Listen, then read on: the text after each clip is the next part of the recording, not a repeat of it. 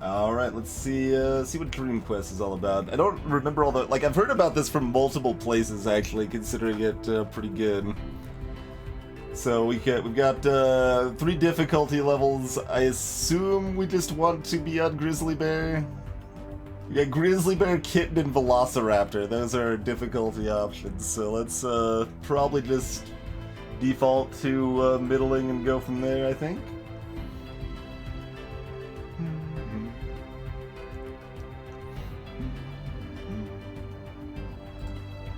Alright, so we've got a variety of classes to choose from. Oh man, hating on the haters now? Madness. So we've got a priest. Every 2 combats they can reveal a tile and the squares around it. We've got a thief. Every 4 combats they can uncover a treasure. Warrior have a smash every 2 combats to destroy a wall. Or a wizard can teleport after each combat. Teleported anywhere on the map. So those are our options, apparently. Velociraptor so we can open doors. Well then, clearly we need to take Warrior to smash open the walls. Do we want more stuff? Or do we want, like, things that might help us survive? Seems like for a first time, the vision and teleportation are a little dicier.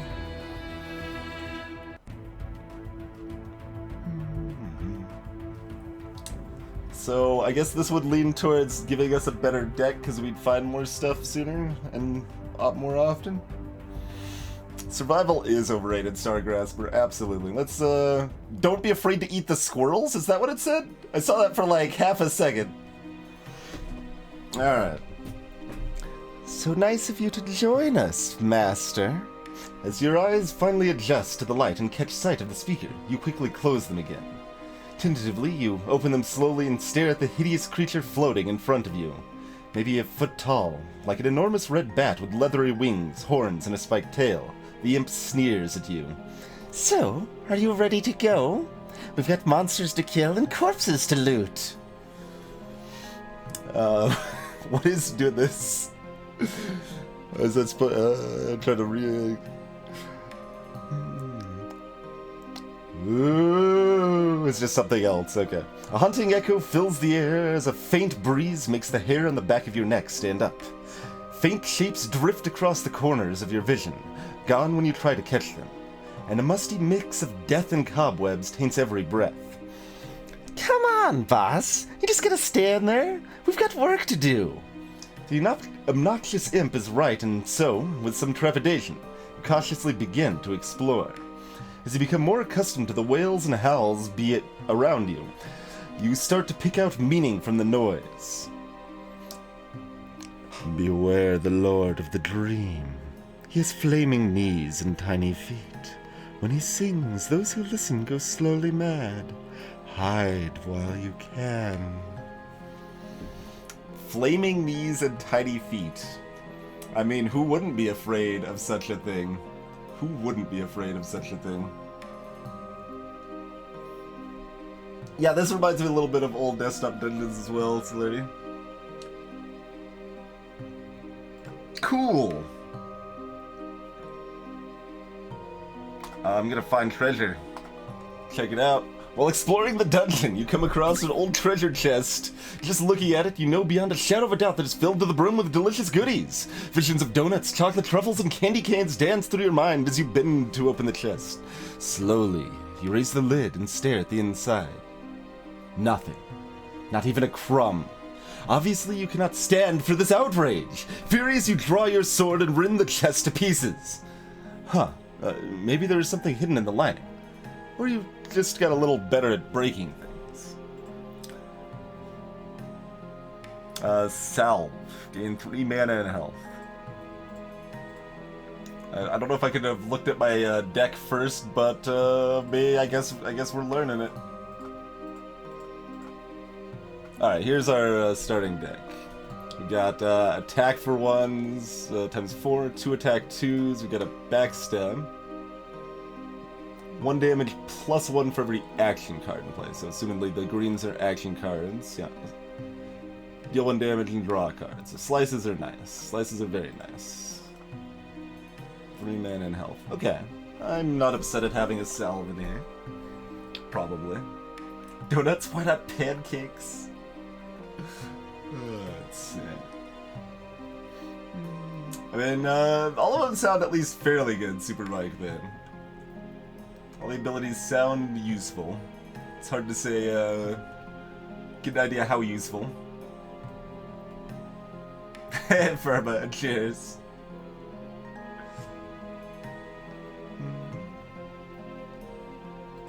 Yeah, here's the true programmer art.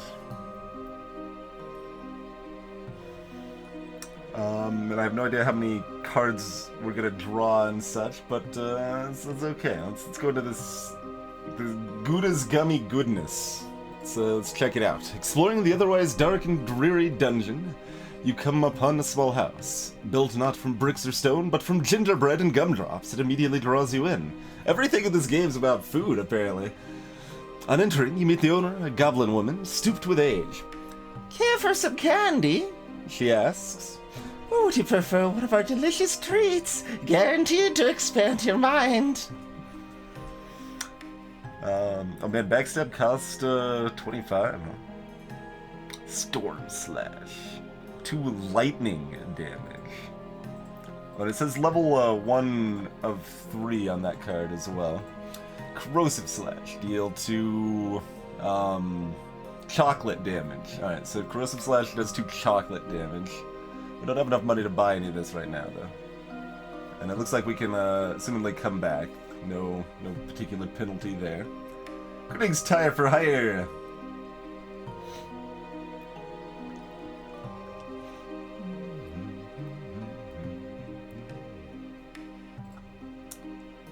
I don't think exploring itself is a resource like it is in, say, Desktop Dungeons. So I don't think we need to be too careful about that.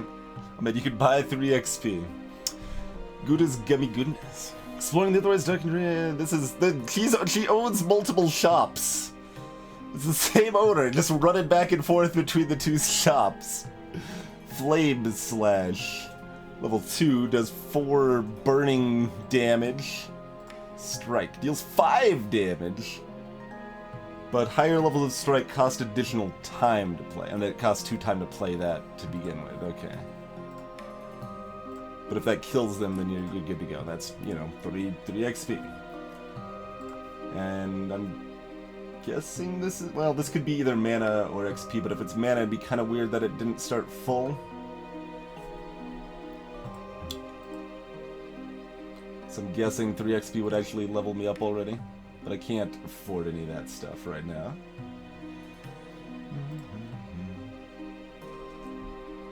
What's with these graves, too? There's, like, text that's almost readable. Wife... I don't know. Alright, so we got,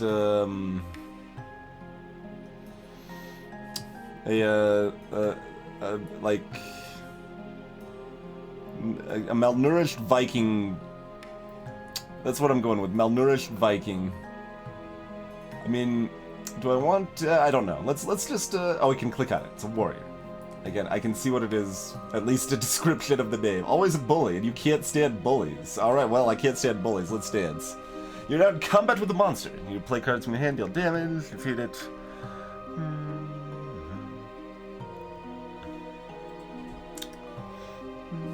Alright, 5 health.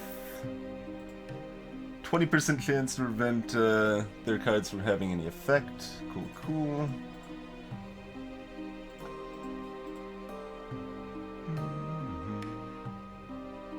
Okay, so that's equipment I have. I have a shield. Hey, instantiation. Greetings, Chronometrics. A wad of bills on a stick.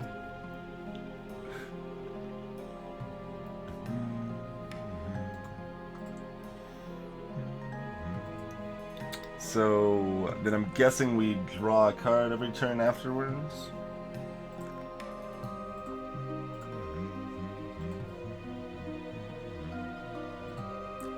And none of those had special timing penalties or anything.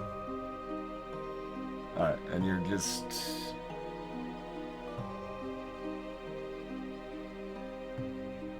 So yeah, I don't know if I'm drawing up to 2 or if I'm drawing 2 cards each turn. I'm drawing 1 card each turn. Oh, there's a discard. I either have to play or discard, it looks like to me. So I don't see any other way. No, don't want to concede. Okay. Alright then. Oh, you click the hourglass to be done. You draw cards up to your maximum. Okay, okay.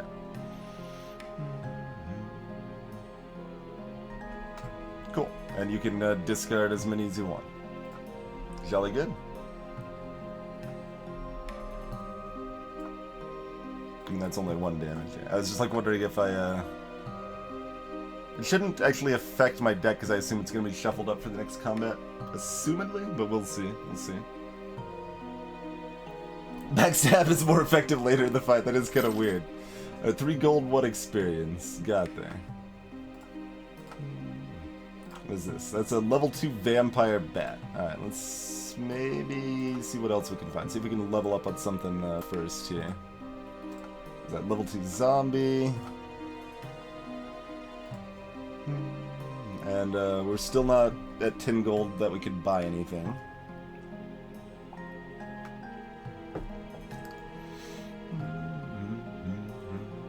I don't have a crazy combo deck going, Ritzel. I can't, Oh, that one's level 3. Yeah. I mean, I could pick up... I assume this is a pickup that will heal me. There are 3 of them, so burning one's not the end of the world, and it would let me explore more, but I feel like I want to fight something else first, so let's probably do that. Let's probably just do that. Alright, let's dance, zombie. Oh yeah, and I've got the Salve here I can heal up with too, which unfortunately we drew that to start, but that's actually not that big of a deal. It's still fine. So getting a attack max up would be really, really good. And apparently I did restore some mana. I don't know what that's really gonna do for me here, but we do have mana.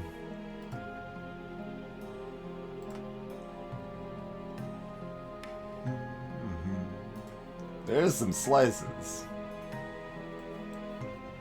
Oh, we do have a 1... Okay. So, we do not have unlimited actions. We have 1 action per... Oh, that's the number on the hourglass. Right, right. Okay. So that... no, we do actually keep that. Which we, I mean, I guess wanted to. Didn't really matter too much here, but...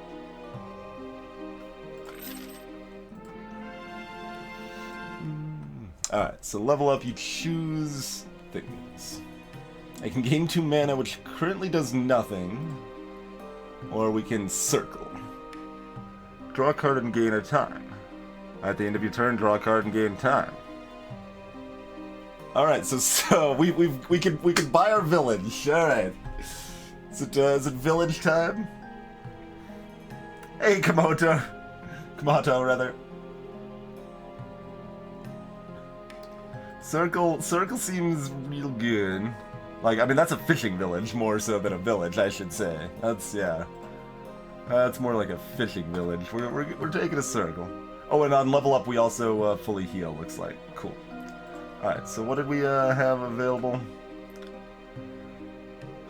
Just some 2 damage elemental stuff is, you know, fine. It is like a, we could buy some silvers. Basically, do we want to buy some silvers? We could level up again. We could just buy a level up.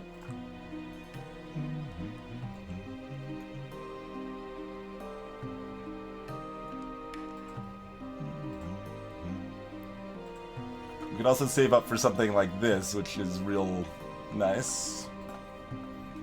Simple, but nice.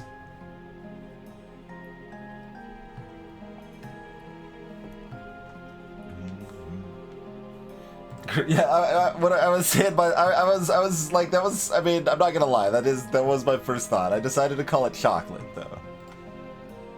Especially since everything's about candy, right? Like, everything's candy-based, so this is, like, just some malted milk balls.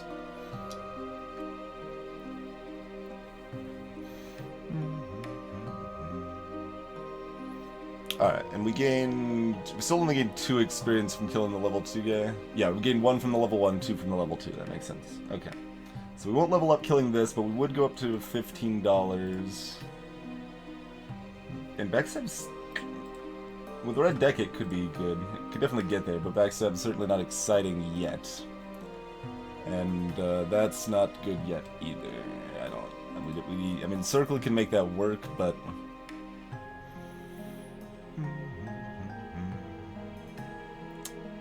Tempted to just buy the level up.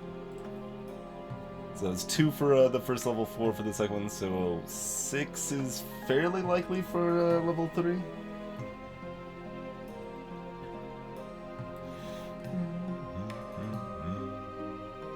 Alright, why don't we kill this? We'll use this to heal up, probably, maybe, and go from there.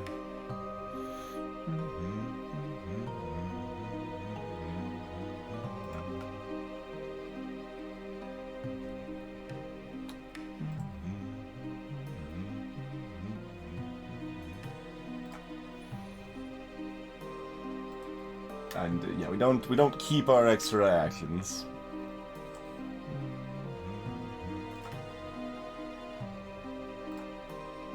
Not surprising, mind. It does a little spiral attack when it dies. It's so fancy. Nothing special there. Let's find out what this actually does. Just oh, it heals 3. Well, it might have just said that because that was all it could heal. It might not talk about the overheal amount, but that's okay. Oh man, there's another gummy goodness. So another circle for sale. Just one action. Does that just mean you start with an extra action each time?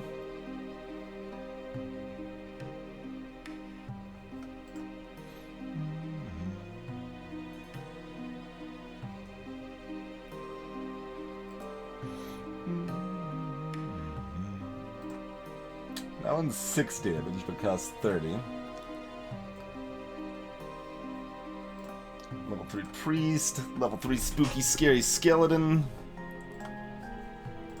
level 4 vampire boss.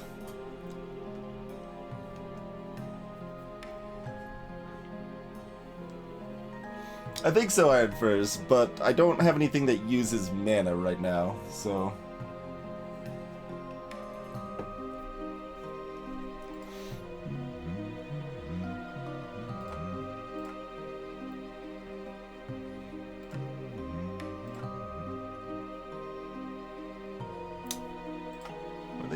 Vampire bite. Oh, jeez. Yeah, they do. Do a vampire bite. It's pretty good. We got attack 2s. I've got this lovely salve to give me mana I can't use as well, but healing for 3 with a card is fine. Not like amazing, but it's fine.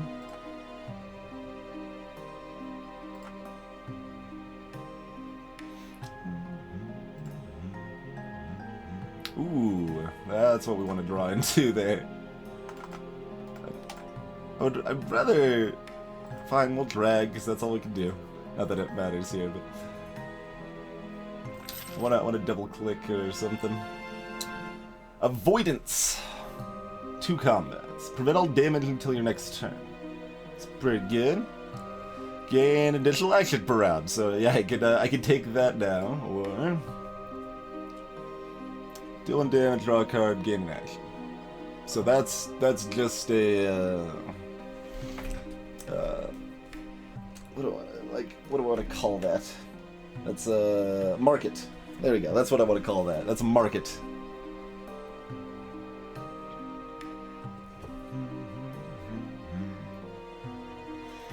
Market's pretty good.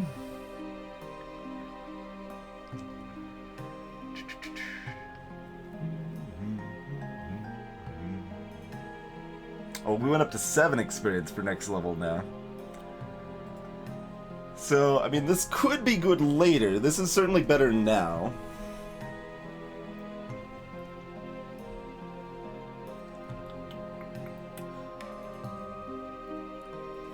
Like, currently, this only matters if we draw both of our slices together.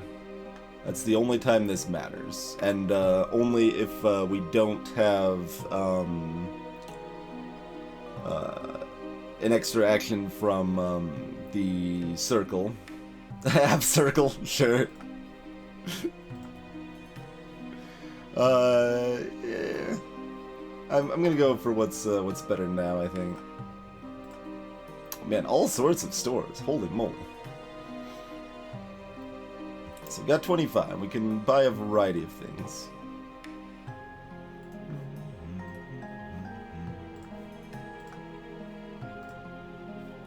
Dancing Scimitar.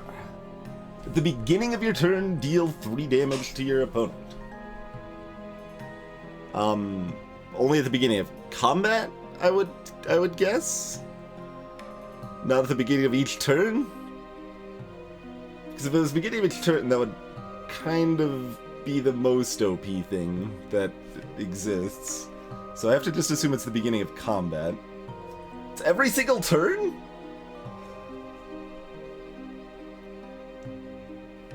But I can only have one piece of equipment? Or what's the catch? What's the catch here? Deal a damage every time you play an action.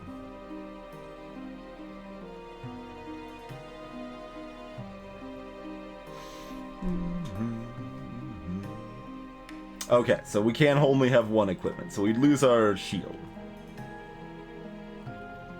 Where's our shield actually indicated, by the way? I don't know that it is.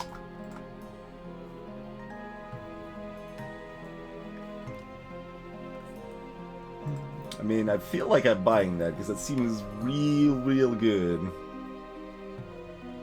Oh, the shield was the enemies. Okay, that makes sense. So I don't even have any equipment that I'm replacing. Even better. I mean, I could buy like some circle shenanigans. Those are good, but I currently don't have enough actions. I'm that excited about fishing villages, and this is apparently, right now at the very least, seems utterly ridiculous. Utterly ridiculous. Yeah, let's, before we buy anything, we should do a treasure check. Venom.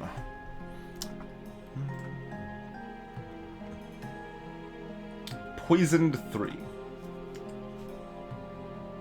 Okay. That's pretty good. But it is an action.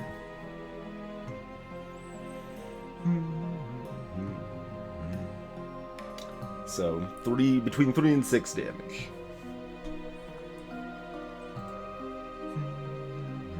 But it is an action. Gotta... Well, I think that's still worth learning. Let's grab that, grab this scimitar, wreck some faces somewhere. Let's see. So killing both of these guys, I'd level up again, be full health for this. We got plenty of health ups around anyway. So let's go ahead and dance with the small fries. And that was, yeah.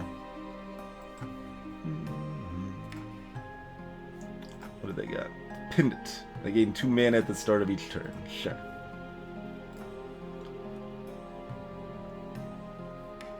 That had the number 5 on it. That freaked me out a little bit. Prayer of Violence. Oh. Alright. They've summoned a meteor.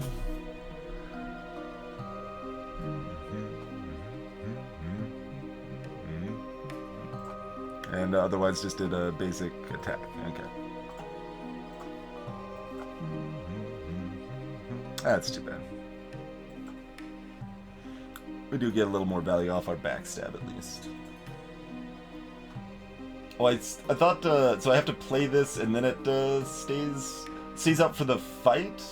Because when they had equipment, it started, they started with it out, it seemed like.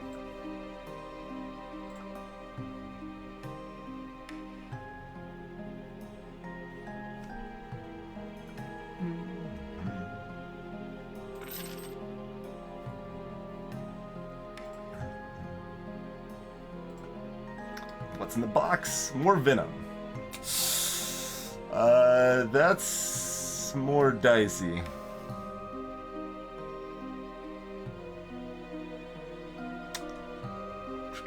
I'm gonna take it, but I might regret it. Our deck's getting a little action heavy already.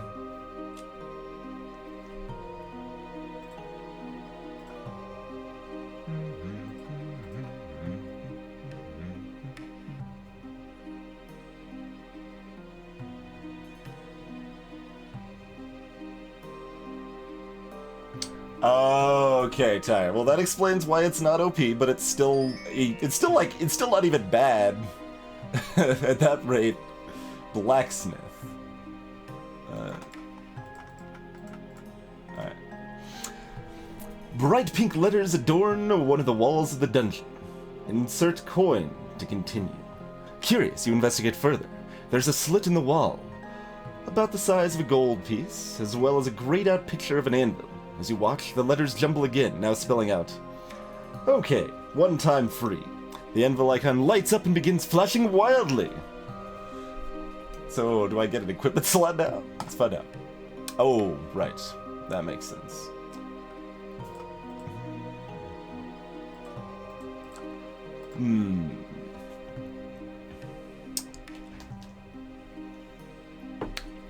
So I don't know how much trashing potential I'll have in the future, or cycling potential. I assume I'll have some of either or both of those things. So I think I'd want to upgrade a silver to a gold. Seems probably prudent.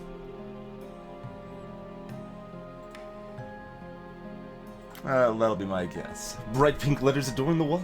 Yes. It still says one time free. So I can upgrade again, it costs 5 next time. Okay. Gotcha. Alright. And those are heals for 3.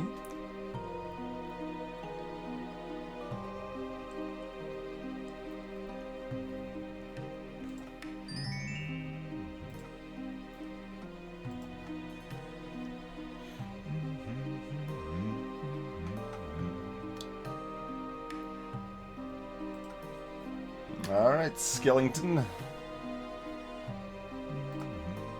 Get poisoned. Is he immune to poison?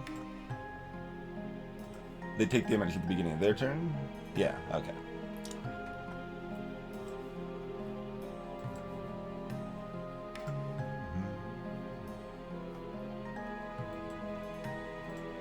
Wait, why didn't they...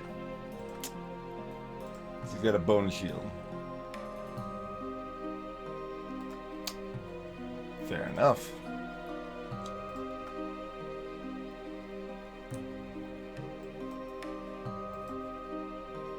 Yeah, see, this is what I'm talking about with the state of my deck. But we had one. No, that actually wasn't too bad because we had one extra from the circle there, the fishing village, and it was, of course, fine. Draw an additional card each turn. Okay, well that's power. Another circle would definitely not be harmful, but or swiftness. Now we actually have a village. So I think I would rather fishing village over village, though.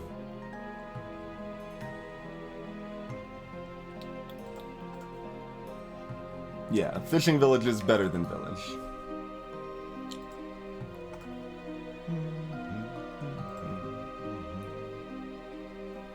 So yeah, we'll take the circle, and we could buy an upgrade if we wanted to buy one more for 5. I am not upset with this idea.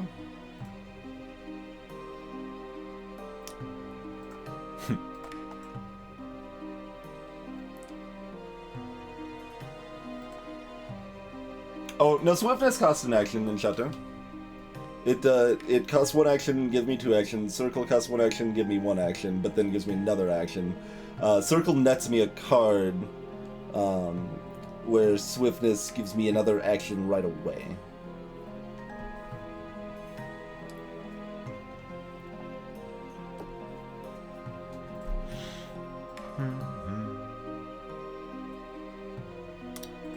Yeah, I just don't know the like array of cards enough to know what I'm actually most interested in upgrading here.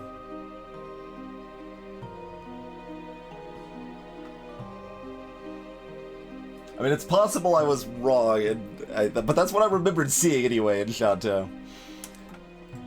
Oh, and if anyone has any questions what's going on, I'm like, there's a lot of assumptions and terminology I'm using from other deck building games, namely Dominion. So that's when I'm referring to stuff as like silver and gold and market and village and stuff. I'm using comparative terms to Dominion. And like the villages, those are cards that give you more actions and such.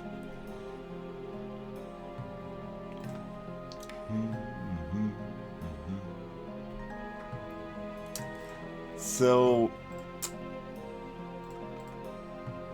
I mean, assumedly this continues following the pattern, it hits level 4, that's it.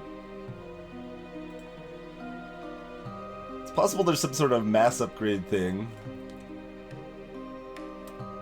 I mean, again, depending on how much cycling and crashing, I think we probably still... Let's do the middle road, which is maybe questionable, but we'll do that. Upgrade another 2 to a 3.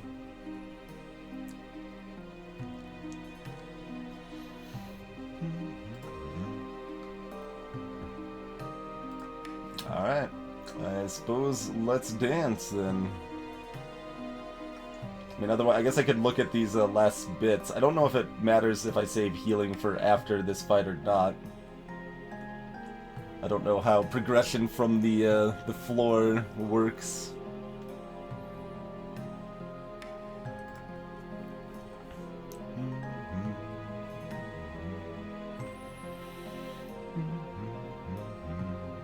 So, Venom over Slice, right? Yeah. Well, yeah. It's got nothing out yet. It's got, take no damage from Earth, apparently.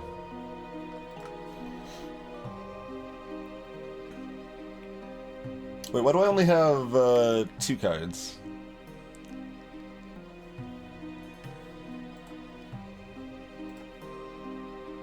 Ah.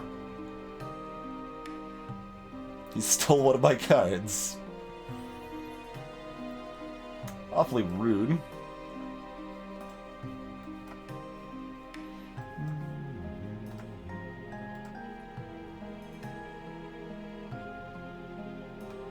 I'm getting wrecked. And this was only played this turn, right? Of each action card in play. I guess that should be this turn, though? Yeah. Alright.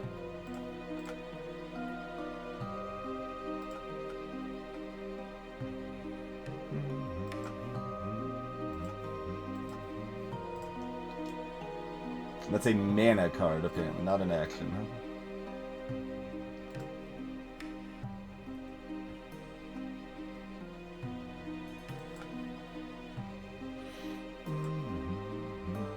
Gotta sell back. It's good. It's important.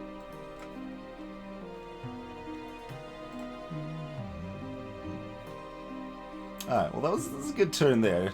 That would have been a good turn to have a backstab, but that's okay. They're still heavily envenomed, but... Oh, jeez. And then we just drew triple copper.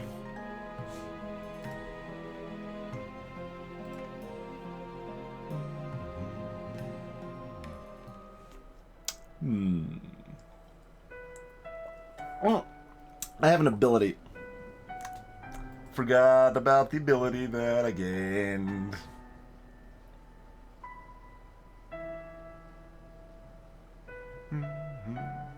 It says for action cards, Tyre. Backstab was only going to do 1 damage regardless. Play the circle anyway. See what would have happened if I... Let's use it! completely forgot about that. We're still in trouble, and I'm not sure what we really could have done too much better in the limited decision space we had there, but using this still, I mean, that gives us another turn.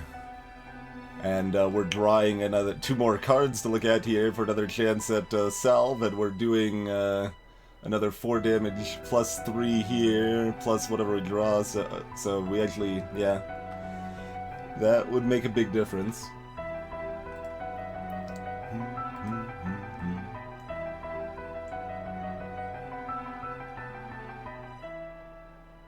No, the 2-turn cool, it's a 2 combat cooldown, no home. I can only use it once every 2 combats. But yeah, if oh, there we go. Click that one. Global high score.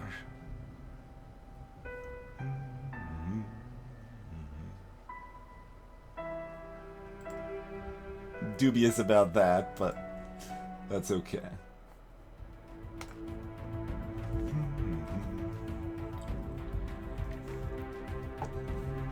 Greetings, Dakar.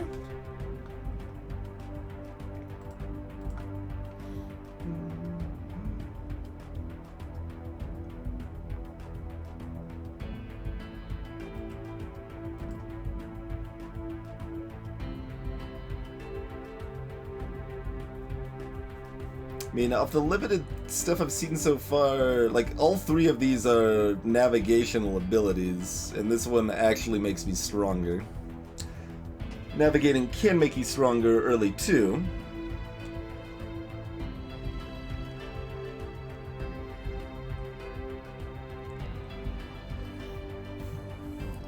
But certainly, teleporting wouldn't have been terribly exciting there. Yeah, definitely has a bit of a desktop dungeon feel, Iron Furs.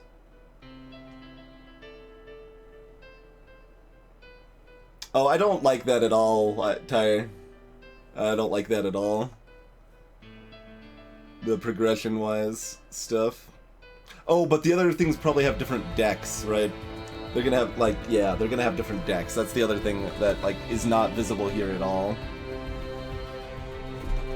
Greetings, Plot Spackle. Like, the implication is like they just have this ability that's different and nothing else, and it's like, no, wait, they're gonna have super different decks. Alright, let's try... I don't know, any of them, really. Let's try Wizard.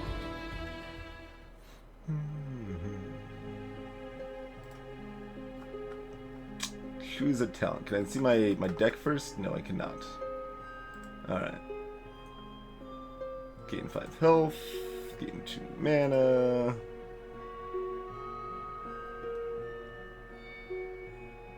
Or level up a card.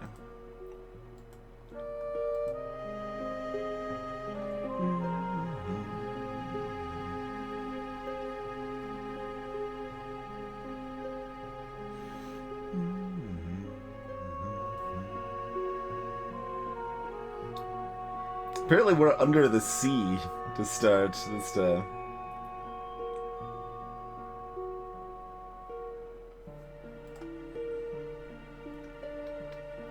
Well, I don't know how much I care about mana yet, so it's hard to choose that. This is boring, but, like, clearly, like, safe and good. So I guess we'll do the boring choice for right now. What's actually in the box? Tech 1, Tech 1, Tech 2, Tech 2. And 3 just gain 2 mana cards. Okay. Jason's Jarring Jolt. Deals 1 of each element damage.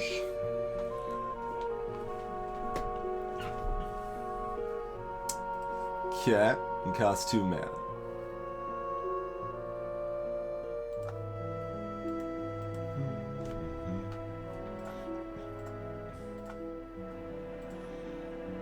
There's a gelatinous cube boss chilling over there.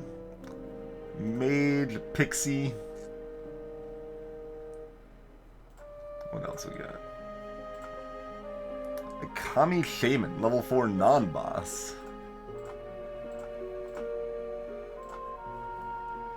What's in the box?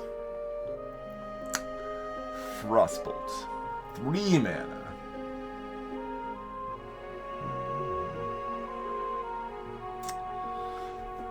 4 damage, doubled if your opponent's chilling.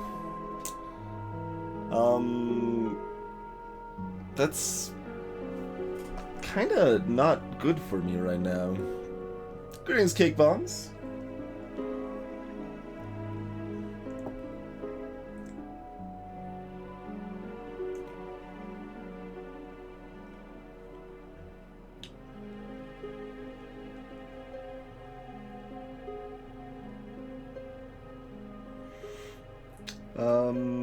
Come back later.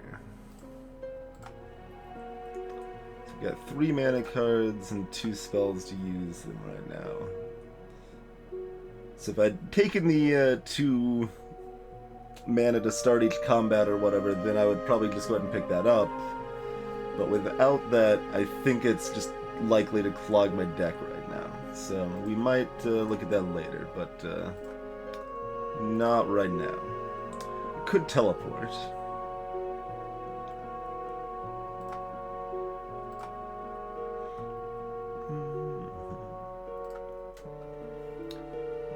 So, completely different stuff available at the shops, too, looks like. Some more of the Jarring Jolt. Physical resistance, so assumedly take no physical damage. And shock. Deals 4 lightning. Deals 4 lightning sun damage, clearly. And draw the next spell card in your deck specifically.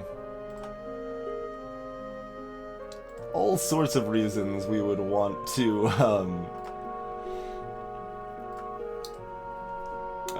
have more mana to start.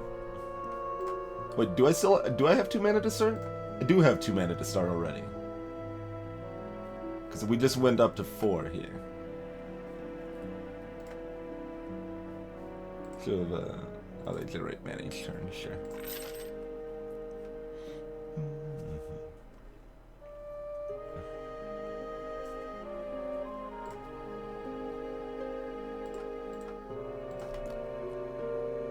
Happy melty baby.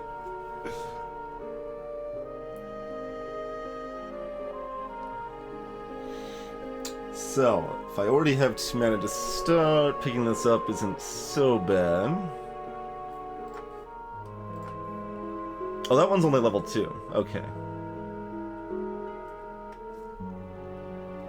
I just, like, assumed that was another level 4 one. It's like, jeez, what? Okay.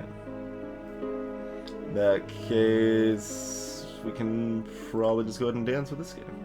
Yeah, so we do start with the 2 mana.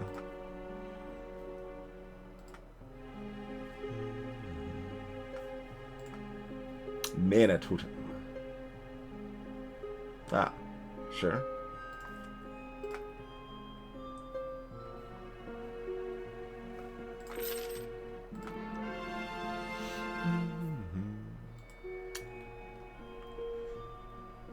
Well, shock is kind of bad until we're getting more mana.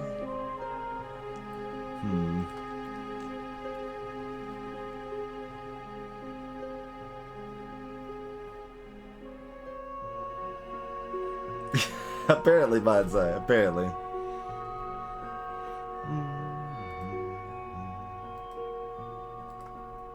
Yeah, we need more mana before shock is viable. So let's get more mana then, I suppose, huh?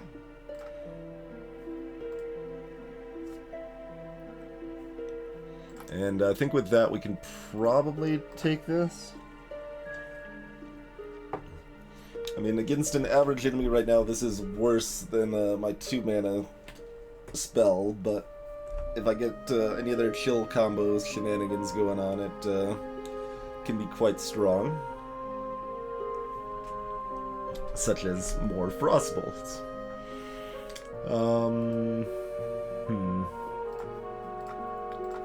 Let's see, that doesn't... Okay, mana cards do level up and attack cards level up, but these do not, right? The spells do not.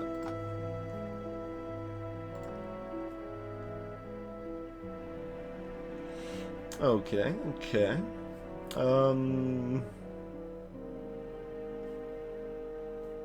What was the, like, cheapest stuff here? Yeah, 10 for another one of these. Which is, I mean, fine, but shouldn't be too excited about buying, like, silver level cards. Then again, I'm not buying the silver, I'm just taking the silver. So that's a little different. We'll take the silver.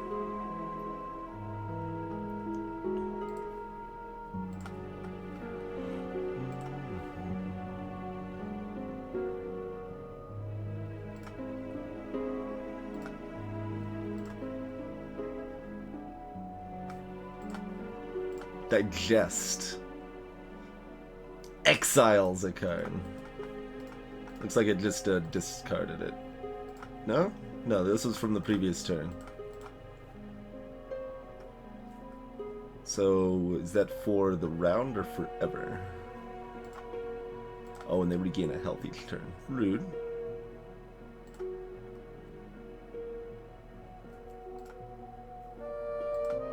Give me my spells. There we go.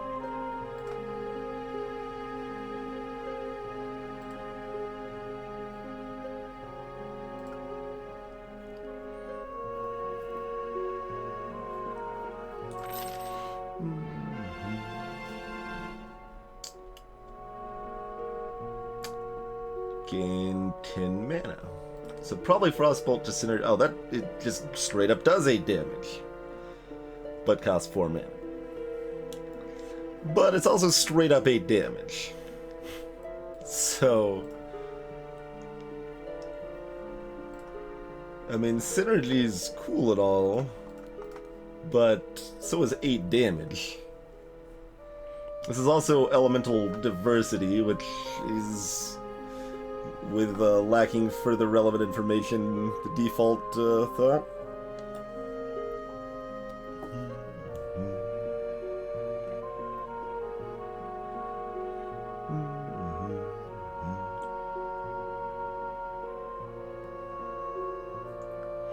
Yeah, go with the fireball, I think.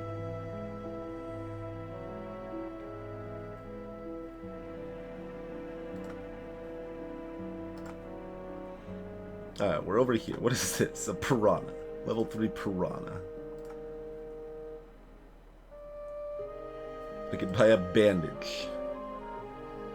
An action to gain 3 health. Yeah, no wonder that cost 5. On the other hand, we don't have any actions, right? Yeah, we currently have no actions. So that's not unreasonable. But it's not great. This is a possibility. And that one can't be upgraded either. Yeah. Yeah, I'm not excited about that. So upgrade-wise, only our attacks and mana here.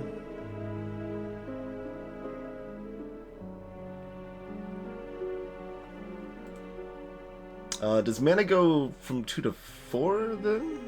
Or just 2 to 3? I think either way I still want to upgrade the attack instead.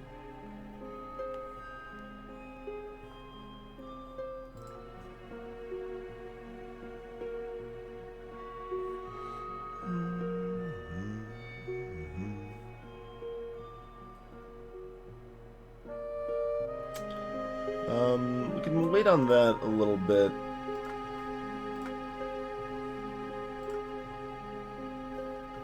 And they've got nothing else going for him here. Shark Bite. It's weakened. Ooh. Nasty.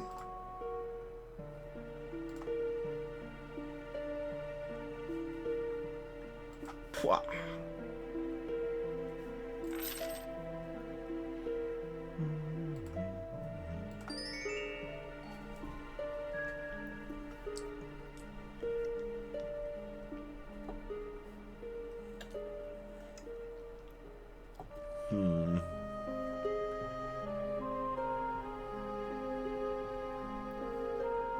No, it's only level 2, right? Yeah.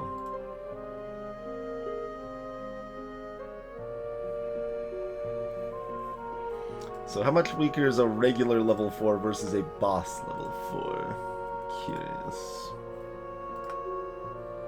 Another fireball. We do have the mana font, so yes. Assuming I actually remember it exists. I assume you can eventually get some trashing, but...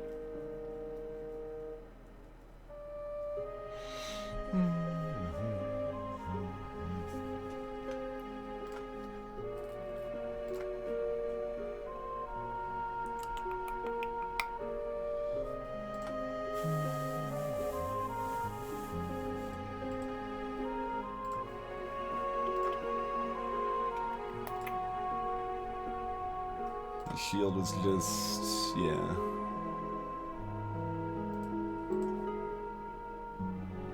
It'd be fine if I started with it, but not worth having to go through my deck to get it out. So bosses are more powerful. So then it should make more sense to kill this guy to level up and then kill that guy.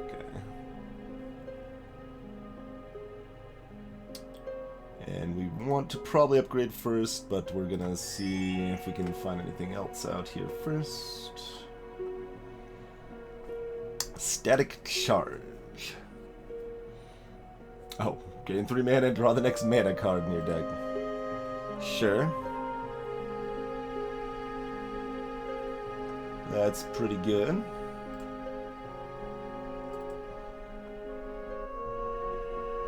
Pendant's goodish, but I still have to actually get it out. I'd definitely rather Static Charge than Pendant right now. And it's cheaper.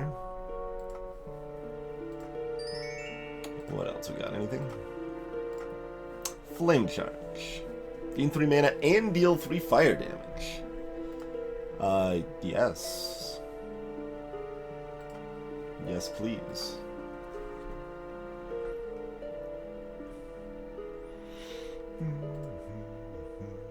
That one can't be upgraded, though, of course.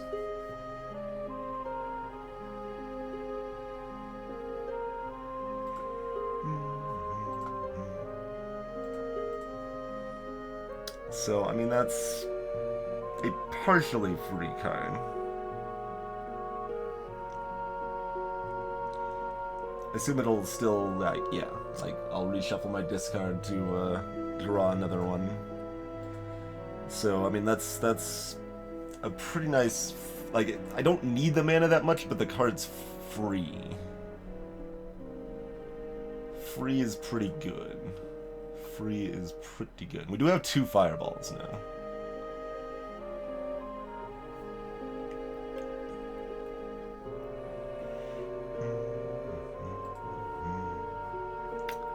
Still costs some money. And yeah, that's the thought tire. I'll need the mana eventually.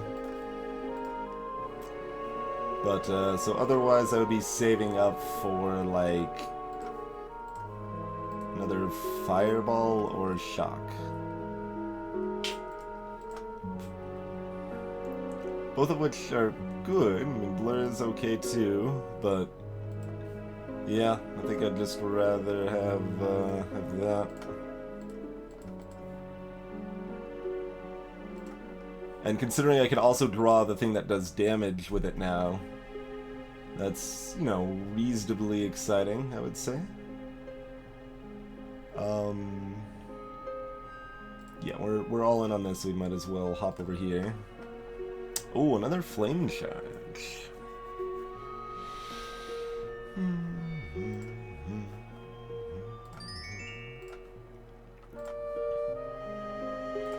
Alright, Shaman, what do you got? You got you got the totem. Piles of actions, apparently.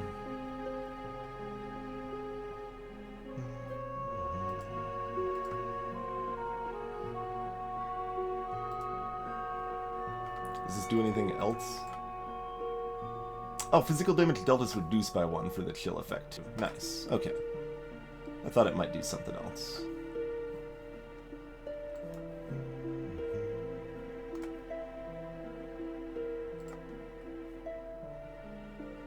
Oh, he just salved.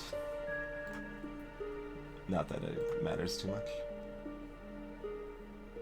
Fireball.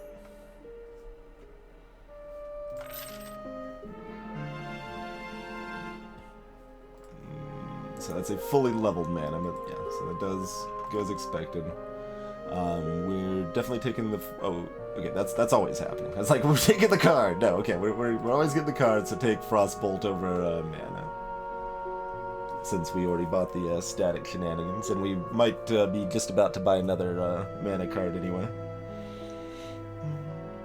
So yeah, going with that.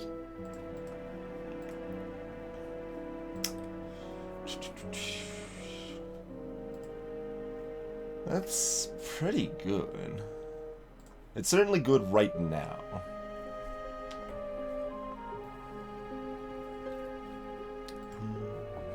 Let's see.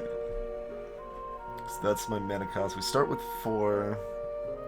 That's my mana gains. Oh, I never upgraded. I meant to upgrade before that fight, actually. But, that's also true. I could just do 2 upgrades. Upgrading is not that exciting for these stupid attacks, man. Your spells can't upgrade. I mean, it's still better. I still think it's better than upgrading the mana right now. So we're doing that at least. Do we buy a flame charge? Do we buy another upgrade? Do we buy nothing?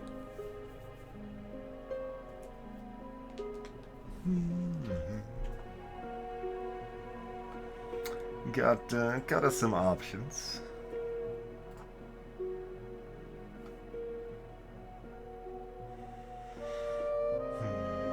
We could even buy like this, which would be fine-ish right now. Like, it's certainly a lot better than the attacks in my deck, but it's bad for long term.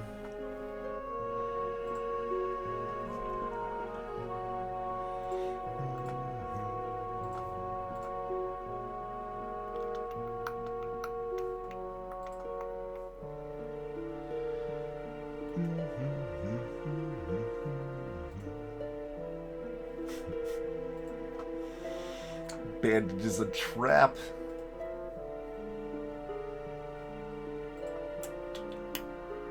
Yeah, I mean, that's still pretty good. That's still 3 damage from the card and 3 mana. And I can draw it with my static.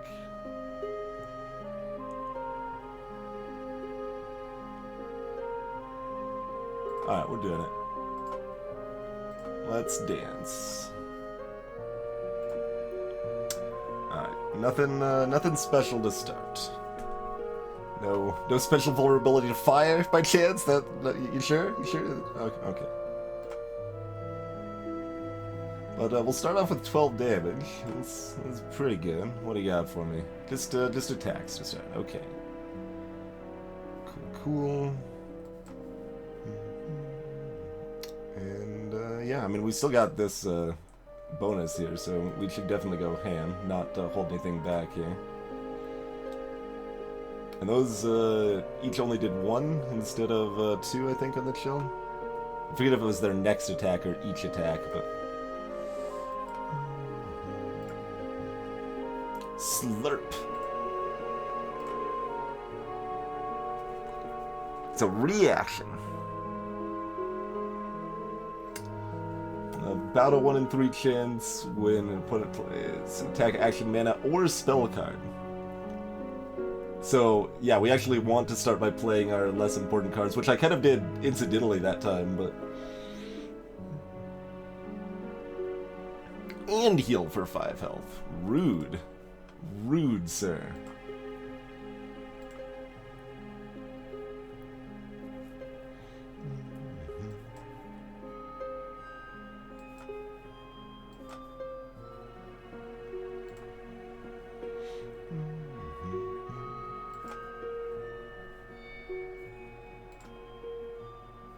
Oh, it doesn't cycle your deck for it, though.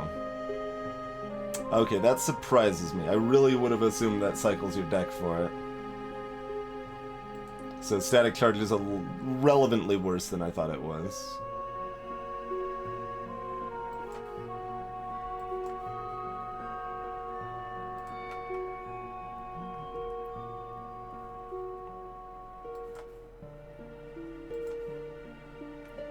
Okay, slurped that one.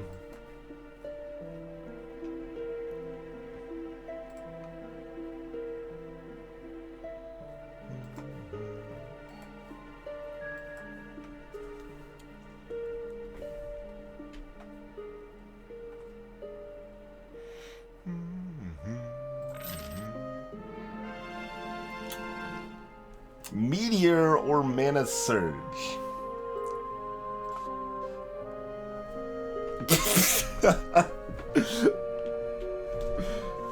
10 mana deals 20 damage.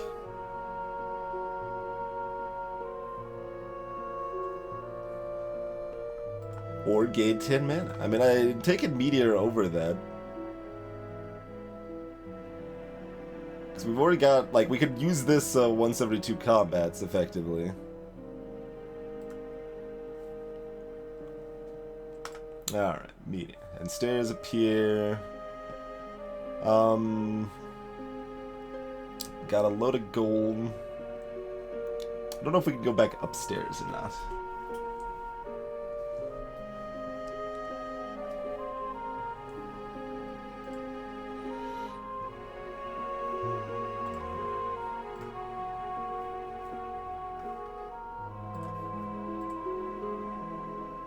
Okay, so stairs are one way.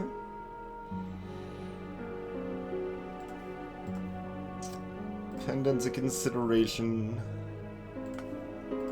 Another fireball is a consideration.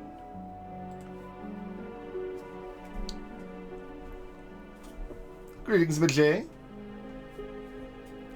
Such a good stick figure roguelike. How many stick figure roguelikes are there? I don't think I know of any other ones. I imagine there are. And, yeah, that's still 5.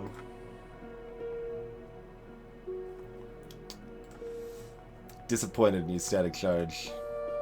You're still pretty decent, but I'm disappointed in you because you're not a guaranteed free card like I thought you were. Thought you were free? I don't know that Shock's necessarily bad, Plutspeckle. I mean, going through your deck is good, but I'm paying 4 damage for... 4 mana for 4 damage and drawing the next spell card. And that next spell card is going to cost more mana. Fireball costs 4 mana, likewise, and just directly does 8 damage. So... Shock has combo potential, but it is a lot less safe. A lot less safe.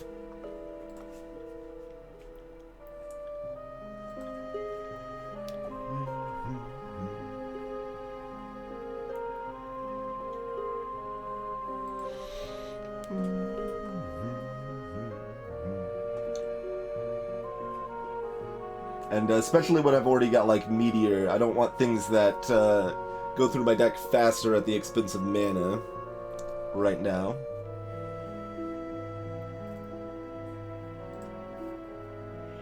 Alright, well, let's dunk this guy real quick. Well, try to. We didn't one-shot him, unfortunately. That's dumb. He gets to hurt me. Did 4 damage. Huh! Huh!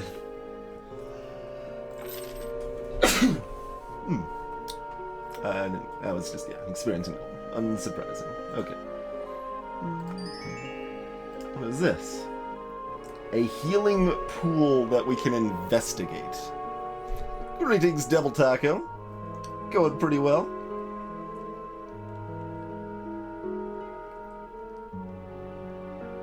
Hey there, Lancer.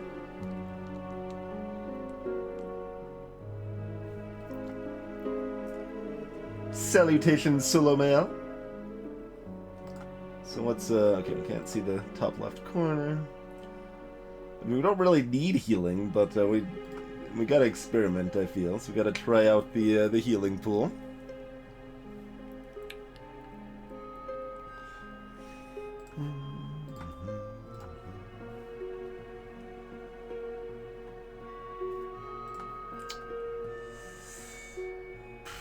I don't know how long until I can expect to have a permanent equipment slot.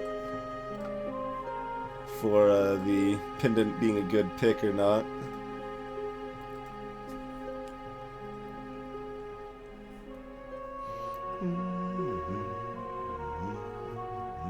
Sounds healy. In the middle of the floor lies an enormous pool. Cautious, you start to tiptoe around the outside edge when the waters begin to rile. Ripples form, emanating from the center where a sharp tip begins to breach the water. Slowly, a long blade follows, attached to a dainty hand, then bright red hair and a snow-white face. When the nymph rises from the waves... When the nymph rising from the waves catches sight of you, she frowns. Oh, that's not at all who I was expecting. What are you doing here? You stammer something foolishly. Yeah, whatever. Look, you can drink some of the water. It'll make you feel better. But if you're going to have to pay me for anything you use, just toss the coin in the water. I'm going to take a nap.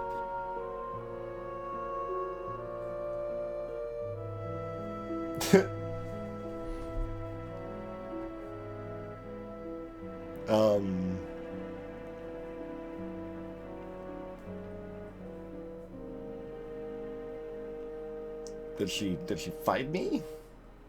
Curse me? Or nothing? Or is it just a one-time thing?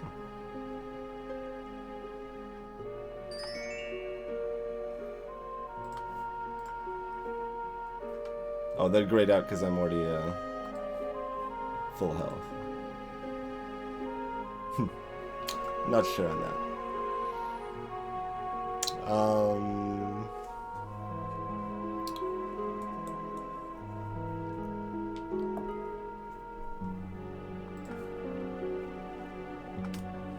So, do we want to buy anything else here?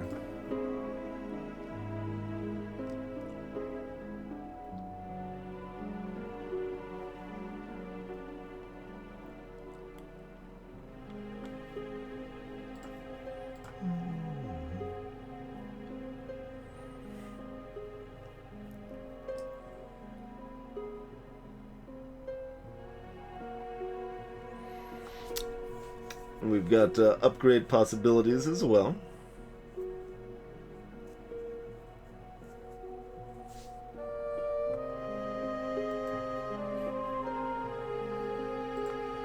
Got 17 cards in the deck. Okay, we're drawing 3 a turn.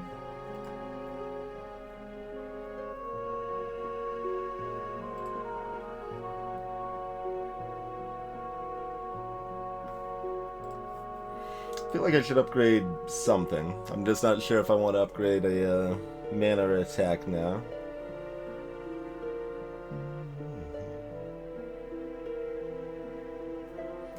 Maybe so, but yeah.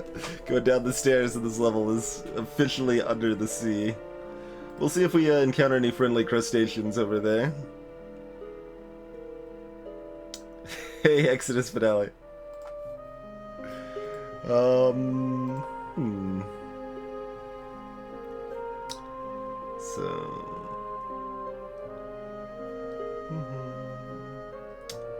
12, 18 total mana cost, and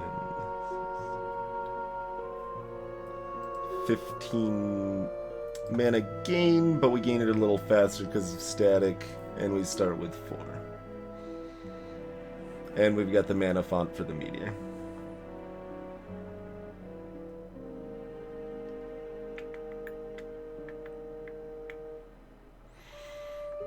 If we upgrade a mana, we can definitely do a meteor without the font.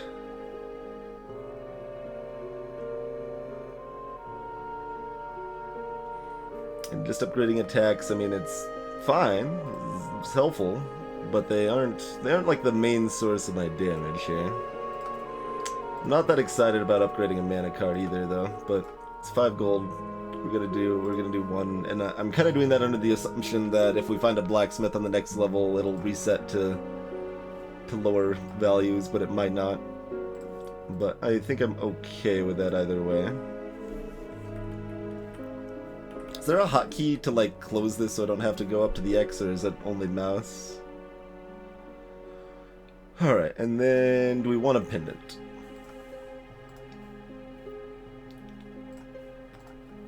I think I buy the pendant or I buy nothing, because I don't think I want another fireball quite yet.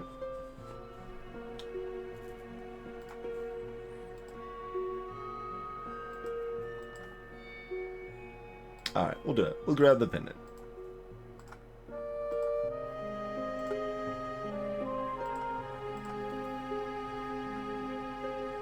There is a lake in the ocean, Aussie Joe. You're not wrong. Hey there, kitty. Greetings, Seven Spirits. Experience so far is short, but it's pretty good. Limited, I should say. We have not played enough to have an informed opinion yet, but I'm not disliking what I've played. Stone steps lead down into the darkness. You're unsure what lies ahead, but you're filled with a certainty that once you take these stairs, you can never come back. Okay, it does in fact warn you. A stranger place. Your surroundings are drab. Gray stone walls, gray stone floor, gray stone dust on every surface. Each time you inhale, it tickles your nose, but you fight hard not to sneeze. There are a myriad of footprints outlined on the floor, and you'd rather not alert them to your presence. Gripping your weapon tightly, you shrug. A dungeon isn't the most glamorous of settings, but a hero has to go where the monsters are. As you turn to go, you catch sight of a note stuck to the wall. Beware the Lord of the Dream. He has yellow toes and a devastating sneeze.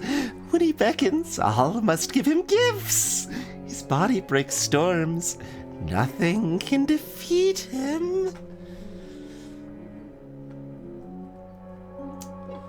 So should I be paying attention to these hints for a final boss guy?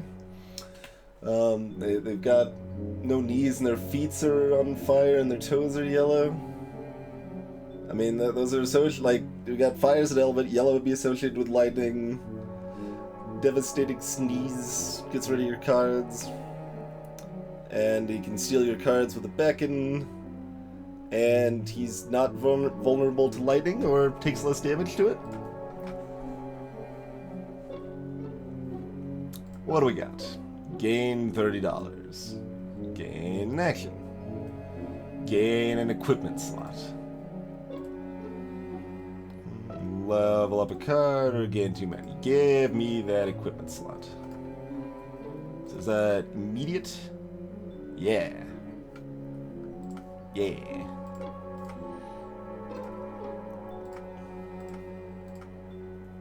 What are you? Goblin Mechanist. Troll.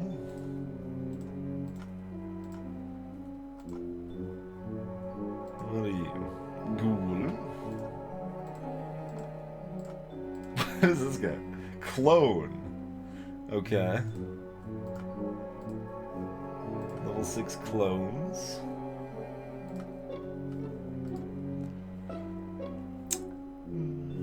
So I can just buy 5 health. Buy Frost Shape. So shield for 5 damage. And deal damage to your opponent for that shielded damage. And that only costs 2 mana. That's pretty good. That's pretty good. Cost a lot, of course. Storm Shape. Till your next turn, damage taken first reduces your mana instead of your health. And if you have mana, it's reduced by half. Huh. Interesting. Hey, Little M. No, I don't believe it does have an ASCII option. You're looking at the available art for this game.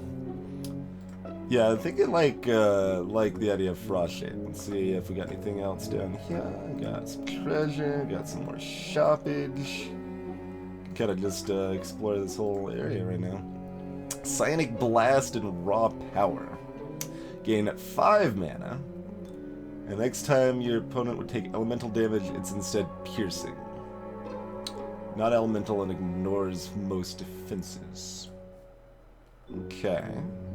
Psionic Blast. Discard a card from your hand to do 10 damage as an action. That's pretty good. Hey, Ziggy. Thanks for the host, sir. Sleep well, Ritzel. You as well, Plot.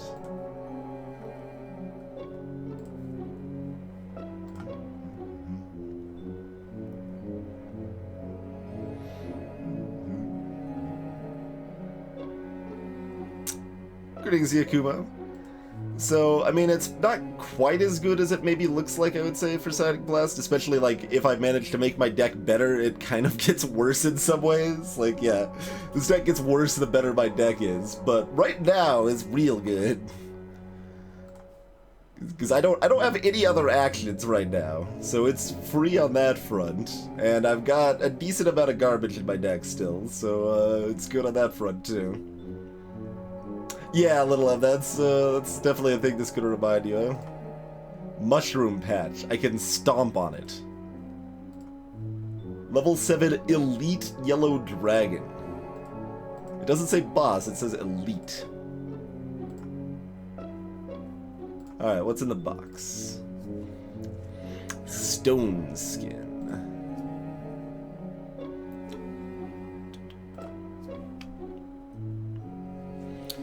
From the first 2 physical damage from each source.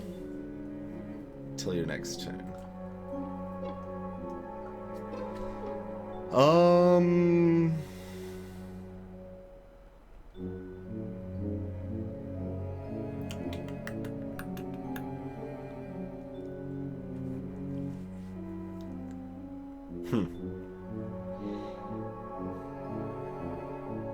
Like, it's not bad.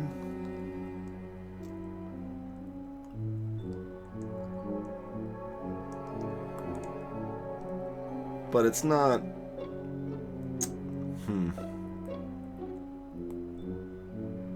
Well, the interesting thing about this in Psionic Blast, Kitchener, if I draw Psionic Blast with another action, I just discard that action to Psionic Blast, and no big deal.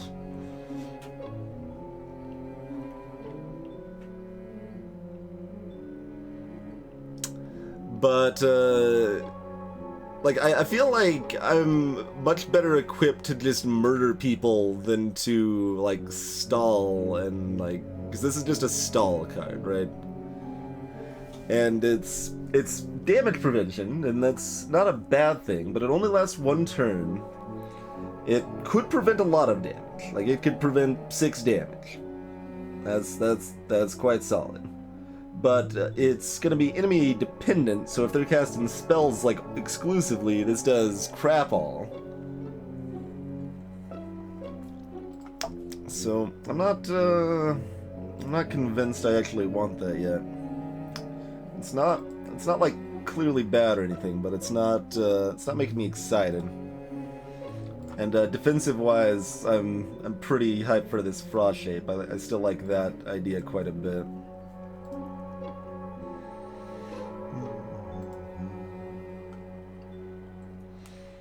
And currently it's unclear how much... Well, like, currently I have not needed to care about piercing at all, really, but certainly that could become more of an issue as we progress. And we got some mushrooms we can stomp on.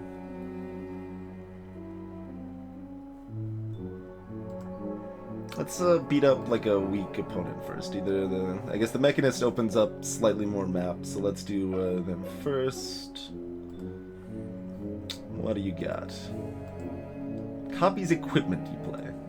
Okay, so he's got my pendant. Fair enough. Well, he doesn't get a turn though. So it's unfortunate for him.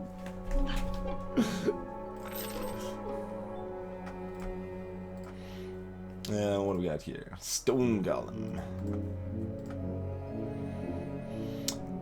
Another Mana Surge / Meteor choice. What the heck?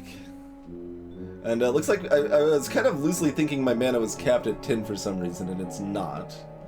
So that makes this better than it would be otherwise. And I probably don't want 2 meteors without something like a Mana Surge. I mean, I do have the ability Mana Surge, though, too. It's interesting. It's interesting. Right, I mean, I've got the pendant, so I start at 6 mana.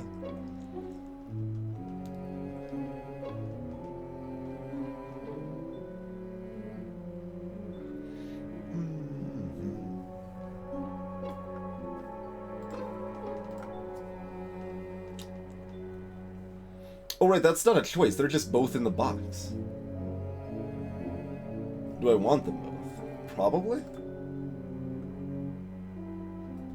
The 2 meteors is a little dicey. We've got enough mana things. We did upgrade 1, so with our 6 plus that'd be 10, so we'd cast a meteor in many starting hands. Static Charge would let us cast in any starting hand. This mana would. Or any 2 of the other mana cards would. Or if we waited 1 turn and didn't cast spells, we could.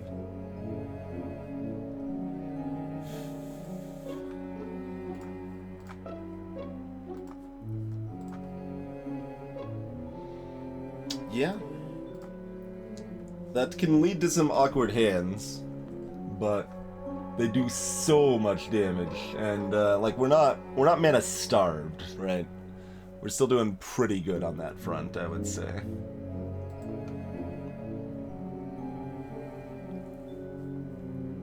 Let's see, these guys were all level 6. The one's blocking me off here.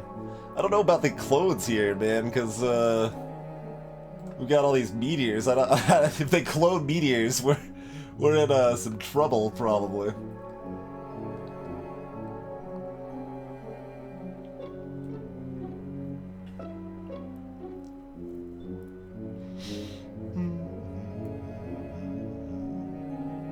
Indeed, Chthonic, indeed.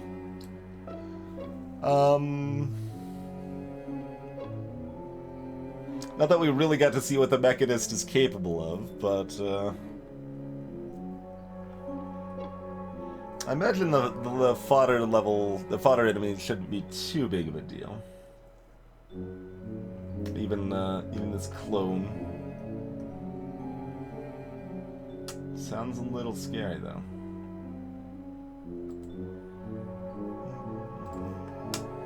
Gotta face our fears sometimes. Well, there's our mana surge. Lots of actions.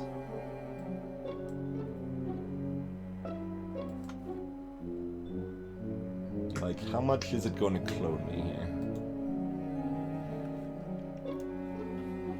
I mean, I guess we still... I mean, we need to kill it. Let's just start like this. Does it just literally have my deck? Which, that'd be a problem. Because it's sitting on 22 mana right now, I mean...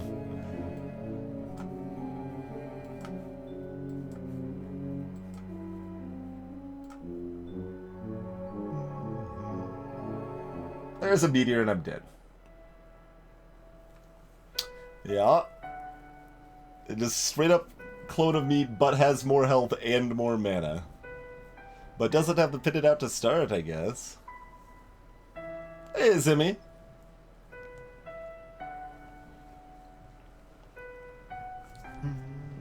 It's same as me, but better. Pretty much. It probably doesn't cast quite as smartly, but I mean, that's not gonna matter too much with my deck.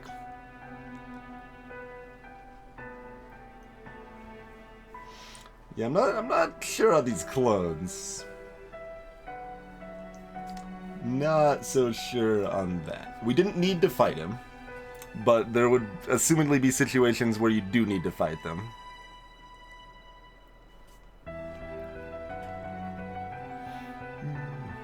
Character starts with 3 additional gold. I hate... why are we unlocking stuff like this? Hopefully it doesn't take that long to get through the... 4 of 18. Alright. 1 of 50 cards unlocked. Oh my god. Ugh. Well, we'll do this for a while, and then if we like the game, we might look to get a complete save file of it, so we're actually playing the game. An additional health pack, sure. Sift card. I can't even see what that is until it comes out. 1 additional health on level... Yeah, what, like... these sort of unlocks are, I think, just not good for roguelike design.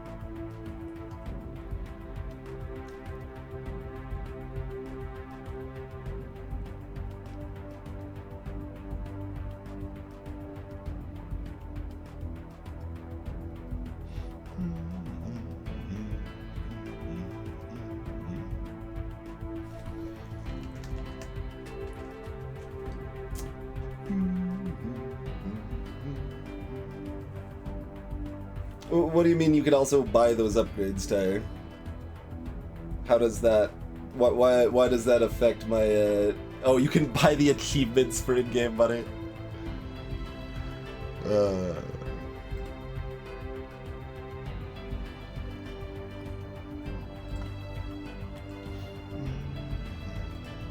By 50...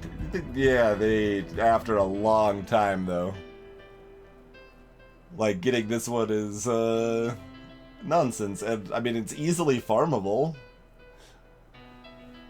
That would be one to cheese.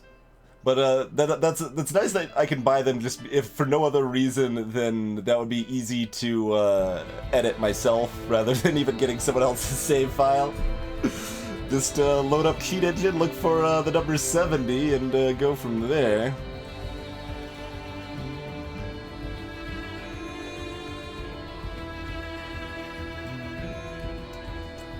Force of will. Ha.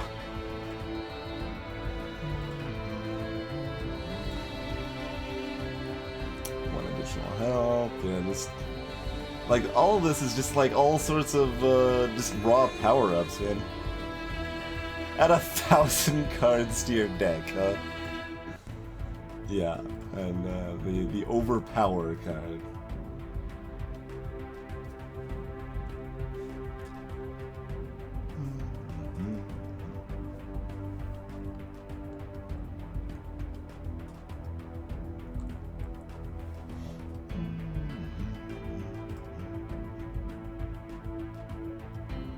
And just types of enemy kills. What is that? Enemy fairy? It's okay. They made separate art for the fairy achievement icon compared to the fairy fight there. I guess they did that for other stuff too. And bosses. And clear the different classes. Bunch of other classes. What unlocks the other classes?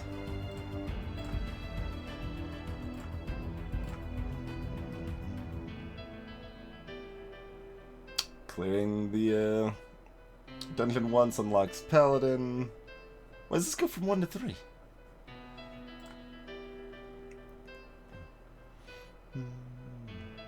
Base class is for Assassin, advanced class is for Dragon.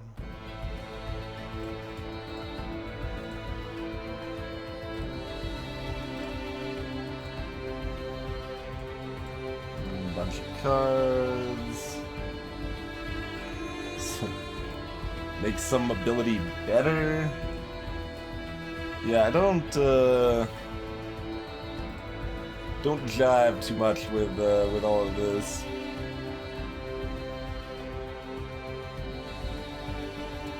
Oh, don't delete cards. Don't trash stuff to unlock Druid, huh?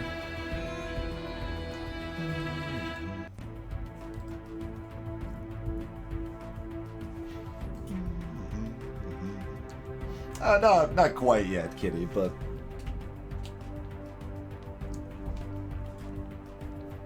That is certainly a consideration. What was the difference here? Oh, double the number of achievement points. Yay.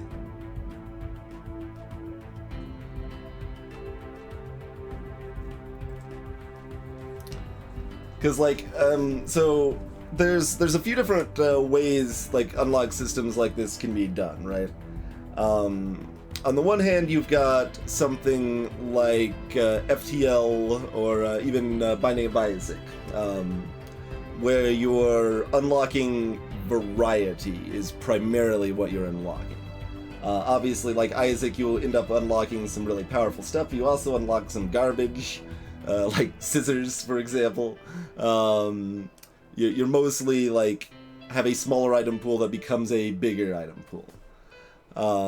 And FTL, you are unlocking more ships you can play as. I still am not even the biggest fan of those sort of systems either, but it's different than like Dream Quest here, where you're like actively unlocking things that make you stronger. And yeah, exactly. As Celerity is saying, the game is either balanced around the unlocks, which means the game's extra hard to start and becomes easier, which is stupid. Or it's balanced around the start and then becomes easy, which, I mean, I guess you've got the difficulty setting, so at that point you can switch to Velociraptor, but,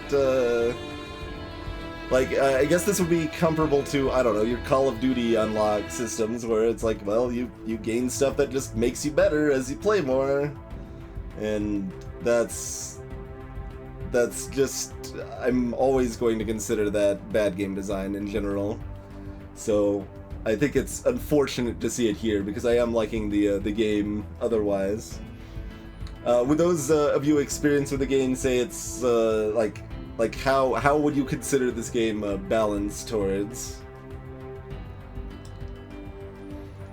Yeah, Rogue Legacy is a bit different, and I still, like, Rogue Legacy I don't really consider a roguelike due to the way it's designed, that you're actively supposed to fail in order to be able to proceed. Which, the counter-argument there that streamer friend Overboard Gaming pointed out is like, well, so because the game is like super hard, that makes it not a roguelike? I mean, that's a fair counter-argument, because like you can technically beat Rogue Legacy without dying repeatedly. It's just nonsense. But yeah, like the way the game feels and expects you to progress involves repeated failure in order to get stronger to then progress, which I don't like. I still enjoyed Rogue Legacy decently overall. Sure, I mean, the devs can call it whatever they want, Lance. Everyone's got their own genre feelings definitions. Genres are not strict by any means, but like, whereas certainly a lot of people would only want to call like your traditional roguelikes, like your NetHack, your ADOM, those are the only things they want to call roguelikes.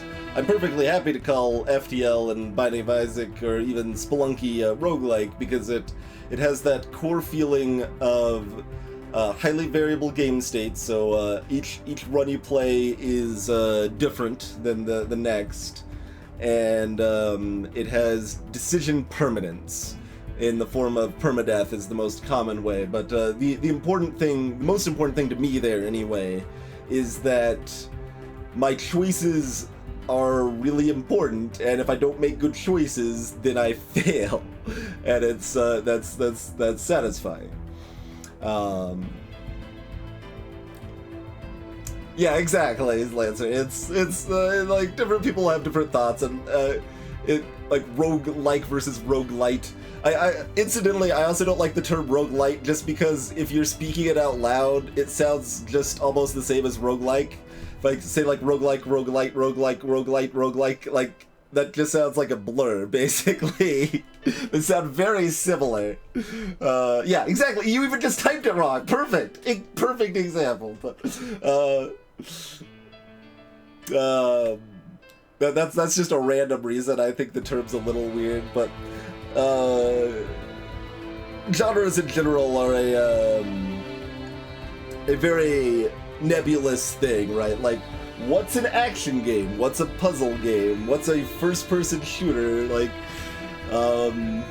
is Portal a first-person shooter? Like, there's plenty of genre confusion in general, so it's certainly not unique to roguelikes.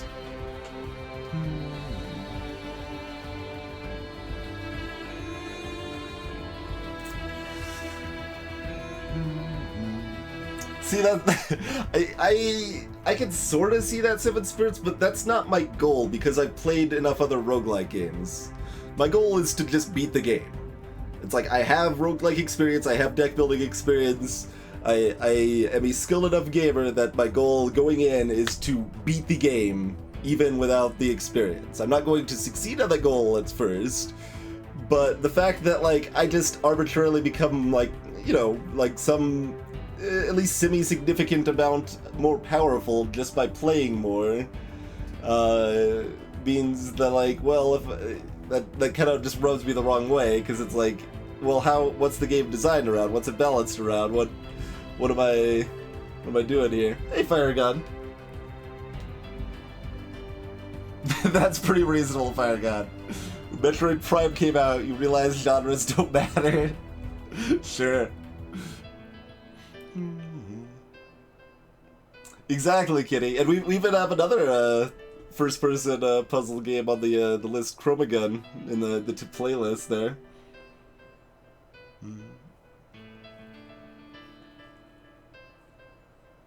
Lancer, that one's kind of funny, yeah. Well, and of course, Rogue wasn't the first roguelike either.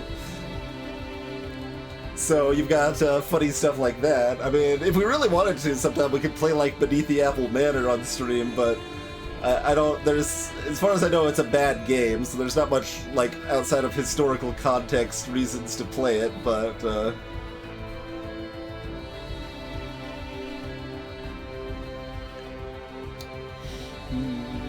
And granted, Desktop Dungeons also does this, like, this kind of progression system, and Flamebreak did it too, but we just, you know, got a save file for Flamebreak to skip it.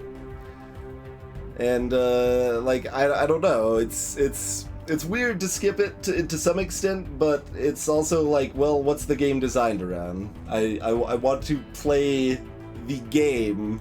I don't want to play a shell of the game in order to then be allowed access to the game, is kind of where I'm at, right? And, I mean, it's certainly something you see in several different types of games, right? You see that in multiplayer games, too. You see that in, like, League of Legends. You gotta play 150 hours or so. Well, I think they might have reduced it slightly, but, like, 100 hours at least, right? To get to, like, level 30 probably still?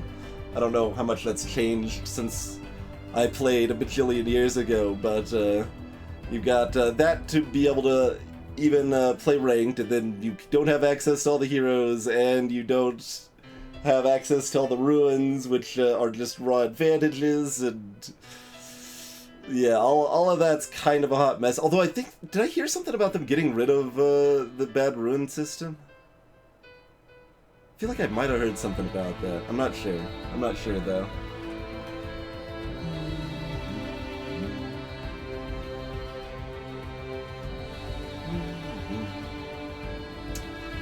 But, I mean, that said, I'm still, like, reasonably excited to see where else the kind of deck-building roguelike action in this game goes. Well, that is good to know, Blackfire, so that is one of the, like, blackest marks, like, of what I just consider clearly bad design, like, exploitative design, even, in League of Legends, if they remove that. Like, they still have plenty of exploitive design in the, number of skins and the sheer cost of some of that stuff, and the fact that new heroes cost so much for so long, but getting rid of the ruin system would be a huge improvement to that level. And again, I mean, you see the exploitive practices in many things. You see it in Overwatch and many other games, but so next season, man, it's season 7. When did I last actually play? Season 3? I think so.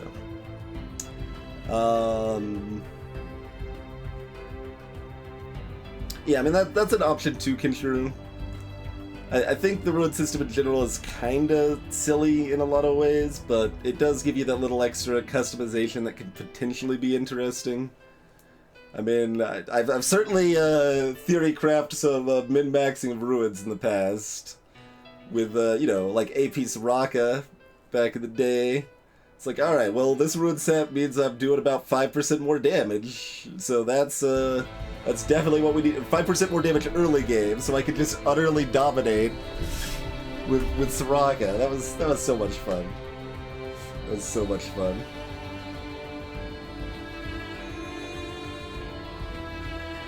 Yeah, exactly, Super Mike Man. You had to buy the ruin pages with money, and you also had to spend money on the ruins, which meant you couldn't be spending that in-game currency on buying new heroes to play, which further incentivized, you know, paying real money for them, and it, you could play literally thousands of hours, plural thousands of hours of League of Legends and not have close to all the heroes in that game unlocked, so it, yeah.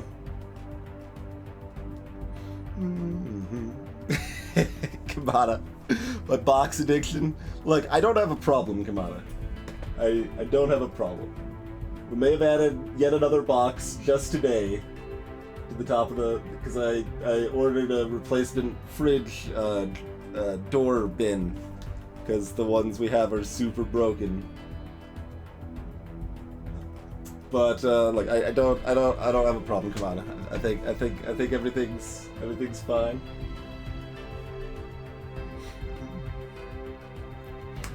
Anyway, I think are they nice and organized? They're reasonably organized.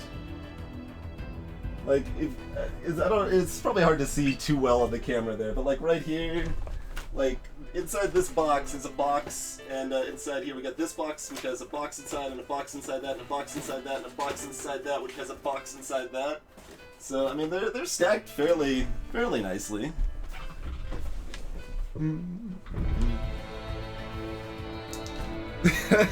I mean, I've put several boxes inside larger boxes, Celerity, as you can see. The bottom one has even more than that. The bottom box has a box and a box, and then there's a box there that has a box and a box and a box and a box and a box and a box. Probably another box? I don't know, it's kind of hard to see from here, but...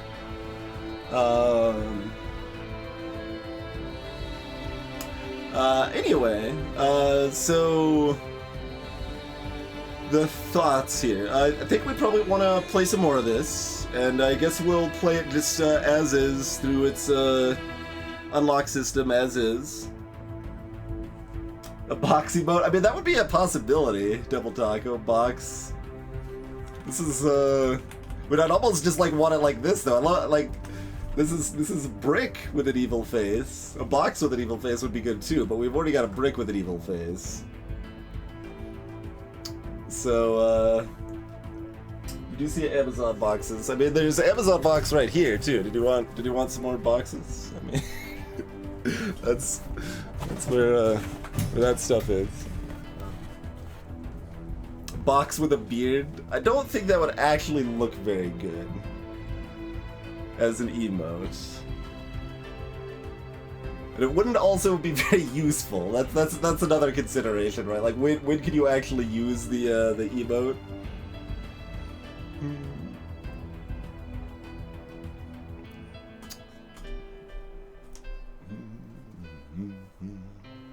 I mean, I do need to use more boxes. That's a true statement.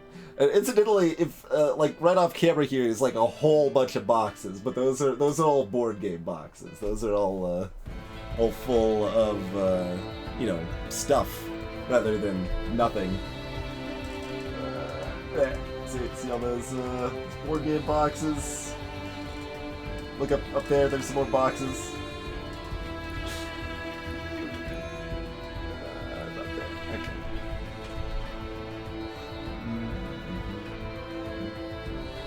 Well, I mean that would be a possibility. Like, I mean, there's always the lurker sort of emote, which could be someone hiding under a box. Box emote for pyramids in chat. Sure. What if you do something that chat disagrees with? The people demand a box emote. Well, then the people need.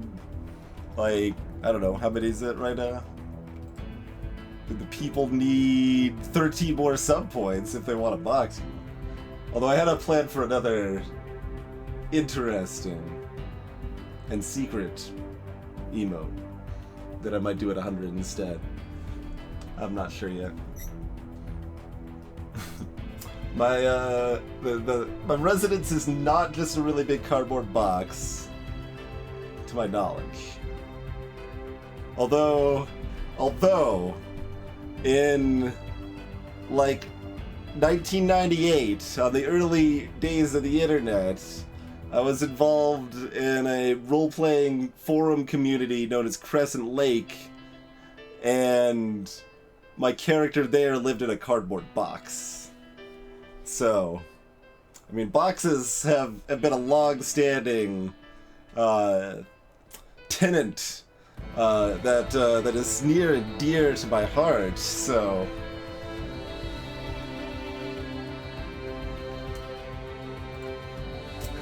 Any case, we're gonna take ourselves a quick break here. We've been streaming like 2 hours. I have played some Muds, Fire God. I think we might do a little side conversation about Muds when I return, but we should take a break first. My throat's already getting kind of dry here. So, any case, thanks for hanging out, folks. Amazon affiliate link exists, and we'll be back in just a few minutes, huh?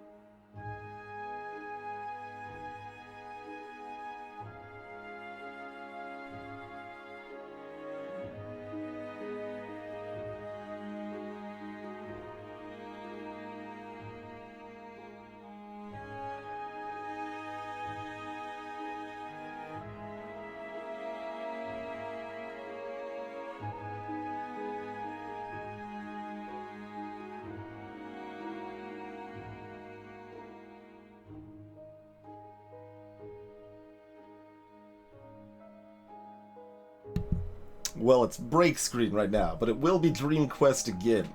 How's it going, Jim? Thanks for the host, sir.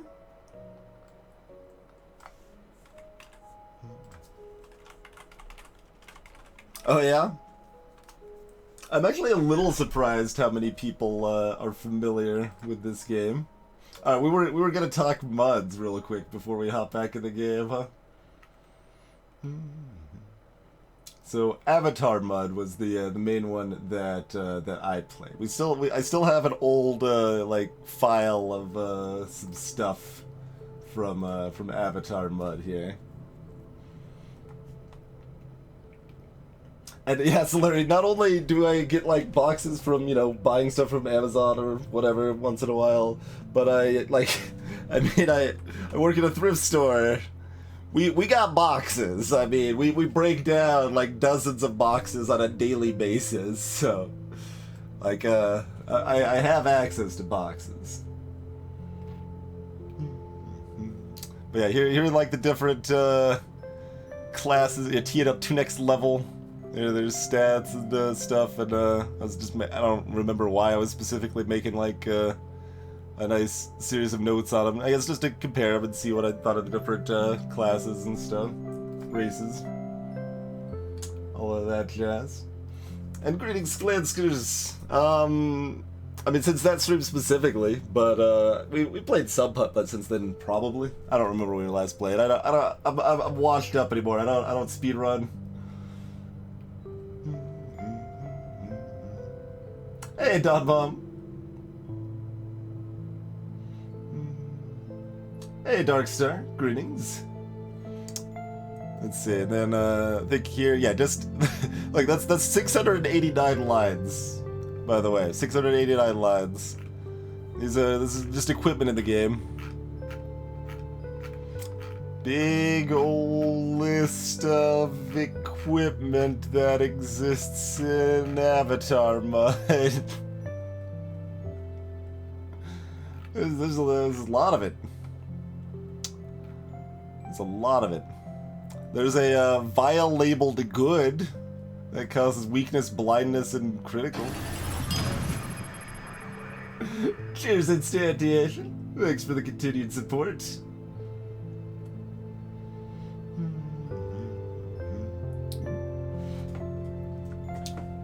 That's true, Silent Shadow. That is true. That is something I could definitely do. Make a sweet clubhouse with all those boxes. Exactly, Aussie Joe. Exactly. Fire God, drop into that Twitch Prime sub. Appreciate it, Fire God. Thanks for deciding to support the stream.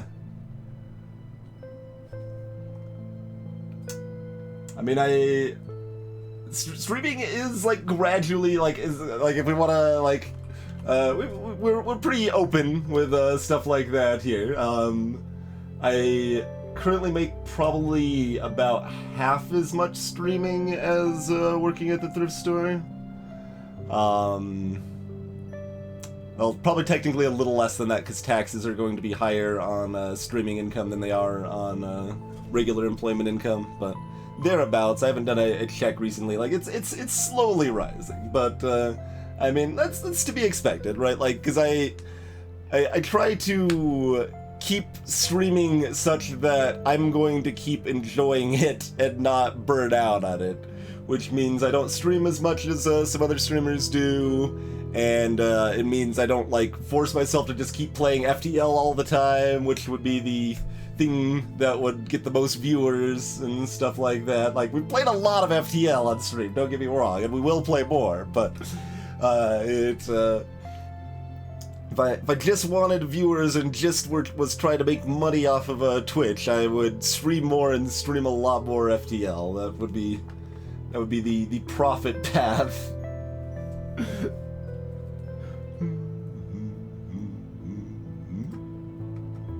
Not that this starts terribly meaningful, but just because we're talking about mods, I've got a nice list of stuff.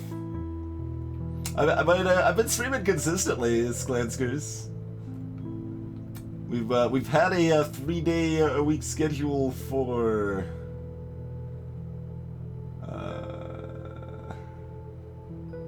close to 4 years now. I don't remember exactly when we started doing this schedule. I'd already been streaming for several months, and we've been streaming a little over 4 years at this point.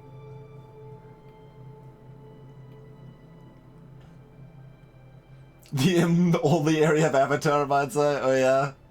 I can actually see that. I can actually see that.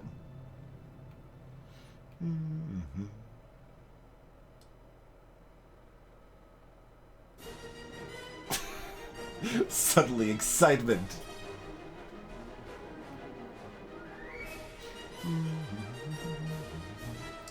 Hey, Spinexo.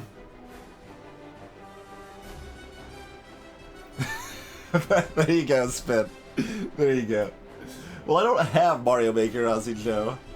Mario Maker would have been a good pick in its heyday, and it's still probably even a decent pick at this point, but...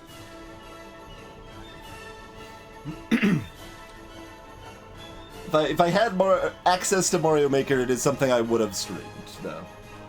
It was not something I was so excited about I'm going to drop hundreds of dollars just to access Mario Maker, but I think Mario Maker's a great stream game.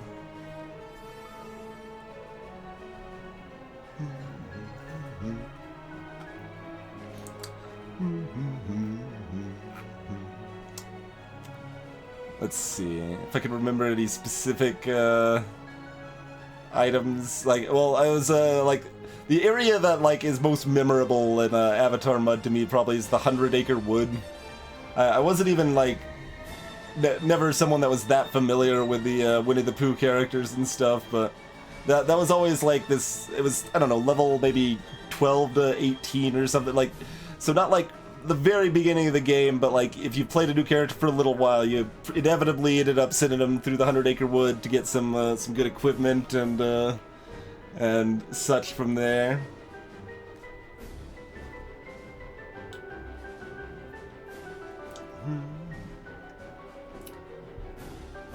Oh, we'll be back to it momentarily, Silent Shadow. This is actually completely unrelated. This is for an old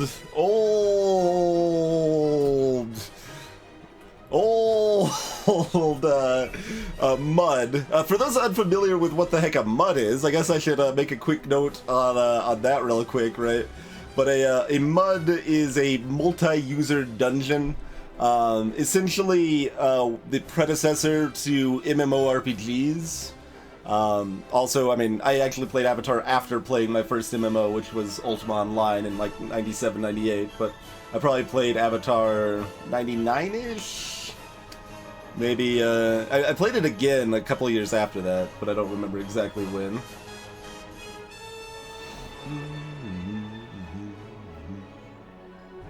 Sounds about right, Bonsai.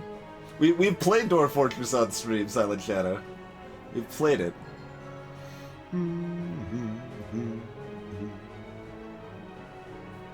Oh man, Double Taco, on release, Mario Maker's chat was like actually just the worst chat on Twitch. It was arguably worse than like a Blind Undertale stream. It was so bad. It was, I like couldn't believe it was that bad, but sure enough, it leveled out pretty quickly though.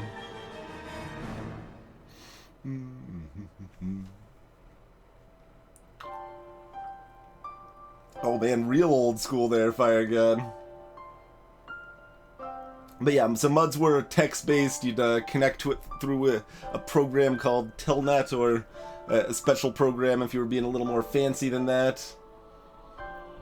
Oh sure, Mindseye, if you have 100,000 people in a Twitch chat, it's automatically trash. I mean, that is true.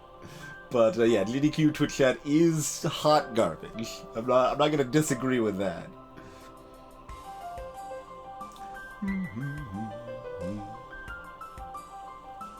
I do not instant no. I don't have any external video capture or capture cards or any shenanigans like that. I mean, the most recent console I owned was a PlayStation 2. So I mean, yeah, not so big in the console world, turns out.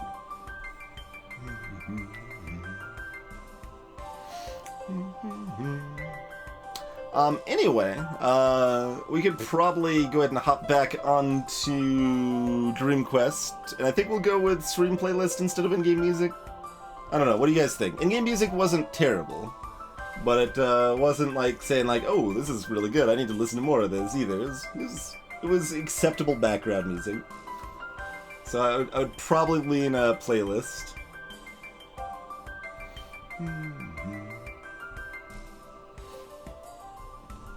There's in-game music, Jimin. Yes, there is. And it's not as bad as the art. The in-game music to Dream Quest is not as bad as the art.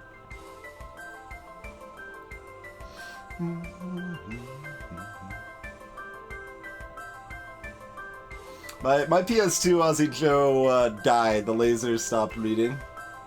Yeah, old consoles coming to the thrift stores, Emmy. Wii's really are the newest things we see. We see a decent number of Wii's, like not like a huge number, but let's see. How often does a Wii come in? Like every 2 to 3 months, probably we see a Wii. The original Xboxes we see every maybe 4 months. We see Xbox 360s pretty often too, but they're always broken. So how long have I actually worked there now? Like 2.5 years, something like that, maybe. Hey, Mort Kawasaki. Trying to remember if I've had even one 360 that worked. I've had like at least 6 360s that were broken. Either the drawer didn't open, or of course the Red Ring of Death, or a Philips CDI. I've not had a Philips CDI come in. I did have a Magnavox Odyssey come in once. That is the first console. That is before Atari. And it's so bad, like, in terms of, like, it doesn't have the same sort of nostalgia or love. Like, it was, at the time it came in, I looked it up, it was worth, like, $15 or something like that. So, we didn't even bother with it, sadly. I don't think I've actually had any Ataris come in. We've had the modern, like, Atari remake stuff that have like 20 games in them and stuff like that, of course. I think I've only had like one original NES, maybe 2.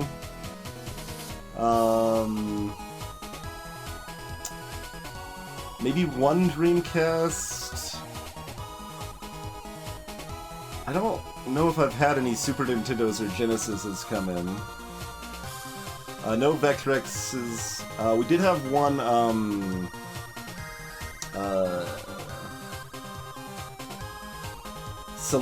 ColecoVision. There we go. That's what it is. Yeah, we've had one ColecoVision.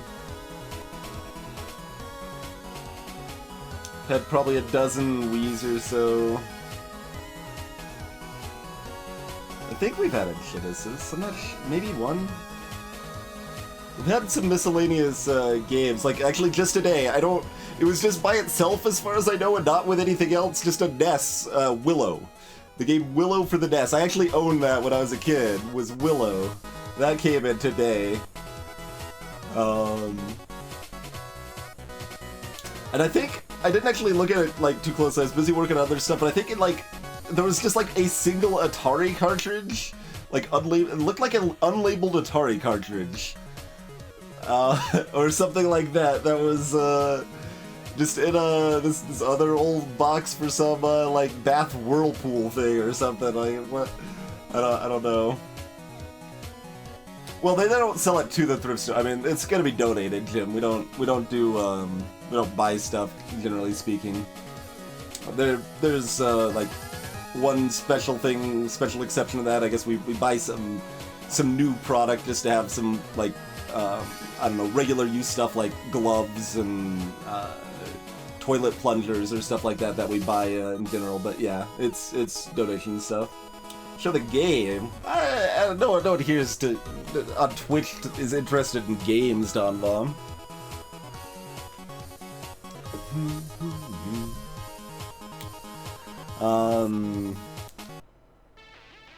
probably like 1 or 2 PlayStation 1, like maybe 3 or 4 GameCubes.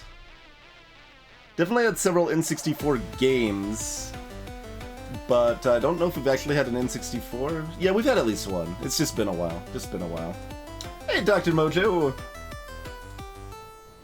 That's what I would say. The plungers are new, Blackfire. They're bad new plungers, for the record. Because I bought one and it wasn't a very good plunger, but they were new plungers.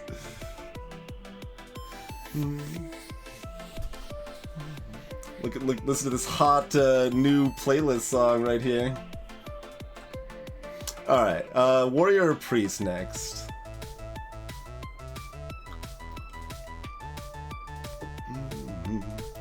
I mean, Priest kind of sounds more interesting, which actually makes me want to pick Warrior.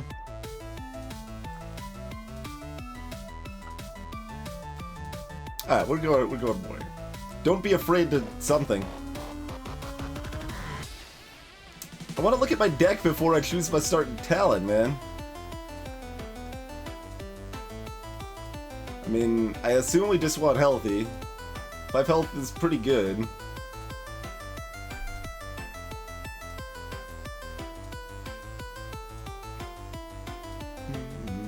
Trading is complicated in how good it is, because it's okay. Yeah, you can't do this until you've... Oh, this? You can click there. I was clicking out the normal deck button, not the other deck button.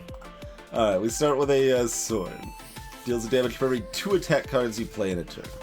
And then we just have a pile of stupid attacks.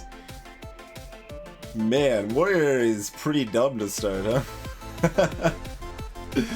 That is... I mean, I said I thought it would be kind of dumb, and it looks... We'll see how the other stuff goes from there, though. The sword looks real hard to grip. Yeah. Don't have much of a health there, do you? And that's not even equipped. We don't even have an equipment slot for it to start either. Warrior is so bad to start. It probably ramps up a little bit, though, huh?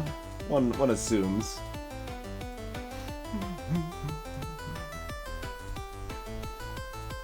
I mean, it's so bad that kind of incentivizes trading, but I mean, health is still always good. That's another turn of combat.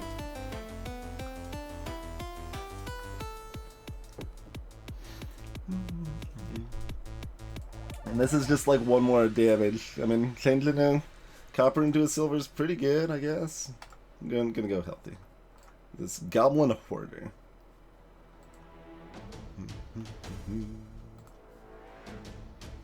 Man. Huzzah. Jeez, there's a lot of enemies over here. Disciple of Chaos! Look at this guy, though. Just look at that guy. That guy's amazing. I don't even want to kill him because he's so majestic. Hey, 88. The game's mostly good, probably. My cursor's bugged.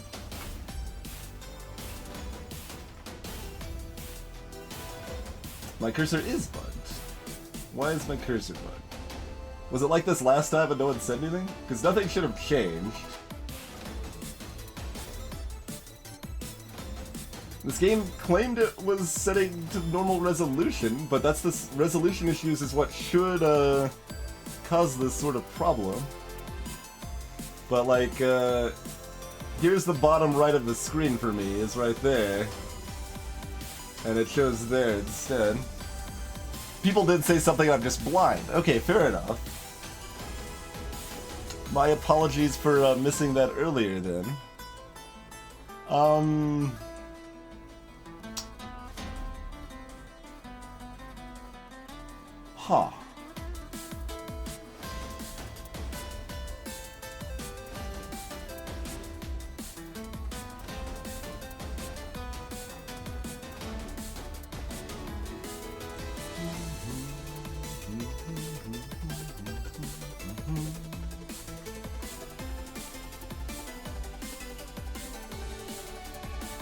Why would that be? Why would that be?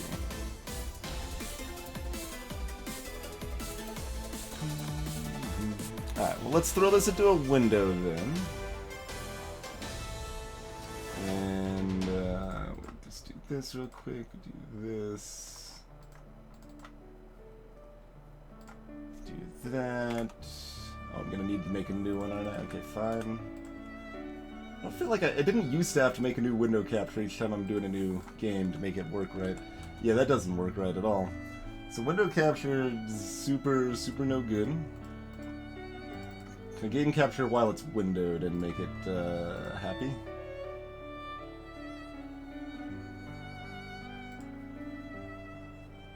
No.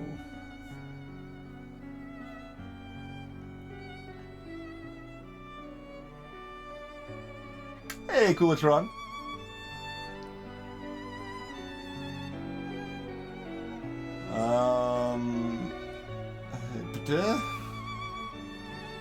Yeah, cursor is just window. My whole screen.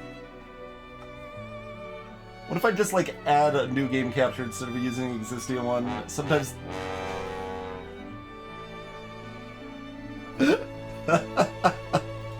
Accurate, Coolatron. Accurate. Thanks for the bits.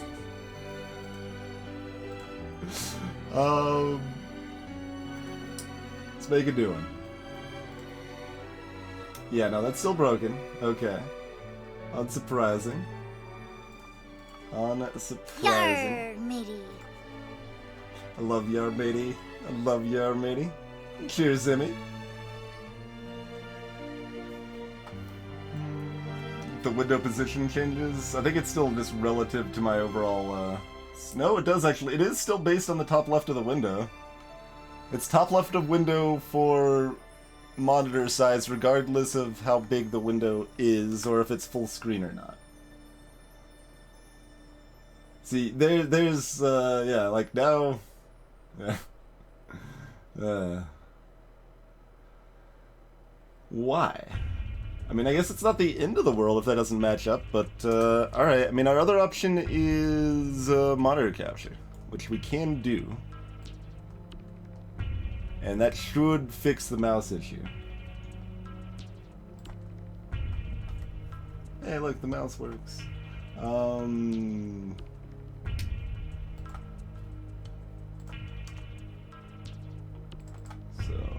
let's try that. Let me make a different display capture. So we want.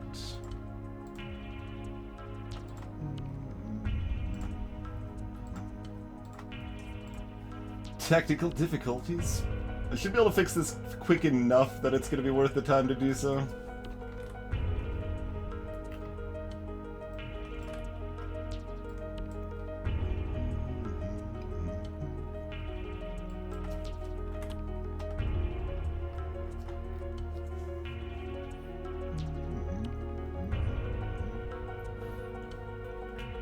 Also, it's curious that the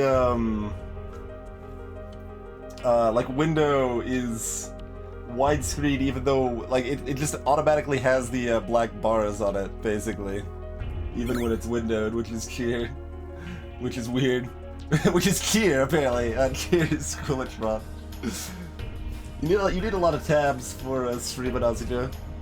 Let's see, 1, 2, 3, 4, 5, 6, 7 of those tabs are directly related to streaming. Anyway.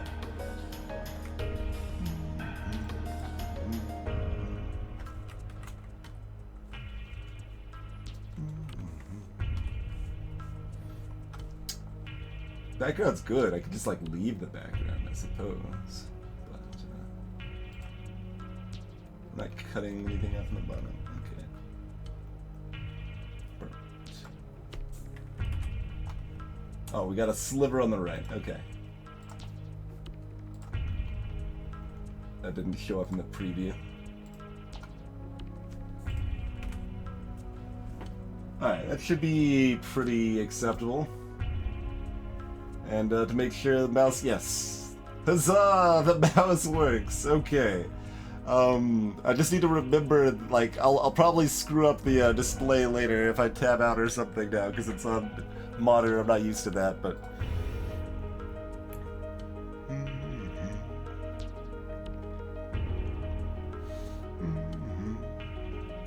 Alright, Goblin Hoarder. Hey, I'm gonna play my attack cards against the Goblin Hoarder. Is he gonna, like, run away?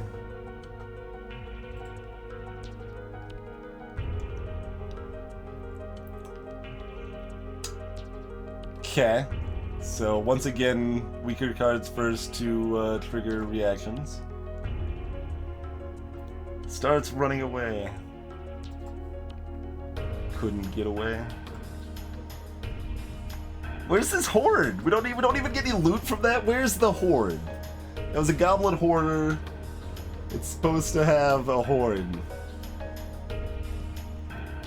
All right, we gotta like. I don't want to kill this majesty, but I think we got to.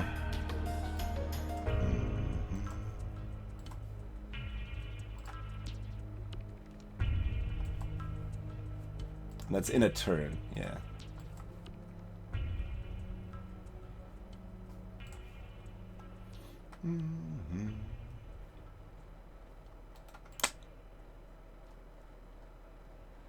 I mean, yeah, this early Stone Skin's pretty good.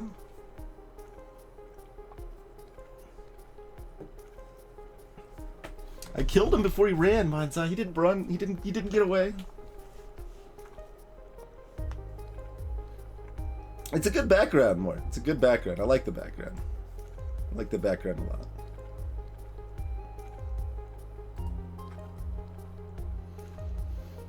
Pick mana doesn't do anything right now.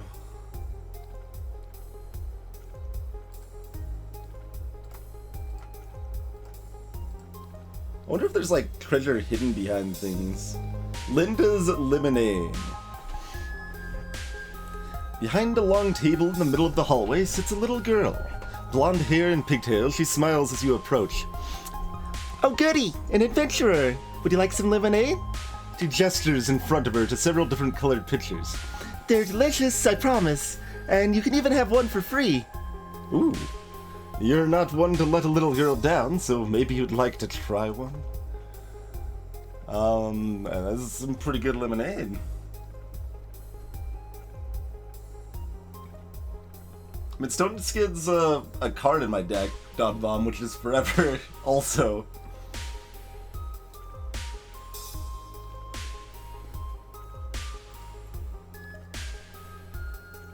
Oh yeah, you're right. I didn't cut the bottom off. Because I assumed... Well, no, there's more to the bottom of the level than this, I think, right? I think we just haven't explored down there.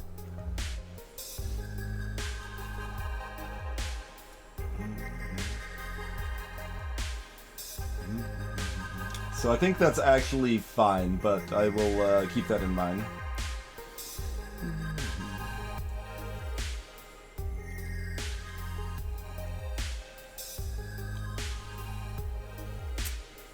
See, all of these are fine, none of them are exciting. I don't know if mana is ever going to do anything for me, so I'm not inclined to take it. Health is obviously just always good. Experience is fine.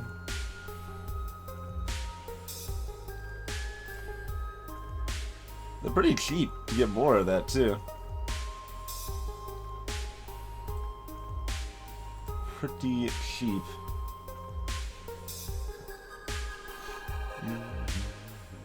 Oh, you're right, the level is, obviously. The rest of the level's right there. Well, the window is weird. It, doesn't...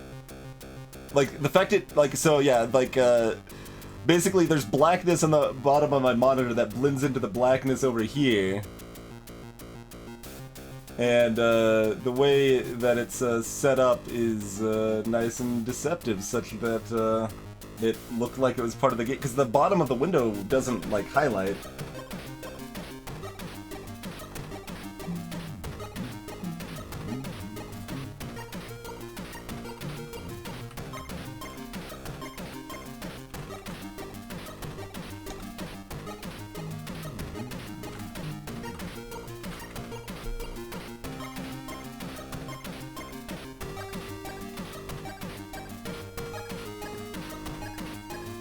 That's acceptable.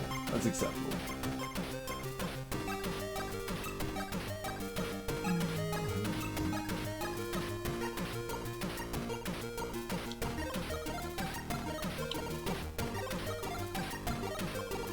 I mean, whatever. That's just fine. We don't need to... Well, it's charges every other turn. We might as well.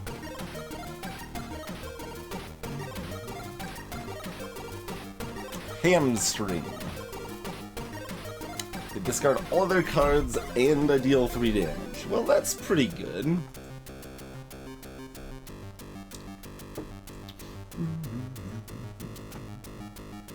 What are those silly elemental slashes? Choke. Opponent loses all their mana.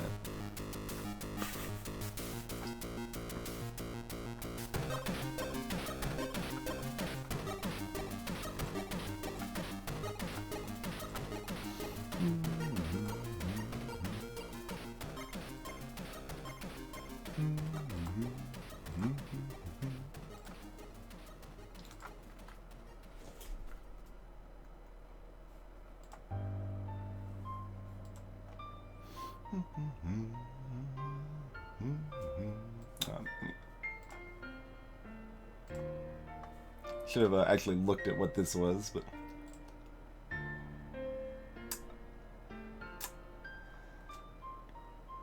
The current game is probably doomed. Why is everything broken? Why is everything gotta be broken?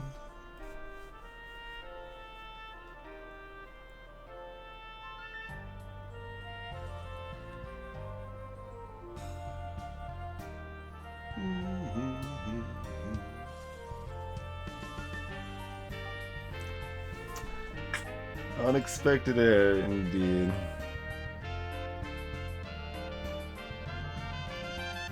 Resign or submit bug report or placeholder 1 and 2. The Warrior is that bad, Don Bob, yeah. The Warrior is that bad. Crashes the game. I don't know. How much is involved in this Sid bug report? I don't, let's see. Early game, streamed, I guess I'll just say streamed at twitch.tv/darktwitch. Let's see, I clicked back onto the window, as the spider, used web.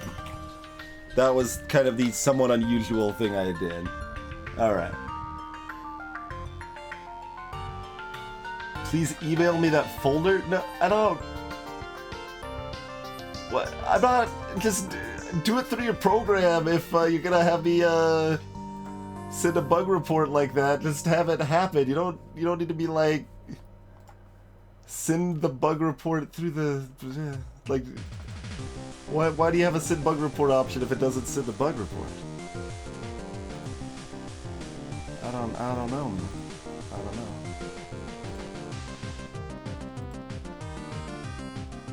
Alright, well what if I, like, do this intentionally windowed now?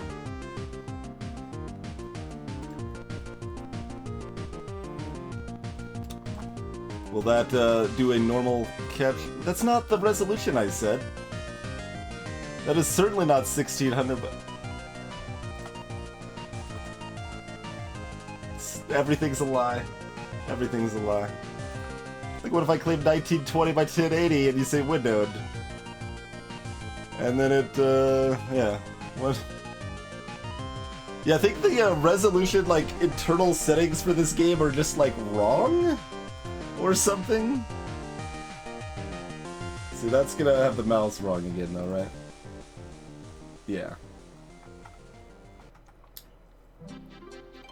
So weird. So weird.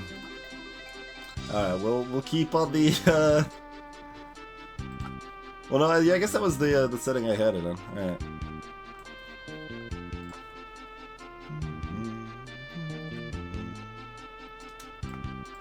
So that's this, capture. Alright.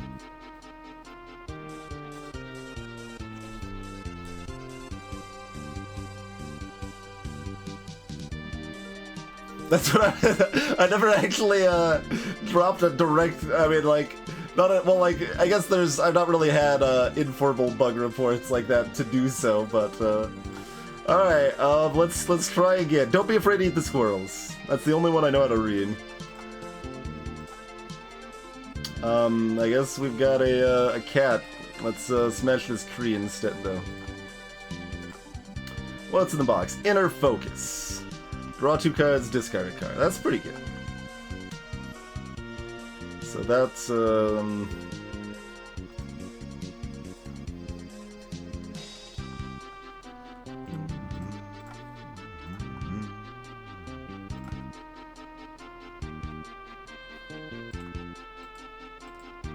counters the first card each turn. Just straight up the first card.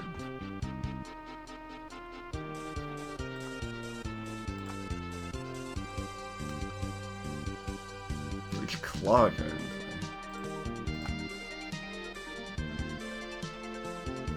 Why did they have 3 cards? It only shows one card, one next to their card symbol here.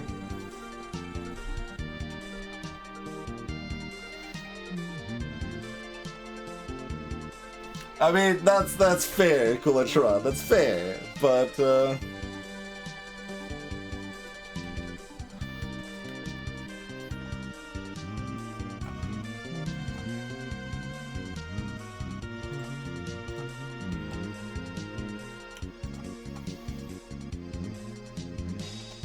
What's that?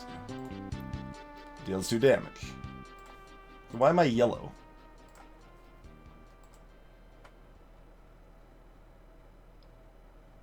Prevent the next card played this turn by your opponent from having any effect. Why did just playing Claw do that when it doesn't say anything about that? Huh. It's weird. Does this overlap?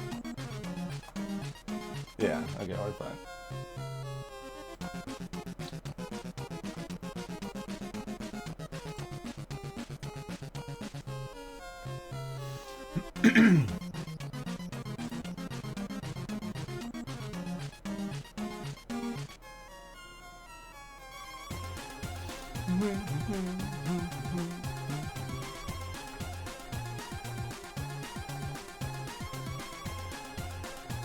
ASCII graphics are graphics. Oh, I guess it's just gonna get away, isn't it? Anyway, it runs much faster.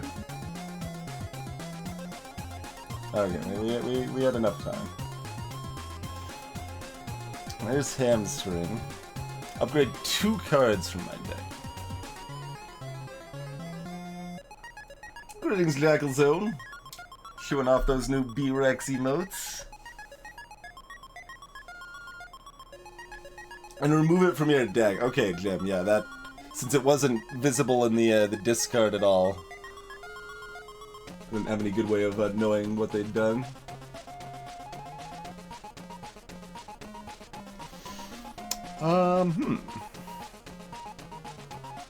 So Hamstring's real good. I already took the one other action, right? Yeah.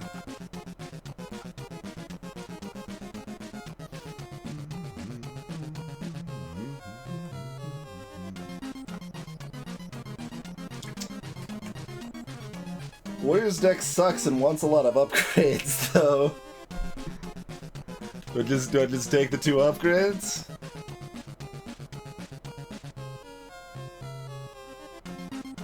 I feel like I just take the 2 upgrades.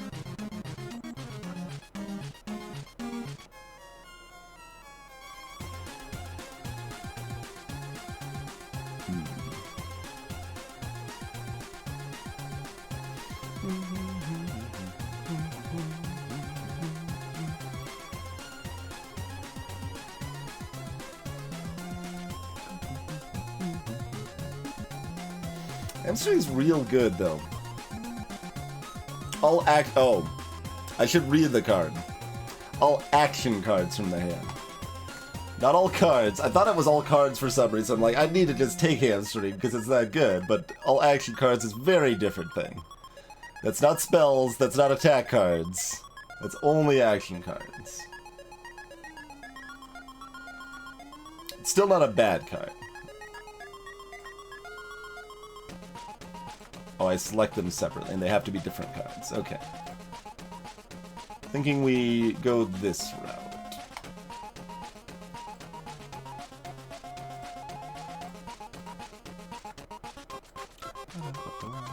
Griffin. Withern. Those are both level 3. Although this music, and the fact it's early game, does kind of make me want to just fight one of them, even though they're level 3. But Warrior's bad, so I don't know about that idea. I don't know, the music demands it. Music demands it.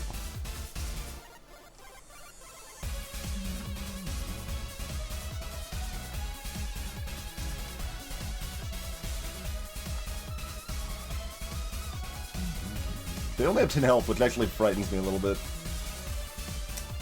Fly. Take no damage. Excuse me?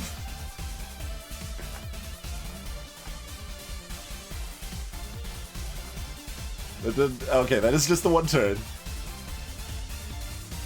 I was like, it doesn't have a timer on it that I can see.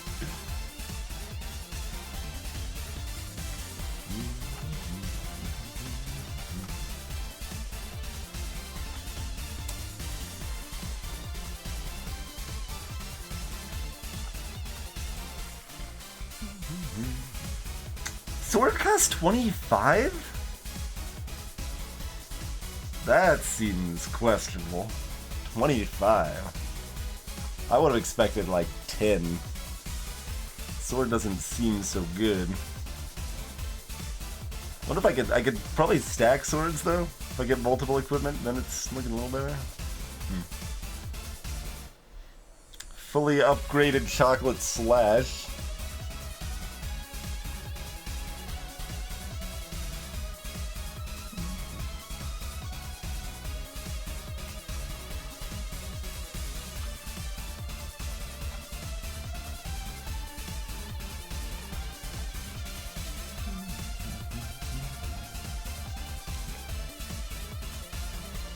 So we do still have, like, I mean, to some extent, the desktop dungeon's effect of leveling up being a resource, which is interesting.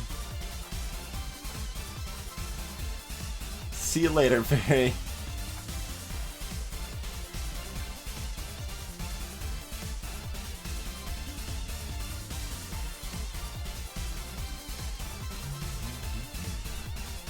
Six health or Storm Stretch. And, try temporary copy of the next card you play. Ah, okay, sure.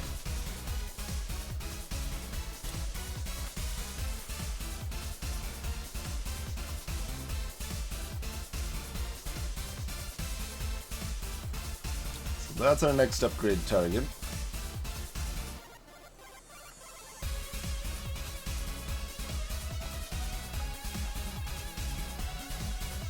Monastery.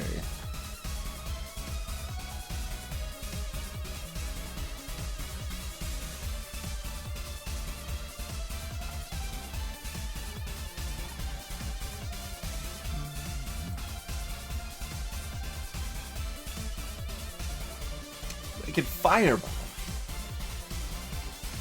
It's awfully rude.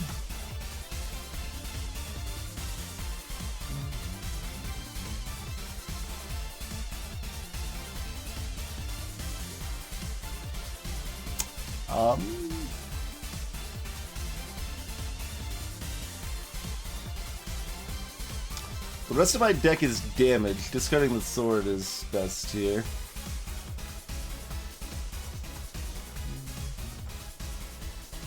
Because well, I might have actually had enough information to know that I was guaranteed to draw one of these. I'm not sure if I did, though. In which case it didn't matter which I drew, though. Alright, enter one of these monasteries. Deep in the dungeon, you stumble across a surprise. Leaning against one of the walls is a cardboard box cutout. Painted cardboard church in gaudy blue. On a whim, you try the painted doorknob, But to your surprise, the door, along with the wall behind it, parts. Curious now, you walk into an almost empty cardboard room. Sitting cross-legged against the far wall is a man. Long, scraggly cardboard hair obscures his face, but he cardboard stands as you enter. "Welcome, traveler! Have you come to forget your past?" Then he grins. "The first time is free." Seems like he might be able to help you forget. But no one in this dungeon does things for free. Something tells you that the cost will increase each time you take advantage of this offer.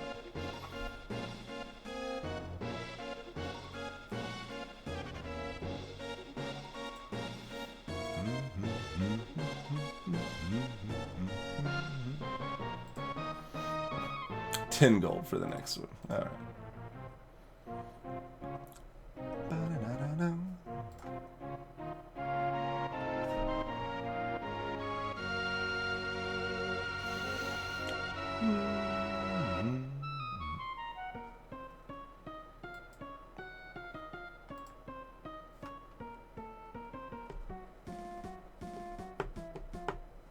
Sad thing though here is that based on the fact I've got 2 monasteries here, inner focus is kind of bad. I mean, we can forget inner focus, I suppose.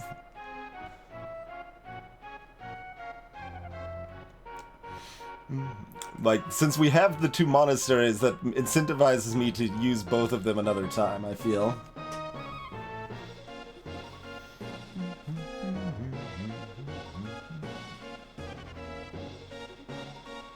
Oh, they share the escalating cost.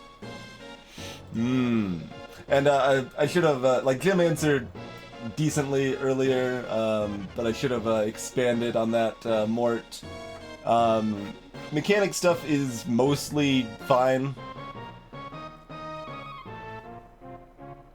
Like, yeah, basically, like, probably, like, avoid suggesting, like, I don't know, specific combos and stuff. I'm not gonna be too concerned if you do. I'll say, like, I'm not gonna drop the fire and the fury if, such things happen. It's not that big of a deal. But, like, more in general, like, anything that, like, hey, this thing is not explained in game and it works this way, that sort of stuff's almost always good.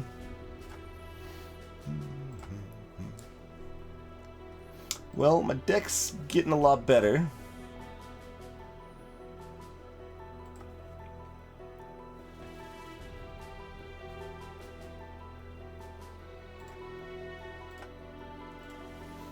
Unicorn's our boss.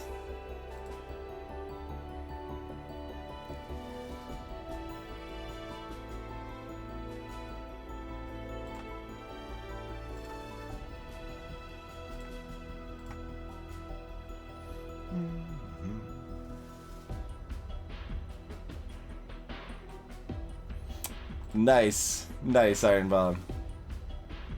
Alright, Wyvern, what do you got for me?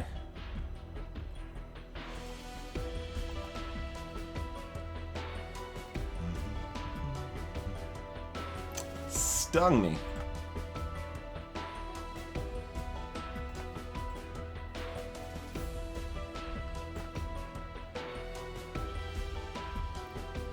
So once again, swords the discard.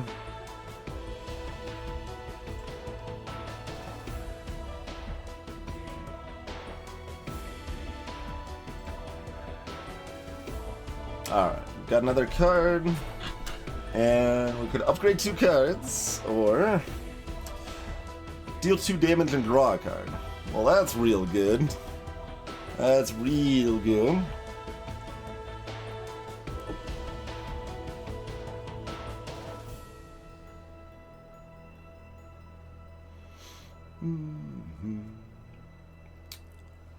Definitely a bit tempting to go with Slash and forget 2 more cards. Hey, Bloody Plays.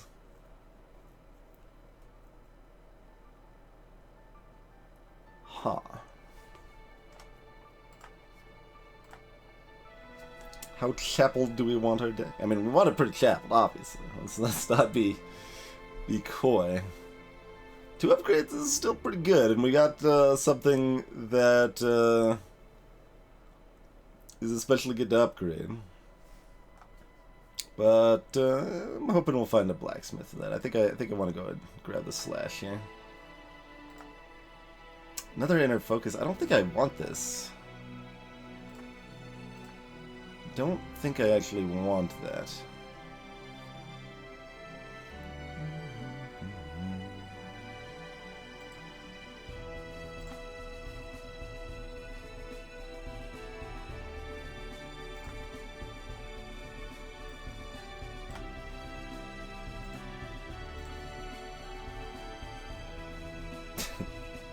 That's still the one I want countered, I suppose.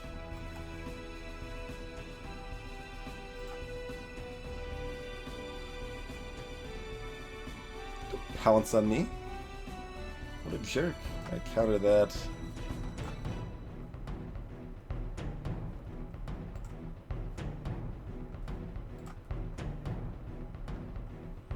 Alright, so, like...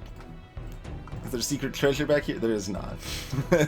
I'm like, don't know the potential of Smash here.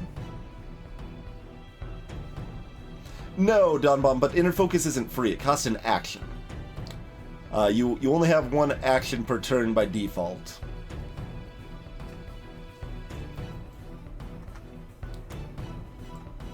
So if I inner focus that, I guess if I draw another inner focus with inner focus, I can just discard the other inner focus, and that's fine. Yeah, that's still fine.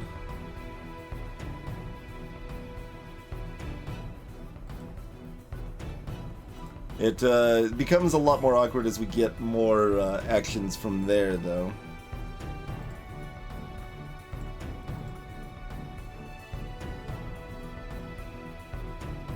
And I'm basically trying to have a very thin deck at this point based on like that card I just got and the fact we've got the Devil Monastery here.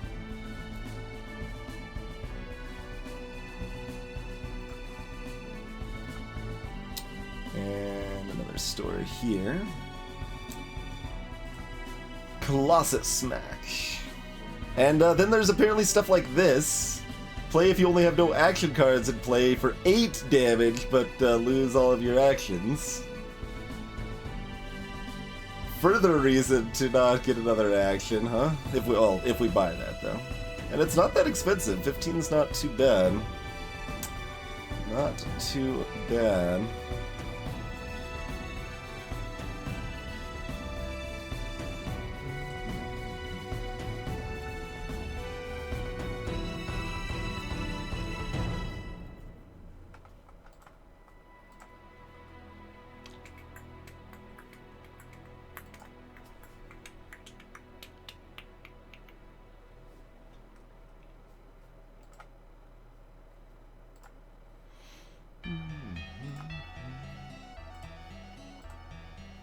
Oh, it goes to 25 even, not just 20, huh? And yeah, they both scale up.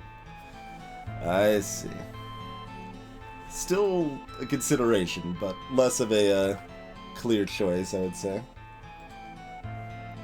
But we have then 3 garbage cards from our deck. Pretty good to get rid of 3 copper. Pretty good. And, I mean, I could double strike with Slash, and that's real exciting.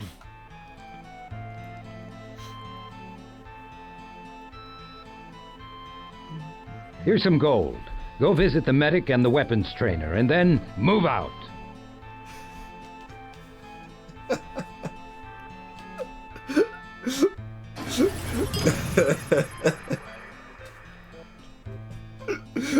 I love that sound clip.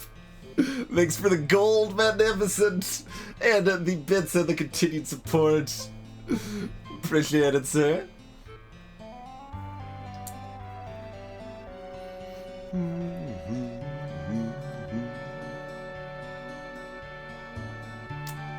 Does anyone know where that sound clip's from? That's an obscure one right there.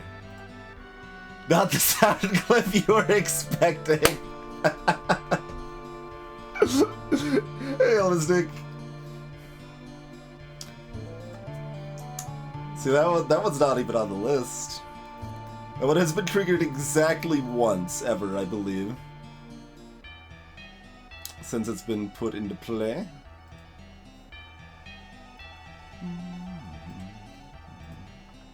I kinda like that Colossus smash. That limits my future options a lot, though. I mean, do I care, though? If I just get, like, upgrades and a thin deck, just smash everything all day long, Woo! Who cares?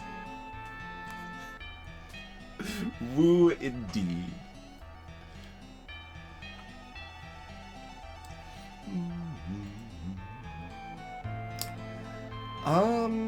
I'm basically considered, like, unlearning another attack.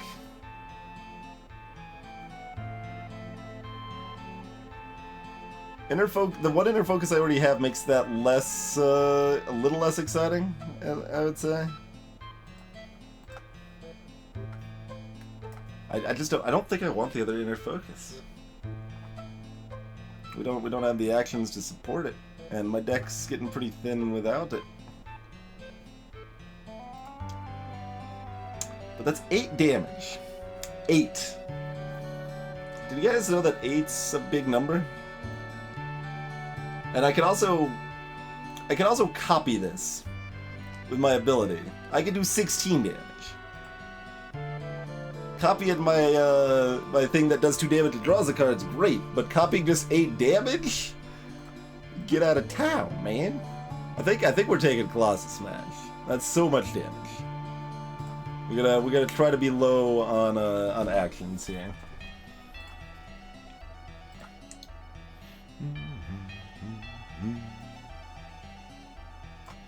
Gonna draw Colossus, aren't we? No, we're not. Nice. We're gonna draw Colossus now.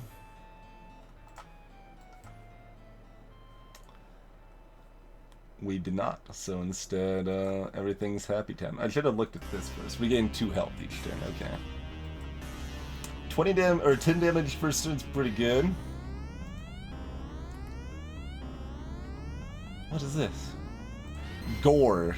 5 damage. it's just kind of like got this smug little look on its face.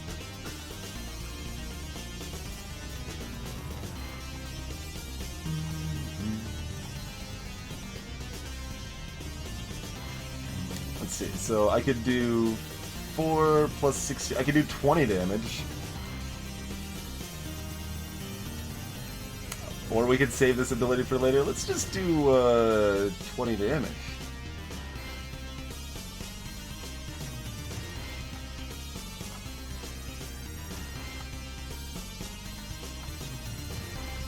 I like 20 damage.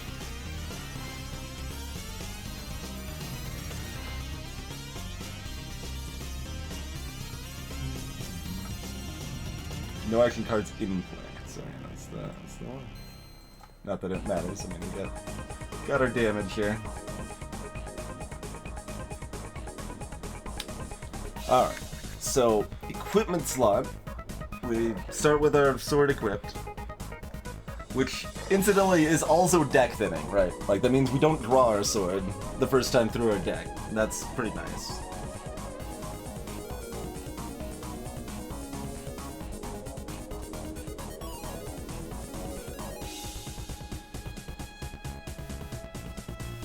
Colossus Smash is not an action, no, it's an attack.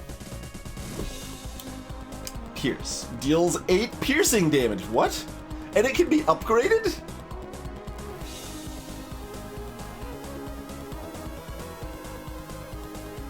And it is...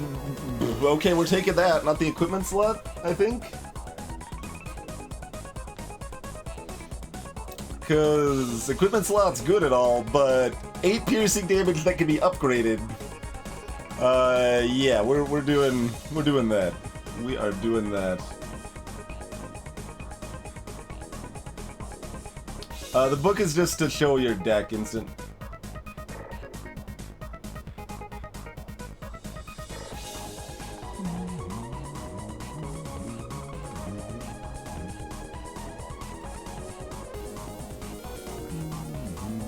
Alright, so there's our floor. We're leaving that behind.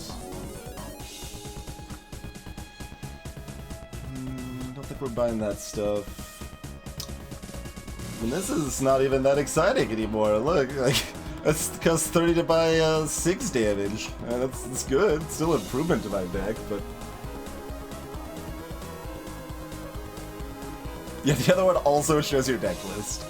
Alright, so get rid of another attack 1. And let's just make this a thin deck of awesomeness. And hope when we go down the stairs we can get an equipment slot for our sword and further make our deck more awesome. Forget you.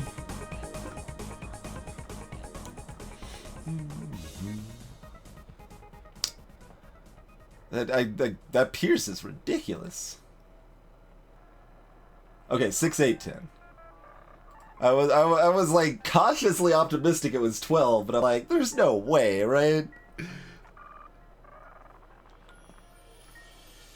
Still a very exciting upgrade. And yeah, that's everything.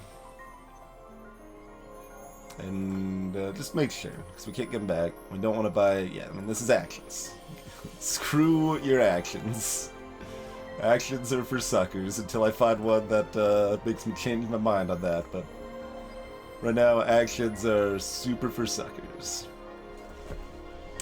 Everything around you is filled with light. The only break in it is the fluffy white clouds that tickle your nose as they pass by. Wait, clouds? Foolishly, you look down into nothing. Only sky as far as the eye can see. You wave your arms wildly, hoping that you can somehow keep yourself from plummeting to your doom. Ah, there was no you in the first part of that sentence. I was wondering why it sounded so weird. Your companion laughs at your predicament. Hey, genius, if you weren't falling already, did you really think a chicken dance was gonna help? I guess you're not falling after all. On the downside, it looks like all those monsters aren't falling either. A voice carries to you over the light breeze. Beware the Lord of the Dream. He has yellow elbows and tiny feet. When he dances, thoughts wither and die. His body breaks storms. Nothing can defeat him. So when he dances, we lose mana, maybe? Or spells from our hand?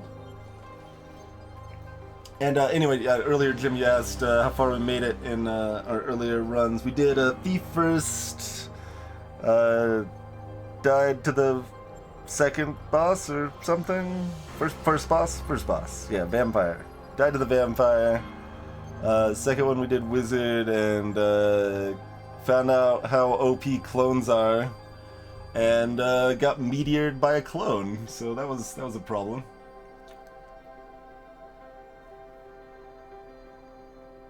Yeah, I had seen Pierce earlier, Mind's Eye, but yeah, you can click on the word and it does tell you. So there's an equipment slot. And that's what we take. That just thins our deck more and gives us slightly more damage.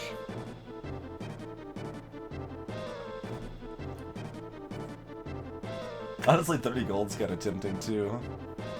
Especially if you find more ability to forget. We'll go equip for now. Not so much because I want the sword, but because I want to not have it. Oh.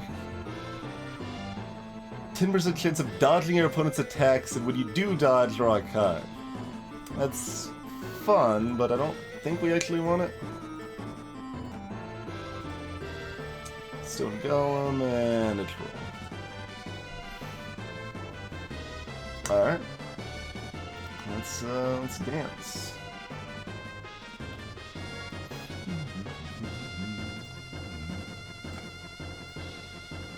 What is this? Take half damage from elements. Okay. Oh, I could have discarded Inner Focus. I probably didn't actually want to, though, so I guess it's good that I didn't.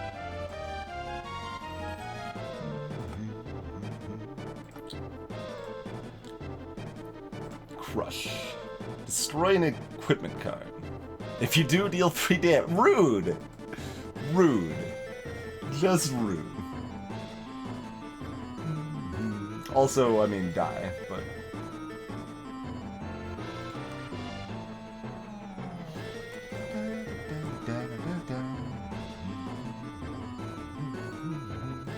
Smash the clouds. Level 6 Wisp.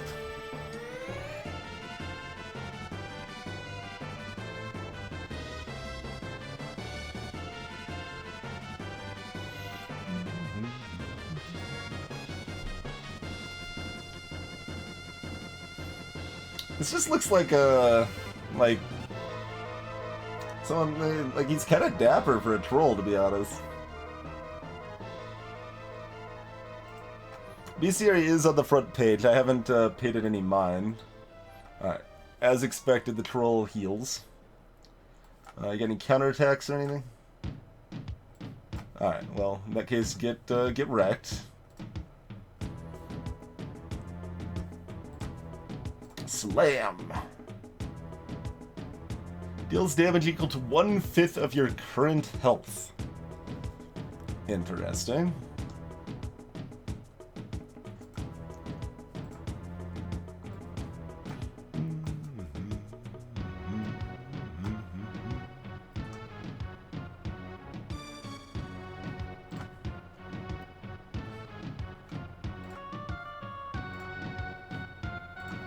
That's the old one. Here's the new one.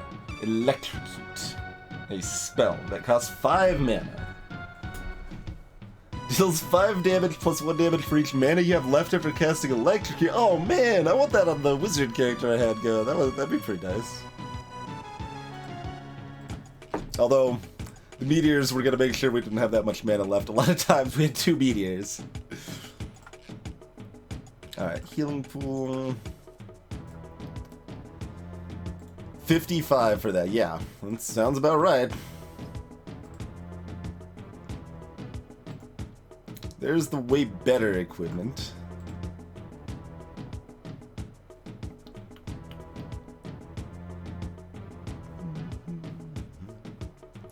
So if I think of this as like 6 damage, it's not actually something I even want to buy right now, just because it slows down reaching my 8 damages. I mean, it's something I want, but not something I need right away. I mean, well, I can equip that one instead of the crappy sword. I could probably even, like, ditch the sword if I get a chance to eventually.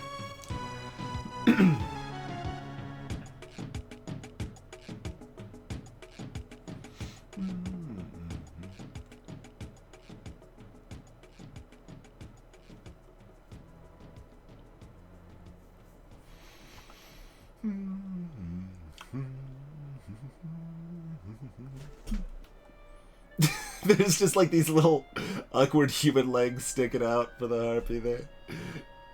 Like a little like wig, basically. Yeah, what luxurious hair indeed.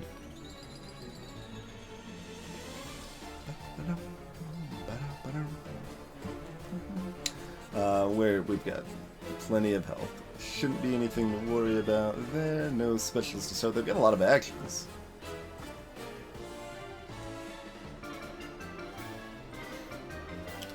Double poison. Screech. Oh, they discarded their Screech. Okay, so they have a spell counter. Reasonable for a harpy thing to have there.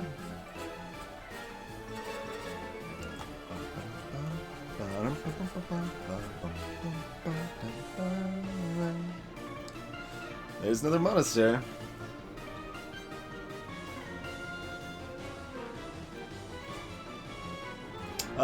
Normally, Jim. Normally. And it does reset as I thought it did. Very, very nice. Oh, but then it jumps back up to 40. Okay. I was wondering. Like, if that's 10, we're in Gravy Town here.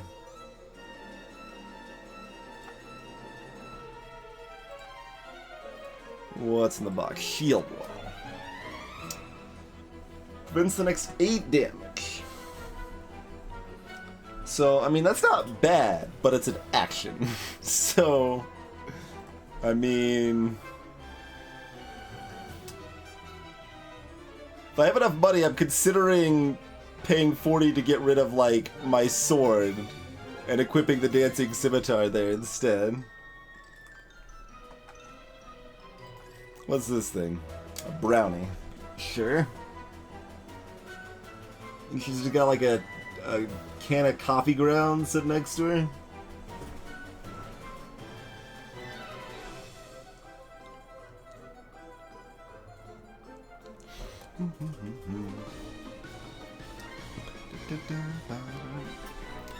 Oh, and it's like, oh, she's got a slightly, oh no, it's a mop. You can see it over, so you can't see it over here because they don't have the transparency set right to make that work.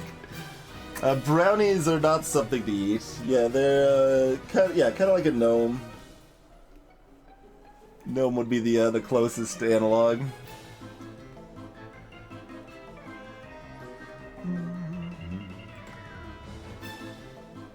I mean, whatever. Just mesh.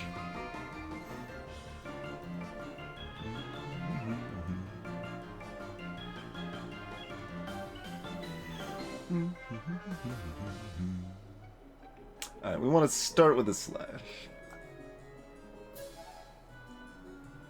What is this? Oh, jeez. Dodge half. Pretty yucky.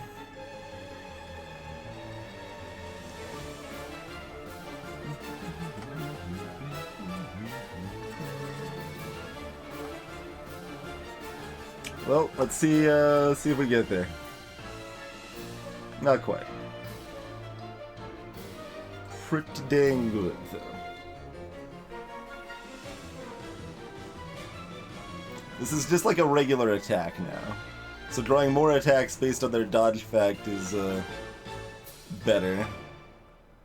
So discard Colossus. Oh, they just dodged them all! We made the right play, they still dodged everything. Sprite Stab. Deal 2 damage and draw a card. Not too bad. Not too bad. Try again? There we go. Adrenaline Rush. Draw 3 cards every 3 combats. Oh man, I can just draw my deck.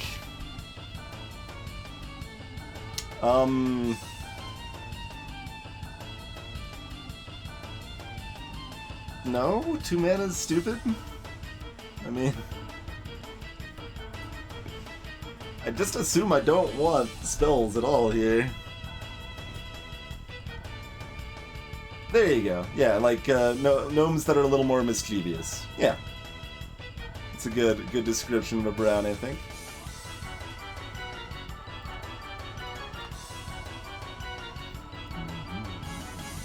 Armor. Prevent the first 3 damage you would take each turn. Is that supposed to be physical damage specifically? Because it's got the sword symbol there? Or is it just damage? Yeah, I think that's physical. Yeah.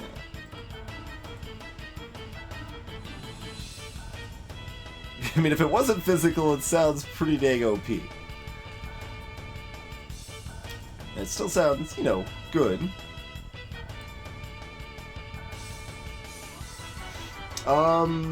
Not often, no, not for a long time. I mean, if Isotropic came back, I would play Dominion Online. Isotropic, also known as the best board game interface of any game ever.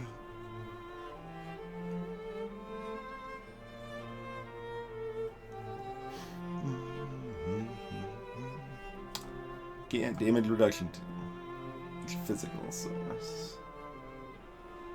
see, like sometimes it uses physical, but like it has the symbol there. Like, why would it have the symbol if it's not physical?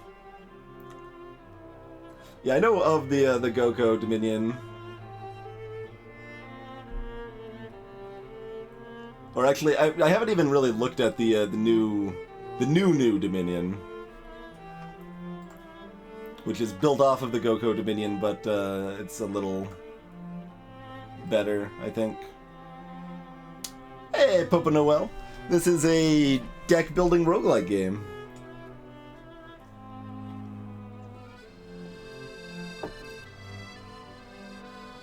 So it's fully turn-based, where we have a deck of cards, and we use that to wreck people's faces. Pretty much.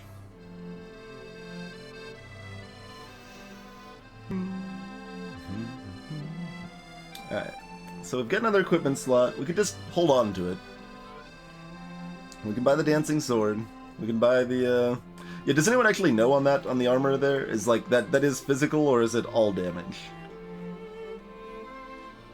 Because if that's all damage, I might need to buy that. If it's just physical, it's still worth considering, but I probably don't want it.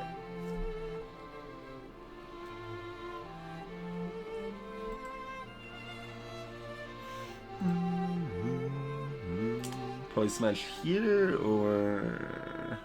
Yeah, that's a fine smash spot. Titan.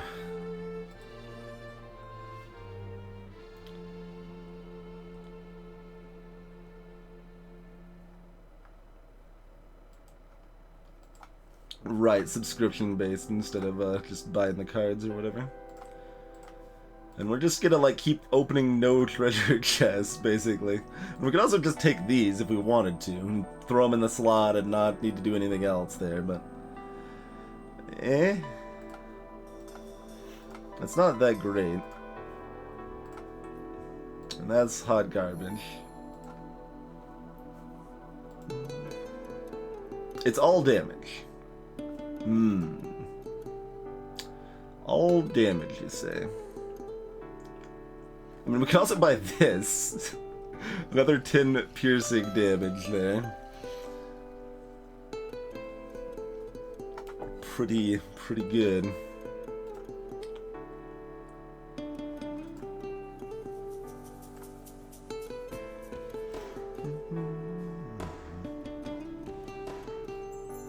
So we've got 2 equipment slots, so we have no need to forget sword for a while. We could forget an attack too. There's a lot of ways to make our deck better at this point.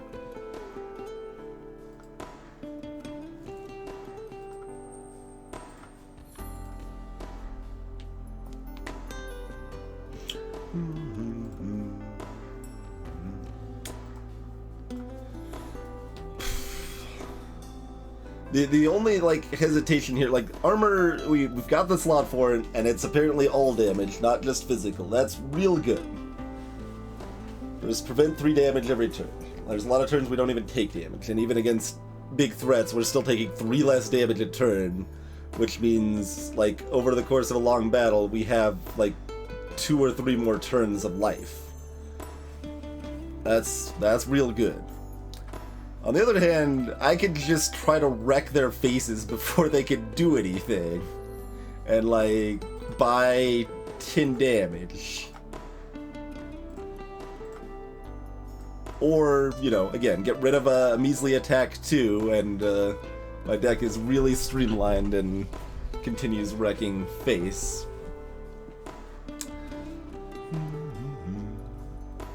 I mean, especially, like, so... with Adrenaline Rush, 6 cards. So if I trash Inner Focus, I can draw my deck with Adrenaline Rush. Unless Slash was the last card. So we would be doing, currently, without further upgrades, 4, 5, 6, that's 8, so 14, 22... 25, 29. We do 29 damage with no, plus a double strike for another 8. We could do freaking 37 damage. Plus the sword effects, so that's 37, 38, 39, 40. 40 damage, 41 damage. 41 damage. So keep my deck thin is definitely something I want to do, right? It's real good. Like how much damage do we think this Titan over here has? Like he's got like 50 health or something? There's like, hi, what's up, 41 damage. Probably has some like resistances and stuff, I don't know, but mind you, we could still do that with the armor. Could still do that with the armor.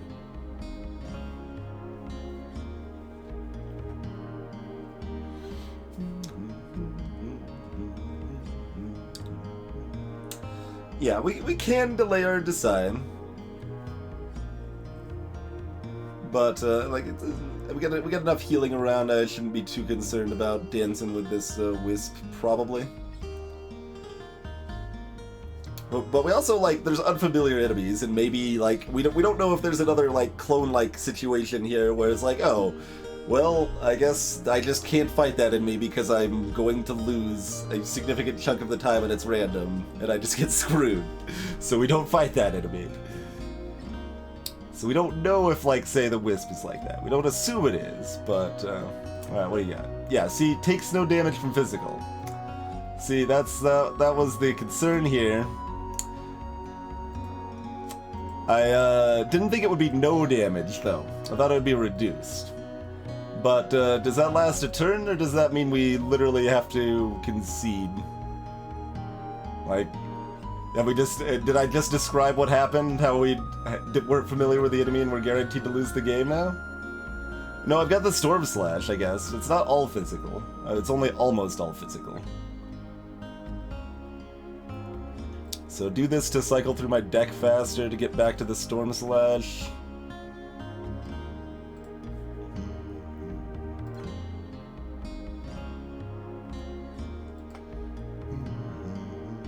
Piercing. Right, piercing is fine too. Good God! Shock to draw another card. Discharge for mana. Lose physical immunity until your next turn. Ah, okay, it does that. It seemed like pure physical immunity was kind of extreme. Also, wait, their attack had max level 4. What's that about? Oh, mine have max 4 too. Do they always have max 4? I guess they always have max 4.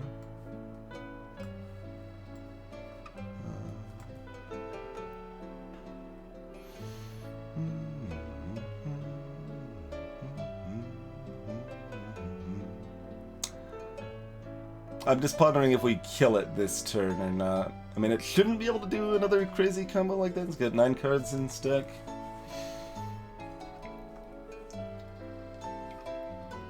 If we do this, we just need the Storm Slash again, and then we're good.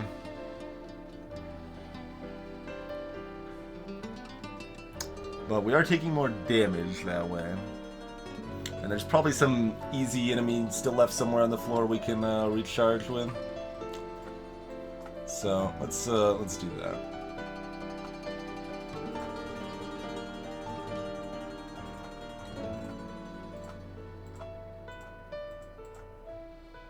Oh God, what? You can be sneak attacked, apparently.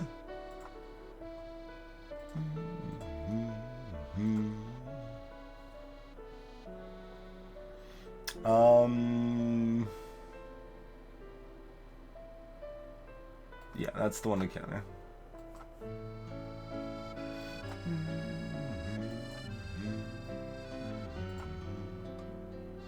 Did not know you could get snuck up on there.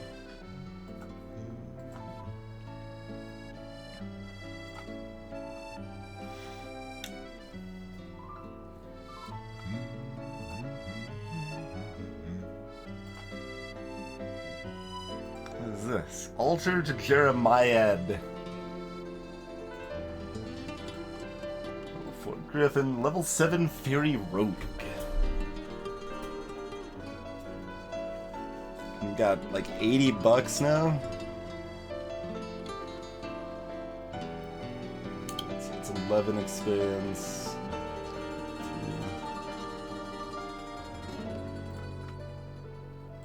Assume there's at least, yeah, there's gotta be something else here.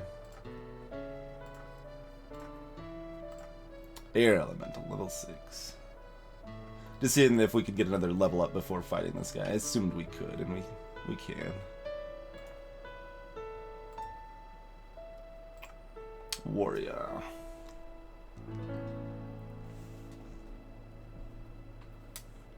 Greetings, Twitch Bucks. That song's from Habane Rinmei, in an anime series.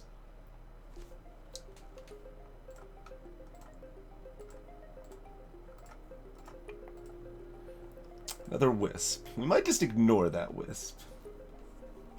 Although, I mean, we've got piercing, we got the lightning. If we can upgrade either of those, like if there's a blacksmith on this level, that's pretty good. Hey, Dolphin Kivist.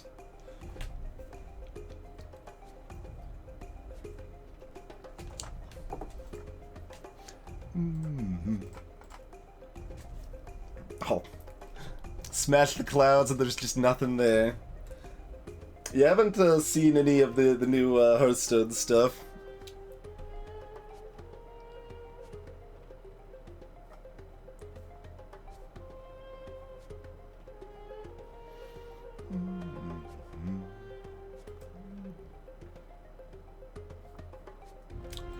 Alright, do we want to look at this altar? Yeah, let's look at this altar.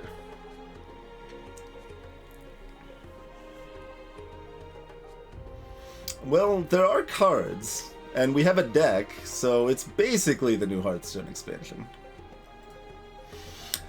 A rough grey altar leans against the wall. Dried blood cakes the cracked and pitted stone, obscured by a thin layer of dust. Above, etched into the walls, sits a sigil, a black bat, with pointed wings and bright red eyes. Beneath it is carved a message.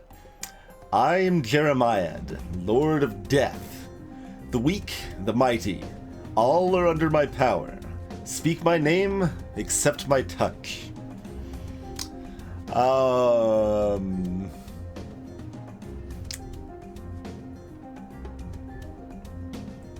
Do we want to accept Death's touch? I'll be honest, Death's touch sounds like something I want. But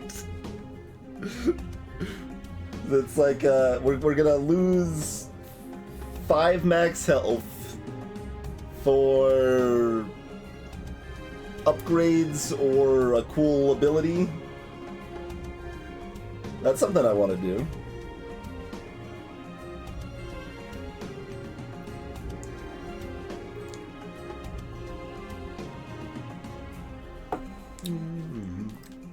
Death is like, do you like me? Yes, no, yes.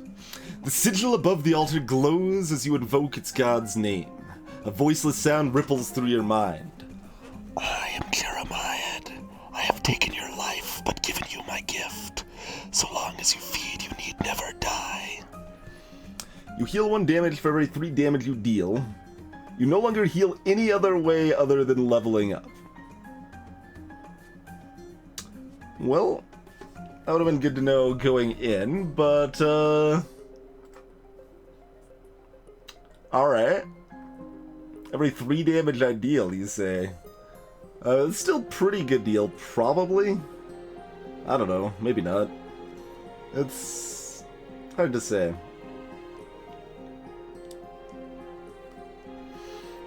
We do a lot of damage, is the thing. Deck's real good.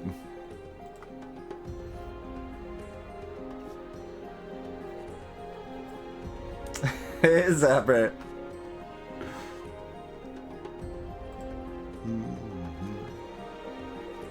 So, armor is pretty tempting now.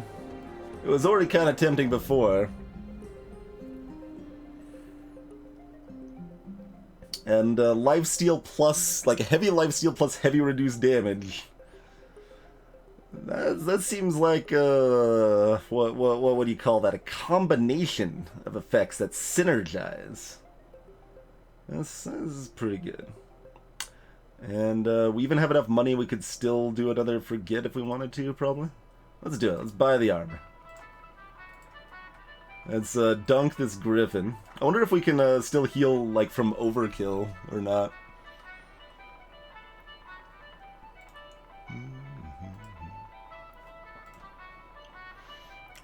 There's my little lifesteal icon.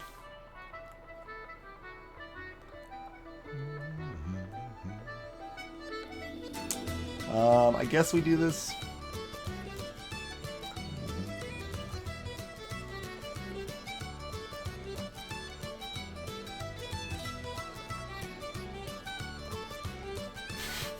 Let's get all sorts of life back.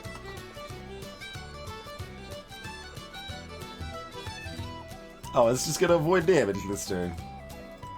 Can I still pierce through that?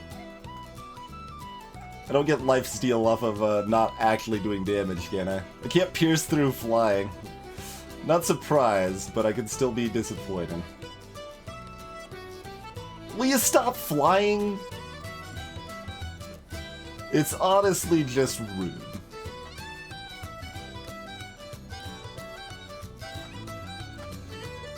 Ha! I could keep good cards. It doesn't matter, probably. Probably doesn't matter. But let's see. Do we do overkill for heals. Nice. Very nice. Yeah, so the Dancing Sword would heal 1 HP a turn. But I already have 2 equipment slots filled right now. Yeah, they're stacked on top of each other, which was kind of weird. I agree, but alright. So this guy's level 7, right? So probably dance with the warrior or the air elemental, I suppose.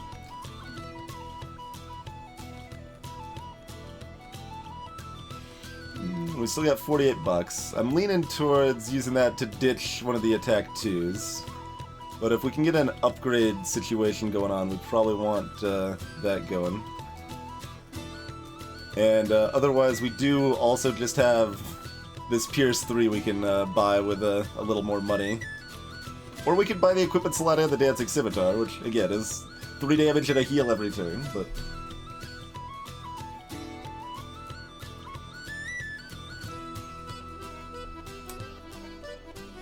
I don't think I know it, Twitchbox, but someone else might. So this guy can dodge my attacks 20%. Don't know what else he's really capable of, but it still sounds like more promising than an air elemental, which might have some of that sort of wispy effects, right? 37 health, so they're tanky.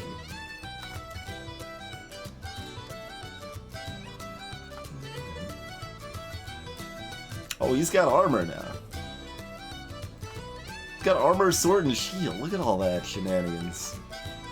If I didn't do 1,000,000 damage, I might be upset about this. He just riposted my slash.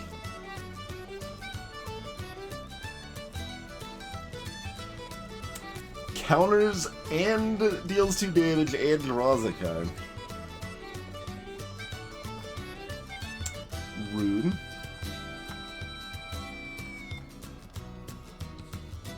They might say me doing 8 damage to their face is rude, but, you know.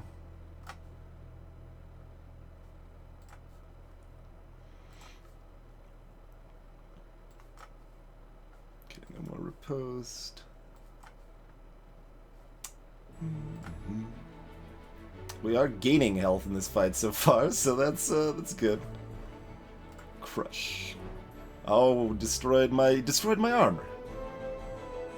That's upsetting because he's dead now already, so it doesn't really. We're doing this first in case he has a riposte.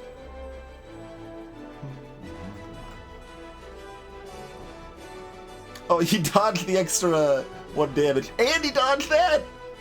Don't get 2 20% in a row. I don't think I authorized you getting 2 20% in a row. What's this flag thing? Battle cry. Draw a card for each attack card you play. Well, he drew that at the wrong time.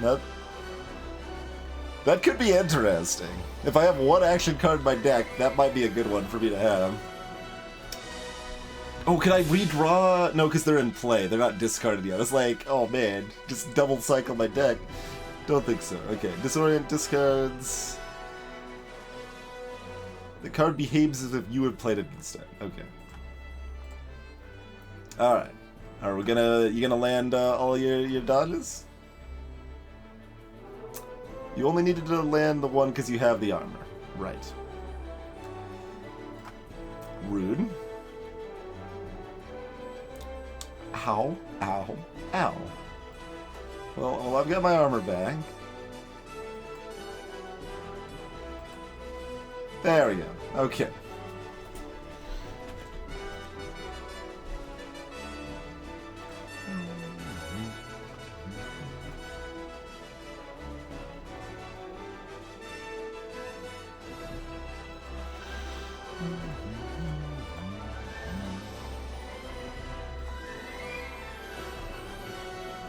Alright, some more Sorceress Strike. 2 damage and gain 2 mana, huh? I think I'm just eschewing the wizardly ways in general. Great bow. No. That is a sad bow, not a great bow. Periaptive Protection. Immune to damage on your turn. Interesting. And Stone Skin, which is an action we've seen earlier, reduces your damage until your next turn. We don't want any of that. And I don't think we didn't want any of this either, right? No. I mean, except maybe an equipment slot, but we already had the chance to buy that.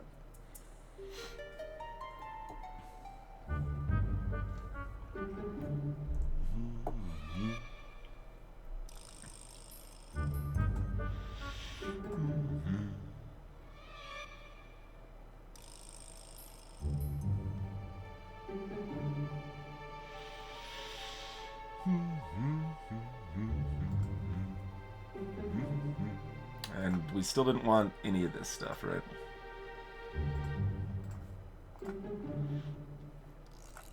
For anyone that's just joining and hasn't been following, the biggest reason we don't want those other actions is because we've got this guy here that deals 8 damage, but it doesn't. We can't cast it, can't play it if we have any action cards played.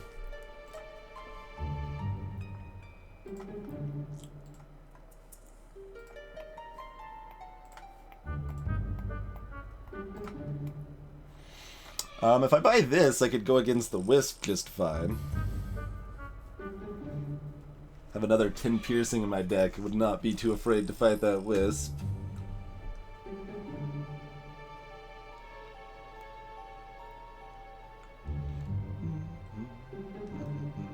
Yep, Zapper. Currently, I draw 3 cards at the end of each turn. The attack cards, the red ones, you can play as many of as you want. The action cards are limited by the number of actions you have available. That starts at 1 and can change. There's also spell cards, which cost mana to cast, and we don't have any of those and don't really intend to have more. And there's equipment cards, which, if you have equipment slots, they automatically can be equipped at the beginning of the round. If you don't have enough equipment slots for your equipment, then you can draw them and play them like a normal card, and then they become equipped at that point.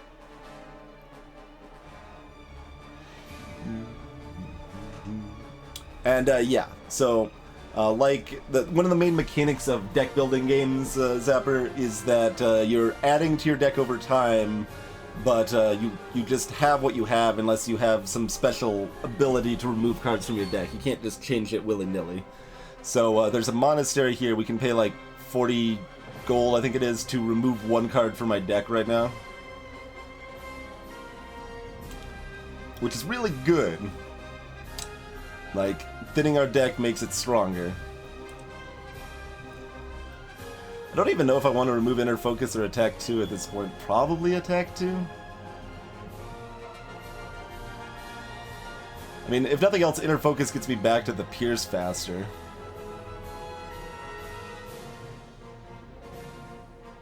And, you know, cycles back through the Slash again.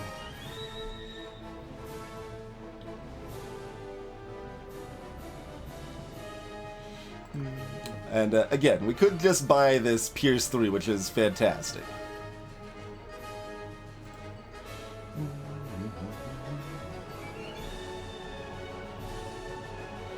You can see me struggling with that currently, Jim, in fact. It's like, alright, We could buy a really good card. Or we could remove a pretty bad card. We have those options available to me right now. Oh, I've used them a couple times, Coolatron. Well, I haven't used the Draw 3 yet, actually. But I've used the other one a couple times.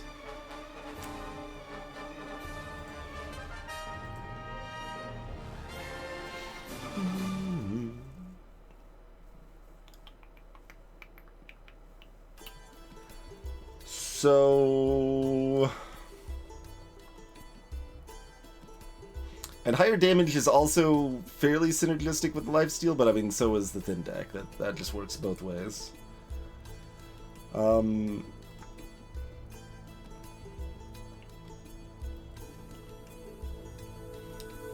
say it's fairly likely we'll see another deck thin on the next floor.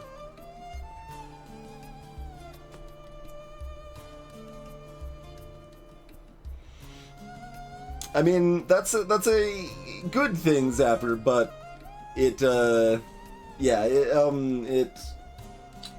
can be expensive or otherwise slow you down. Like that's actually one of the I don't know, most important things to learn. Like one of the most important learning moments, I guess, is probably a better way to phrase that. When playing Dominion, when you learn that like removing stuff from your deck is a good thing. Like that's not necessarily intuitive at first for a lot of people, and it's like, okay, well, I guess this Chapel card that lets you trash 4 cards in your hand is good because the enemies might be using a Witch, which adds curses to your deck, which are with negative points, so you can remove those with the Chapel. That's good. But eventually you learn, hey, removing these coppers and these estates I started the game with, coppers being money you spend to buy new cards, but they're only worth $1, and estates being worth 1 victory point at the game, into the game, but otherwise doing nothing for the most part. Removing those can be real good. Yeah, Zapper, like, there's all of these buildings here are shops. There's not... I can buy more equipment slots. I can buy this real good card right here.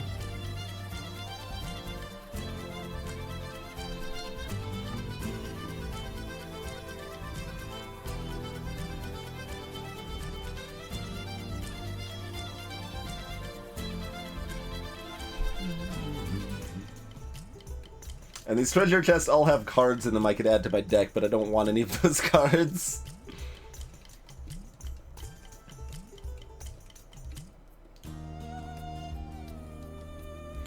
So, the only, like, I guess we want to do one of the 3 possibilities before we leave this floor, probably.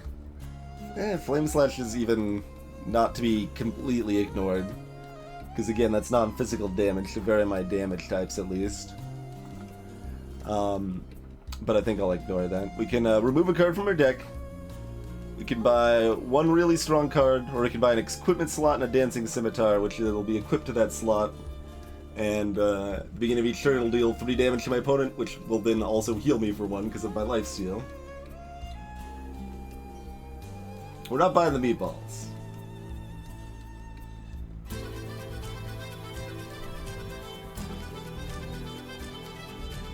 We only want equipment if we have the slots for it, Don Mom.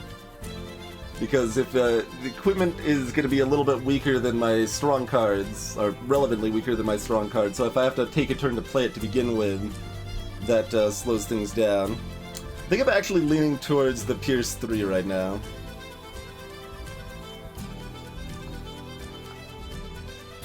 Partially because I do have the Inner Focus already, and we'll probably see a Monastery on the next floor we can use to ditch probably 2 more cards. See, the thing is, I don't want there to be very many turns, though, Ozzy Joe. We want to just myrtleize them with all of our raw strength. Let's go this route. Let's go this route. Okay, so I'm kind of tempted to look at one of the new enemies, but I should probably just go with the Wisp, which we know we'll be able to kill with our piercing shenanigans pretty easily.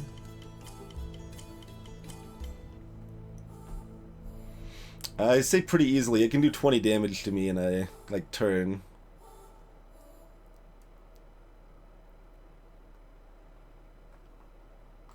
I assume this, like, I mean, this is a form of healing, right? Yeah, it's grayed out.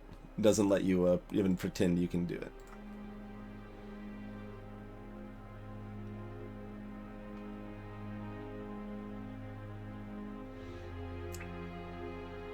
Every turn is just every your turn.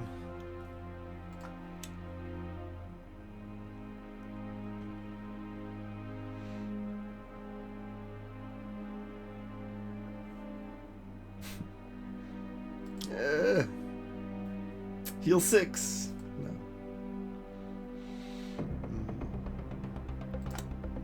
And this guy I'm also curious about, but they're a higher level, and I don't want to dance with that right now. Alright, I mean, we've got the armor, which we didn't have against the last Wisp, which was also level 6, and we've got more piercing. I think that's going to be our best bet. So the Wisp is immune to physical damage unless they discharge, but...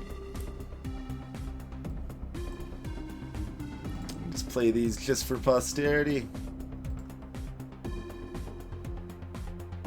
Yeah, unless they do that, and then I'm at 4 health. But on the plus side, they're dead, so that's good. Okay, so this is 10 I want to do them... Well, it doesn't matter. I'm going to level up anyway, but just, you know, it's good practice to do the most damage possible. So that I heal the most possible, right? Told you they could do a lot of damage.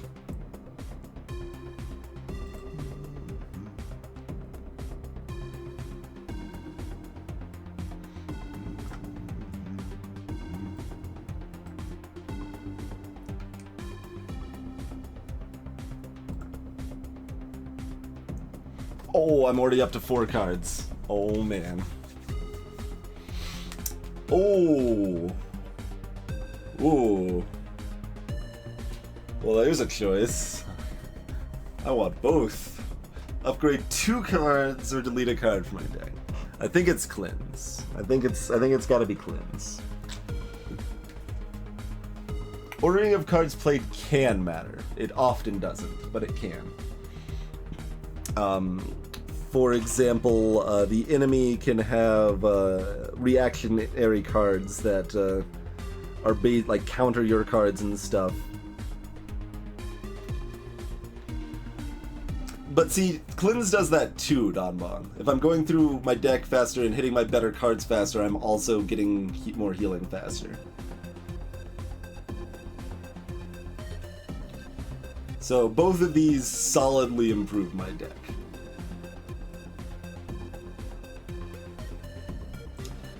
Yeah, upgrade depends on the card. Some cards can't be upgraded, like my Colossal Smash can't be upgraded, but I can upgrade my level 2 Piercing to level 3, and I can upgrade my level 2 Storm, whatever, Smash or whatever to level 3 as well. I think it's got to be Cleanse because, well, we haven't seen a blacksmith yet, and if we find one, it'll be cheap. Where cleansing is already very expensive. I get to pick the upgrades.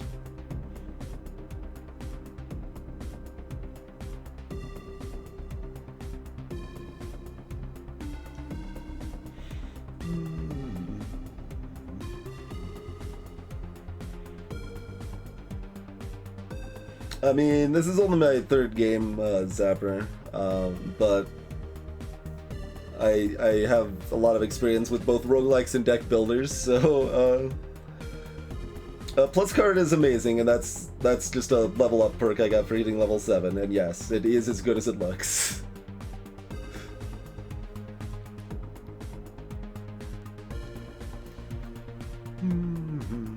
Alright, we should be looking at this.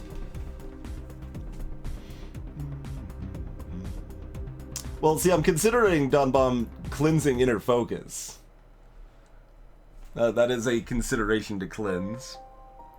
But right now we can draw 4 cards, draw 5 cards with Slash, play Inner Focus, draw 2 more. So we could draw up to 7 cards right now. Of 9.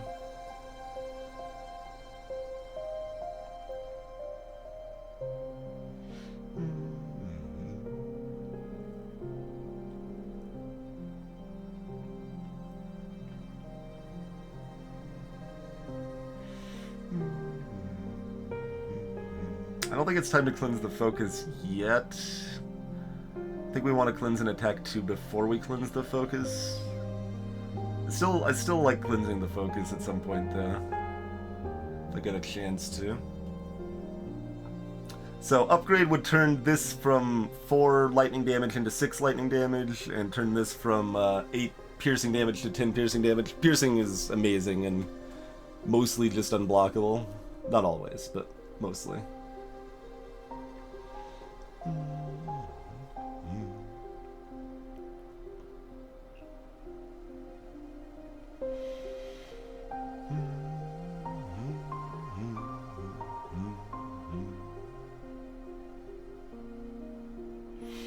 Alright, I think we cleanse and attack too.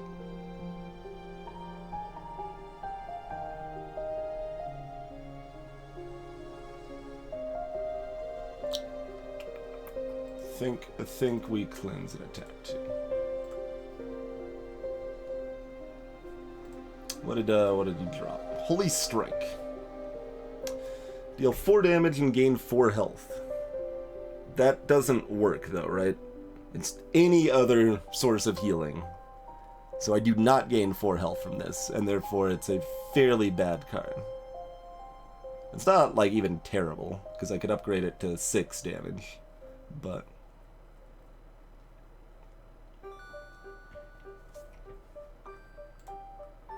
Yeah, my initial thought was really good too. I'm like, oh man, it's hard to heal normally. This gives me another way to heal. No, it doesn't.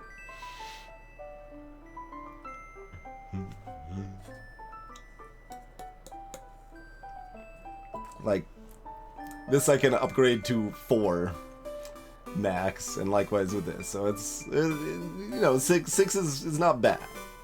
But compared to my actual good cards, it's, like, this is only 2, but it replaces itself, so that's really good.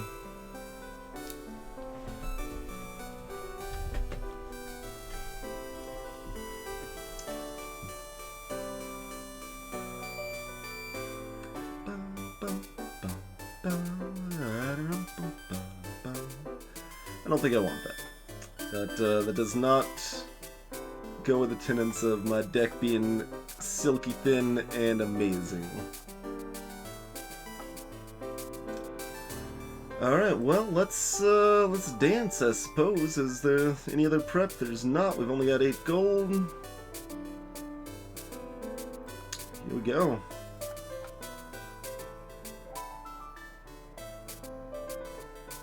Alright, what do you got? Take no damage from air. That's Storm Slash's air?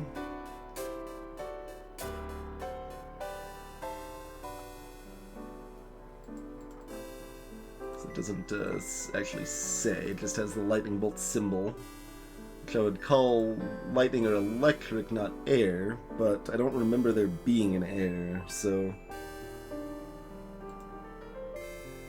And they've got armor and a Stormblade. Whenever they play an attack card, deal 1 lightning damage.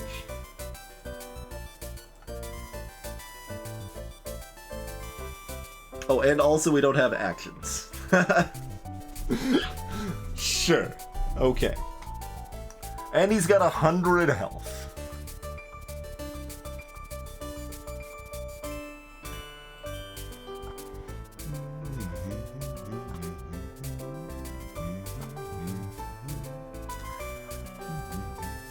Oh, I have to discard, yeah. Don't want to accidentally leave that sitting in my hand. Holy monkey! So he's got another Stormblade. And Slam is horrifying, yeah. Till your next turn, damage dealt to you in excess of 3 is reduced to 3? Oh, good god. I just did 15 damage with that slam.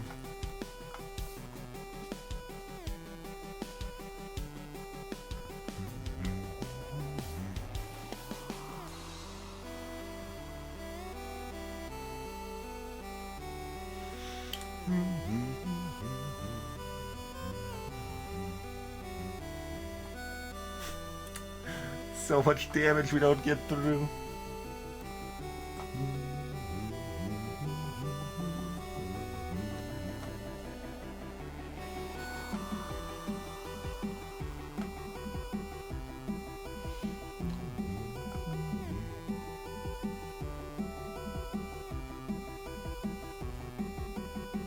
Good God. Just 6 damage.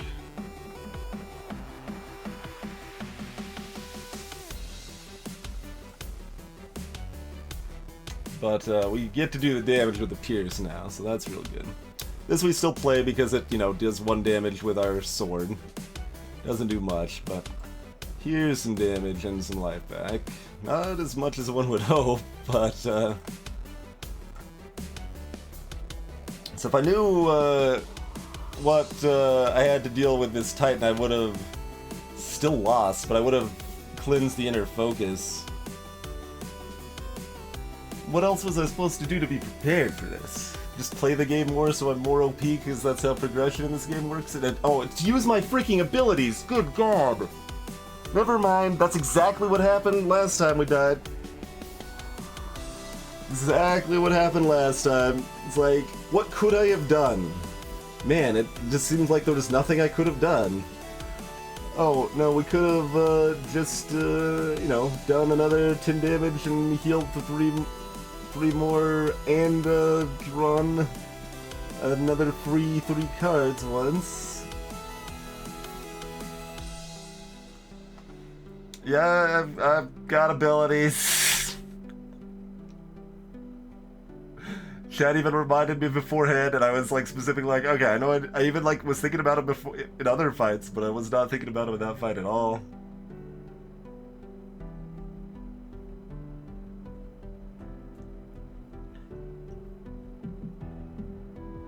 That's right, Celerity.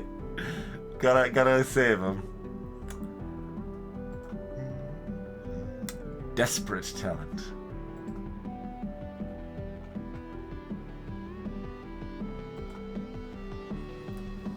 Just it's spells and Necrodancer all over again, except that time I at least have the excuse that it's real time and hard to think about.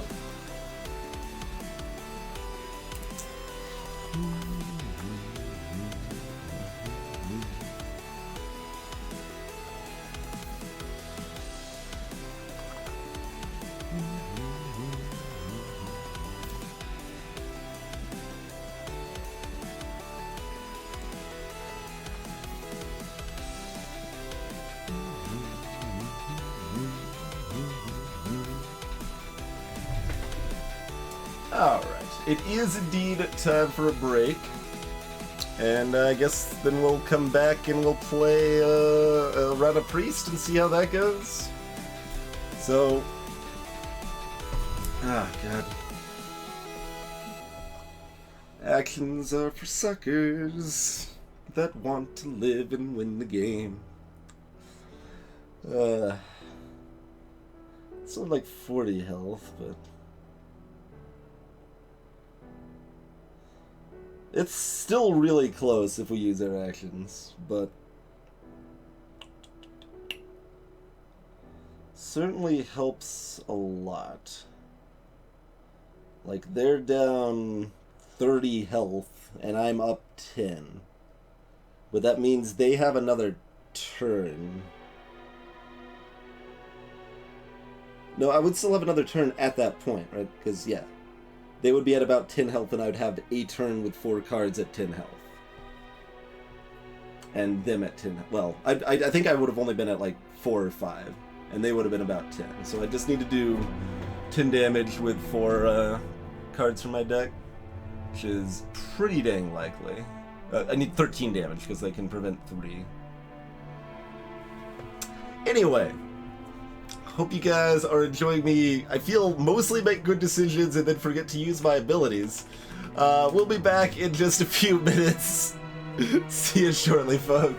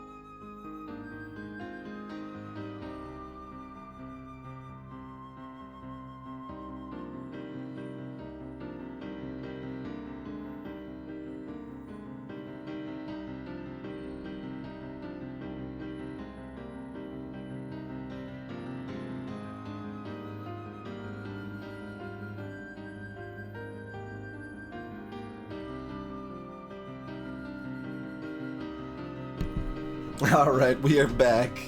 Yeah, it's always silly when they don't have enough ads to show, and it's just like, alright, well, there's the same ad again, and again, and again. Alright, great. That was... It's a good ad break, I guess. I don't...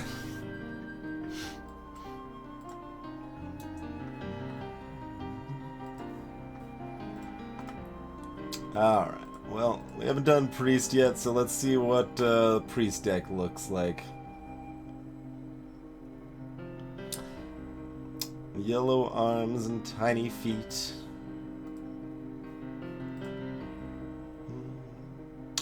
All the walls on this dungeon floor removed.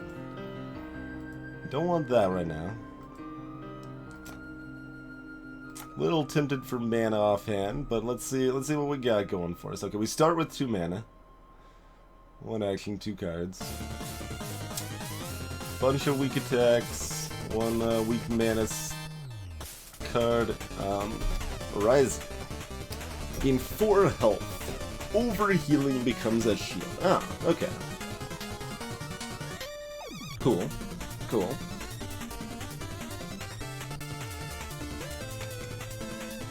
And Prayer of Violence. Does damage based on the number of counters.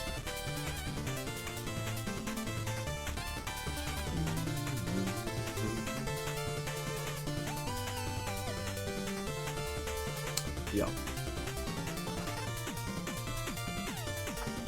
Bloody plays the hands, yeah. Hands are amazing. I mean, I don't even know which hands you're talking about, because these hands and these hands, both clearly amazing. And Greg's Waffles.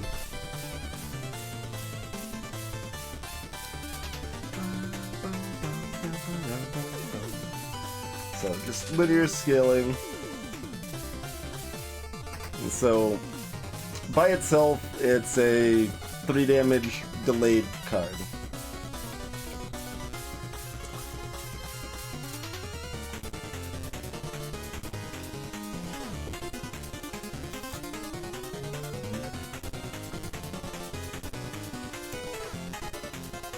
Baby hands up here.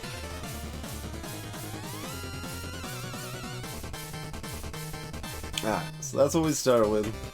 Oh, and like these are flat, right? Like, yeah, those are not upgradable. So, and based on what I currently have, health is the best. Based on what I expect to get, do I want mana or health?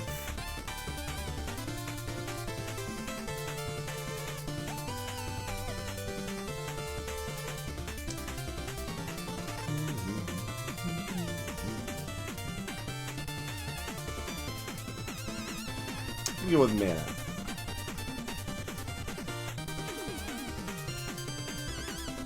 Level 2 warrior, level 1 shaman, level 4 boss, and I mean, sure. What is that guy? Level 3 cloaked weirdo, maybe? I can't, like, move past this without picking this up, can I? Or can I? I don't know, we're fighting the shaman, like, either way, so let's just do that first and then figure out from there. I don't actually know what it means when I'm yellow. I had some thoughts, but then, like, they didn't actually seem accurate, so... whatever. Got our nice little over shield. Shields probably don't last between battles, though, I would guess.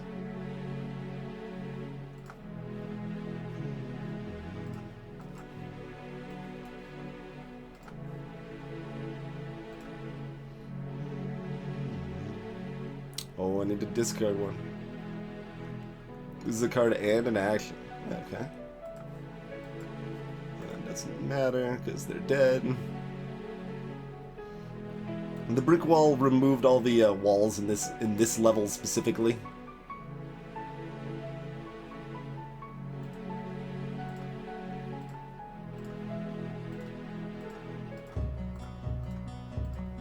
Which apparently there aren't that many of. There's just a big pile of openness here. Giant spider.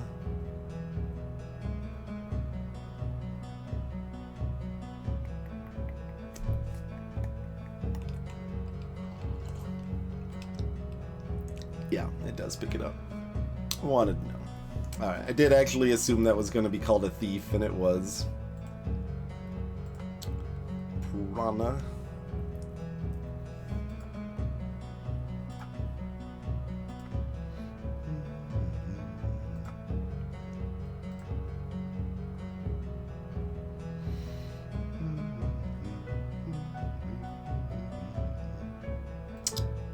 I assume we just do 2 turns and make sure it dies.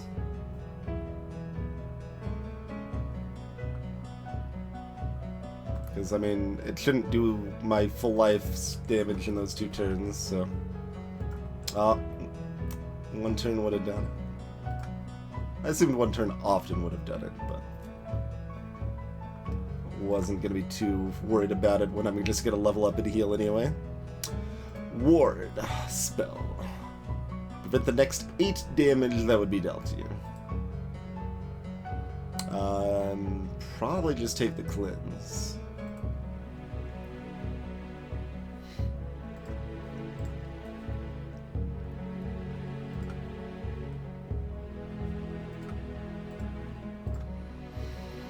Alright, Pendant gives me 2 mana each turn, but I don't have any equipment slots, so I'd have to play it first. That's still okay, and then Inner Focus is the thing we had before, that draw 2, discard 1. What are you selling over here? Another Pendant. Gain 3 mana and prevent the next 3 damage that would be dealt to you. Is okay. Psionic Blast is pretty cool.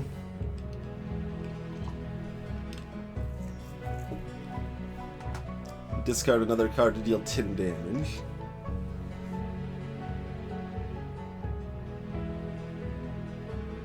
Ward lasts the whole fight. It doesn't last after the fight, I assume.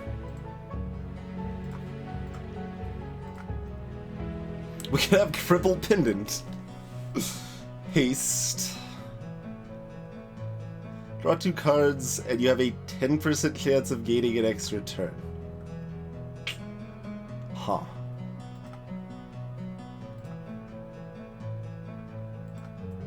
Not the biggest on these 10% chance sort of effects existing in this game.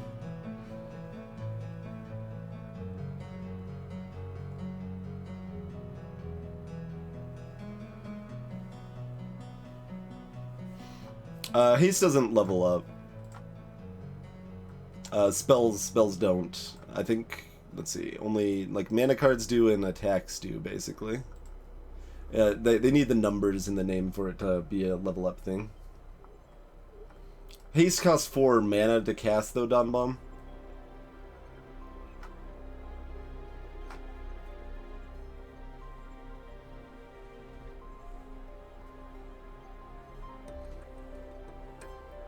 You saw a,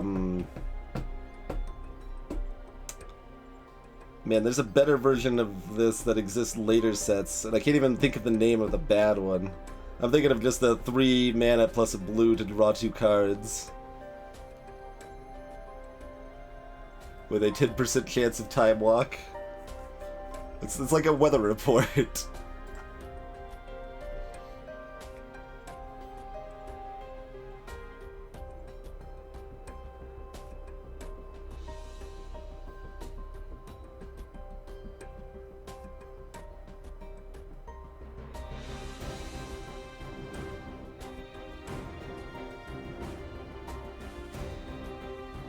What do you mean plus 6 mana and haste, Donma?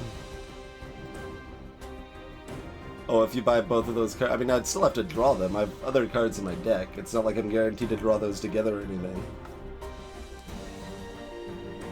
I'm not saying like haste is bad, but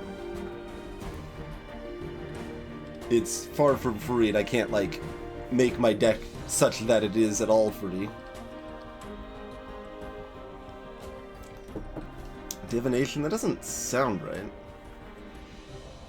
I think it was 2 words. Although there very well could be multiple cards with the same effect, too. Inspiration? I think, yeah. That was actually originally, like, Portal or something, wasn't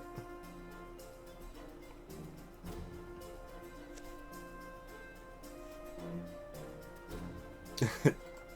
I can't Don Bomb. That would add 2 cards to my deck. I'd have a 10-card deck. I'm drawing 2 cards a turn right now. No, the mana 3 is... You just gain that much mana for that fight. You cast this card to gain 6 mana when you cast that card once, and then it goes back in your deck. Maybe that's the confusion. You guys might not be realizing that mana is a card rather than in just a straight upgrade.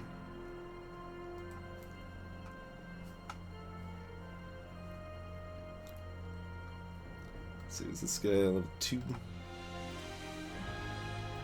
Yeah, by itself mana does nothing. That is correct.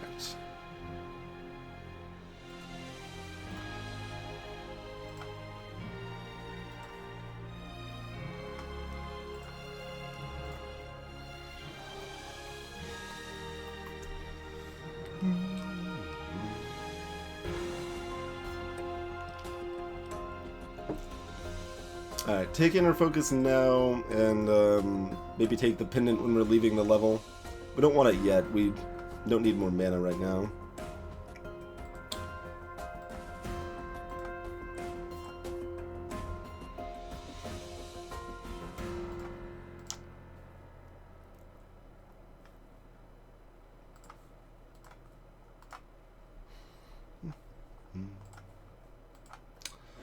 Alright. Oh, by the way, on the healing, was it healing 6 just because it's 3 per floor, or was that like warrior related? I'm guessing it's just they heal 3 health per floor. So 3 on the first floor, 6 on the second floor, etc. Or wait, that was floor 3 though, wasn't it? I don't remember. We'd had enough time to power up. Yeah, I think that was floor 3. Maybe not. Hey, Kumal. Inspirations artwork. Well, I mean that fits with what's happening in this game, right? The quality of artwork on inspiration in this game.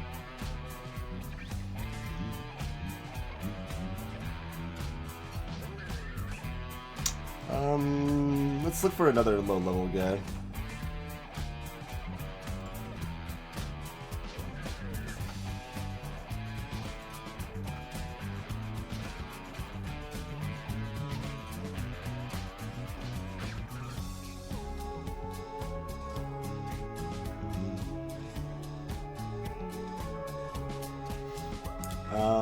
I mean, this was just a heal 4, right? Yeah. Oh, that's to deselect it. It's kind of awkward,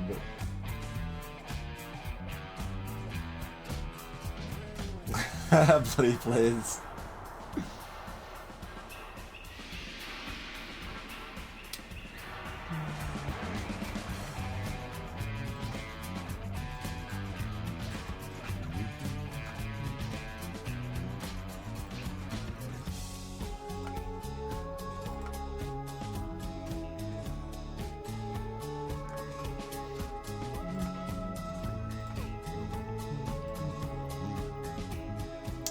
Man, we could oracle it. No, we might as well just save it for the next floor at this point.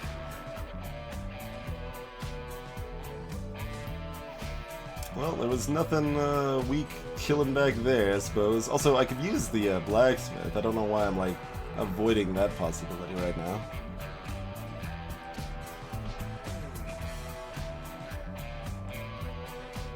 Original was from Visions and then brought into Portal. Okay, that makes sense. Yeah.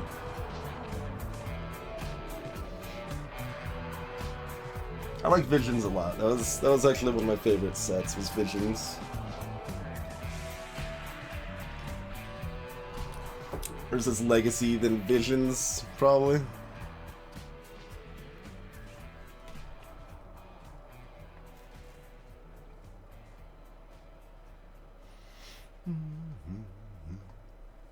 We might get something better to upgrade, though, right?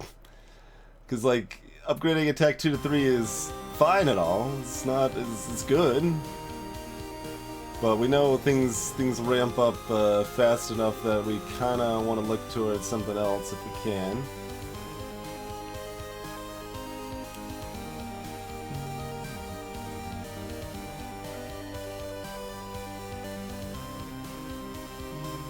Oh my god. So that's the one, yeah. Weakened 1, yeah, that's for the rest of the fight. I take an extra damage for each physical. Deal a damage on a card, yeah, alright.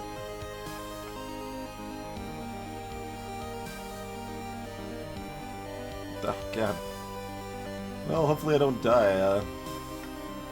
It's still a decent amount of damage it has to pull off. Okay, good. Can I cast this anyway out of curiosity? No, it doesn't let me. Burning Light. Deal 10 fire damage every 3 combats. Okay. Ward we saw. Prevent the next 8 damage load Belfiu. That's fine. Wisdom. Gain 3 mana and draw a card. What do you mean nobody likes Urza's Legacy? Urza's Legacy's amazing. I love Urza's Legacy. Urza's Legacy has so many fun cards.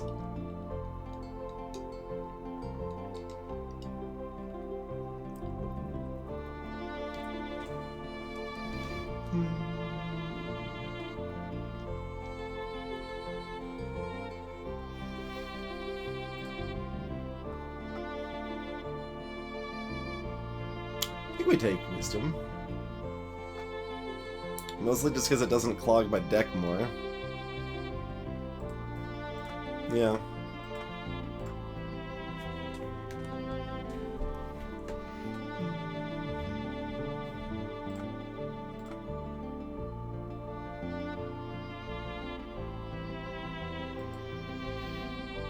This guy's labeled an elite.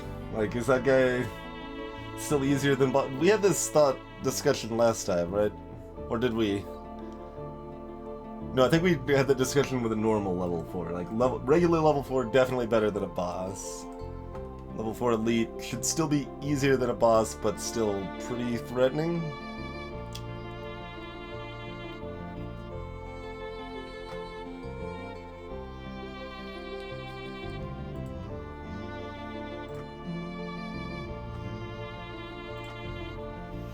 Short-term Sonic Blast is pretty great.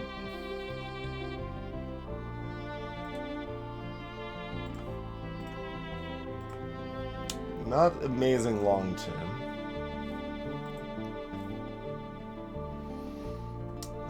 Haste is pretty good right now. We've got the extra mana.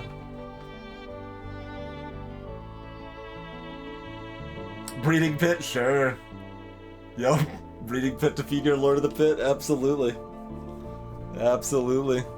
I mean, it wasn't actually good, but it was neat. It was a combo.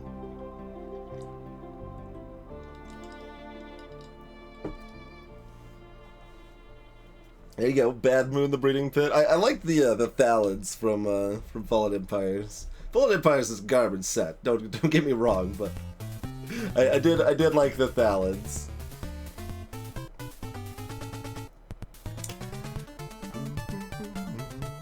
So, leaning towards haste. That is kind of what I'm thinking. Haste, try to kill both of these guys before killing the boss.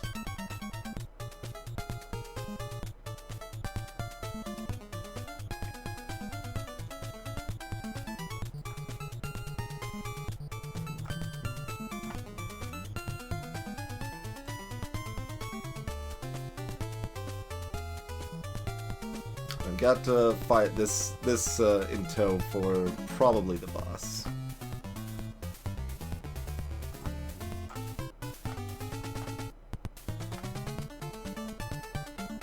Circle Slice. Yeah, I mean they just use basic thief stuff basically, huh?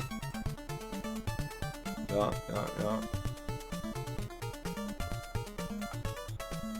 It's like I remember those cards.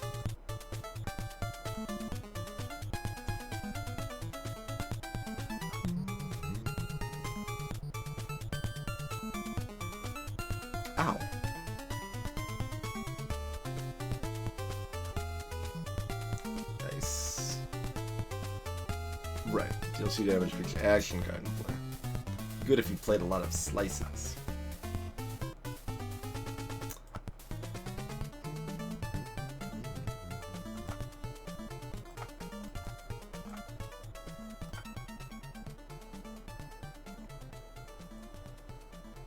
Well, I guess we're paying... Well, no, we still get like 1 free heal from the thing. I don't know quite how that works, but...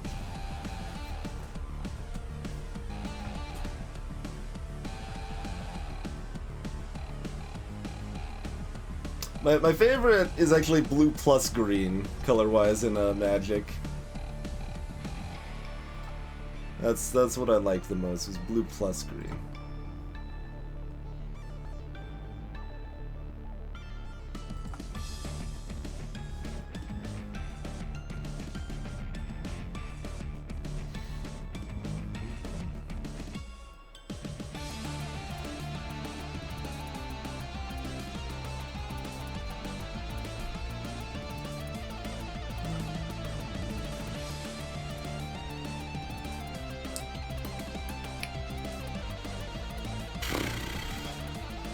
Just go ahead and upgrade and attack 3 before fighting this guy.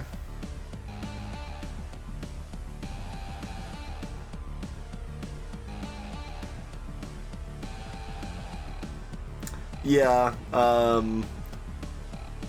level of control deck is very frustrating to play against for sure. Bloody plays. Like where you basically just have to ask permission to do anything. It's like, alright, can I play this creature? Oh, you're gonna counter it? Alright, I can play this creature, it sucks. Alright, you let me play that one. Yeah, oh, but then you popped it back to my hand. Alright, thanks. Like, that was him.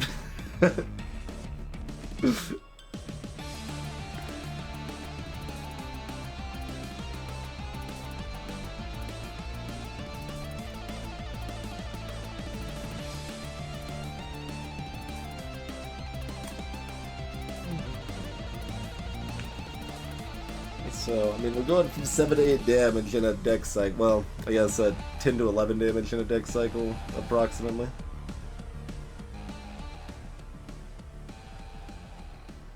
%. Well, this is a sizable upgrade.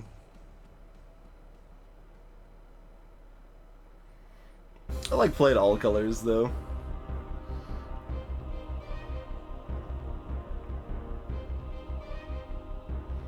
Probably red the least, I guess, but still liked red okay.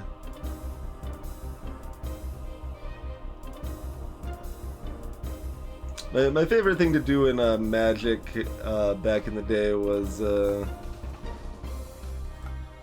basically like come up with a weird idea for a deck and then just make the best deck I possibly could based around that weird idea.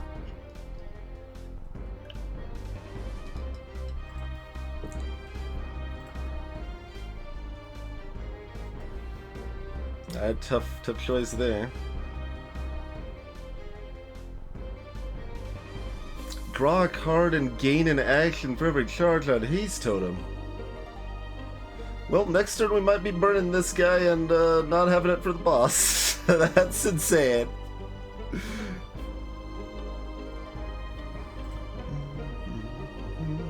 That ramps up fast.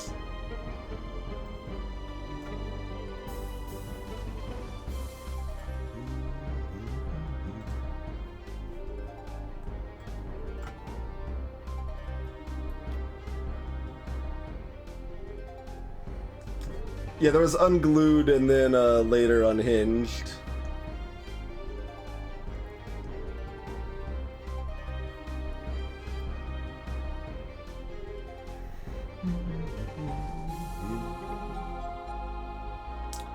So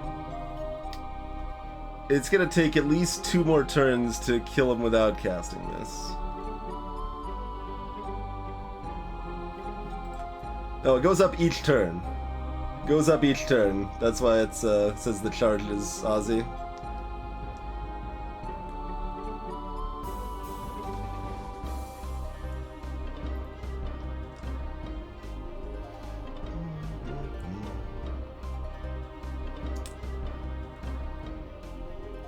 So this turn, when they take a turn, they'll draw 2 cards.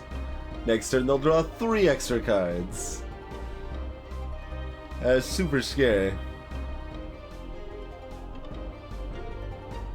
But as long as we don't die, if we can still kill them before dying, we get full health.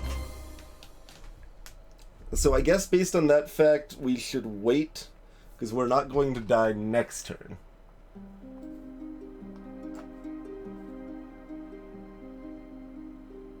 And, well, assuming they can't heal, right? Master of Green Lightning. I don't believe I can steal Haste Totem, no. That would be pretty good. Priest is slow. Haste Totem is good if you're slow.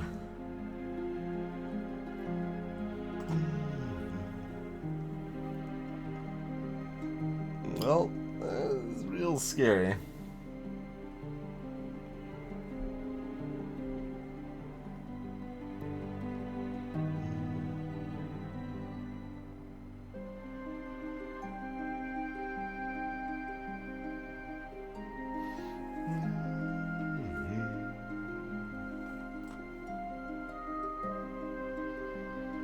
Get some idea what their deck looks like. So they're gonna have 5 cards next turn. Yeah, we can't kill them fast enough.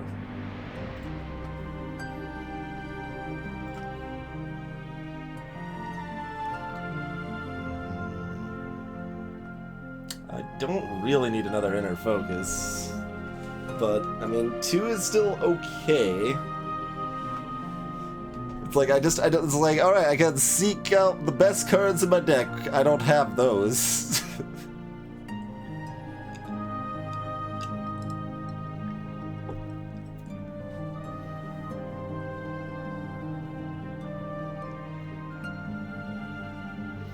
Yeah, so this is a permanent max HP for healthy.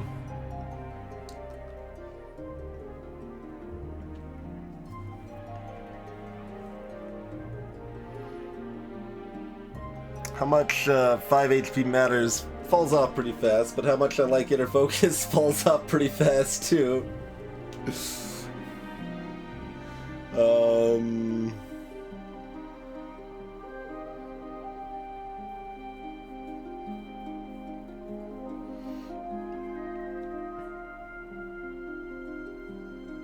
Yeah, I mean, health is always a safe increase, but it's not... I would say it's often not the best option, because it's... Like, for example, like, you saw that Titan that we were just fighting with the warrior a little bit ago. The amount of damage enemies start ramping up and dealing gets pretty high. Like, 5 health is still nice, but not the biggest thing. Yeah, Commander, I mean, two-headed giant or whatever is pretty popular Bloody Plays, where you, like, each person has, like, a 100-card deck where every card is a different... I'm describing multiple different things, aren't I? I've never played any of these formats, so I don't know them super well. I know there's one format where, like, players have 100-card decks that every card in the deck is different or something like that. And then, yeah, Commander, like, you choose a card and that is your commander for that game, and you sort of start with it, but not directly. I don't remember the specifics. I'm not the one to really discuss this, but someone knows, I'm sure. Someone knows.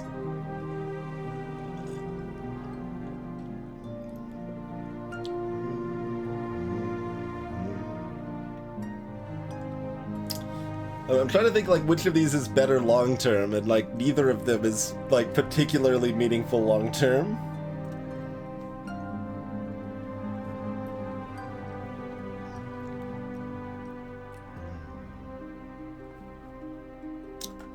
I guess I'm taking Inner Focus. Prayer of Life.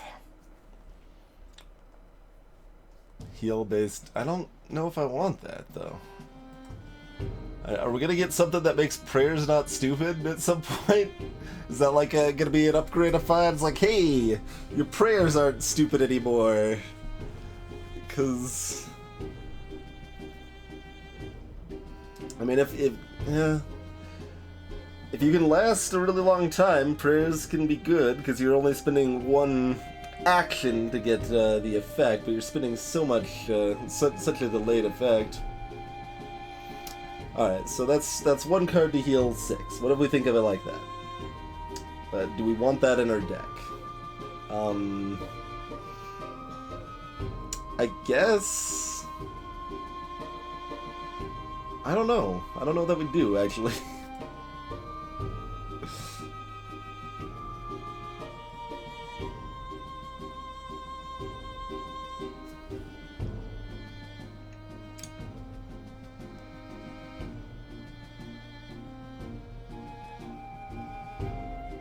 Clearly, I just need to pick up like a Circle of Protection bosses or something like that.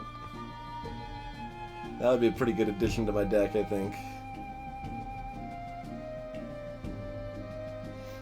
Oh, Dakan, Blackblade or something Blade from actual legendaries, or legend that's proper rather.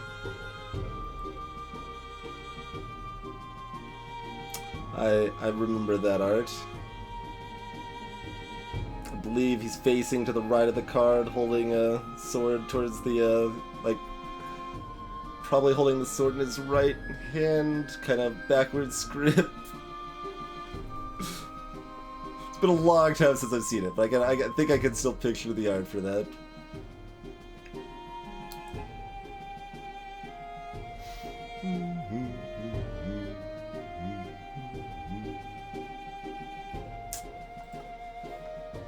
And was there anything else I wanted to buy? I want to pick up the pendant before I leave. I'm gonna forget that, aren't I?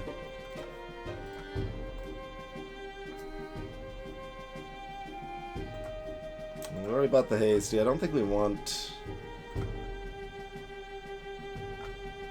these guys so much.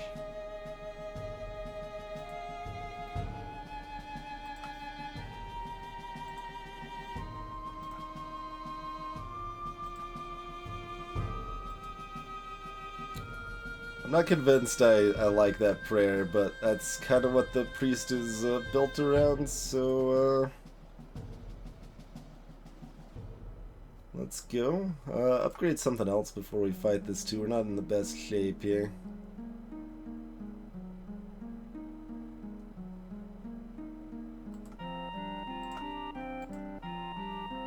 So are the buildings I find tied to the classes too then, since Warrior was the only one we actually found the trashing on?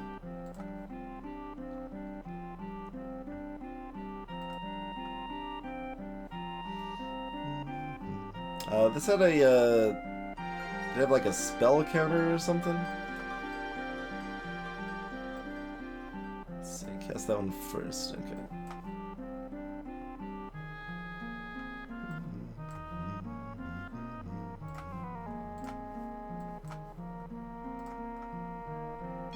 All that, and I did 3 damage, but, you know, I've got a overshield, so that's good, I guess. And we're getting closer to our prayers. Let's start with that. Now here's a real consideration.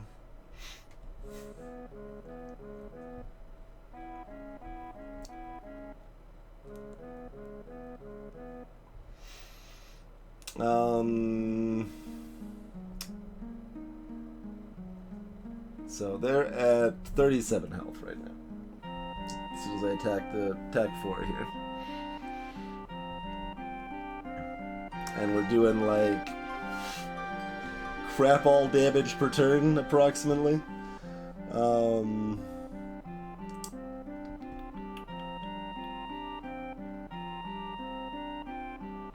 We do have the cycles, so let's say like 3 damage. 12. So do we just do 5 then? Or do we do 4? Based on that math, 5, but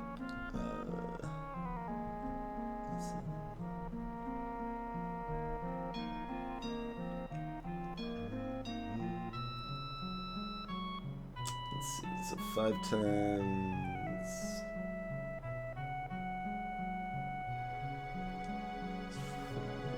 Yeah, alright, 5 seems correct.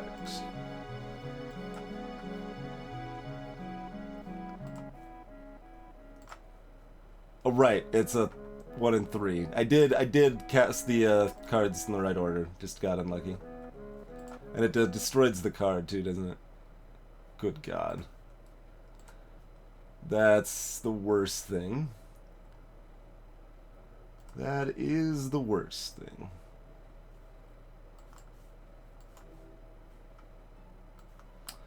Alright, what's Prayer for Life looking at?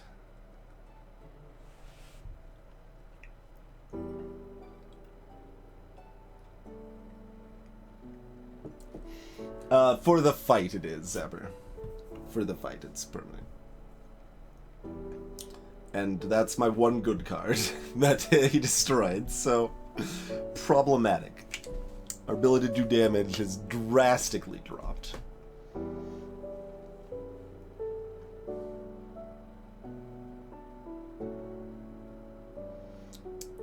Oh, we might lose now based on that random pull there. I'm leaning 4 because I'm not confident I'm going to live to 5. Like, the ooze doesn't do a huge amount of damage either. We're kind of slap fighting this a little bit.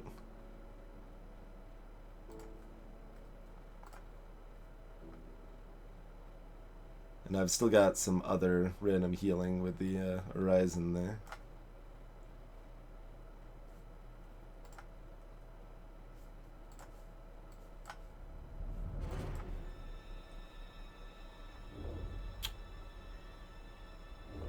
I think I keep that because I should be drawing. Yeah, exactly.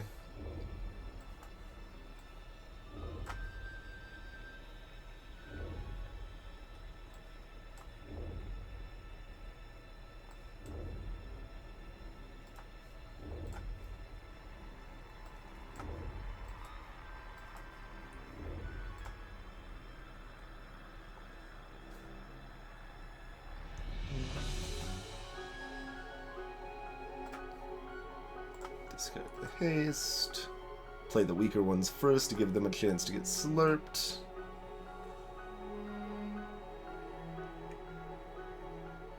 Let prayers go off.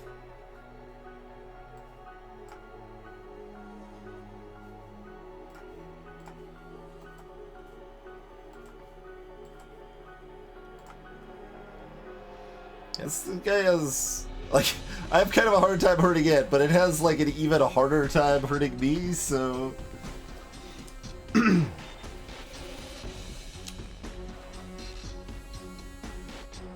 correct, yeah, the blue bar is the mana. Alright, so where does that leave us with this prayer here? Do we still do 4?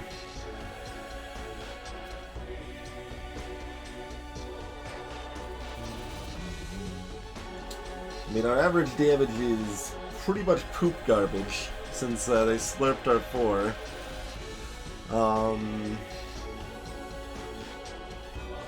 Yeah, I think that's a 4. I think I hang on to the haste again. Which I know is probably not actually good, is it? No, we're gonna discard it. Even though we're drawing the mana. Oh, we're not even yet. I thought I had one of the 2 manas there, so even better that I didn't play that. God, the slurps healing up for 5 each time too. It doesn't do a very good job hurting me, so...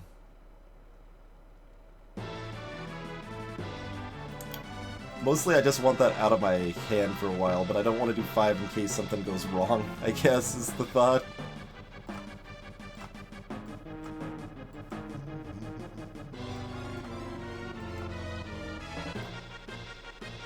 Appropriate music.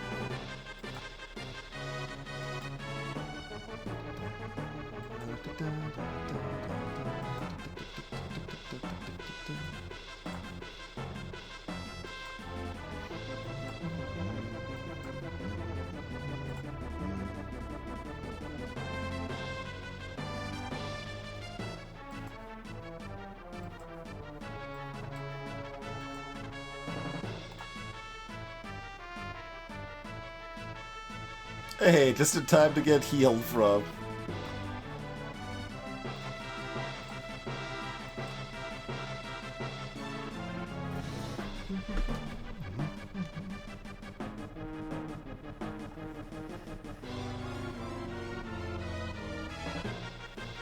Yeah, the numbered edition sets are just like the year now, right, Bloody Plays?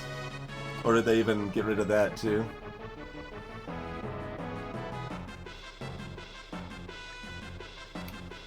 If you take too long, the opponent will start drawing more cards. How rude.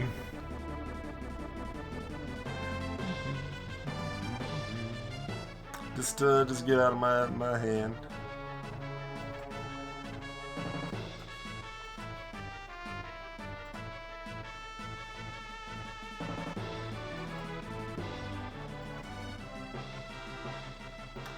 Alright, so prayer of violence for 2 and then don't attack, right? Oh, that works on other cards? Attack, action, mana, or oh, it's anything. Never mind. Still, 3 or 2, 3.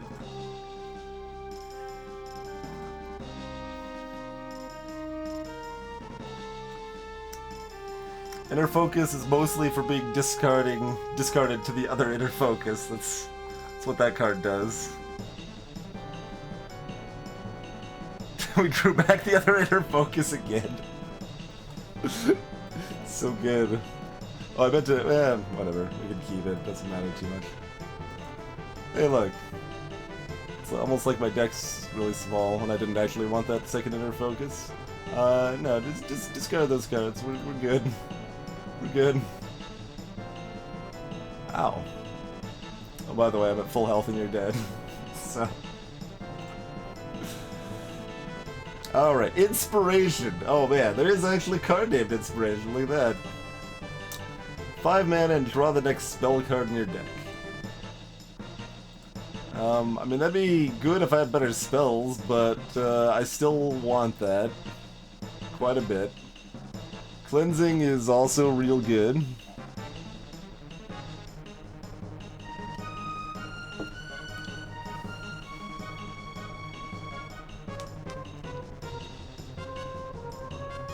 Oh, getting rid of the set blocks too, huh? Curious. So, real good card. Yeah, I mean, you get this decision a lot, right? Like, get a real good card, or get rid of a real bad card. I think at this point I take a real good card. 5 mana, draw the next card. Like, it's not real good yet, but I expect it to be good enough soon enough, and I guess we're gonna get the pendant.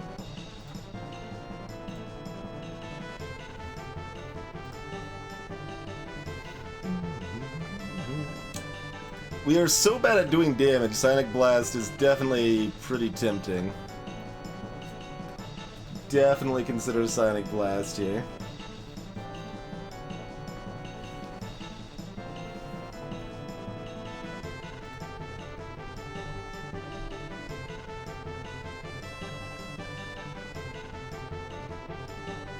It does start making my actions a little wonky.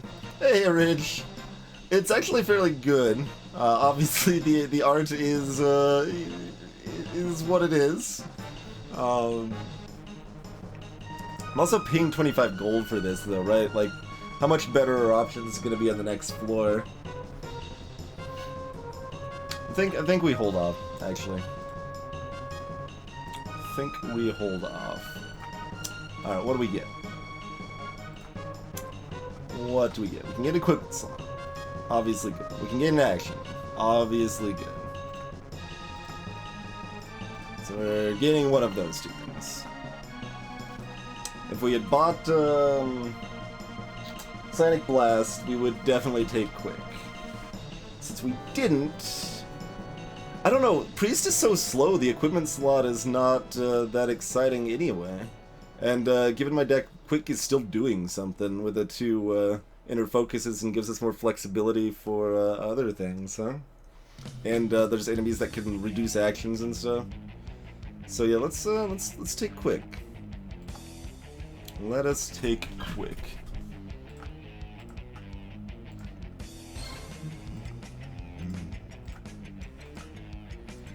Level 4, got a Altar to Alcoran. all you guys level 4. Vampire Bat's stupid, but I got my prayer to kill Vampire Bat, I guess. I'm like, I can't damage something rapidly. That's, you know, keeps healing off of me.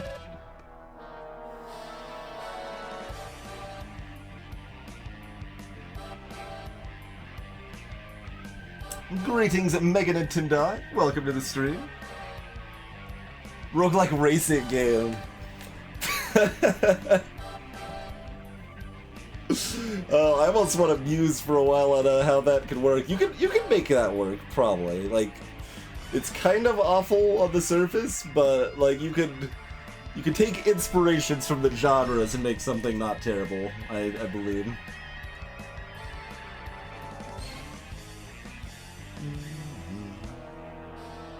Very nice, Raj. The altar, I get some positive and negative effect, probably. Alcoran is, let's see. Oh, this one also, Alcoran, the King of Kings. In my name are the righteous extolled. In my name are the wicked punished. Speak my name, wield my glory. I don't know, am I righteous? What counts as wicked?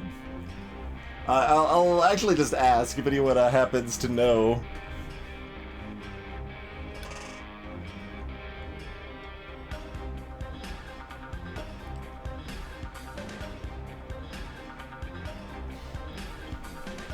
What would wicked actions be that I can't do or are bad for me now?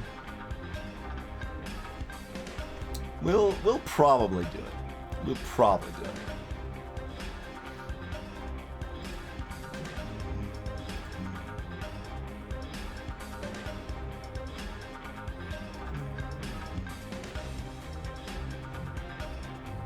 Alright, so behind that spider is a shop and healing. And that's it.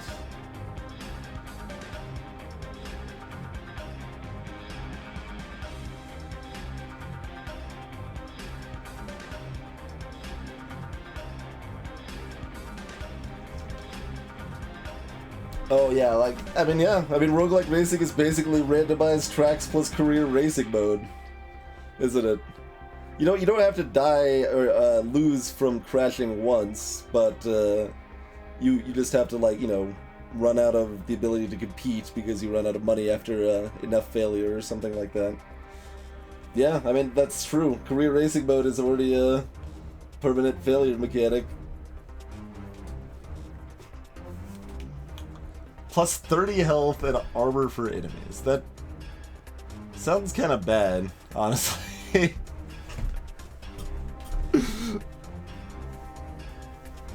Armor for enemies would be so bad for me. It's kind of hard to discuss just how bad that is. We'll try it anyway. My upgradable cards have been upgraded and all monsters have leveled up.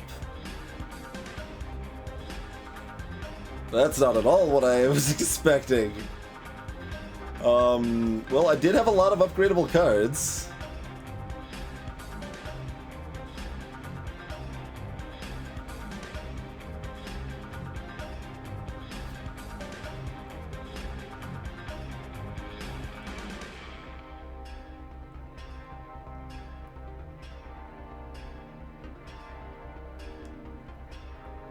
That's, that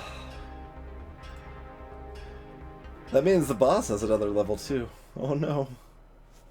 But, upgraded enemies, like, if I can handle them, then that's great. Because I assume it's just this floor?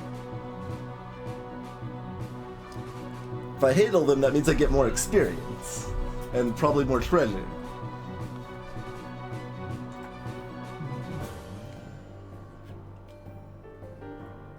But only if I actually survive the level.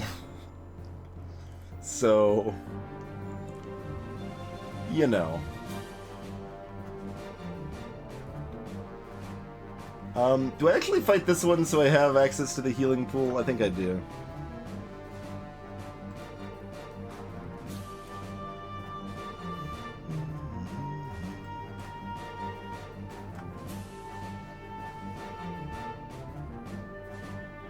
We shouldn't need this mana card.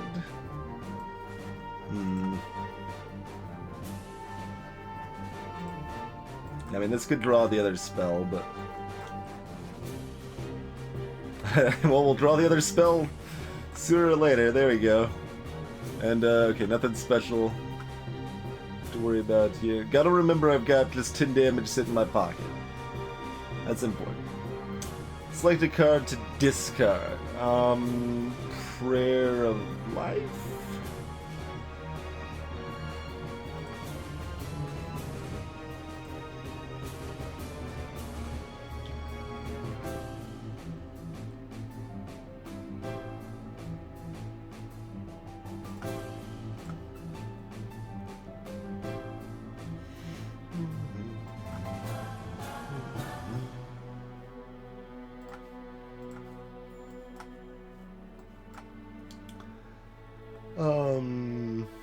Two turns? Because my deck is not trash now?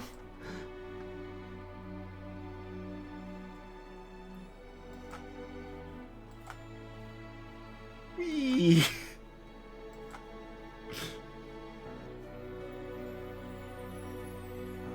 Prayer of Life I actually want to keep so I can heal for one. Because that's going to do 6. Huh.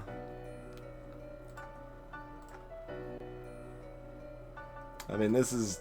Unless the spider has a way to heal, that's correct, I think. So do that for 1. Do that.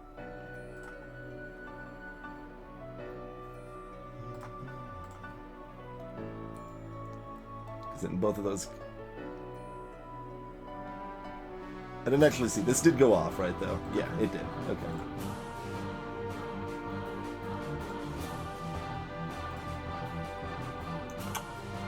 By an action, by a ward, Mind Seer.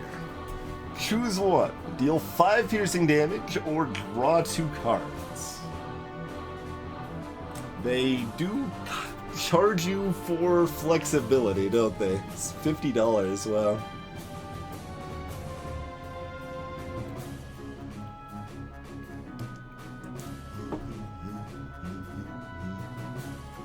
That's real good. It's expensive, but it's real good. That's certainly a consideration, I would say.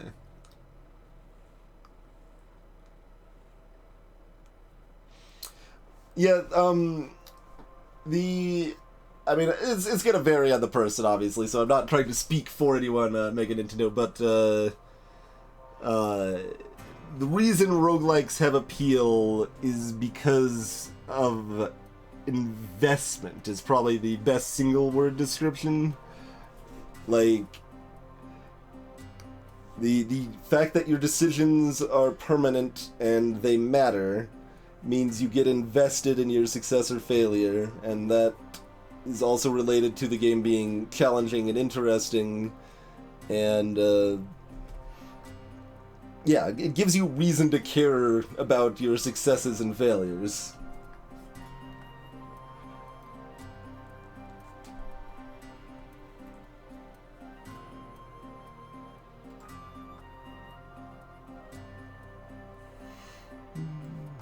Alright, so start with these. Want them to probably be the same. My deck's way better now, so it's harder to judge. Do we want to go 2 or 3? So, 2... So be doing 6 damage over a couple turns? Probably just 2, right?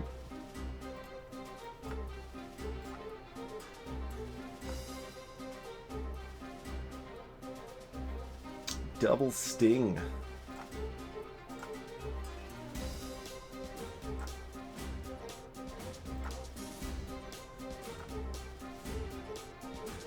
Pot of Greed is OP.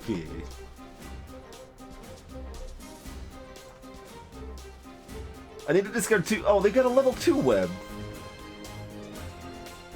What is that garbage? It's hot garbage is what that is.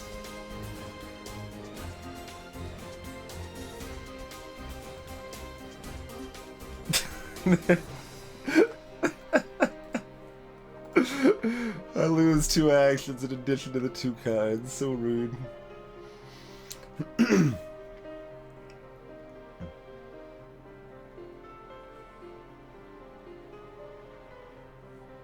Catch you later, bloody plays. Yep, you've got it. I lose 2 actions, Zapper.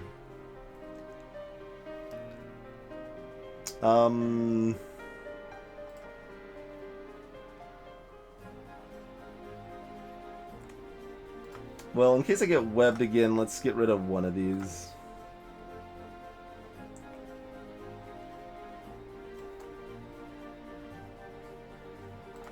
Oh, God. I'm not gonna get used to the fact this does not count your deck being shuffled. That doesn't make any sense to me at all, so I have to cast that first instead. Yuck.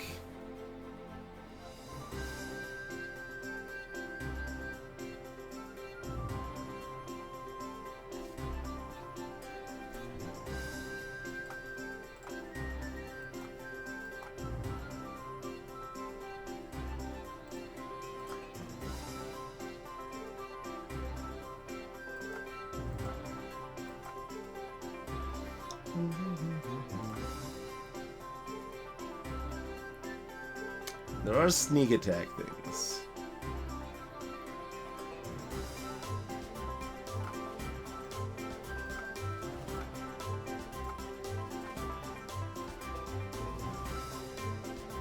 What is that? It's a wraith. Good God, it's quite the monstrosity.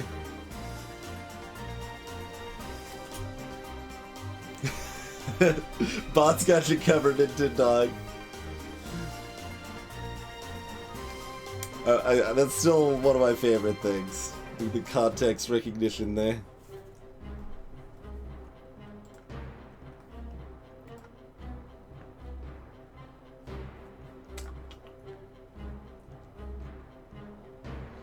That's real good.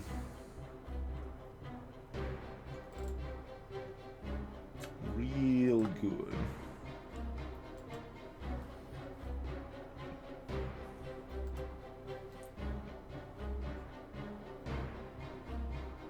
I'm gonna pay 1 coin this time. Oh, it is per health.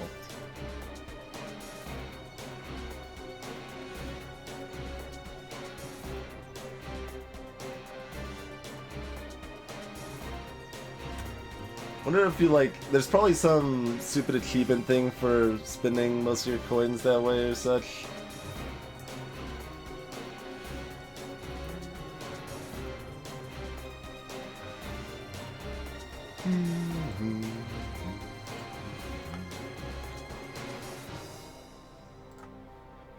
We're buying Mindseer.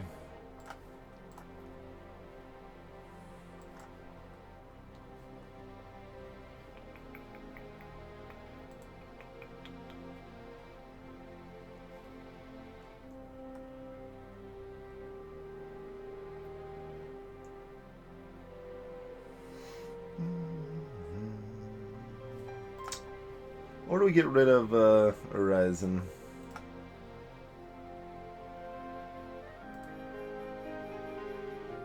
We're not leveling up on this time, are we?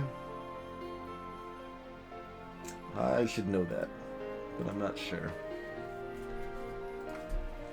So we're not leveling up, I think I just keep Horizon.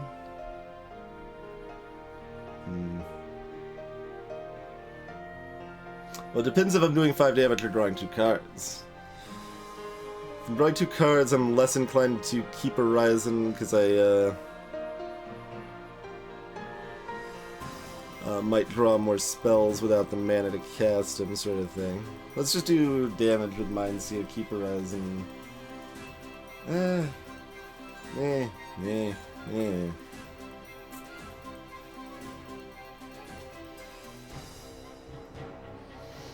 I wouldn't say drawing for sure, because like 5 damage is as good as 2 cards is.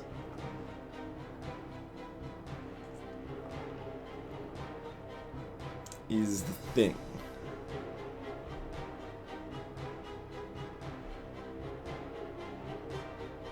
if we draw haste without mana, we can't use it this turn, which is bad.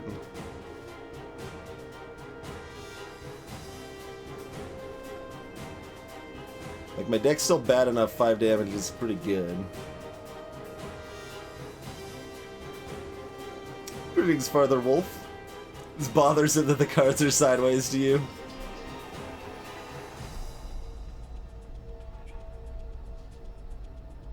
Sort of, Donmob. It's more complicated than that. Like, we're often drawing stuff like prayers and how much do we want to cycle through to those faster? Somewhat. We probably just want to cycle through to our garbage like prayers to get them out faster. But it's not entirely clean cut there.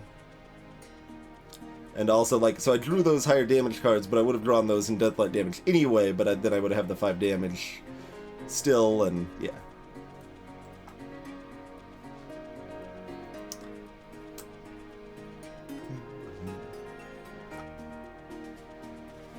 We still have not procced the extra turn yet. 2 turns on the prayers.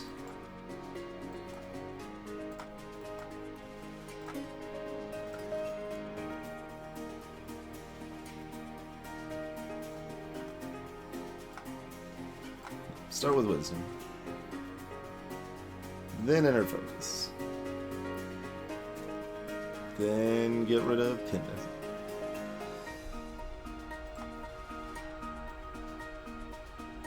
Then Haste. Extra turn!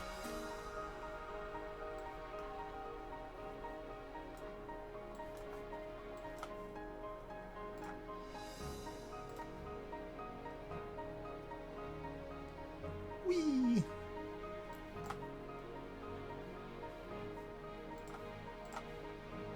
See if we can pull more healing. There it is. Back to full health.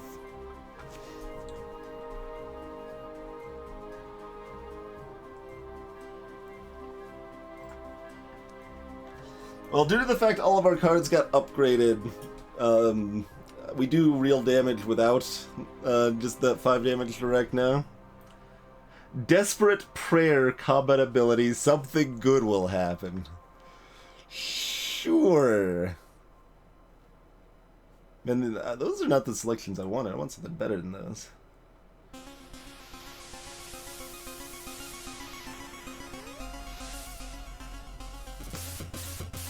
I mean, not that those aren't good.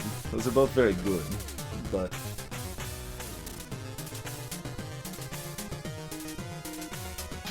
There is no cap on the mana. It, like, I think the bar fills to 10, like, visually, but the number can go as high as you want it to. There is no cap. It's a little deceptive the way that's visualized. Alright, so we can upgrade an attack 3 to an attack 4 and the mana 2 to a mana 3. That's, you know, fine.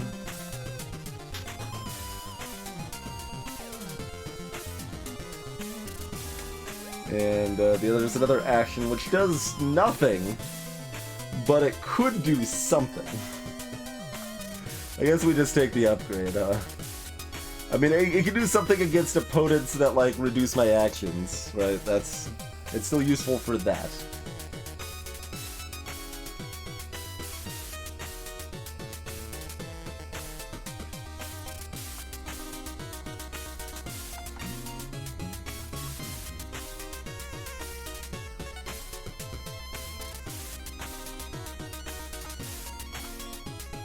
Pure Thoughts. Draw 3 cards and then exile 2 cards from your hand for the rest of the fight. Temporary trashing? I don't think so. My deck's already starting to be kind of good. That doesn't seem like something I want. Because I can't exile this card.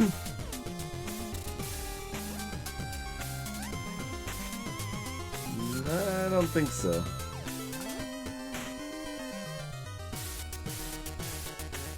Alright, we might actually be able to kill this guy before he runs away. We might even discard the mana. Probably not. Let's keep it. No reason to play it yet. You know, actually, discarding the mana is fine.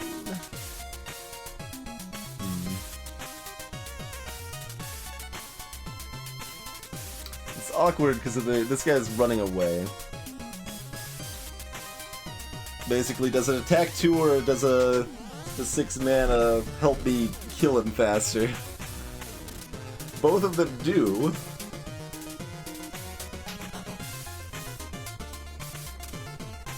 Depends a little bit on the order I draw other things in, doesn't it?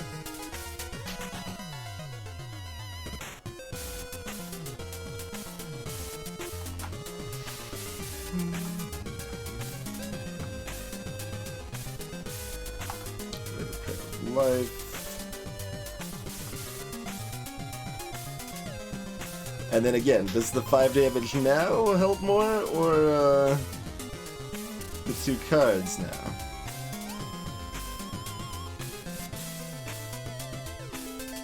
Again, the problem with drawing 2 cards here is I could draw into haste, so I've got a 1 in 9 plus 1 in 8 chance of drawing into haste.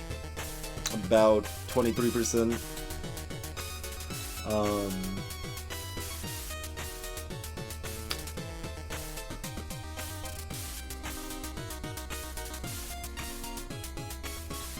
And they're already at less than half health if we just do damage with it. Oh. Never mind. I forgot about this. Forgot about that.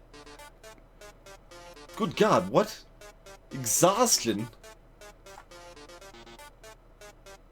Plays a card with at least 3 others in play. The card has no effect. The turn ends? Music appropriate? Question mark? What the heck, man?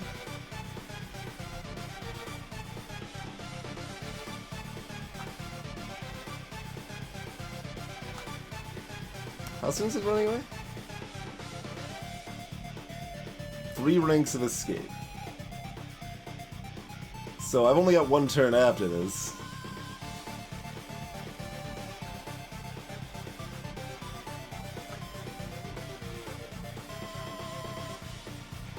Yuck.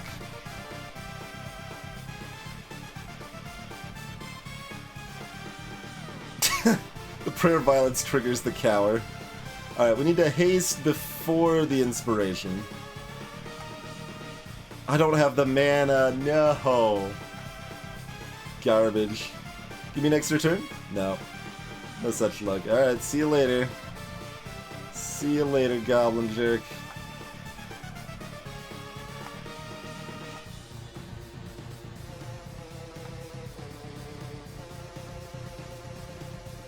Wait, it didn't go up? Is he casting something that makes him escape? Like, those cards don't increase his escape timer. Why didn't his escape timer increase?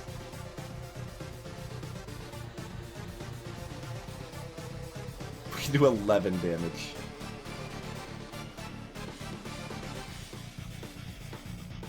I mean, we could also burn him.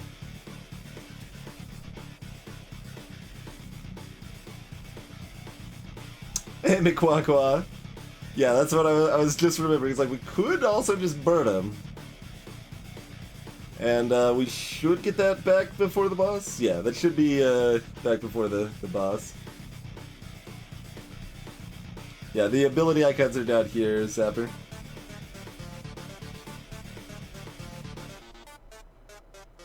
So if that's my plan, I should draw cards with this first, in either case. See what I get.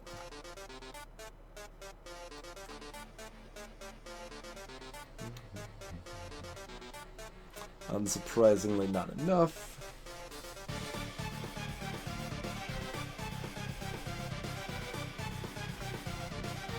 They could have another exhaustion, actually. Probably no.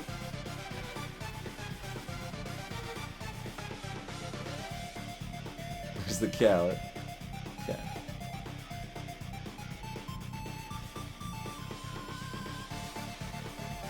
That would have been 11 of their 12 health, Zapper.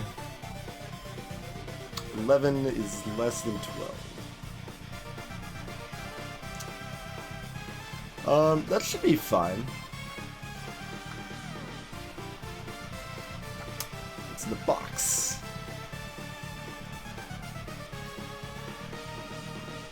A little anticlimactic there.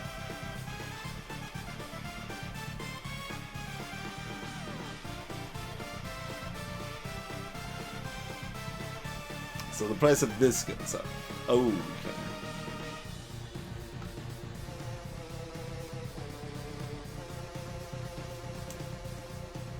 I gotcha. We can always buy another action here, too.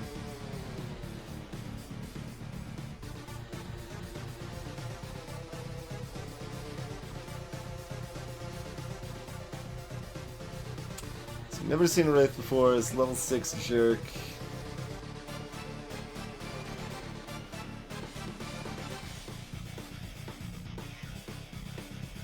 We've got a prayer if we need it.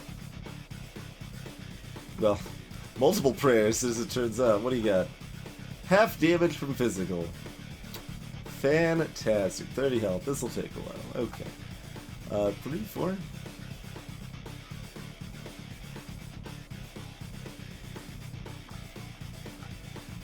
Go with 3. Soul Crush. Deal 10 damage. Your opponent discards 2 cards. This has no effect on players with damage reduction, physical resistance, dodge, or award. So if you have any protection, you're immune. Otherwise, 10 damage and discard 2 cards. What?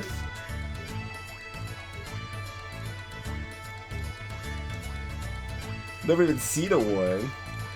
The pendant is equipment. So once you play equipment, it stays equipped unless the enemy destroys your equipment, and it just gives me 2 mana at the start of each turn.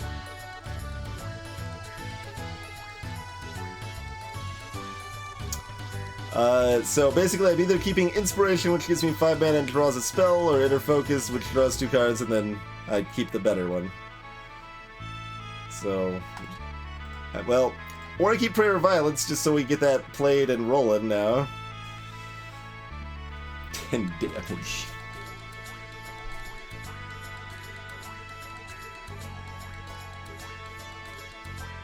I don't know if I can use this mid-effect. I'm always just curious. Something good will happen.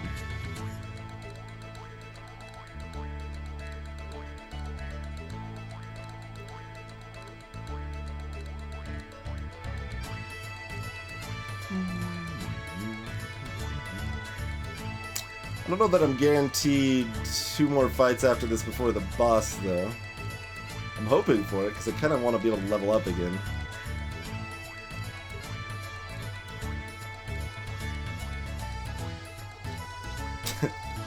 I'm just curious. Oh, we can't actually use it in the middle of the action. Okay. I was like, if it lets me use it in the middle of the action, it might specifically do something for this action. Alright. There's reasons to keep all of these cards. What should we actually want?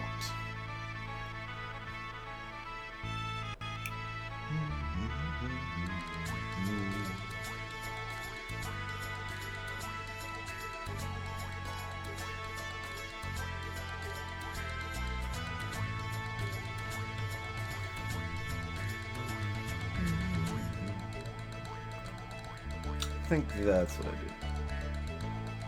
Golly.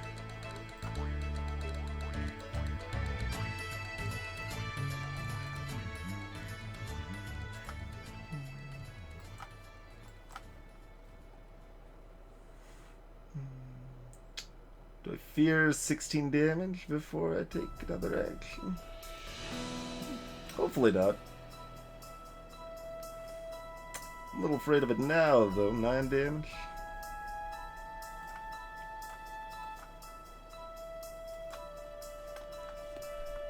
$13, huh?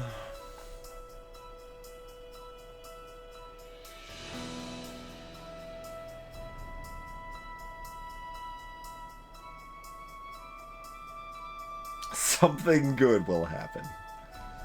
Desperate prayer. Speed. What does that mean?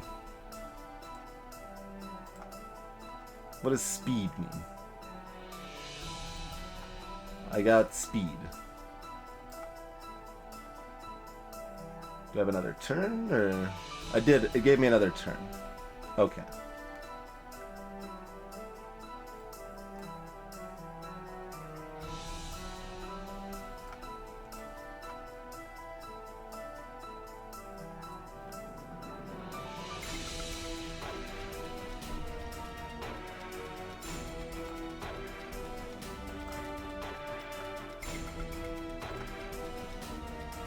Half damage from physical's brutal here. Oh, that was the other reason to keep the prayer of violence. Actually. Disgusting. Because that actually does damage.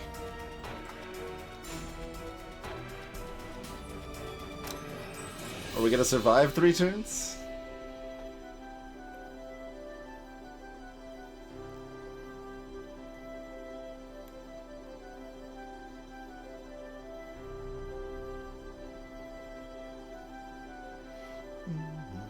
Well, can we do 13 damage in 2 more turns anyway? No, so... That is... Oh, good God, I'm already dead. They've got 3 of those in their deck. Are you kidding me?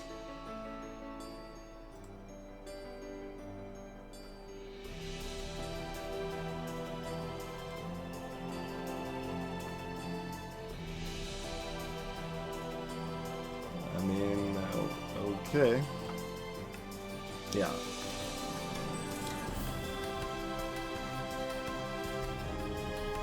It's killing me also, Blackfire. Because they didn't shuffle yet. Yeah, they just have 3 of those in their deck. Good God.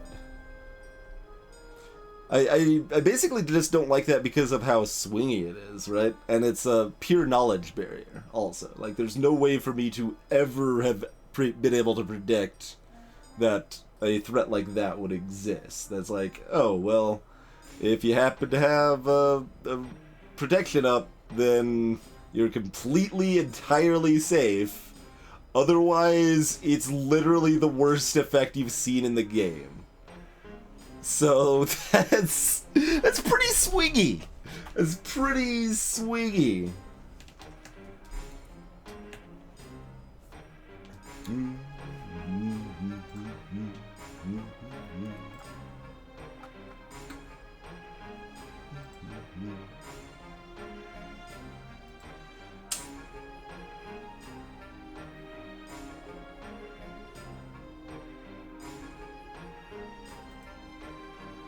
Hey, I'm Chief. Yeah, roguelike deck building game. Does this just show everyone or just the things I assume this only showed the things I encountered, but yeah, it looks like only things I've encountered. So also would not have been able to help.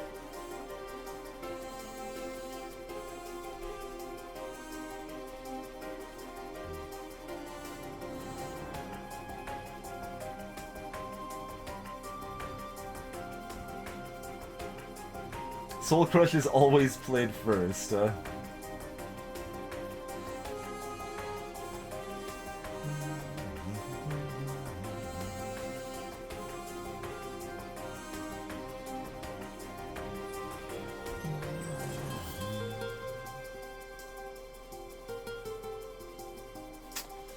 Yeah, like, I'm kind of torn because I like the core game here, but like, so much of the auxiliary game design aspects I really dislike. The high swinginess plus knowledge barrier, the unlocked progression that just actually makes you consistently stronger the more you play, and that's really bad for roguelike design. Like,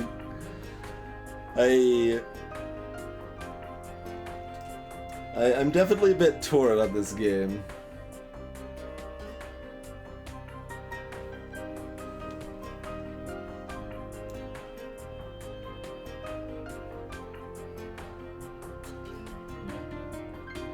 And it's not like, I mean, again, like, we bring this up a few times, we should always caution, like, FTL has a relevant knowledge barrier as well, but I think there is also an important distinction in there that, like, oh, your knowledge barrier means you lose one of your crew members. I mean, that can be disastrous, but the knowledge barrier in this game is just run-ending. Straight up, like, consistently. So, this is a little frustrating to deal with, right?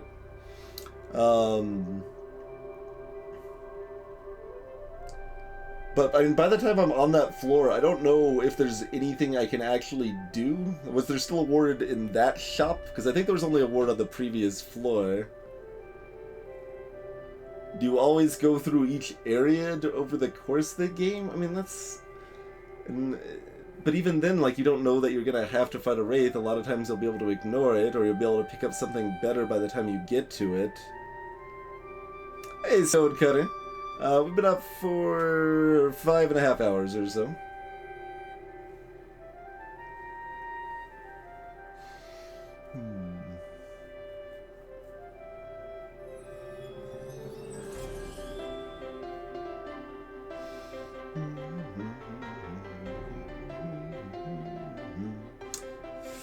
I mean, unsolvable randoms are definitely a huge minus if they're at all common. It's... I certainly don't have enough experience with the game to judge that. I also don't like how many... I mean, again, with the swinginess, right? Like, there's several 10% chance effects. Like, the 50% chance effects are kind of one thing, but, like, the 10% a chance to proc things are just extremely swingy. No. Well, so near unwinnable encounters that are actually winnable if you play well enough. That's part of the joy of roguelikes. As far as I'm concerned, like, having bad enough luck that you can just win with no matter what you do is just an actively bad thing. And it's not, like, impossible in roguelikes, and it's even in ones I like, it could still happen, but for example, in like FTL, it's extremely rare for you to actually be unable to win a run if you play perfectly. It's very hard to play perfectly, which is, you know, why it's still a good game and why you want to play it and why it's engaging and challenging. Yeah, the near is the key, exactly. But yeah, games like Spelunky, FTL, Binding of Isaac, Dungeon Crawl Stone Soup, all of those, if you play well enough, you can win quite consistently. It is still possible to be luck screwed, but it is a solidly uncommon event. And that's what I want in a roguelike, right? Like I don't want it to at all be like common that, well, I guess I was just unlucky this run, so I can't win. It could be like, well, I got a bit unlucky and I played a bit bad, and that caused me to lose. That's fine. I've certainly lost at FTL plenty of times where it's like, alright, well, I got some amount unlucky, but in order for the bad luck to have taken a hold of me the way it did, I made this mistake first. I moved the Zoltan out of my shield room, and that caused it to drop a shield. I didn't handle that properly, so I made the mistake first, and then it was unlucky that their heavy laser shot hit my clone bay and lit it on fire and killed off 2 of my crew. That was unlucky, but I made the mistake first, so, you know. That's still unclear, Zapper. That's still unclear. I certainly haven't played this game enough to say that, and I mean, but the thing is, like, at least some relevant amount of it is like solid knowledge barrier, right? Like the Wraith there. The first time I fight a Wraith, I have absolutely no way of ever being prepared for that fight to prevent it from utterly destroying me. Like, there's no reason for me to expect I need these specific types of cards, or I just get auto-wrecked. So, we've got, at the very minimum, we have a solid amount of knowledge barrier complete screwage by luck, but with perfect knowledge of the game and perfect play, I cannot at all say with any confidence that, like, oh, you can just get luck screwed. Like, I'm not, I'm experienced in games, and I feel like I can make good judgment calls and stuff, but I'm certainly not stating that based on my limited experience with the game here. Cannot state that with any amount of confidence. Sword of the Stars, the Pit is another one that kind of falls into that category where it definitely feels like you can get pretty luck screwed, but I never played enough of it to really know for sure. In that one, like, the big swinginess would be like, alright, well, I've got a 65% chance to open this crate, and it'll give me another weapon if it does, and my current weapon has been almost destroyed for, like, the past 3 floors, and I've been, like, struggling to manage anything, and I failed my roll, so I don't get another weapon, and I'm just bowed now. So I know there's, like, some level of that, but I don't know just how much counterplay you have for it, which you might. I just, again, have not played enough Sword of the Stars, the Pit to know for sure.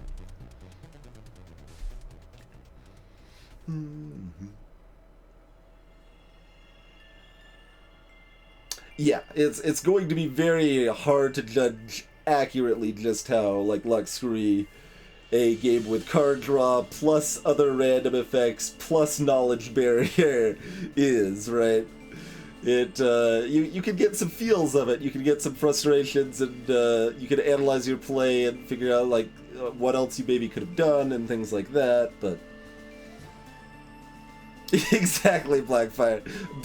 Using abilities are hard, man. Like, anything that you don't do often can be very difficult to remember that it's an option, especially when you're new at a game. That's just true in general, I would say. That's something to keep in mind if you're ever designing a game, right? Like, it's not, like, bad necessarily by any means to have, like, one-off abilities or things that aren't used that often. Those can be good and balanced and strategic and interesting, but it will be difficult for new players to remember their existence in many cases, depending on how they're set up. I've definitely seen this in a lot of different situations, board games and video games alike. Obviously, as you get more experience with it, you actually, pay attention to all of your options available, but when you're less experienced, it's hard to, grasp, think of those things because you're so focused on kind of the meat, the stuff you're doing all the time. So it's like, alright, I need to focus on casting my spells in the right order because now I know that matters. This enemy might counter, so I need to cast my weaker spells first. And so you're already focused on that part of the gameplay, so actually remembering to use things that you aren't using very much at all is difficult, right? I mean, over 100 hours of Necrodancer still can't remember to cast spells reliably, but, The fanfare ascends. And certainly that is going to vary from person to person a bit as well. Hey, Marin. But I will say confidently that I know that that is not just me. It's not just me for that sort of stuff. It's definitely something I've seen affect a lot of different players in different situations.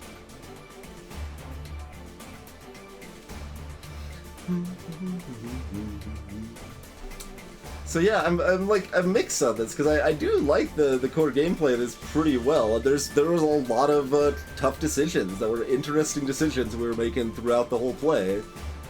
So we're probably interested in playing more. It just has some solid knowledge barrier frustrations, right? Solid knowledge barrier frustrations. And what I considered pretty bad game design for a roguelike in permanent unlock progression. Specifically, permanent upgrades to your character that just are strictly better. That's what I'm specifically referring to. And to be clear, I don't really like the unlock sort of progression and stuff like Isaac or FTL and stuff either, but I think it's less objectionable, right? Like, it's also interesting too because I think from a game design perspective, if you want people to like your game and to make money off of selling your game, an unlock system like that's probably a good idea. Because the unlocks in Isaac are a big driving force to keep people playing the game. So people keep playing the game, people see their friends playing the game, people are talking about the game, all of the, like, you want people to keep playing the game for lots of reasons and things like that. So people actually play the game is really good, and an unlock system like that can absolutely encourage people to keep playing the game. So I understand it. And if I designed something like this, I would probably just, like, certainly consider something akin to Isaac or FTL's sort of unlock system. And that would definitely be something I would have to consider, just because, like, from a marketing perspective, as far as what is going to end up appealing to people and make them keep playing the game, that has a big strength in that realm. And even me, I'm still not, like, immune to enjoying some of that, right? Like, in Isaac, we still, like, unlocked most of the stuff normally when I was playing Isaac, and, like, that was fine. It's like, alright, cool, we finally beat this area with this character, we got another unlock, and the incentivization is also good there. That's another thing. It incentivizes trying new things. So in that case, you're playing new characters and experiencing the game in a little bit of a different way. Mind you, that would be a little bit better if, like, you know, some of the characters weren't boring and had nothing unique about them at all, which hurts that argument. But as a general thought, that's another reason that can be good, right? The incentivization to try new things. That's another reason it's good. But some of it's garbage. For example, we'll keep running with Isaac. Donating 990 coins. That's just garbage, really. I've seen many people get to the point where it's like, alright, well, they're playing pretty normally and they've donated, 350, 400 coins. They're like less than halfway there, and then they get to the point where they're just like grinding runs, resetting the game to dump more money in the donation machine, it jams, reset the run. Alright, do it again. And that's garbage. That's just garbage. And I'll emphasize, if you're inclined to do that, just don't. Instead, load up Cheat Engine, edit your money and your donation machine value up to 990, and don't waste your time. Because that's literally all you're doing at that point, is wasting your time.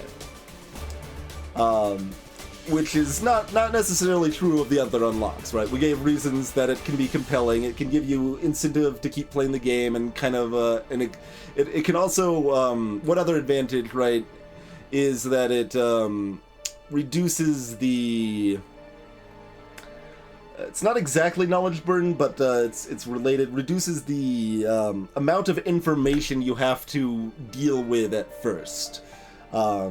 When, like, you've only got one choice of ship to select at first, it's like, alright, well, that's the ship I'm taking, I guess. Let's learn how this game works. Alright, we've got one other ship we can try. Alright, we failed again. Now we can choose between these two. Which should I like better? Like, that's how FTL starts off, right?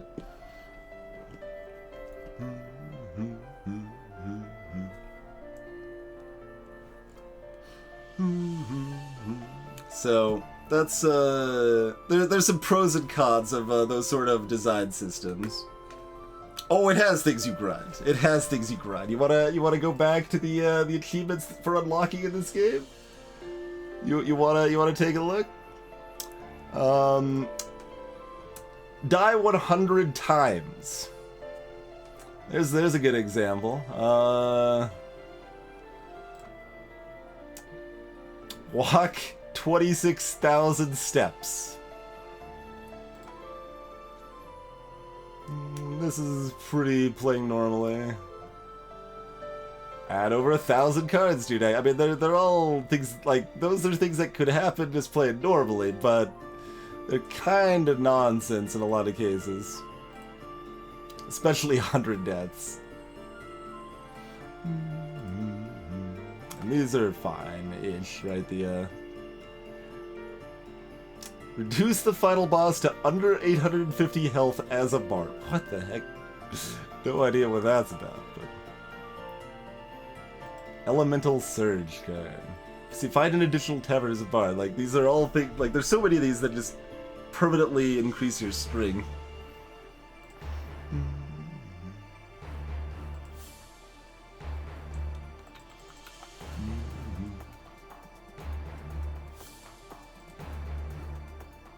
Well, I bet with the step one, like, is that only discovering new things? Because I don't think we've actually discovered 2,000 new tiles, right?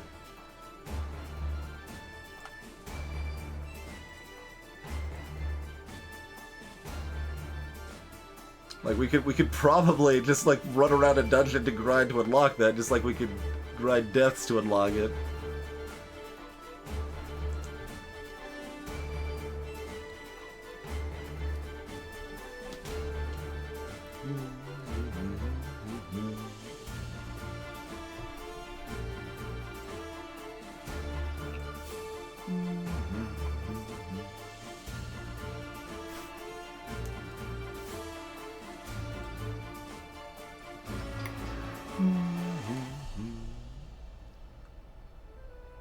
And several runs is also an understatement, right? Several runs to get. Depends on the thing now, right? 20,000 damage is a lot of runs. A lot of runs. 1,000 cards added to your deck is a lot of runs.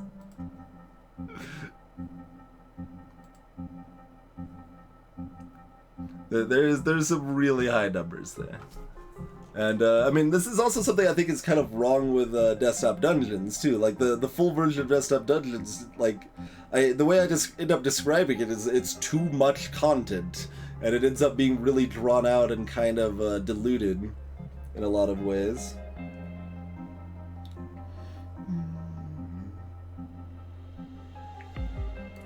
Yeah, a little bit, Don Bomb. A little bit. Like, it does have the system that you could unlock some things with gold if you don't get them otherwise, but is not it is that again takes a huge number of runs to be able to actually get enough to then unlock anything. Like, some of the crazier ones are like 3,000 gold. Like, how many runs that, like, even once you start getting good, like, how many runs is 3,000 gold gonna be? One of them is 20,000 gold. Apparently you don't normally beat the boss by reducing its health to 0. Spoilers, achievements.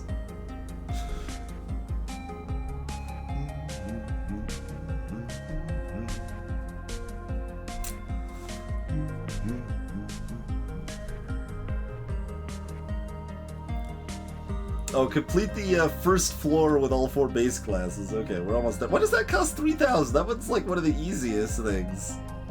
Why would that cost? Like, they aren't even like logically priced either. That one's easy. We just died to the first boss with Thief because, like, well, we didn't know we only had one action available at the beginning of the game. That was our first attempt.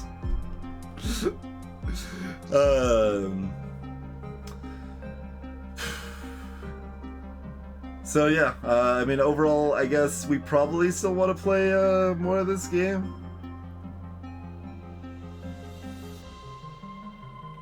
Do we want to right now? Maybe. Maybe.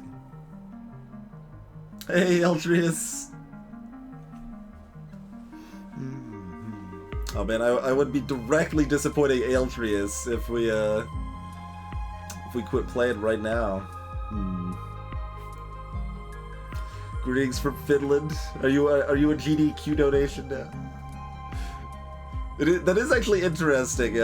Like, because I did a lot of donation processing at GDQs recently here, and most of the time when they say like greetings from Germany and stuff, it's mostly not just like a meme. The vast majority of the people are actually from where they're saying they're from. As far as we can tell, anyway. Like, one of my GDQ friends basically like mentioned that if he sees like that greetings from Germany, he like at least somewhat verifies it, like checks like does it look like they've got a German name or German email address or something like that. Because if it looks like they're just beaming, then nope, we're not reading their donation. Like, we're not sending that to the host. Get wrecked. But if it looks legit, it's fine. Fine, we'll send it to the host. They can read the donation. I like adopted that plan a little bit. So, depending on like if you're memeing your GDQ donation, I might reject it. Depending. There's plenty of reasons things get shifted like that.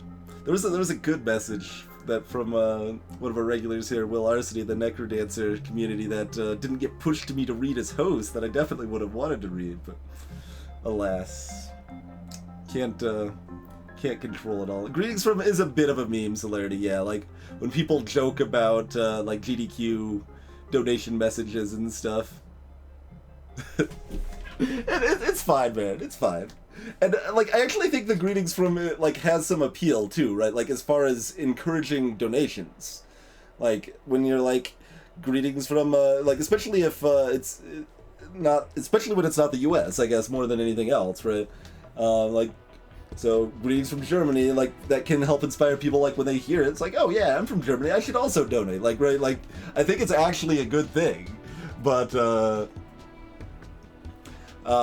it is a bit of a meme in that sense, Larry, though, because like people are always like, all right, thank all the runners, greetings from Germany, kill the animals, like just the things you hear the most often in the messages that get read off and stuff. A lot of times when I'm reading the donation messages, I'll like often leave off the little bit at the end if they're like, put this towards killing the animals or something like that, because that's not really something that needs to be read a whole lot, in my opinion. There's some argument that I'm like modifying their message and I shouldn't do that either. So I mean, but I think leaving just like the direct stuff like that off the end or something is something I'm gonna do sometimes. The Prevent Cancer Foundation is not US only anymore, Marin. Has not been for a couple years now.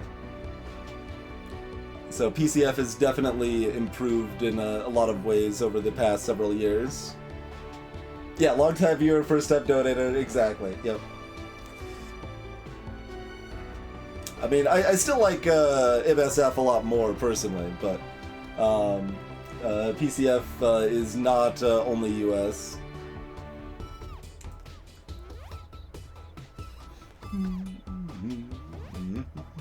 It is the weekend stream though, Eltrius, so I'm not like if it was a weekday stream, like okay, I need some amount of sleep to actually be able to function the next day to work, right? But I don't specifically have anything going on tomorrow. It's just kind of a matter of how tired I'm gonna be and things like that, right? All right, let's throw down another run. Let's throw another run. We will have to take a break first though. There you go, Blind Fight. Let's run with Thief, and that'll unlock the Samurai class, assuming we can beat one floor. And yeah, let's do one more run. No, it's been charity first, like pretty much the entire time GDQ's existed, man, and that's still the case. There's so many, like, I don't know, like, Reddit/speedrun is, like, just toxic as far as GDQs go, and I don't even understand it. It's just, like, laughable. Just laughable, really. The kind of conspiracy theories they have about, like, Mike Uyama's pocketed all the money himself, and, like, they just, I don't know, man, it's very silly. Hey, Test Runner. There you go. There's someone that can actually comment even more from the inside than me. But yeah, the things that some people say on Reddit/speedrun is Just very, very silly. That's the main place I see it, really, is those kind of conspiracy theories and stuff. And that's really just the level they're at. It's just conspiracy level, like, nonsense. I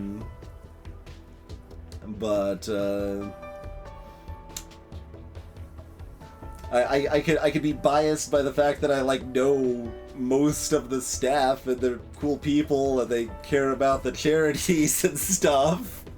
And I could be biased by the fact I know most of how this... that's not biased at that point, just informed about how I know how most of the system works and stuff.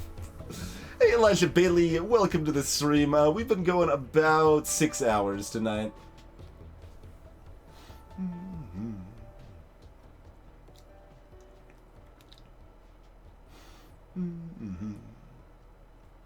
So, I mean, and to be clear, like, GDQ has paid staff, right, to actually have a reliable people that can get the job done. So, I mean, there are paid staff members. The majority of work that is done is volunteer. I don't know what that ratio would be, like 60%, 75%? I don't know, TR might have a better idea on that than I do, but something like that. Maybe like 70% volunteer. Hey there, young Lena. This is from Transistor indeed. Welcome to the stream. Got a lot of good stuff on the playlist.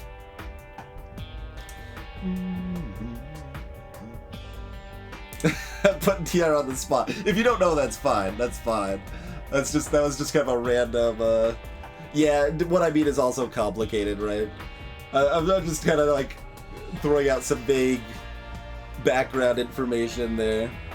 But, I guess at any given time during, GDQ, you've got a paid staff on, production, making sure everything's running fine.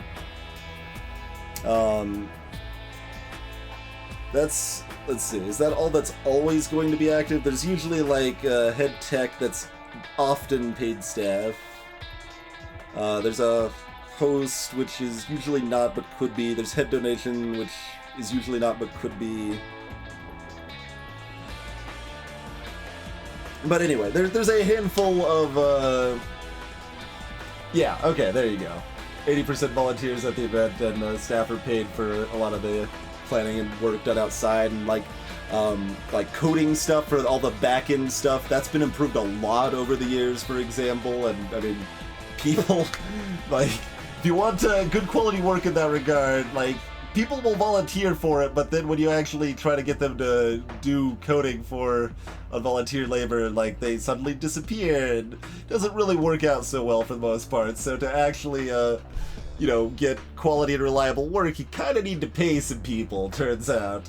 But it's not, they're not making like huge chunks of change, and it's just a number of paid staff members that are there to make sure the event runs, and they care about the charity, and they're working a lot of the time. Like, a lot of them, you want to play board games with the staff, and it's like, all right, well, 5 days in, I finally got some time free. Now we can play some games. And like, Test Runner doesn't actually sleep, as far as I know. Like, pretty sure he's just never actually allowed to sleep. But yeah, there's a lot of work behind the scenes, and a lot of stuff that people suggest that sounds okay in theory, but doesn't actually work in practice, or people suggest things that are just demonstrably not true. Oh, the other big conspiracy kind of oh, GDQ's awful sort of thing is like, oh, they're killing the fun at the events and everyone's getting banned, and like, it's actually really hard to get banned from a GDQ event, man. Like, you gotta like really screw up for the most part to get banned from GDQs, and even then it's like, you're usually like, even the people that screw up are getting like banned from one event, or from submitting games for 1 or 2 events, but they can still go to the event fine if they want to. Like, there are not actually very many people that have been outright banned from the event. Like, it's, I think it might still be single digits. It might be double digits now, but like that's where it is. After how long GDQs have been running, it's not a lot of people. But there's just a lot of silly things going on around that people like make up stories without knowing any of what they're talking about.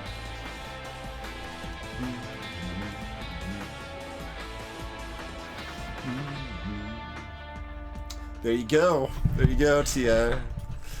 Oh man, this is where I'm supposed to be like, ba-boom! Or I mean, I could go further back. There you go, ba-boom! What? Or here we go. We can go like that. There we go. Been to several GDQs at this point. We got what, one or two more than that, I think. I don't know. This isn't a well-organized drawer, but oh man, ban Twitch, man. What if I bring like 5 badges to the next GDQ? You can't ban me then. That's entirely too many badges to punch at that point. Would just be exhausting.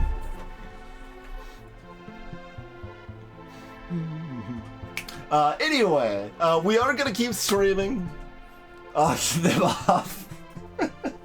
No, I'm keeping them. I think I'm gonna keep most of my event badges for the future. I don't keep very many little memento things in general, but we'll keep those. I think I've got. I don't think I kept the badge. Maybe I kept the badge from like my first ever event I went to was Origins. Oh yeah, there we go. We kept at least that. Kept a little generic token from Origins 2012, and that's the event I got my board game published at as well. And that's already been 5 years.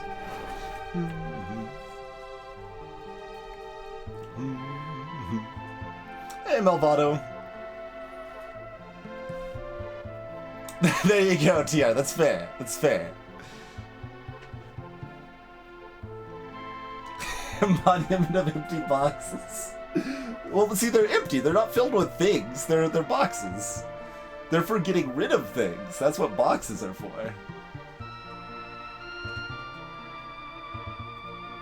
That's what boxes are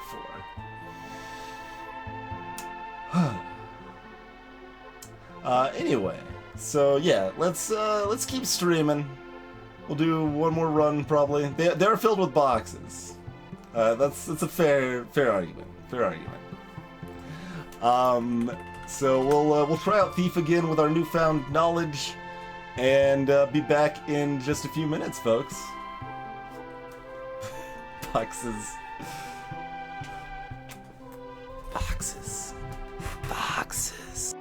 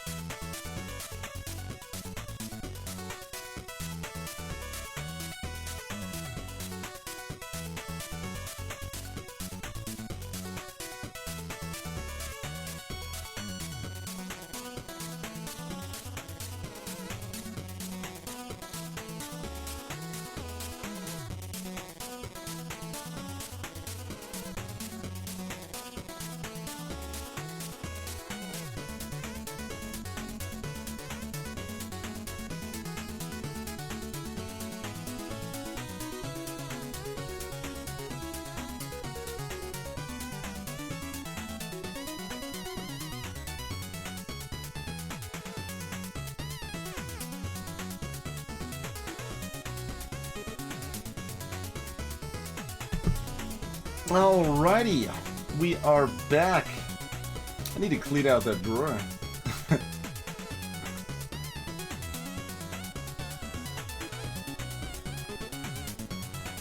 Also boxes.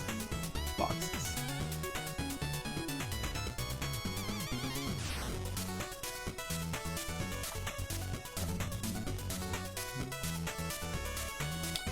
So yeah, I start... Man, I guess everyone's deck does start bad. I just didn't understand how bad they were at first, so... Wizard actually starts okay. Wizard's good.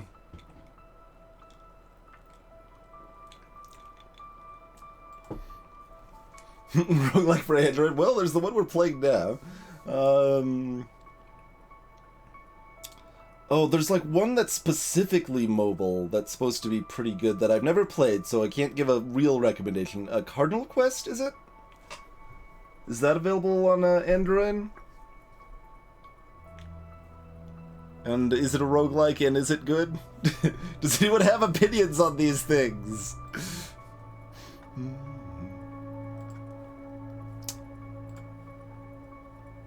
There you go. There's a possibility.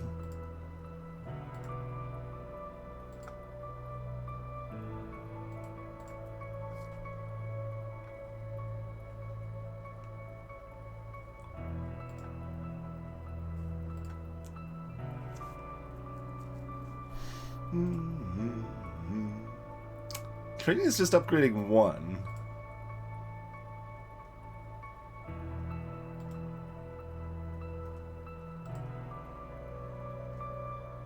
How likely am I to care about the other? Fine, just grab health and call it good, I guess. Find the treasure. What do we get? Firebomb. Deal 5 damage. This card is removed from the game and your deck permanently after use. What? I mean, sure, I guess. Do it up.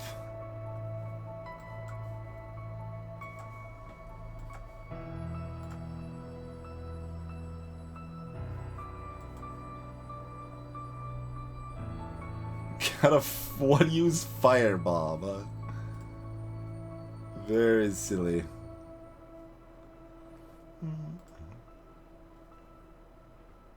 I don't think we actually want to get rid of our one attacks yet because slices are so bad if my deck's thin and I don't have any more actions. So I think I don't want to remove until I've explored a bit more first.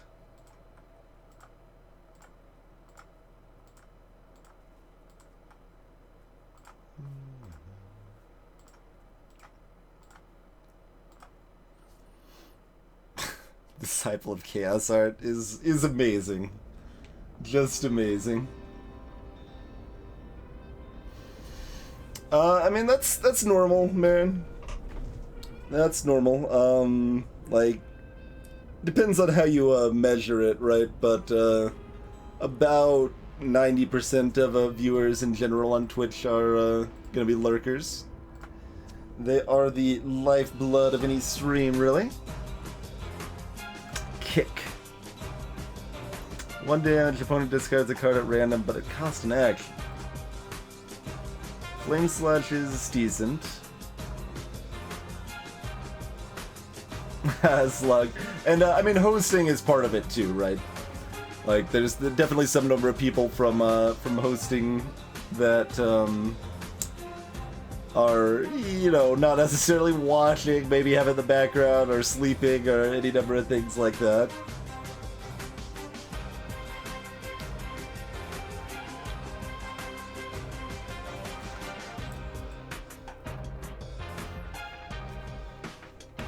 But yeah, it's definitely interesting to see because I mean on occasion I've looked at some stats on the people that most watch the stream and stuff like that. It's all right, some of these names I don't even really recognize because they're just always lurking, but that is fine. Like I said, that's a very important part of any stream, are the lurkers.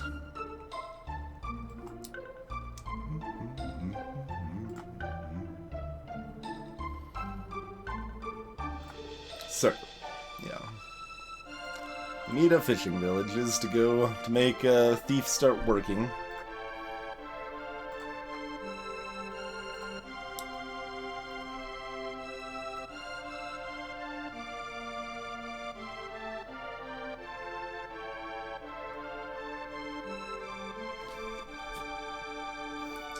See, talking about it could bring some people out of lurking.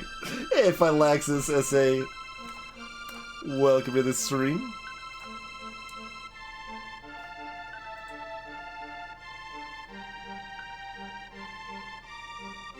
Hey, Dad Pet. Sure, yeah, let's fight the spoopy skeleton again.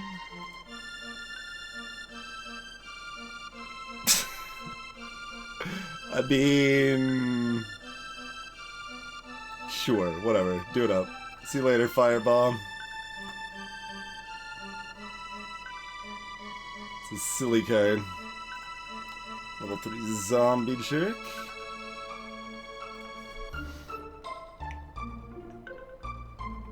Greetings, King Will and Beardator.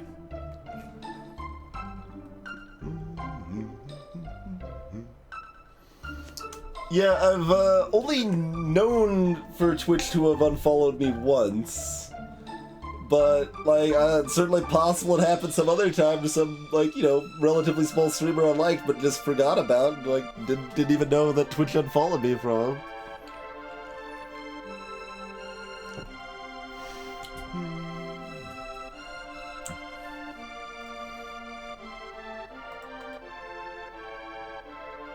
Like a toddler, it tries to make friends by biting. I mean, you also can't, like, bring up the bestiary in-game, right? Like... Which is weird. I assume, like, you don't want to do that.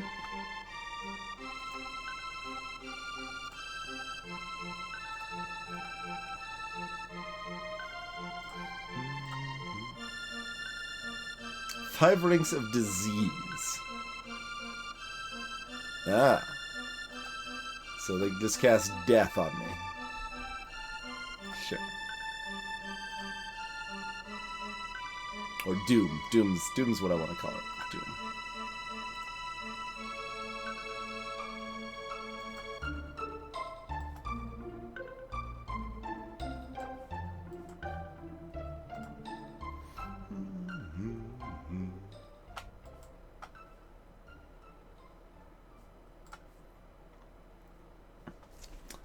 Alright, avoidance. Remember that I have avoidance.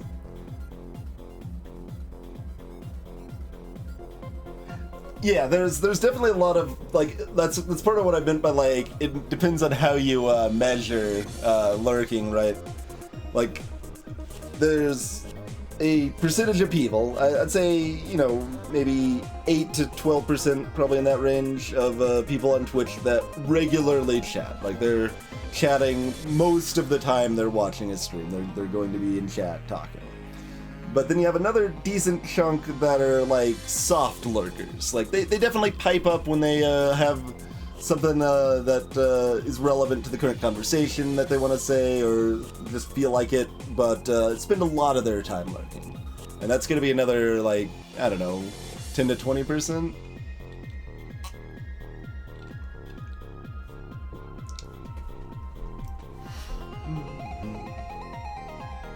I'll just gain the permanent action? This is only better than permanent actions with backstab, so let's just grab the permanent action, I think.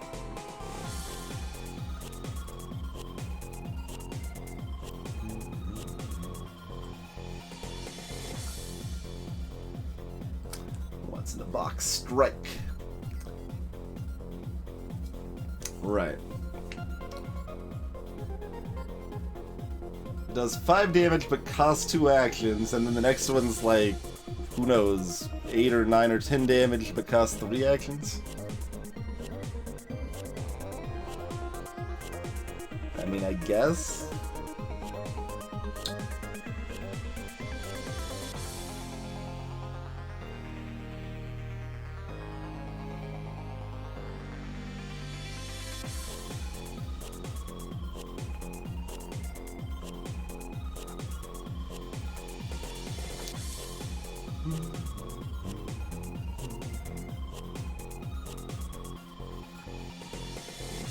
Backstab can get good.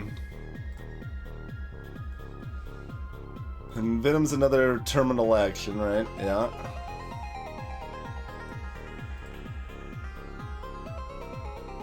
Gain 2 actions and draw a card. So that's my village. That's just straight up village. Swiftness. I think I said that last time. I don't remember if we got it or not.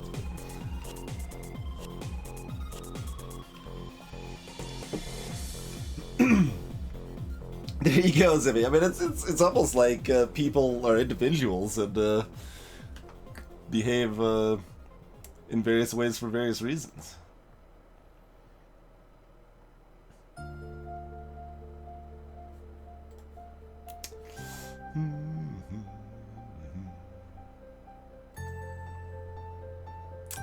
I mean, we gotta buy a village.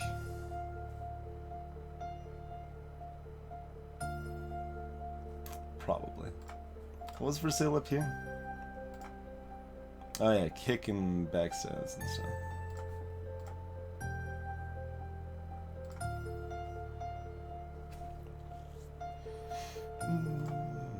So basically playing that card just nets me 1 extra action, is all it does. Directly. But it can combo, like for example with backstab here, which does more damage based on how many action cards I've played. This is still the boss, right? That doesn't change.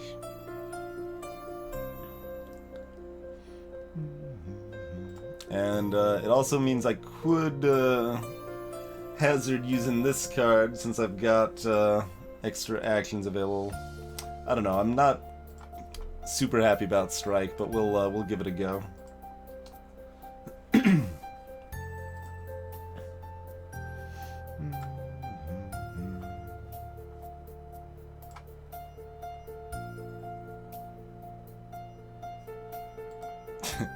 Going for the death prayer, huh?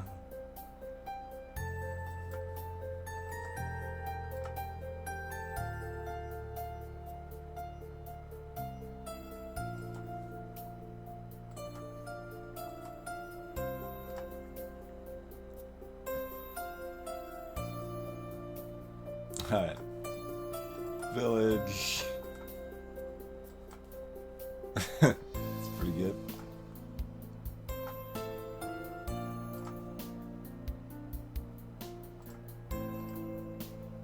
What's for sale over here? I don't why. What is this? This is a priest store?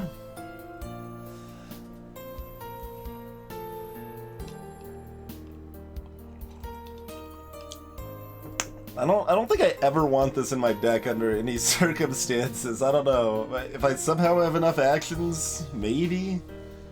But draw 2 cards, discard a card when it costs an action is brutal.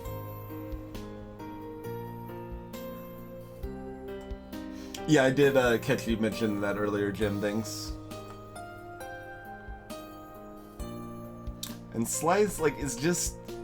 it's a terminal action that does 1 damage and draws a card. It's not good. That's not a word I'd use to describe it.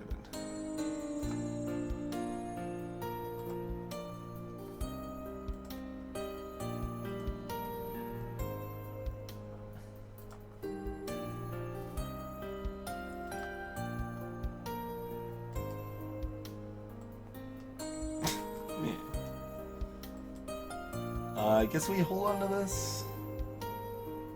Yeah. It's like they're gonna be full health and we need the extra damage here.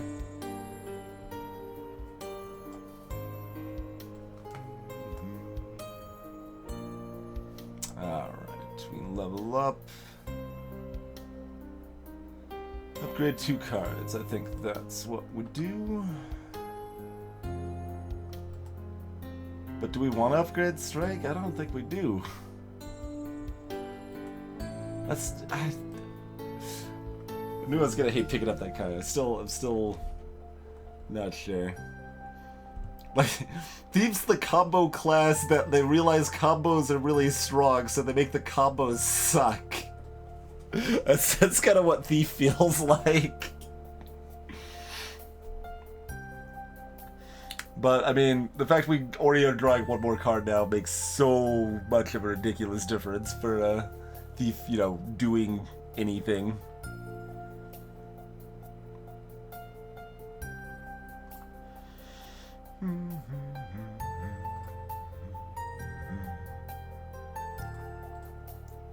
Probably just upgrade those.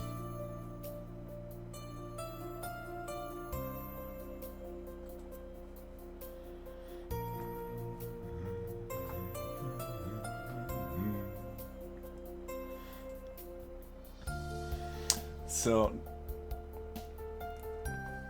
do we want something like a Flame Slash?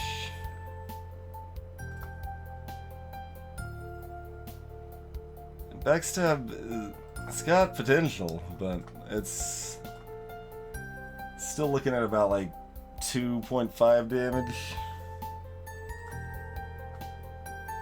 in general.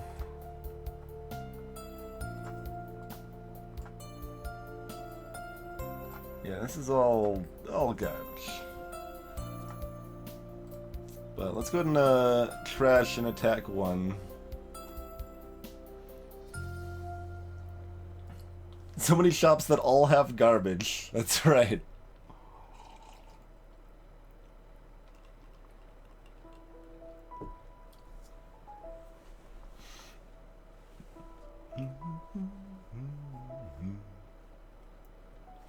Alright. Do we drop another attack one? We've got a village and 2 base actions, so we could definitely afford to drop another attack one, and that would be a good thing. And that makes Backstab, like, instantly already a lot better. That's probably what we want to do. And at that point, we can also consider buying another Backstab. After the fight, maybe. Oh, I didn't even look up here yet. Hey, look, it's another shop. So we'll probably buy the circle after the shop, or after the fight instead. Draw 3 cards, then discard 3 cards. Oh, but it takes 0 actions to play. It's an action that... Okay. That's actually okay. It's a thing we could get. And not, hate ourselves for it. We probably want to buy the fishing village.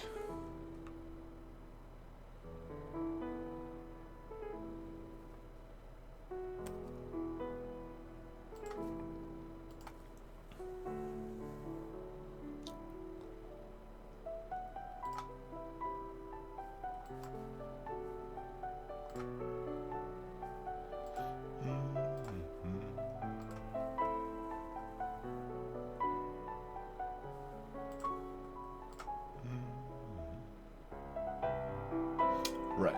Steal a card temporarily.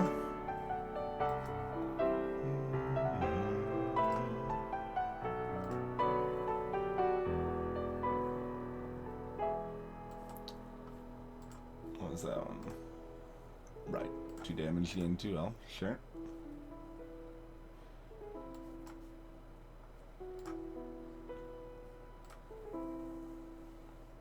Should have used my ability, but not gonna matter too much.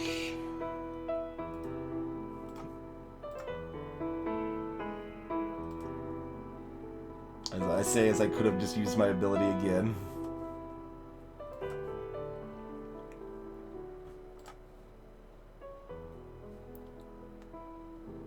But we're leveling up off of it anyway, so... Yeah, trash another card. Do it up. See you later, attack 1.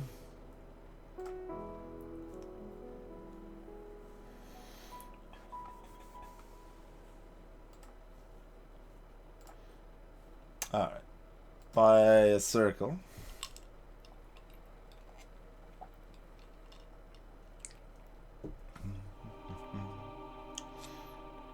And I realized, like, this is, like, unlike the card we're calling Village, which is a direct village analog. This is not a direct fishing village analog, but It kind of has that feel to me anyway. How do I feel about grape? That could bring itself in. I think it's too bad right now. Like, even with as many actions as we can play, like, I think it's still not exciting for us. We don't have an equipment slot, and it would prevent us from buying Circle. Greetings, Incredible Frown. So we're gonna buy the Circle.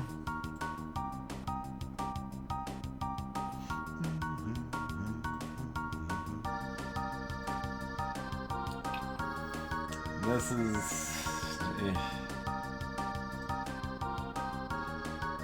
We could possibly justify another backstab at this point, but... Still not that excited about it.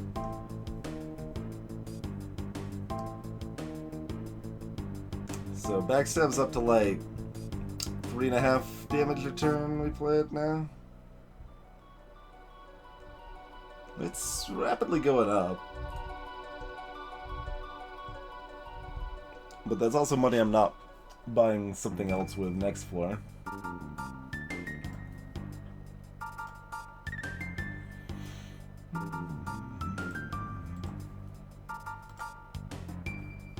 And Sift is the other consideration.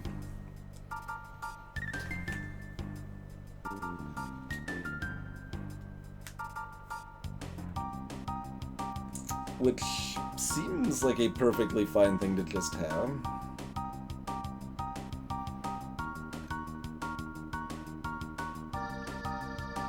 Because it doesn't cost an action.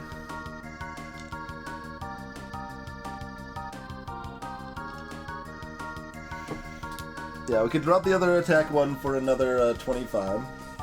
We could also, like, the thing there, though, is, like, if there's one on the next floor, we get one of those for free. And there's nothing else I'm super excited about getting rid of right now. Like, Slice is not good, but right now it's good until my deck needs those actions elsewhere. Like, it's not at all guaranteed there's another Monastery next floor, but I do get a free trash next floor if I do have a Monastery.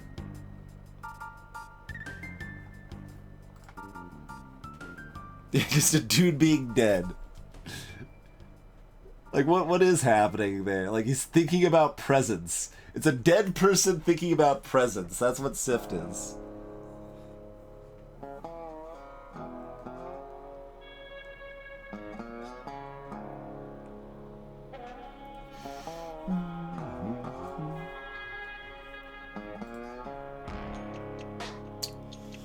Considering Sift plus Backstab, and I'm also considering nothing.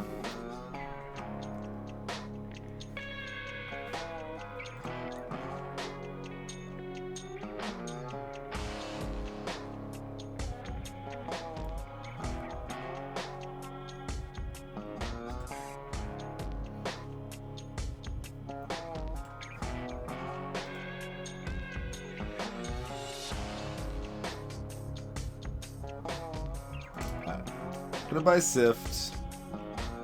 Do we buy Backstab? Do we trash? Or do we nothing?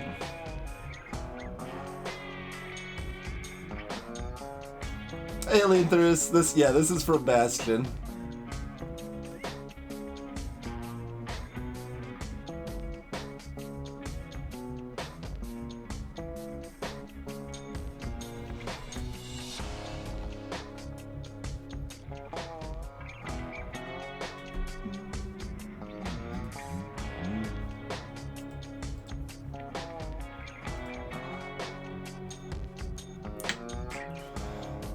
Want a Backstab.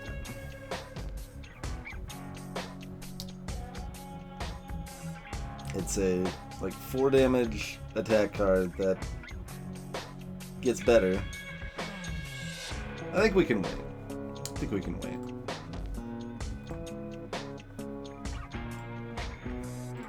Alright, what do we get?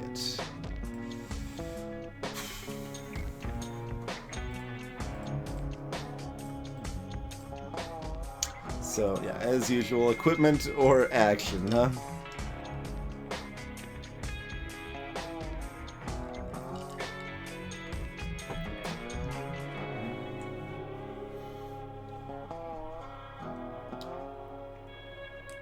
Spike and Rail is also on the playlist. Slinger's song might be too. I mean, most of Bastion is, not all of it.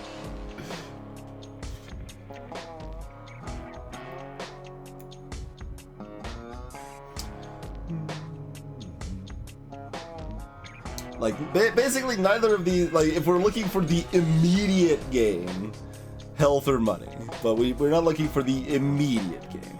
Neither the action nor the equipment does much for me right now. Both of them are pretty nice to have soon, probably. So, hard to say. Action, you know, fits the general theme there, but there's a lot of good equipment to be interested in rolling with as well. Well, we'll take the action, I suppose. So that's the beast here you bring up, and unsurprisingly, it doesn't like say just show me the ones that are in this area. But I think this was the Stone Golem, the clone area. F the clones. I mean, we're not a super strong mage with meteors now, so clones aren't so bad, but Kobold, oh man, that guy's got a basketball looking to dunk someone, hopefully not me. Goss, there's a Medusa, huh?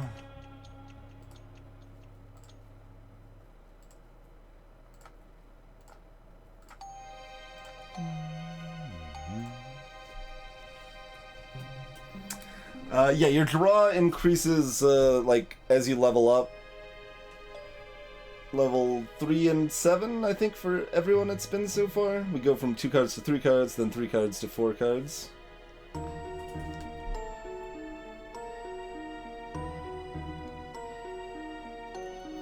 Not significantly incredible Frown, but it does a little bit. Like, the one action does something. It doesn't do nothing. Whereas the equipment slot currently does nothing, but one more action does mean I can upgrade my strike card and not hate myself for doing so.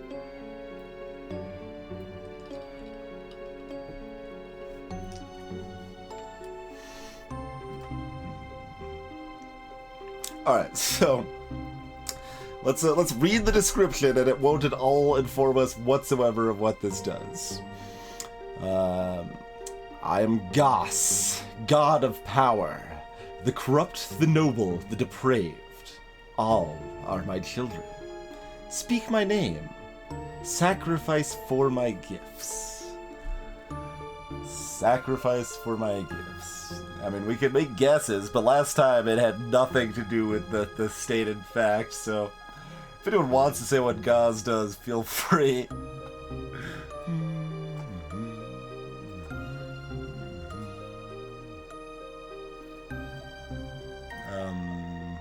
Sure, let's get a backstab from that. We did not.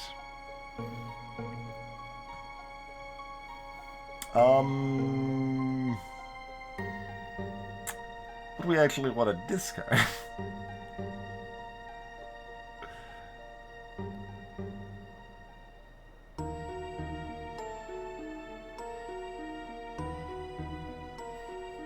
That is the problem with Sift, is that it adds extra decisions, like major decisions, that are not easy to pass through.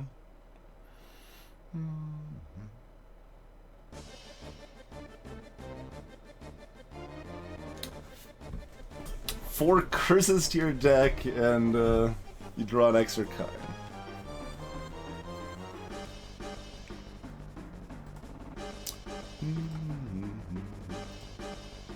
This guy's got 15 health. I didn't even look if they had anything special going on that I knew about.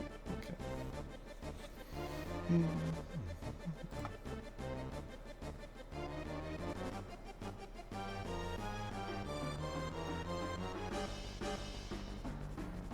Do we just do a lot of nothing and keep to the actions and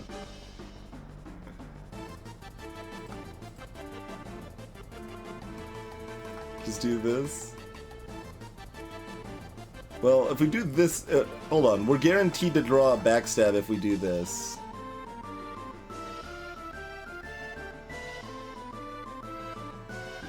So that means we do a damage with a slice. And backstab for 7. And also have one other card? Yeah, sure. Let's do that. And circle means we also draw the more cards next time there, right?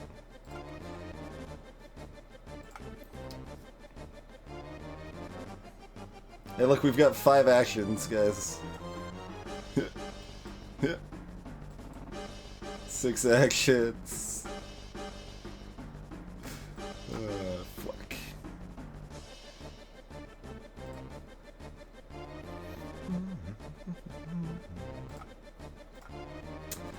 Alacrity. Oh man, it's a super village. Gain 3 actions and draw a card. Sure, I mean, it's mostly just a village, and mostly doesn't help us. We are saturated with actions right now. Saturated.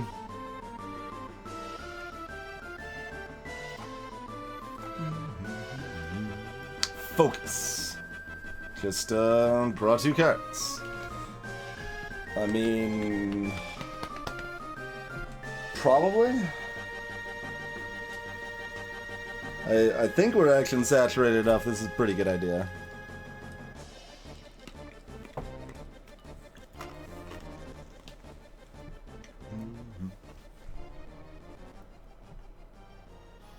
There's situations it can take up space, but it mostly doesn't take up space, yeah.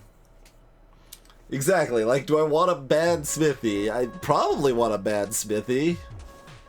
Probably just want to go ahead and grab the bad smithy.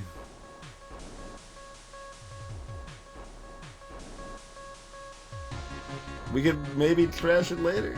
Like, it's bad smithy. It's pretty bad, but...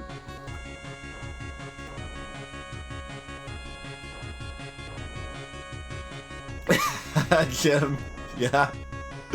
Sounds like it.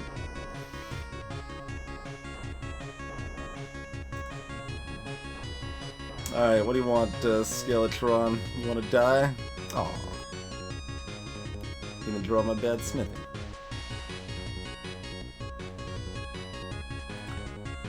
Next 6 damage, that would be Delphia, huh?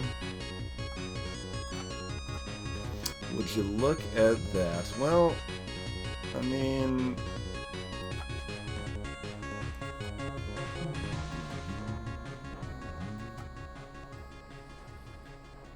I could Sift... Sift makes my backstab stronger, but makes me lose as cards, because I don't have enough cards left in my deck. So I think I don't? Because I don't have an attack 1 in my hand already. Well, I mean, I like... So that means I draw whatever's left in my deck. I should know this, but whatever. I'm not gonna Sift. Also, they're dead. So why am I even considering the decisions? Like, why? What am I thinking about? Thinking about a lot of nothing. Hey, look, it's Monastery that we can get rid of that attack 1. Sift is looking like a pretty dumb Perseus now. Looking like a pretty dumb Perseus. And catch you later, Joe.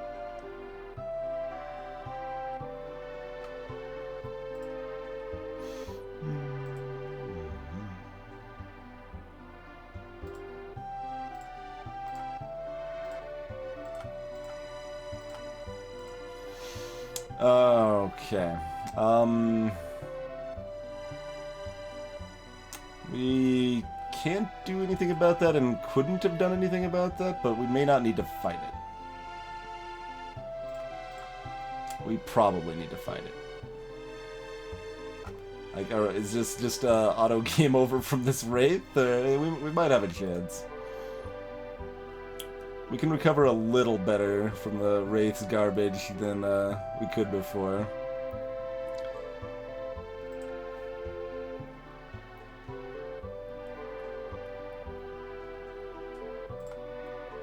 Like, we have not been able to even buy anything that would have gone across that, huh? Alright, well, let's fight this, this little ghoul weakling dude first. See if there's anything behind it. Say weakling as he doesn't take damage the first turn. Invulnerable but decaying. Oh god, what?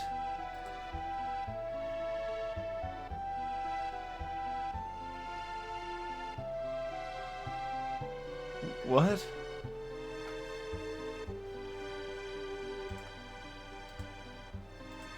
It just dies in 6 turns. It has a 5-card hand, and we can't do anything about it, so we've lost. Because we can't heal or anything. I mean, it's bad news for anything other than priests, right? Let's see. Like, Warrior's not happy about that at all.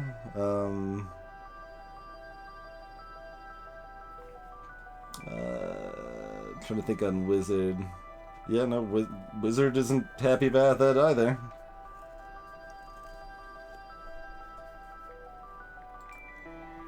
Oh, do they attack with something strong on their first attack, guaranteedly, or something? I'll take your word for it.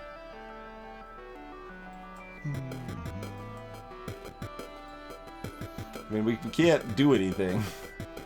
Like, is there any point in me playing?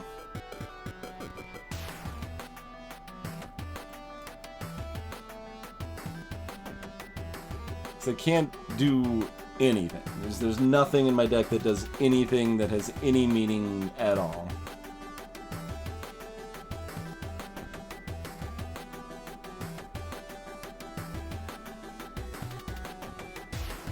Hey, squirrel. Alright, yay, look at us go. We can combo things. Let's draw back the cards we just discarded. Hey look, they would have already been dead. Right? Let's see, 10 plus 5. Oh, they would have been at 2 health. My deck only does 18 damage when it fully goes up.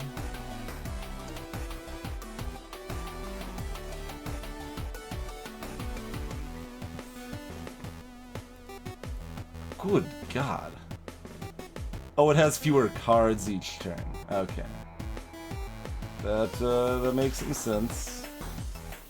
Well, I'm just gonna... Yeah, I'm sure I wanted my turn. Yep, I'm sure I wanted my turn. This is interactive gameplay right here, folks. Ravage. Well, that could have been a disaster, really, but didn't draw that. Yep, I'm sure. We did it! Well, there is actually a path up here. That's good. It's promising. Let's see. Troll's pretty weak. Do we want to burn the other heal?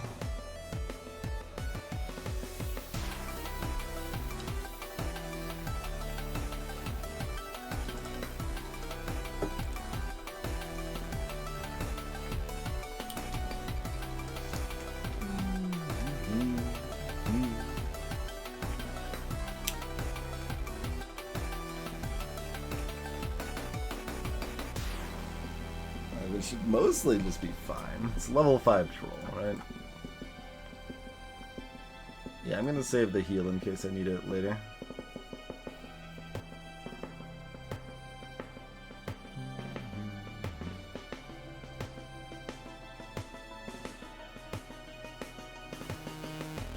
I mean, I'd sift to find circles, basically.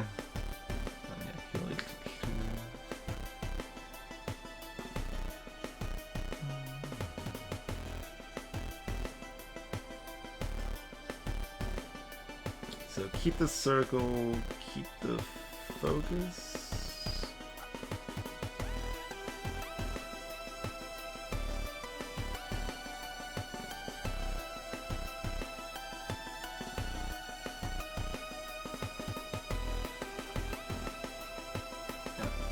those guys.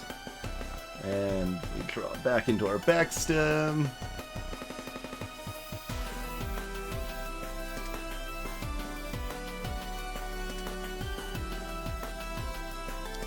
Right, they probably slam on their first turn guaranteedly, which could be somewhat scary anyway. I guess it's only 5 damage for them right now, it's not that big of a deal.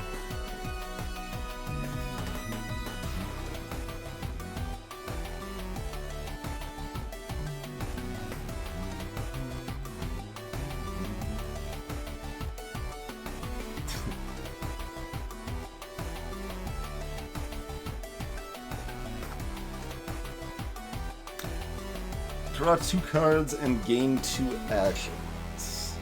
Okay. Jab. Deal 1 damage, draw a card, gain an action. So this is like a market. Was this the same card we were calling market before? Maybe. Maybe not. Who knows? It's a lot of things that we could call market. They just need to gain an action and draw a card. That's all they need, and we can call them a market.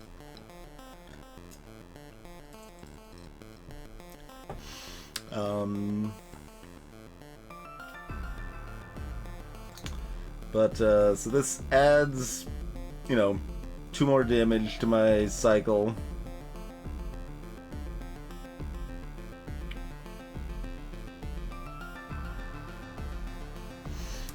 When I'm referring to cards like Village and stuff, Zapragati, I'm talking about the original deck building game Dominion. The mechanic where you have a deck of cards that you're drawing stuff and playing with, but then through the course of the game you're then adding new stuff to that deck is deck building is the genre there. You'd probably take Jam. So health's not insignificant, but we do have to deal with the Wraith. Bleed and Hemorrhage and Rallying Strike, huh? Alright, let's start with Bleed. Draw a card, gain an action, your opponent becomes poisoned. Some more free-ish stuff. Poison 3 and draw a card. And Rallying Strike deals 2 damage and draws 2 cards. None of those things protect me from Wraith Bullcrap. It's level 6. And this is level 7. No, that's level 6. But the boss is way more likely to be back here than right here. This is most of the level.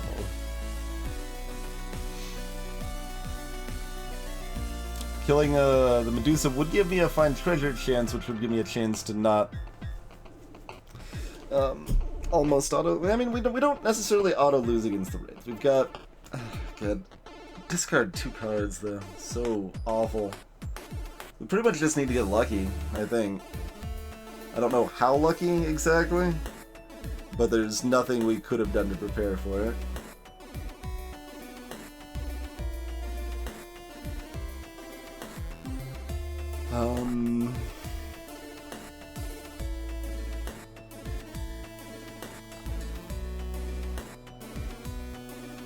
Hey, Eternal Mage.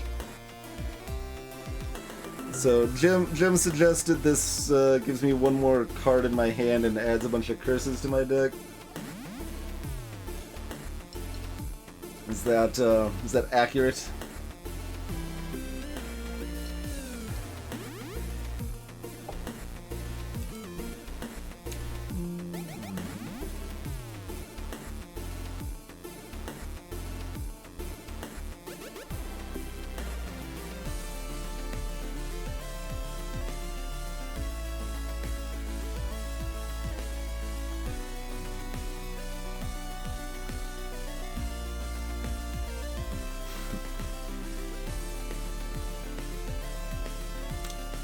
Let's see.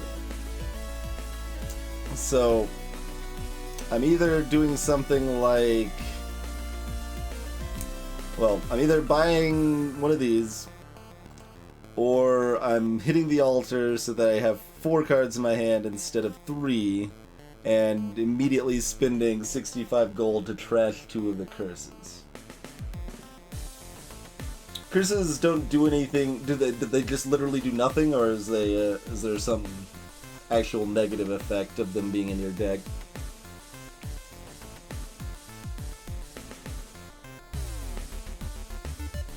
Still leaves me with 2 curses. But it would mean that it makes Sift better too. Honestly, I mean, like Sift can help deal with that problem. Is what I mean by that. And it would mean I can keep 2 cards when the Wraith makes me discard 2 instead of only 1 card. 2 cards gives me a lot more of a base to at least find my circles, to activate them, to get ready for the next round, sort of thing.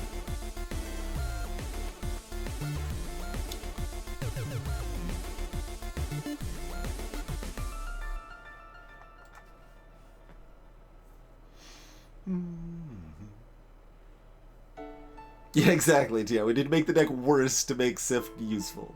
That is the case.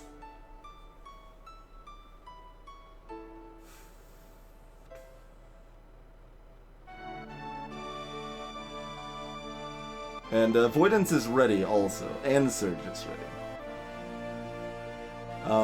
The Wraith BS should still make me discard 2 cards, but I can dodge the 10 damage on their first turn at least.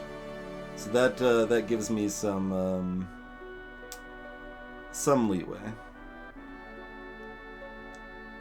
Actually, no, Avoidance should block Soul Crush entirely. Because any effect that you have active that's like, hey, I've got protection, Soul Crush doesn't work on. Was the implication anyway. So we have a safe first turn.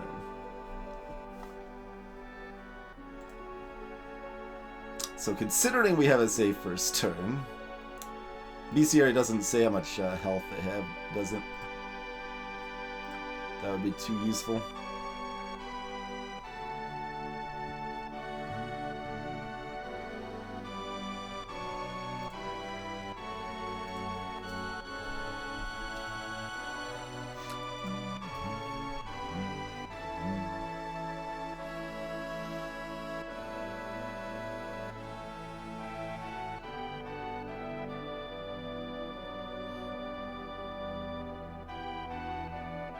So I don't know how much health it has. We have a free first turn. Now we can just assumedly go off, and if for some reason we can't, we can burn Surge and make it happen.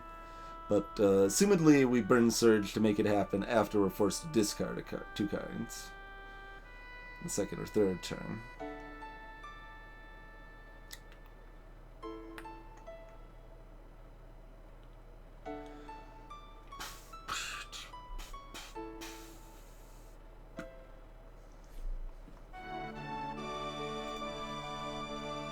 I mean, the altar is an interesting thing, too. Because we can still go off fairly reliably with 2 curses in our deck when we're drawing 4 cards to start instead of 3.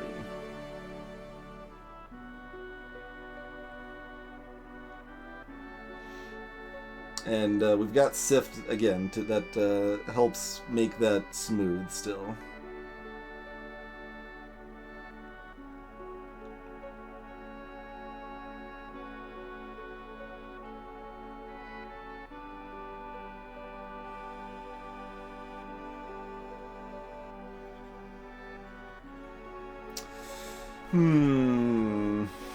Otherwise we can just buy Rallying Strike, right? 2 damage, draw 2 cards.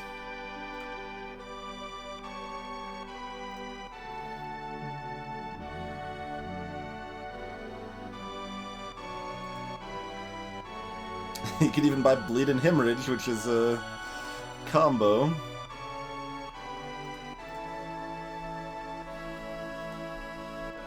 Because the thing with poison, the more poison they are, it's a lot nastier.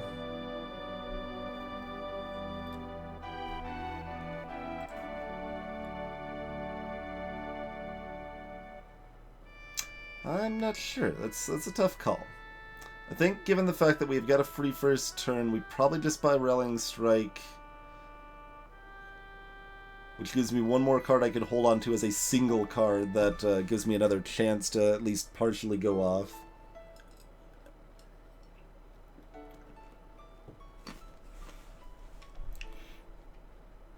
I don't know. Having 2 cards left after getting wrecked instead of 1 is so much more flexibility, though. It's a lot more capability to go off. That's a tough call. Because this guy is garbage. Just spicy hot garbage.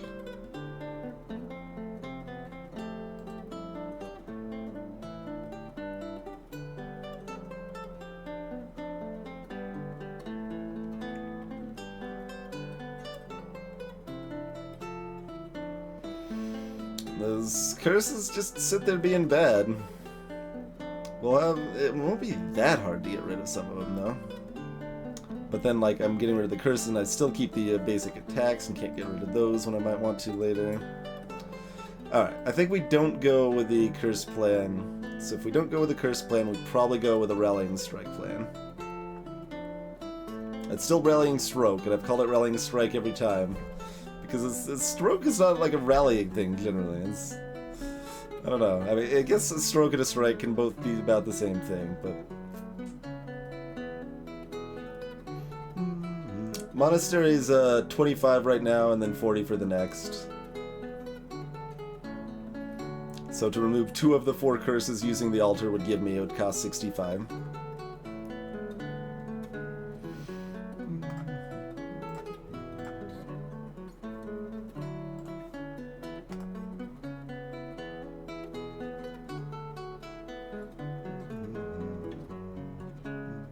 Oh right, and I attack first. That actually means I have 2 turns. Yeah, I forgot that I actually have 2 turns of safety.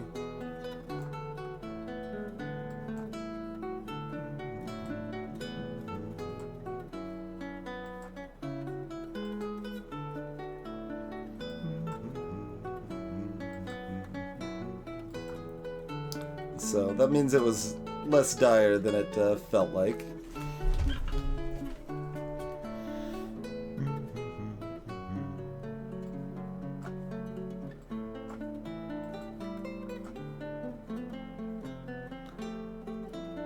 Yeah, because I was just straight up thinking I only had 1 turn of safety, so... Oh, no, I'm not actually. We want to discard that, I guess, because we don't want to start with it.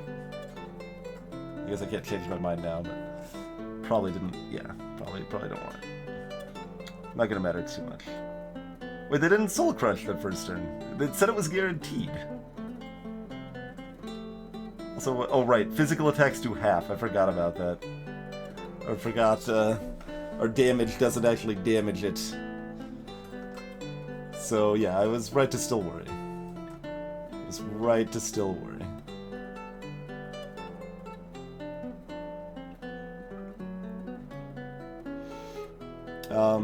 I should be able to get 1 more damage off the backstab by playing Sift, right? So we can redraw what I discard. Yeah.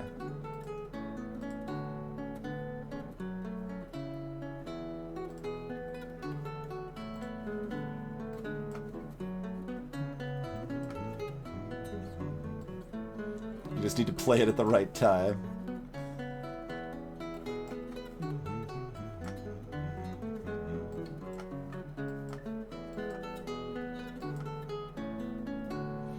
Golly, it's got so much health because of that.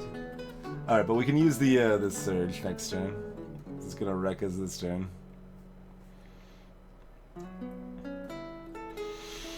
Alright, let's see, that doesn't remove any action, so we're still gonna have a giant pile of actions. So Focus is just 2 cards. Get rid of Strike. And Jab is, you know, 1 card in action.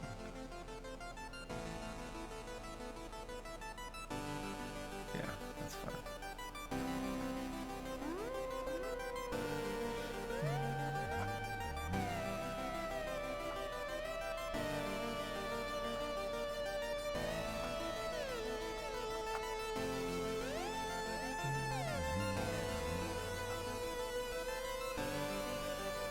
We got 3 cards, so we can sift now.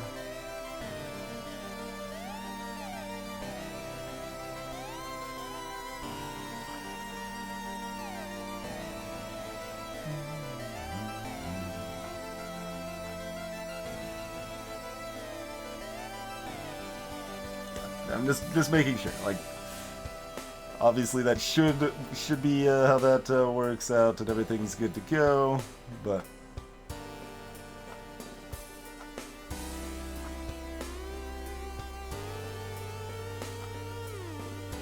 all right.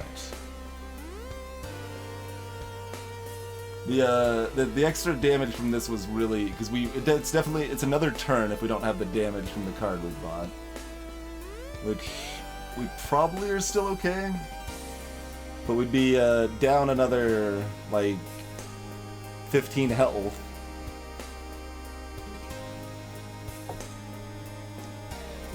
And only have this 6 heal available, which might be a problem.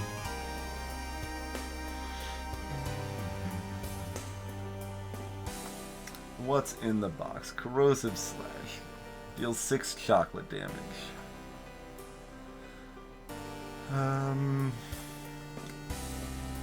Let's see, we don't actually have any non-physical damage at all right now. So we probably need that. But let's see what else we got going around first. Level 6 Priest. Level 6 Mechanist.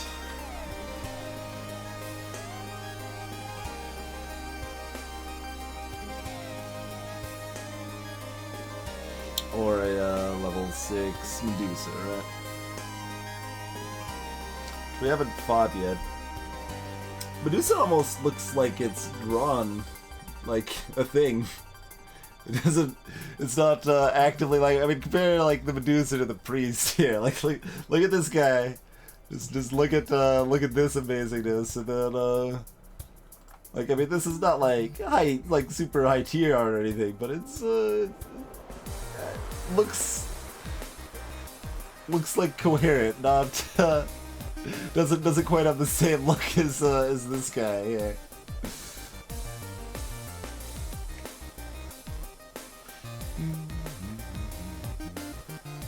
Alright, and considering we've got the Sift and the Rallying Stroke, adding another just attack card to my deck is not a problem, and it's currently just beneficial.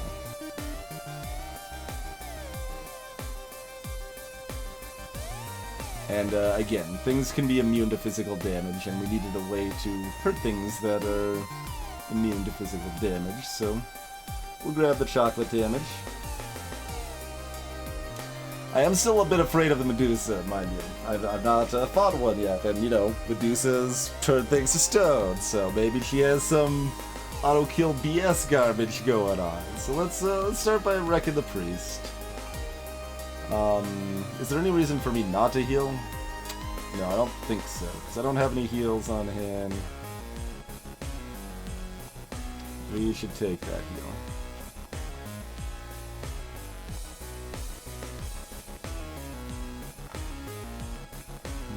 Uh-oh. This is the problem with having a Corrosive Slash, though. That is the problem. Okay. Do we make ourselves go off or not worry about it?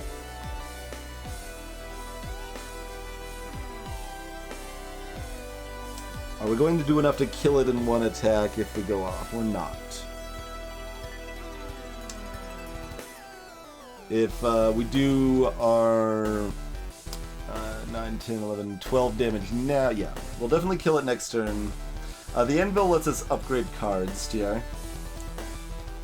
So, like this attack 3 here is level 3 of 4, so I could upgrade it and then it would do 4 damage instead of 3.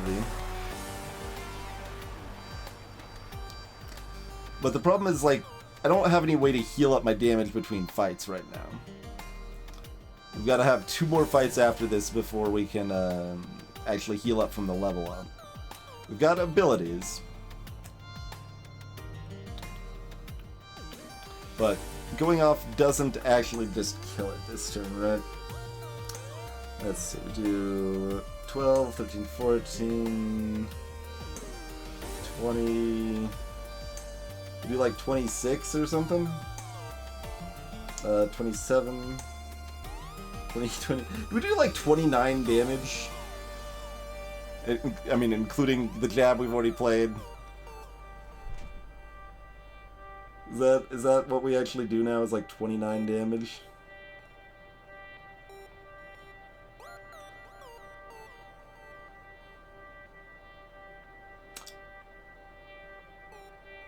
Wait, I feel like I'm forgetting some. Can we actually do 30?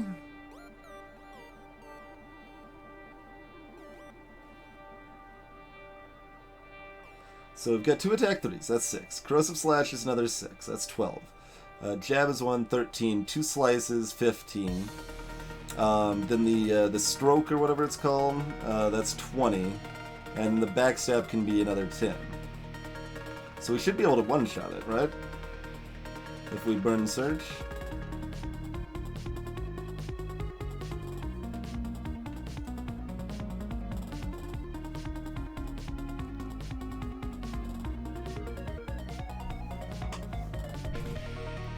But Priest is low damage. So maybe it's just better to save Surge for one of the later 2 fights.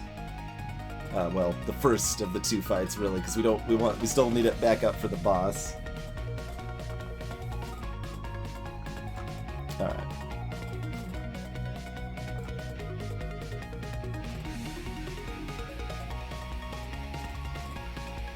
All right. It did nothing.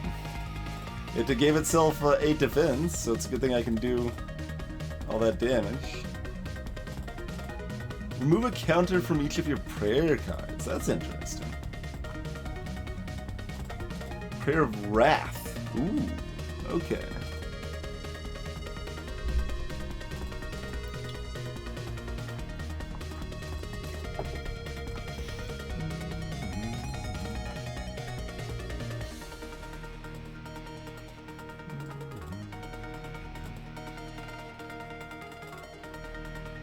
Let's see, we need to have enough stuff we want to discard before we sift. Sort of. It's complicated. Well, we've got 2 of the cards we want to discard. We just need one of these 3. We don't actually need it, though, I don't think. But...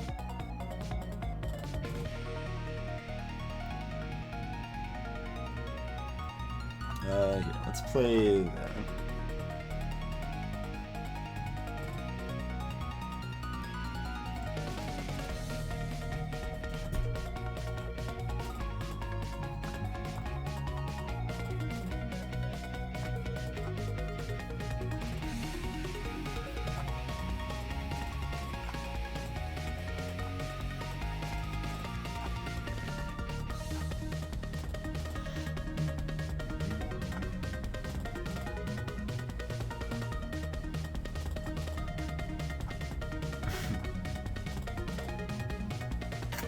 Get wrecked, nerd. Okay. Hey, look, it's another priest.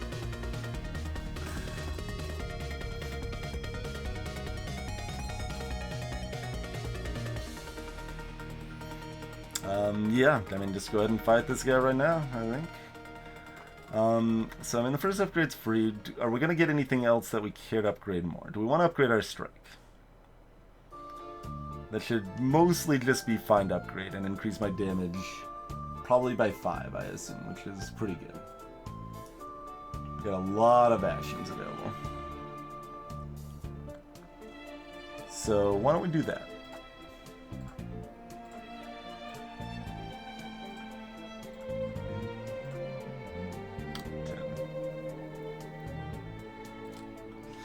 Yeah, Jumpy Dumpy. So color is the type of card. The red ones here are attack cards, and you can just play as many of them as you want. The green ones are action cards, and they generally cost an action to play. But, so you only have a limited number of actions. This starts at 1, and you can gain more actions to start for each round there, or whatever. For example, like Focus costs an action, but draws 2 cards. So we lose an action for that card draw. But we've got other things like Swiftness, which just replaces itself. So it draws a card to replace itself, but and it costs 1 action and I gain 2 action. So I net 1 action by playing it is all I do by playing that card. But then you can synergize that with like this Backstab here, which does damage based on how many actions you played.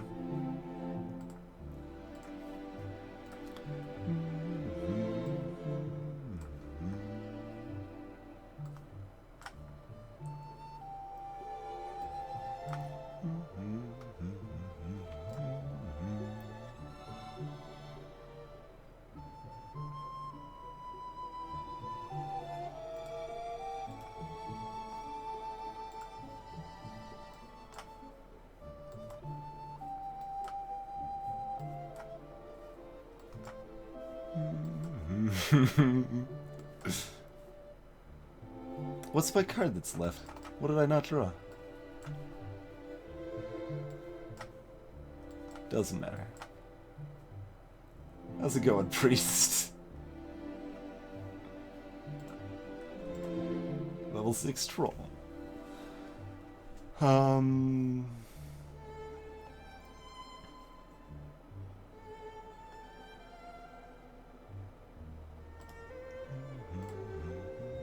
Okay, so boss actually is probably behind there. It could still be behind. It could be behind any of them, technically. Eesh. Another strike 2. I don't know about that. I don't think we want that.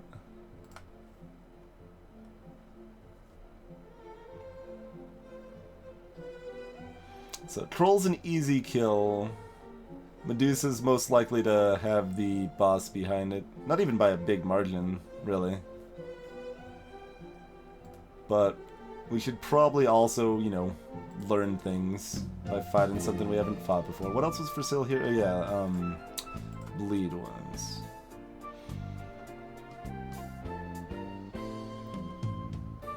It's another cantrip. It does crap all by itself. Combined with Hemorrhage, it's okay. Alright, let's dance. You've got nothing in effect right away.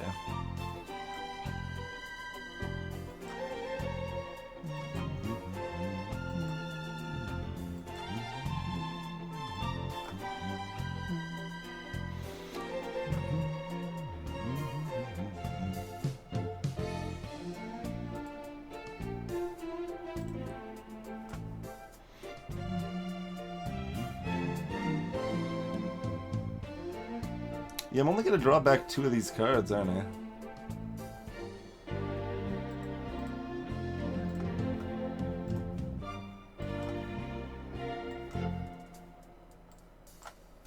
I mean, it's fine. We drew the wrong ones, but doesn't matter. If the enemy has 30 health, we're in pretty good shape.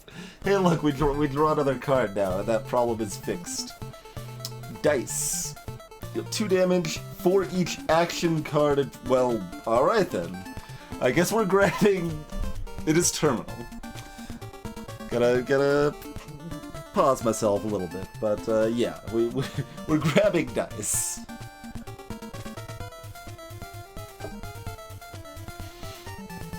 We're grabbing dice. 2 upgrades is good too. I mean, but that's the combo card we're looking for. Does it count itself too?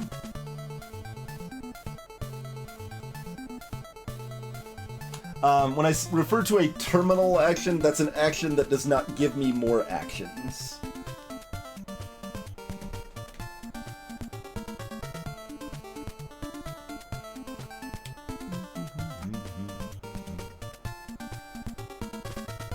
So, we can check the bestiary and see what Medusa is supposed to do, I guess. Adds curses to your deck. Well, I'm glad we one-shot it. It deals damage to you based on the number of curses in your hand.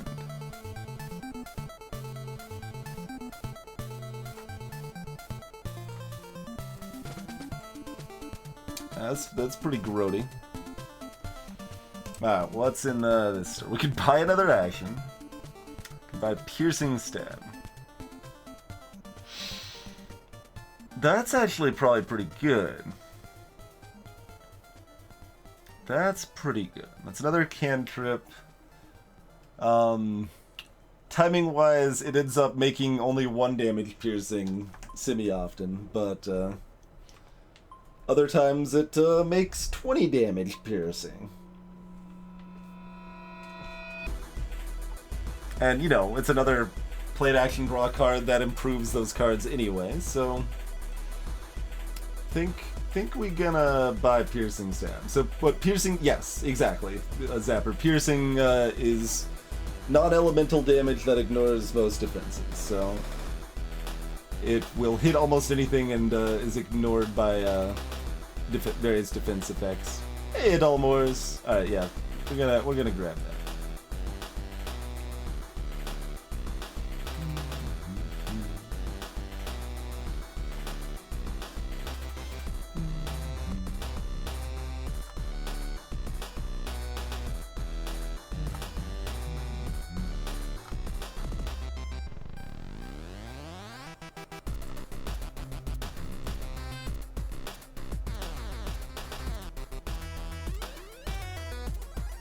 Still haven't drawn... Yeah, so we have to go ahead and do Piercing Stab to draw another card here.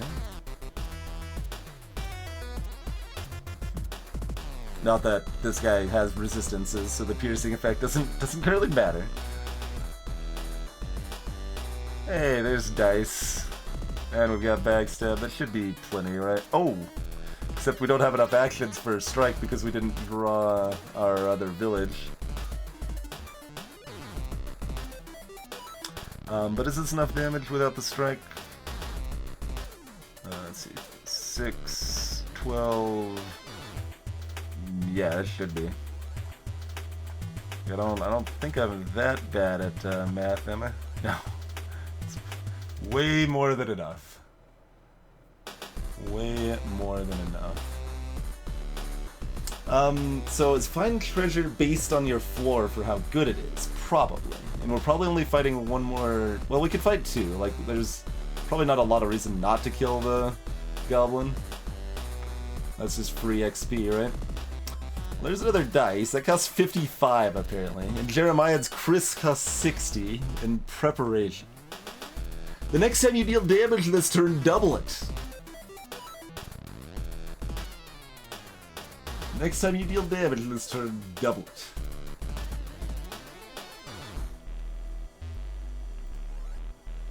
Alright, what's Chris? Whenever you play an attack card, deal 1 damage for every 2 action cards in play. So every attack card is a half backstab, including backstab.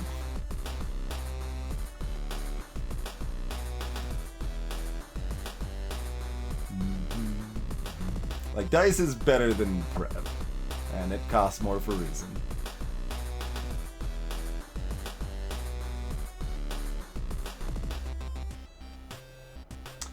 So equipment,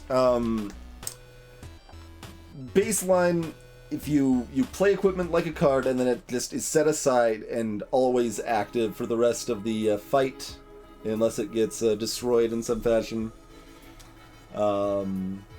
If you have an equipment slot that you've gotten from various upgrades, then you can start with the equipment equipped at the beginning of the fight and don't have to play it first. So the problem is, like, I kind of don't want any of those cards right now.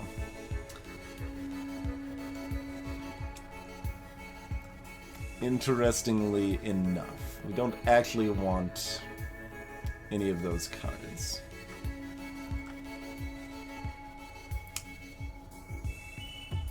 I want this if I could get rid of one of my other ones, which I could. Totally could.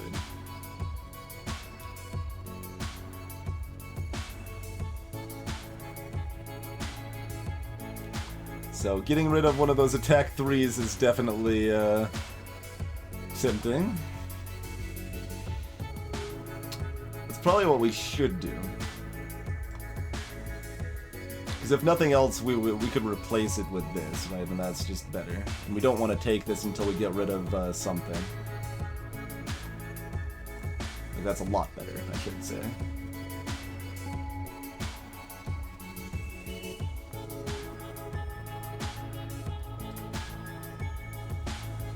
25? Yeah. I could also consider getting rid of the strike, honestly. I know we just upgraded it, but you could definitely consider ditching that. I think I ditched the attack 3 first, though.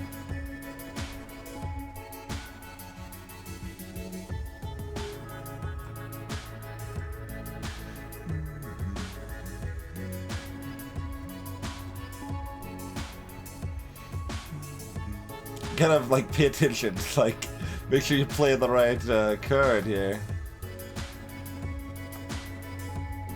Oh, we actually stalled. Even when we got rid of the attack 3, we still stalled. Is that enough though? No, because again we don't have the actions for the strike. 6, 9. So that puts it at. Well, we're not using this, are we? We're saving that for the boss? But do we need it for the boss? Probably.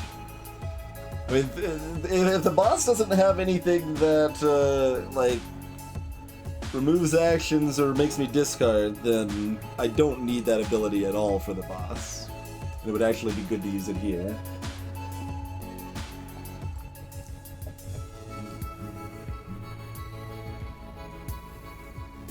Yeah, this is the second time in a row we've stalled out on strike.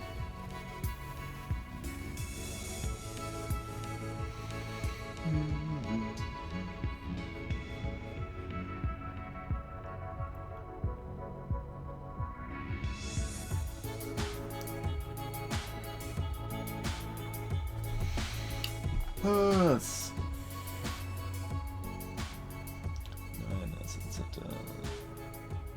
We have enough. Yeah, we're actually kind of close, aren't we? So that's at 18.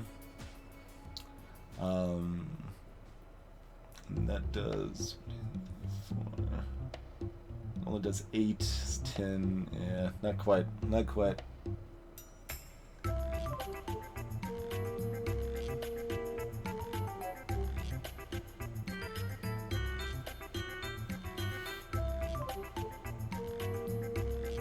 Basically, the idea behind using this ability now would be like, hey, we want to have full health against the boss instead of 41 health against the boss. We'd rather have that 5 health than this ability.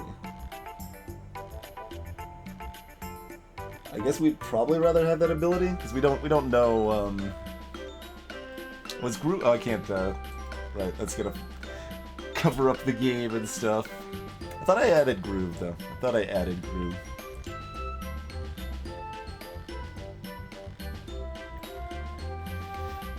I guess we'd have the ability, because we don't know what the boss has got going for it. So we don't know if it's, I should have discarded, well, it doesn't really matter.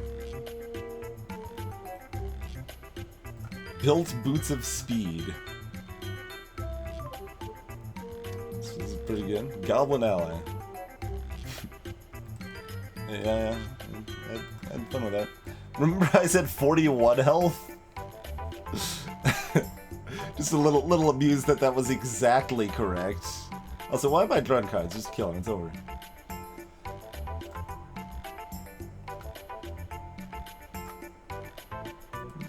Oh, I actually forgot that we had the health on board too. Darting Daggers. At the end of your turn, deal damage to your opponent equal to twice the number of actions you have left.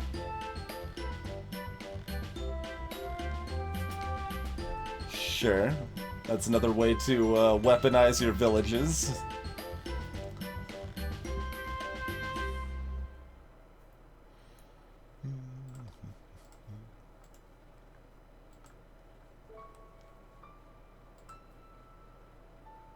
Oh my god, it's a mime.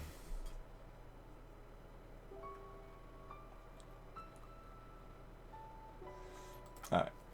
And this was, yeah, Pierce. That hurts my ability to go off, assuming that we don't care about the piercing specifically for the mime. Do we? Who knows? Feel free to pipe up. Like, is piercing does a mime have a lot of resistances that's gonna dodge my combos, and I need some other way to damage it?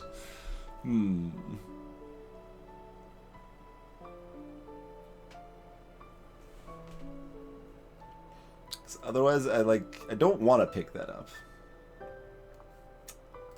Yeah, but this makes it a lot harder to go off is the problem, Mart. Like, this hurts my combo ability fairly significantly. Like, if I'm going off, I don't know, let's say 90% of the time, now I'm only going off 82% of the time or something. Oh, this is another freaking clone sort of enemy? Disgusting. Well, hopefully our deck isn't so awesome that it kills us again.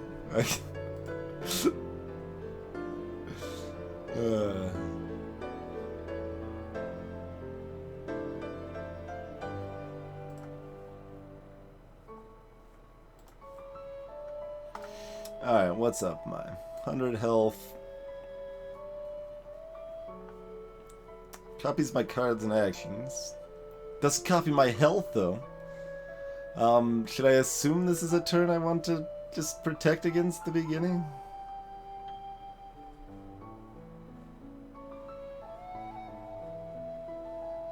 Like, how reflective is this reflect?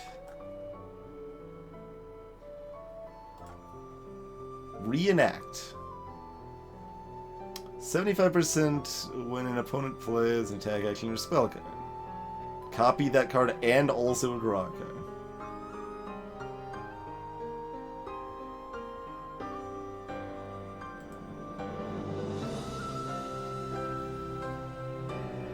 So I should have led with Alacrity, I guess.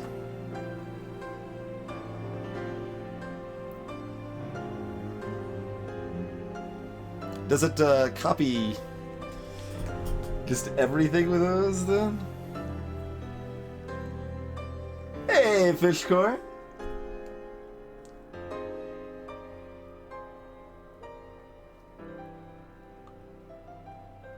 Like, is just their deck full of reenacts? Is that what's happening here?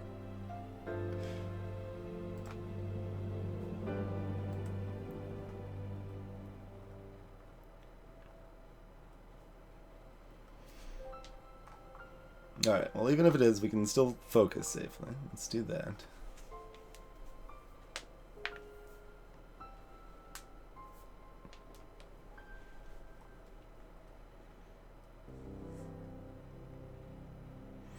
Let's see. So we've got Sift and Relling Strike and Slice and Piercing. And okay, so we should be going off this turn, so we should just go ahead and do this.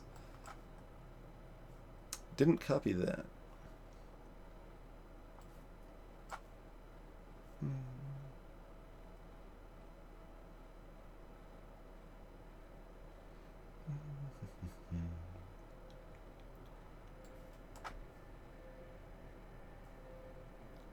So do that, then we sift. Or do we? Do we actually have the... We've got one card draw in our hand. We've got our other village, so that's 2 card draw. And our other slice. Okay, it's like we should have it.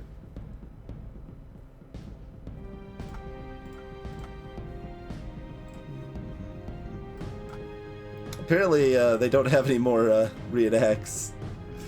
That's okay, though.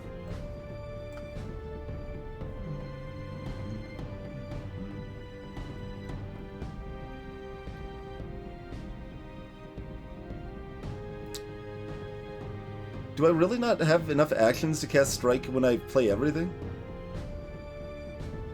Strike's even worse than I thought it was in my setup right now. Holy moly. So, playing Strike... Well, I can't play Strike and Dice, so it's off the table.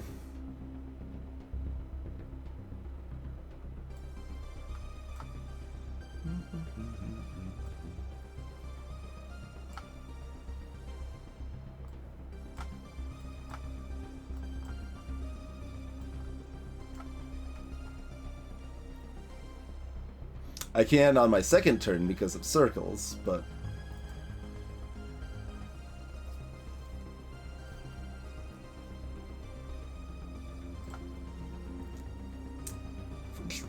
Sure.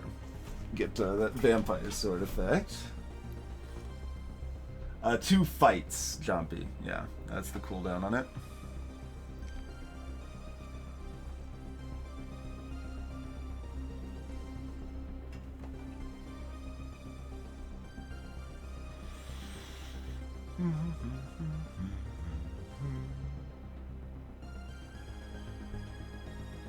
Well, we pretty much have to use circles first. Well, like, would we rather them copy the 1 damage to me from the slice, or the, We don't want the game to last long enough we care about them copying circles, so let's, or the fight to last long enough, so let's let them copy circles.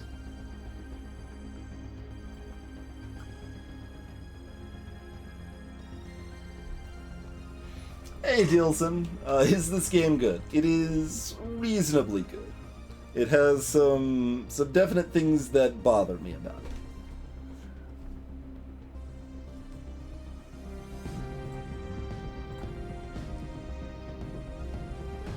It doesn't say anything. Oh, it does say once per card. Yeah, it's like it doesn't. I literally read through this. It plays yada yada yada. Skip down. Like I mean, parentheses are optional information, so you can ignore it, right?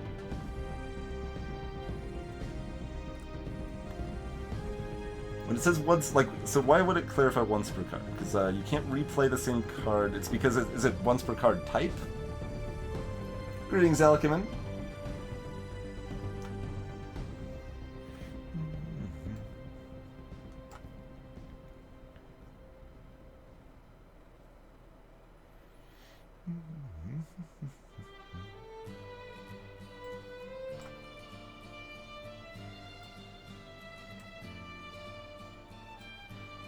No. Not supposed to be Sift.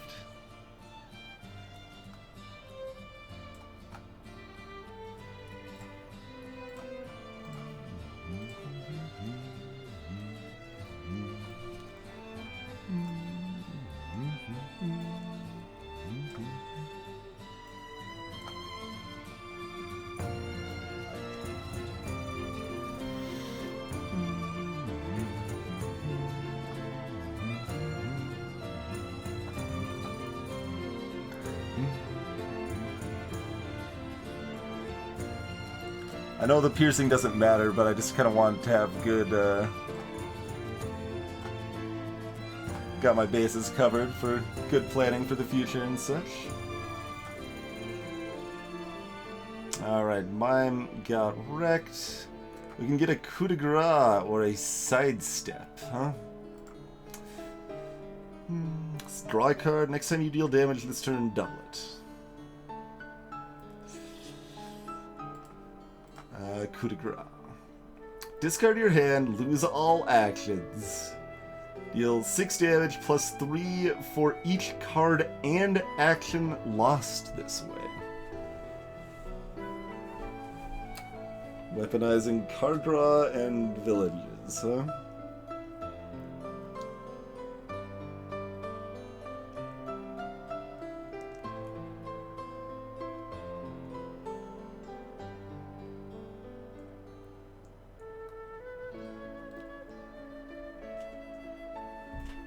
Oh, it's nothing like Hanabi, Alchemon. No, this is a roguelike game that with a focus on deck building.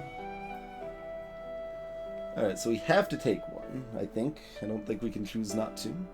I mean, we probably do want one, but.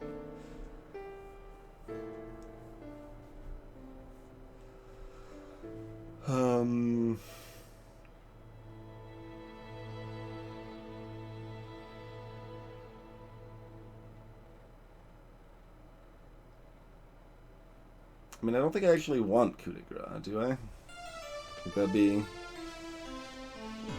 another finishing card, but I've already got like 1.5 finishing cards, and this doesn't synergize particularly well with the other ones.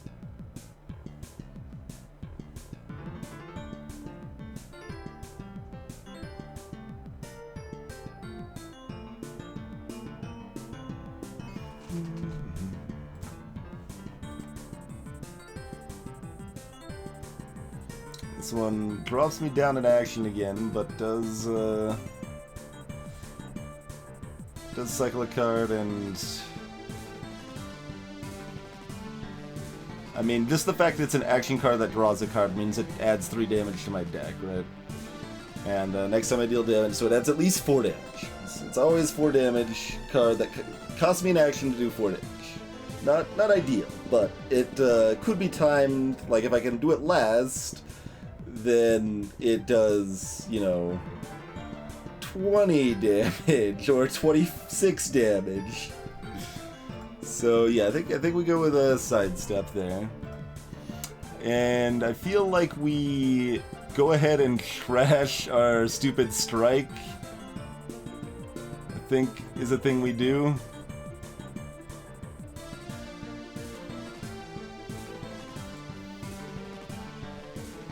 No one's going to argue that the art is terrible, Alec.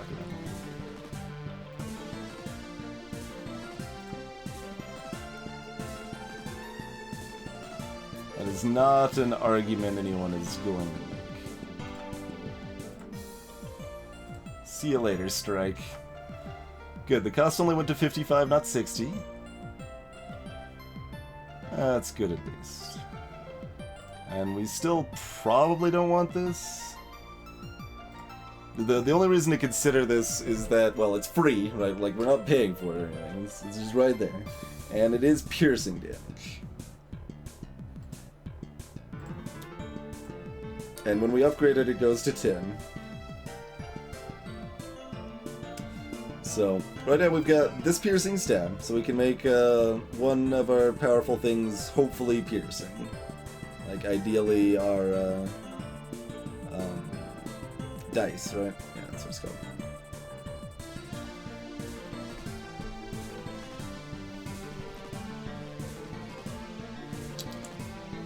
But we're not guaranteed to be able to make, like, use piercing stab plus dice, because we might need to just use it to draw into our other card draw. But, I mean, the fact, like, picking up this card makes it harder to use piercing stab on that anyway, right? Like, it's interesting. Like, basically, I want that card to replace this attack 3. That's what I want. I don't have enough money to make that happen. So do we want it anyway? We've got 6 damage. That's we got 6 chocolate damage and a piercing stab here. That's my only way to do non-physical. Is that enough? Hopefully? I think we say hopefully and leave this behind.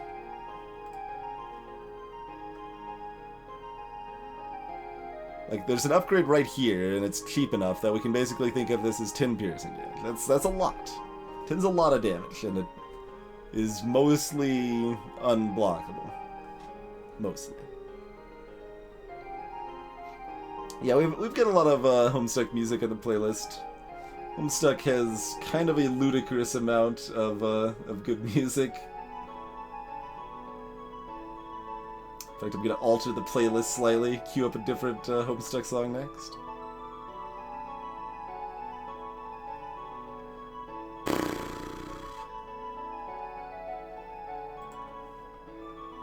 And then this was just like the strike we just literally got rid of. Paid money to get rid of that. We should clearly add that to our deck. Before I got rid of that, I should have at least considered this Chris.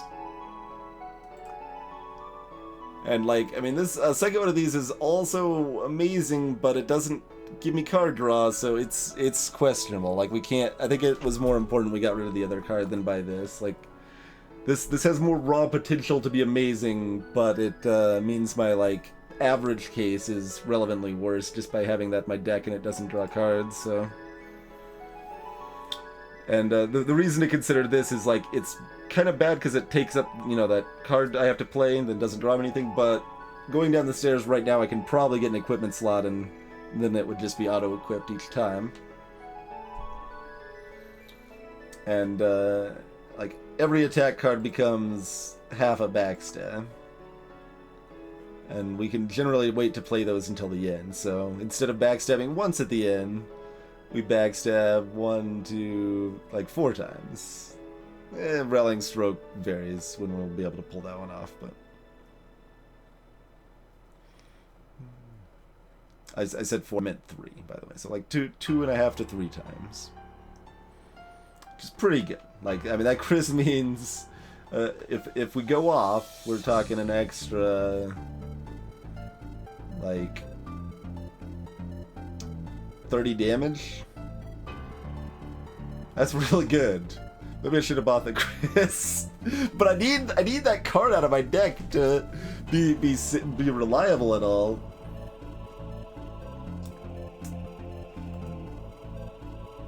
I think I need to leave this behind. I don't know. We don't know what randomness it's gonna come up with and be like, oh, you can't do physical damage anymore and get dunked. But we got the piercing stab. We have at least some counter to that garbage. So I think we just leave.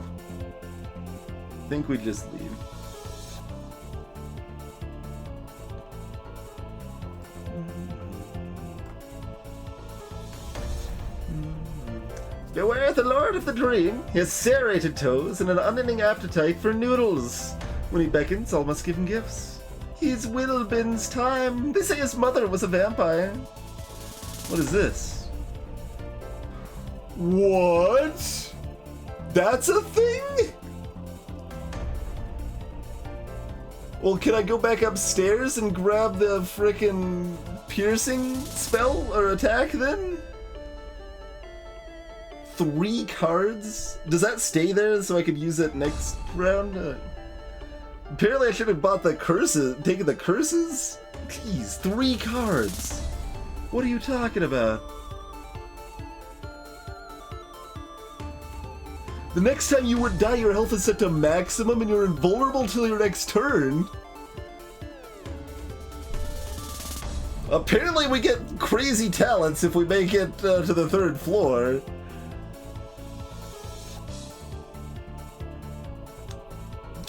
Extra point of damage from each of your physical sources. I mean, that's also really good. It's just not these 2 good, right? When you have 15 or less life, draw 3 additional cards each turn. Yeah, we just got this row of madness up here.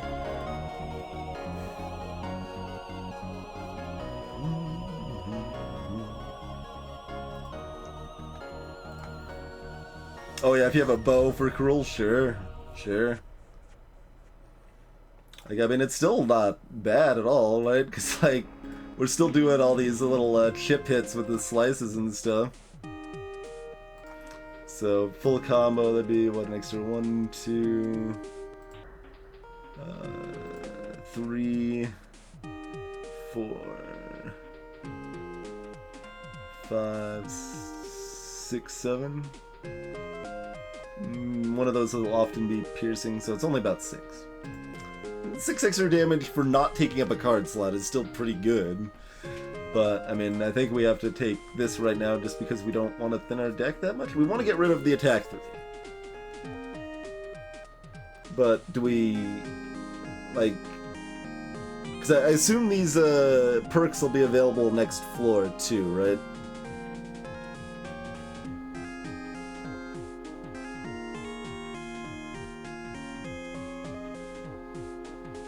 Other than, like, I mean, I can't take immortality again or whatever, but...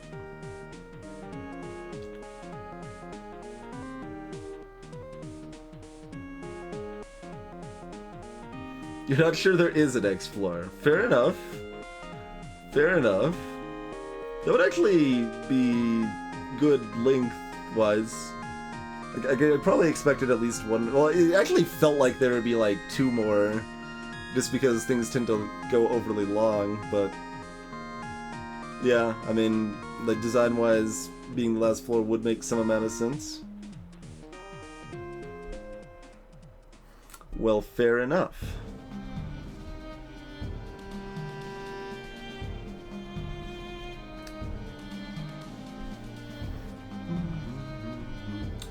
Is there a second card we are actually excited about removing?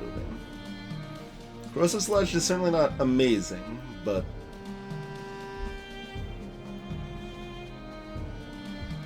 Like if I picked up the piercing on the previous floor, I'd probably just remove attack 3 and corrosive slash. But everything else we kinda need.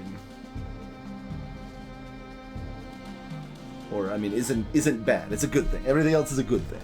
So we want to keep it.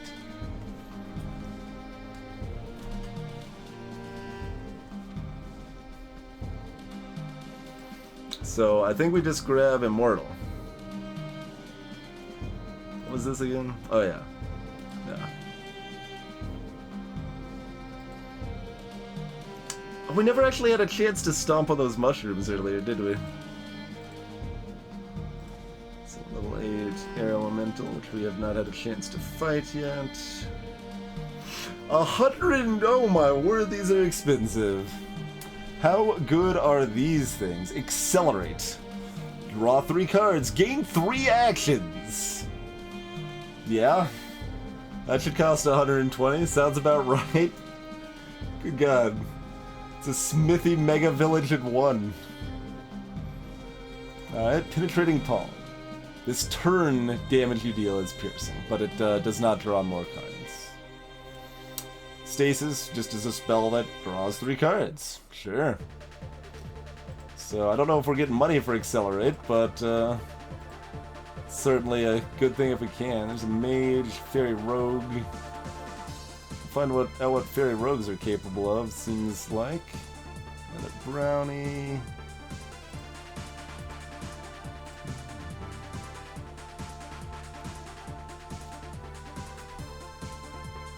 What the heck does stomping on the mushrooms do?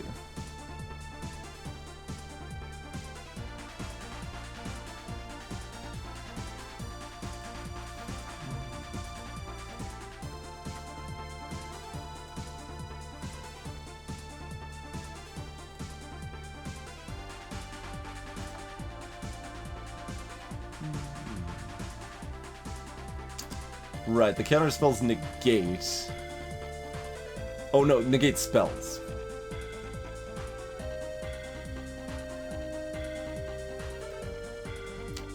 Not action cards, so Brownie's easy fight.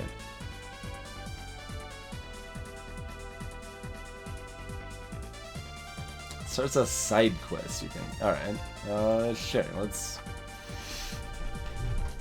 As you stomp through this floor, you hear something squish beneath your boot. Looking down, you're surrounded by small, bright red mushrooms as far as the eye can see. Or at least for a couple of feet. It's pretty dark in here. Wait! A wrinkled face, topped with crazy white hair, peers out at you from the gloom. Those are magic mushrooms! My magic red mushrooms! Okay. Can I have one? No, my mushrooms! I know a secret, though. He leans in, conspiratorially. There are green mushrooms. Green! They're not red. Go find me the green mushrooms and you can have a taste. 8 green mushrooms for 1 red mushroom. Okay, I guess. Excellent! Now let me show you how to find the mushrooms. Look into my eyes. Look very, very closely. You do, and the inside of his eyes seem to spin. For a moment, you want to look away, but you're transfixed, just staring. Almost immediately, you snap out of it. All done! Go find me those mushrooms! Simple enough, but you feel surprisingly hungry. Oh my god. Out of the corner of your eye, you catch sight of a bright green shape. On closer inspection, it's a green mushroom. A bright green mushroom. Since it'll make the old guy happy, bend down to pick it up and put it in your pouch, hoping it doesn't make too much of a mess. You settle yourself and prepare to continue when you notice the mushroom is still in your hand. Even worse, it's moving towards your mouth. Unbidden, you take a big bite, and then finish the whole thing. It tastes terrible. That hypnosis must have had some side effects you weren't expecting. Now you feel a little strange. Lose 3 experience. Joy. Can I run past him, or...? I can. That one has 6 healing, so it is a random effect.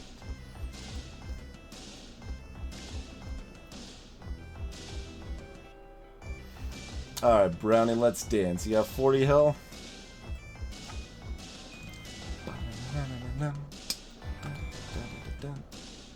Oh, right, They can dodge. Yeah, yuck.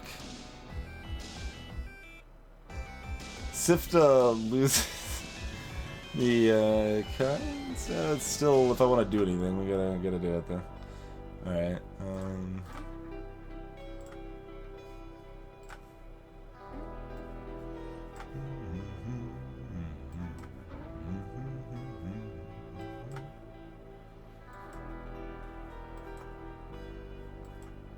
At least get to our other circle. And there's our dice. Excellent.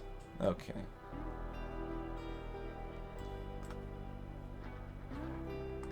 What did this do again? Right. Next time you deal damage this turn, double it. Seems pretty good.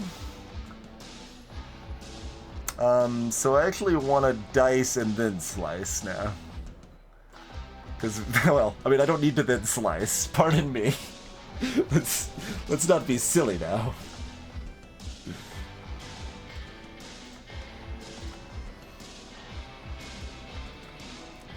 Storm. Well, that's something we're not taking. Wait, it's a spell that has 0 cost. Deals 10 damage. If you have at least 30 mana, lose 30 mana and take an extra turn after this one. This is just a dead card that does 10 damage. 10 lightning damage. 10 air damage. Interesting.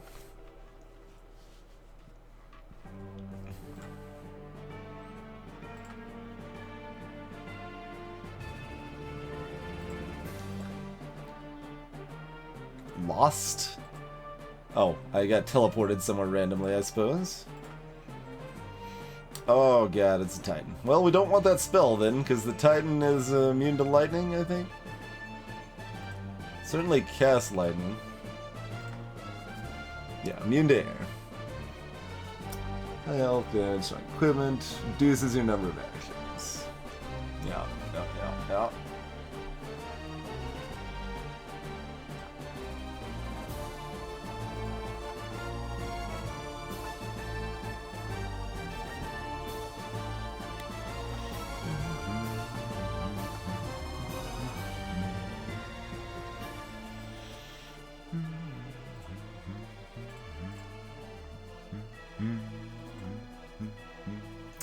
Another sidestep has some potential.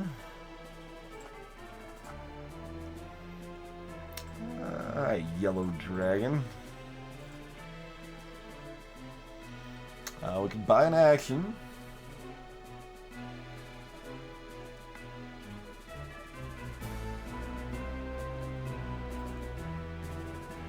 Hey, Corey.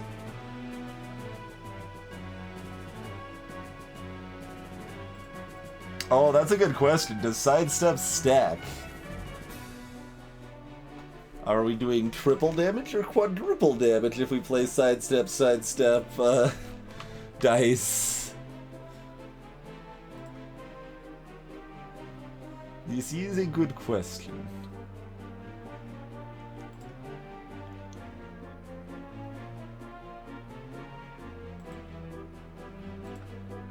Or, I mean, it could even just be 2 times, which would be super sad and garbage.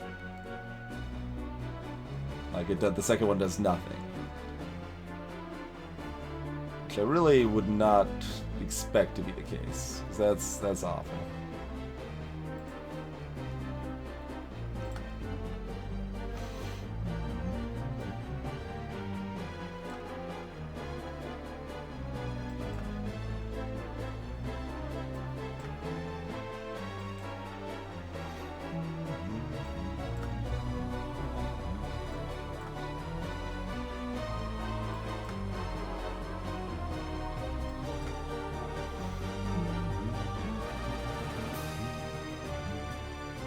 Alright, so we are not playing our Sift this time.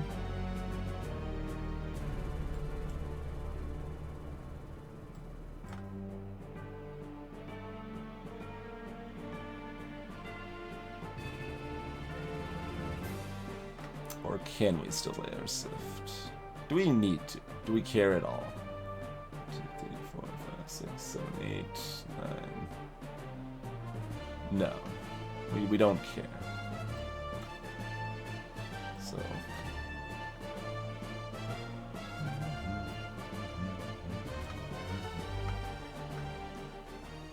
See you later.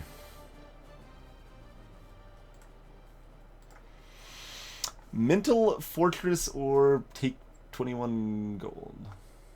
Oh, that's not an option. It's just 21 gold. Take it. Discard your hand. Gain a shield of strength 5 plus 5 for each card discarded this way. No thank you. No thank you.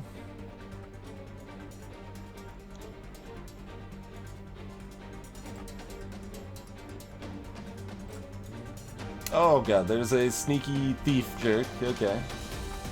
Got Boots of Speed and Cloak of Invisibility, of course. Prevent the first card your opponent plays each turn having any effect.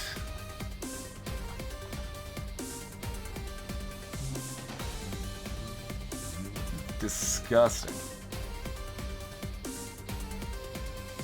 Alright, so Corrosive Slash has no effect.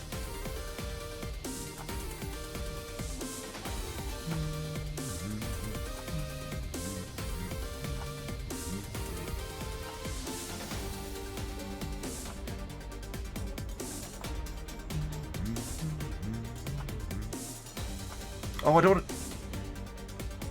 How did I do that? I managed to run out of actions. Oh, good God, no.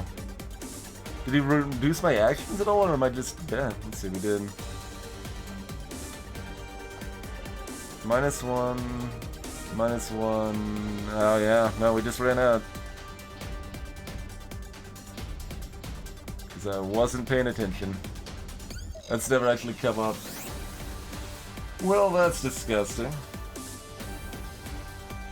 That is disgusting.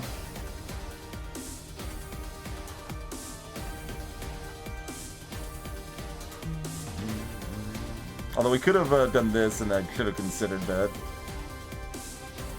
I could still consider it, even though we were already bad and played the backstone.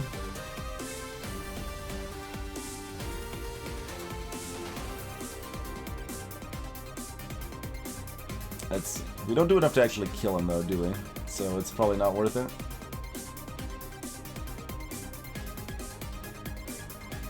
What is this doing? Oh yeah, let's block the first one.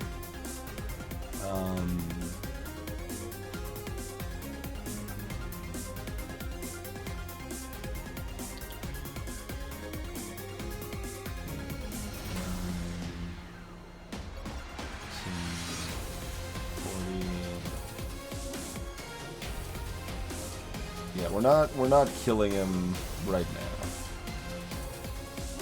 But we're killing him in the second turn. I should really know exactly how much damage my deck can do.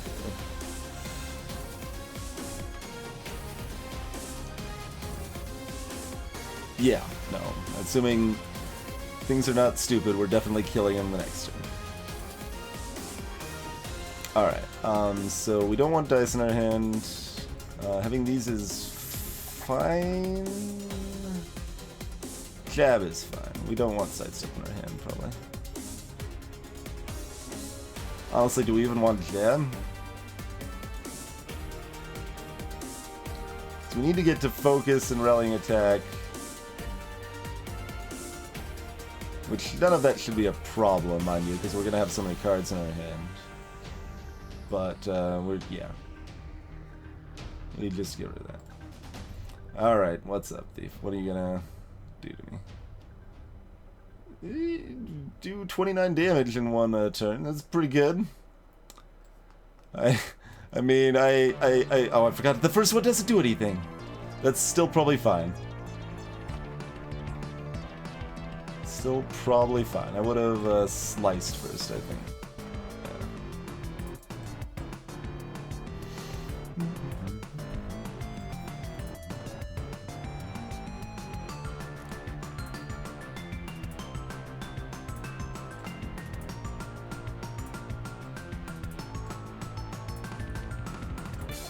Although I can redraw the Alacrity, so that's fun.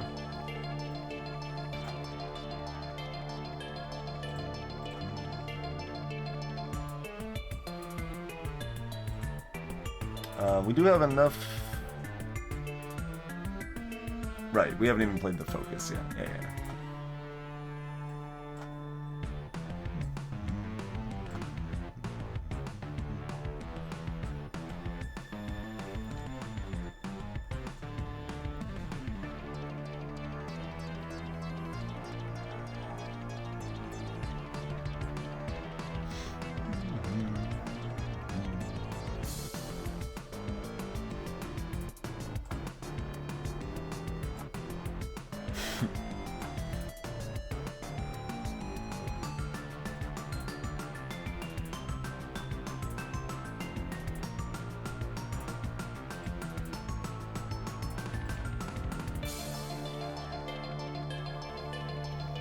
Are these all the remaining mushrooms?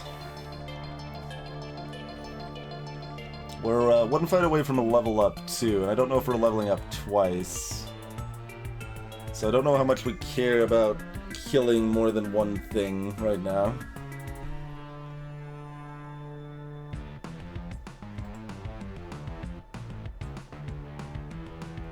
Since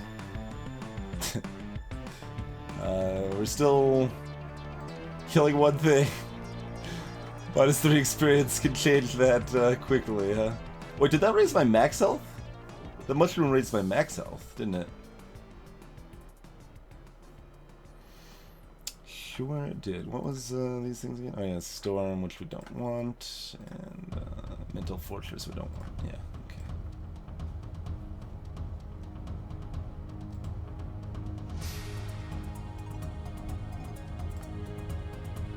Oh, it's +3 XP. Okay, we got it back.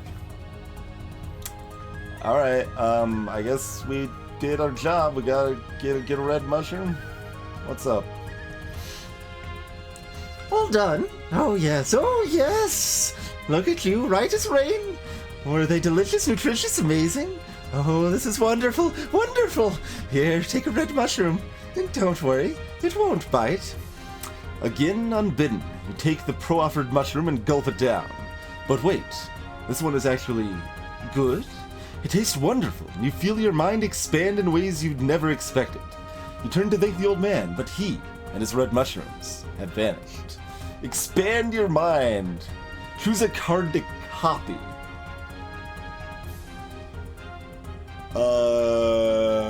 Okay. Interesting.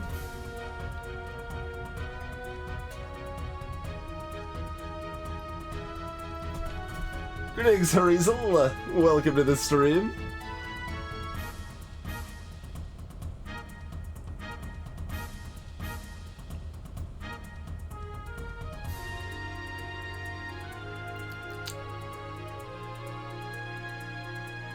Okay, big important question, unless I can check this in a second. Did one of these shops, was it selling an action? Could I buy an action to go up to 4 actions? Does anyone remember? Because I cannot copy dice unless I get another action, because the Titan reduces my actions by 1.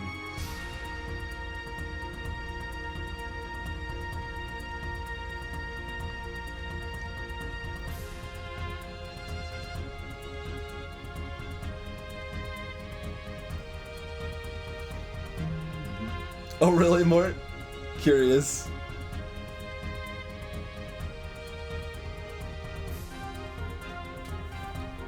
See, I would do shrooms later, though, Peach Lover. I would do shrooms later. Because I could have bought the 120 gold, frickin' crazy, plus 3 actions, plus 3 cards that duplicated that one. Alright, action was for sale. Wait, sidestep is better to duplicate than dice, though, right?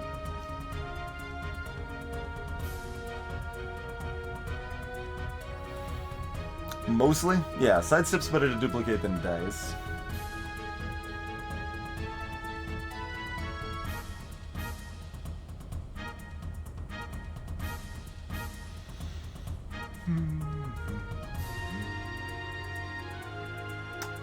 So, Alacrity is a safe but not terribly exciting choice that makes my deck slightly smoother. Sidestep does more damage and is still pretty smooth. Does a lot more damage and is still pretty smooth.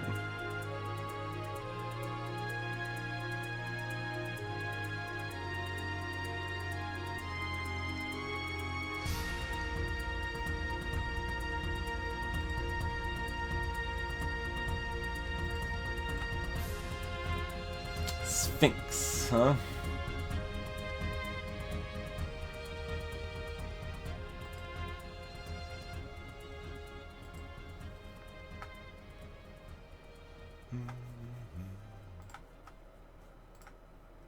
Yeah, accelerate. That's the one. That'd be a pretty good one to copy, huh? Having 2 of those in my deck makes things very silky smooth. Well, I don't need to fight the Sphinx. If I don't want to. Yeah, there's an action. And another dice, in fact. And I think there was another sidestep over here. Yeah.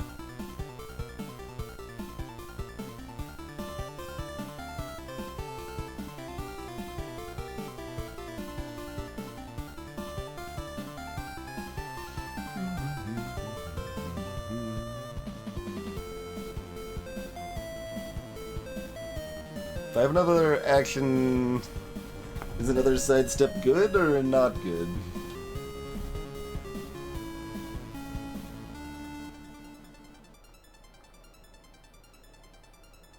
It's dicey.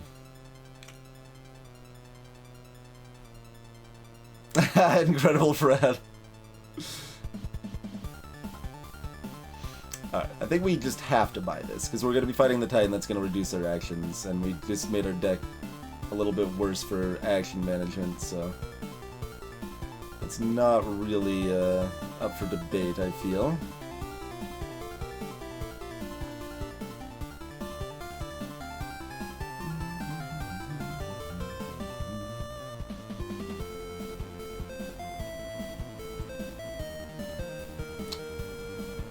So I mean, a mage, that's our class, we have a pretty good idea what to expect from a mage. So do we do something new, or something reliable? Probably something reliable, like doing, I mean, they could Meteor, technically, but even that's not the end of the world.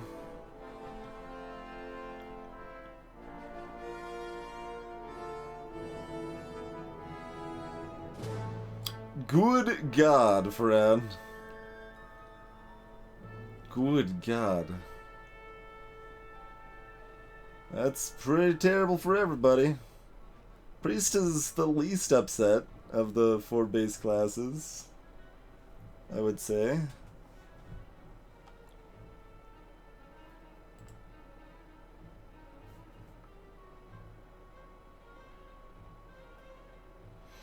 Out of curiosity, if we were to kill everything, 16...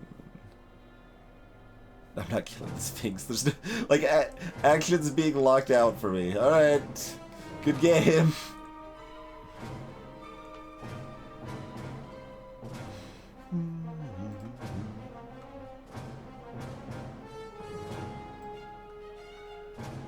What do we got now? Jasper's Tome. Draw the next spell card to your deck at the beginning of each turn, okay? When you gain mana, deal 1 damage for every 2 mana you gained. Okay.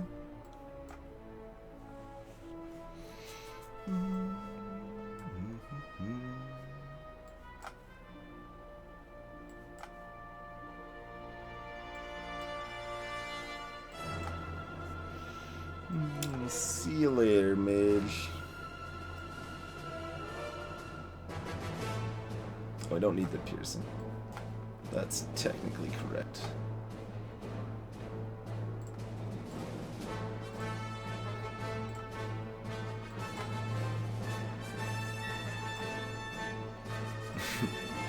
Sidestep. And sidestep. So we don't actually get to see how much damage this actually does, do we? So we don't actually get to see if the sidestep, how the sidestep stacks, because it doesn't give us a real damage number. Alright, I'm not upset about that against the Titan. Not upset about that, even though we just bought the other one.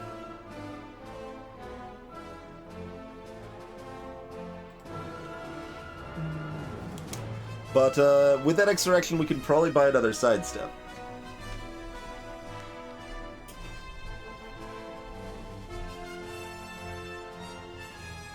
Well, even the poison is our action cards, though. Still, Incredible Frown. Like, that's a nice idea, but the poison's still action cards.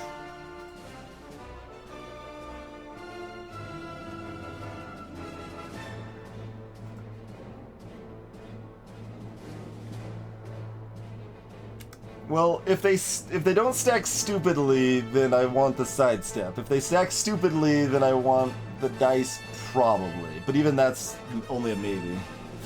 Because this is terminal. That makes it harder to go off.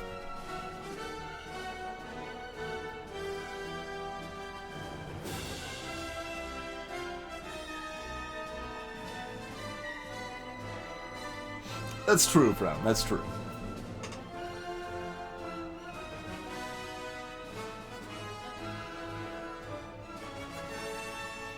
So, do we have any idea how sidestep stacks? The next time you deal damage, this turn double.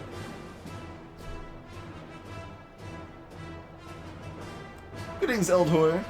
See, I think that would be awful, though. Like, that wouldn't make sense. The way I would actually expect is that, like, even though it does, like, it's not explained as well on the card, I'm thinking in terms of it would basically go 2 times, 3 times, 4 times for each sidestep, right? Like, it gives that doubling effect for each one, but it doesn't stack multiplicatively. See, Blackfire, that's great and all, but the second dice makes it a lot harder to get to that point. Because I could just draw garbage that doesn't let me go to town. Doesn't let me go to llama school.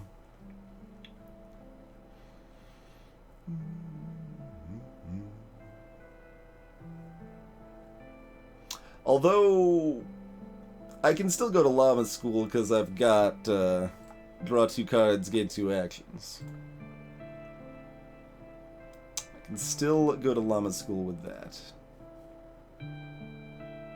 But I can only do that once.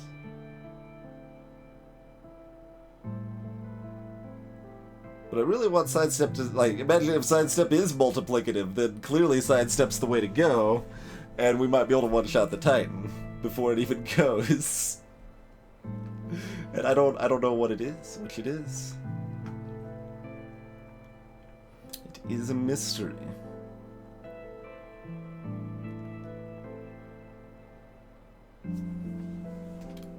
But yeah, does anyone actually know how sidestep stacks? That's pretty important right now.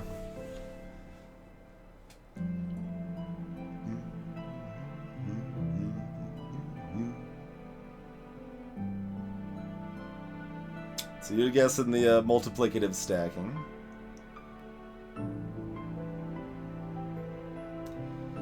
Yeah, I forget exactly how that... resilience is the takes max 3 damage per effect.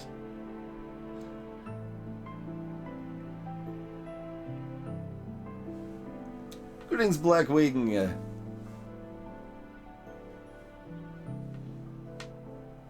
Yeah, that sounds like something that Jerk played last time. I don't think it was a set effect, but this is a higher level Titan too.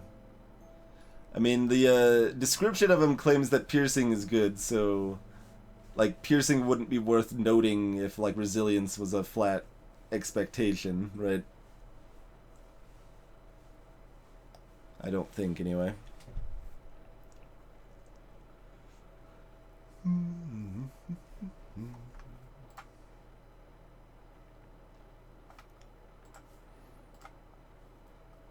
Buying the sidestep.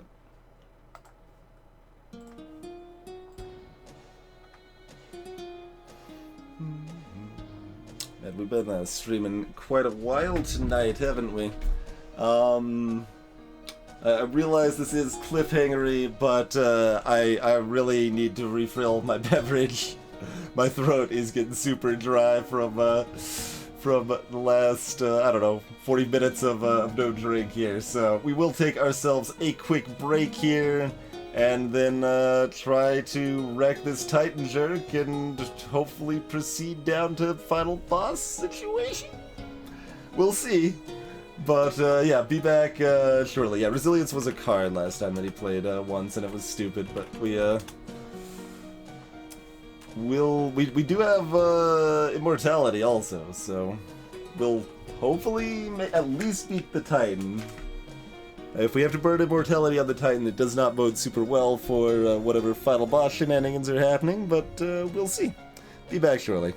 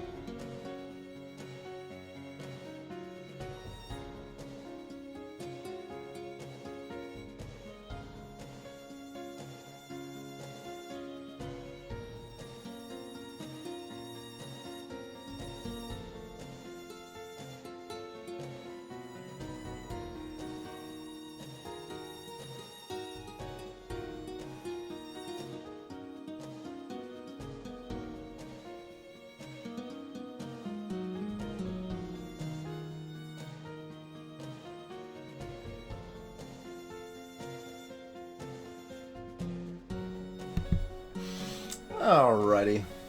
We return.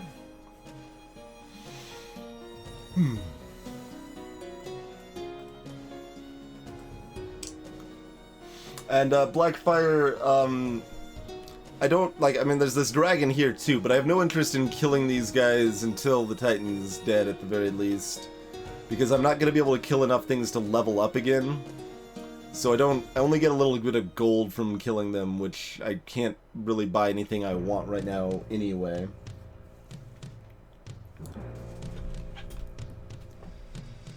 How does the Sphinx work if your hand's split, out of curiosity?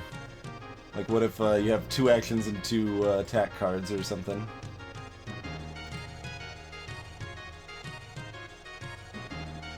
Right, my abilities are charged, so we're good to go on that front. Other than, I mean, find treasure, but... So, I mean, that is a possibility. We could kill the dragon and the air elemental to get find treasure, and then use the oasis to heal up. But I've never fought either of those enemies, so I'm disinclined to do so. When the odds of it helping me fight are fairly low. Find treasure could bring something really good. We're fighting the title. Alright. Then 1 physical damage from each source of physical damage. Sure.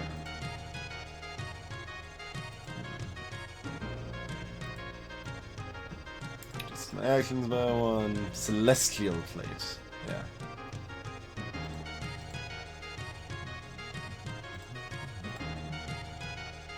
Greetings, Miranda. It's fairly good. Has some stupid stuff.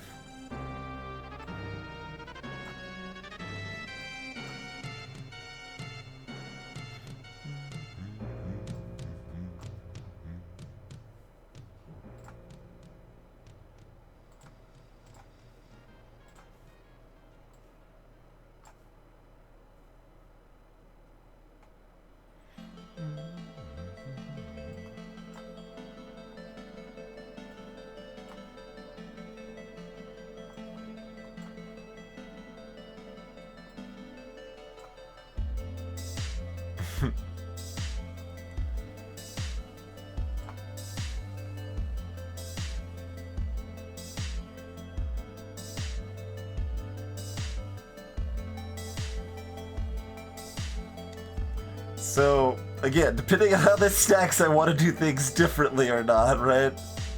My inclination is... Oh, I don't have enough actions for that.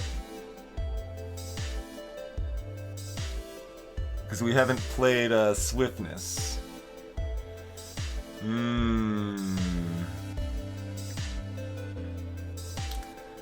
So, it's kind of insane how much difference this makes how this stacks, huh? Oh, it says right here, next time I deal damage, multiply it by 3. Okay, so it stacks how I expected it to.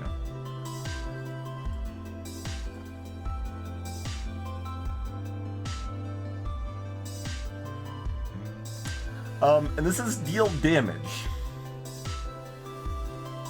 Does it only count if I actually deal damage? Oh, that would make it do damage, though.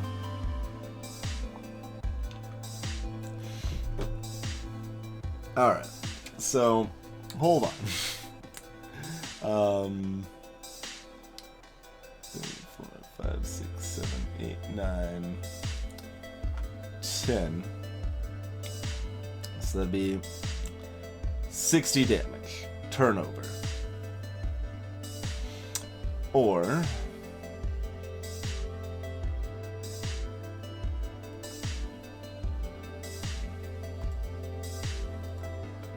So what's my remaining cards? We got those 3. So Rallying Strike and Swiftness are my remaining 2 cards. That's true. We could search now. That's probably the way to go.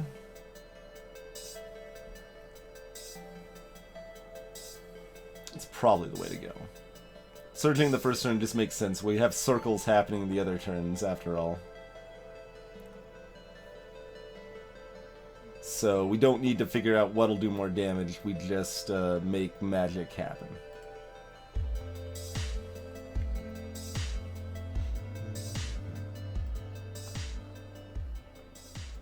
So, that lets me play Swiftness. Do not play any attacks yet. Play the other side's step. And yeah, so multiply it by 4.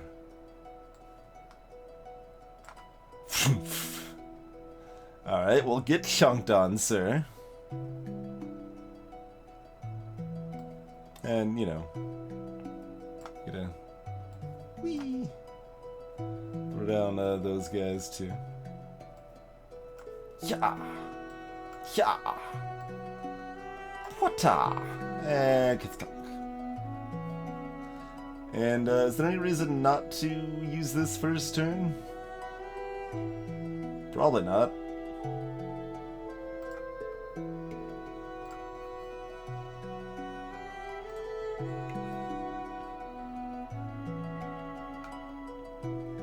Oh god, double slam. Yeah, I'd say that's a good thing to use first turn. Even though he halved his health, it's still... yeah, it's still 50 damage each. Oh my god, this still went through though. That still happens. Zap still happens. That's disgusting. All mana and all actions.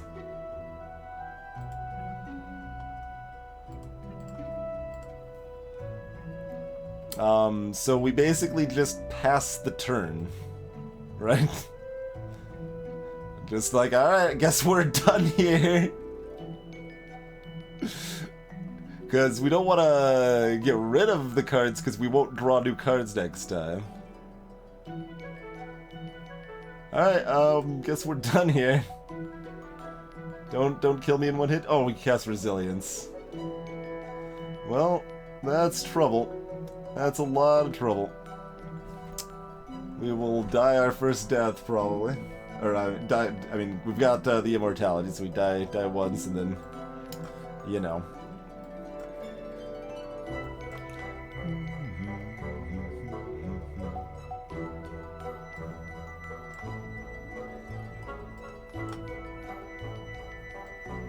Oh, we want to separate the side steps now. We want one of the side steps on the back stab. Or something. I mean, sidestep doesn't do anything. He's got resilience this round, so I should be sidestepping these slices that we get like a little bit of damage in that way.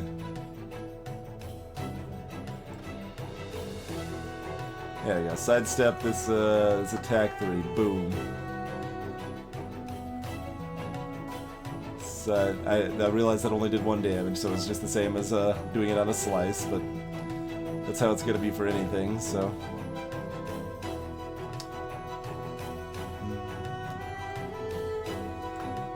There you go, take that 1 damage. Yeah.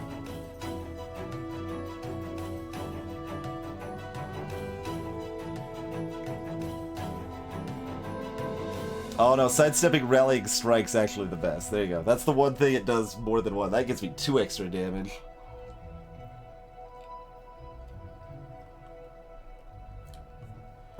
No, piercing doesn't go past this. Piercing doesn't go past this, Mort. We did that last time, it didn't work.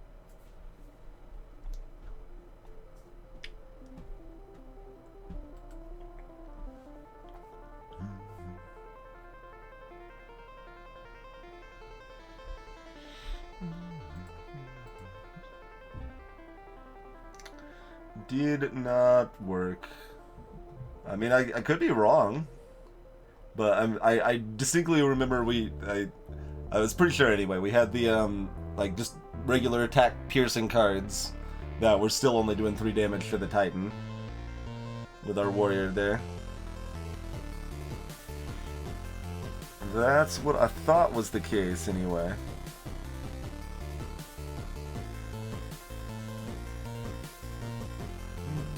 Because I'm redrawing it, Chthonic. I'm redrawing it.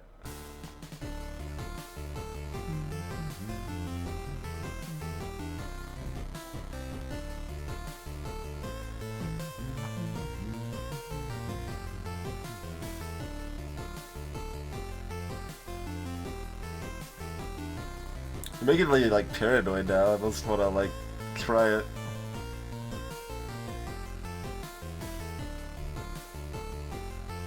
I'm actually an action short to try it. Ha.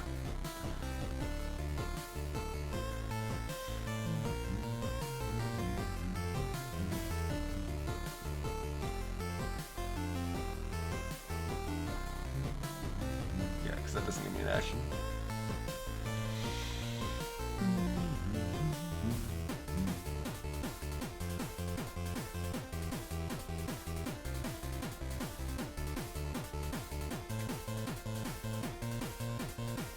So I'm costing myself 2 damage by testing Piercing Strike here. That's fine.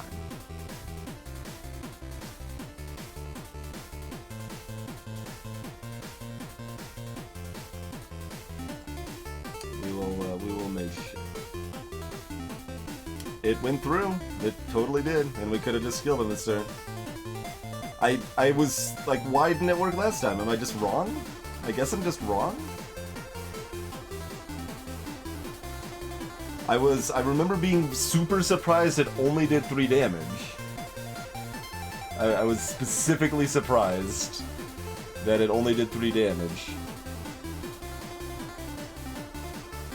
Instead of the 10 it was supposed to do. I don't suppose anyone remembers that situation, has any idea exactly how insane I am.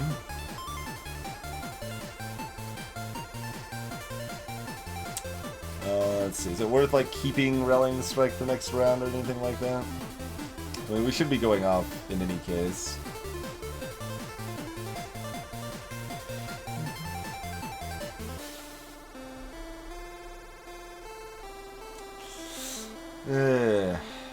Boo. But yeah, that's, I mean, it makes some sense either way, but I specifically remember seeing it wrong before, so that's why I did not think it worked that way. Unless the game's bugged and it is different for different piercing damage, which would be super sad, but unlikely. Well, anyway, do your tiny amount of damage, I suppose. Yay. Yeah. And hope he doesn't do 23 damage. Hey, look, did 23 damage. Alright. Well, anyway, that's unfortunate, but quick death now.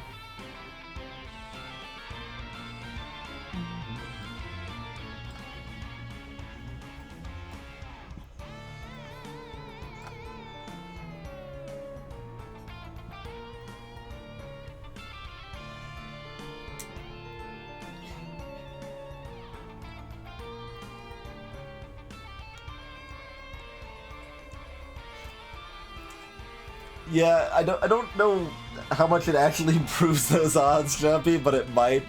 The fact that we had 2 circles active meant we have so many cards that we draw that it's almost impossible to fizzle, but probably still technically possible? Probably.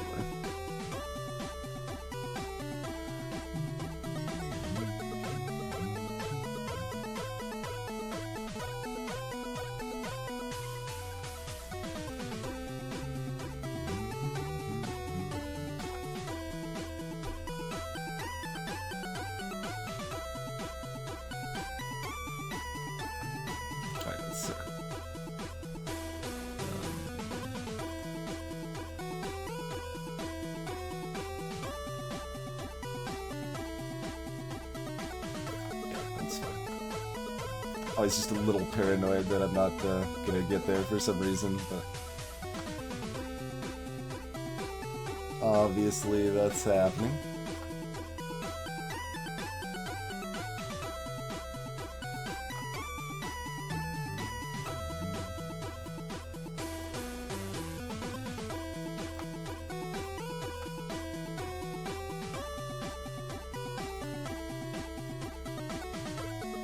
One experience short.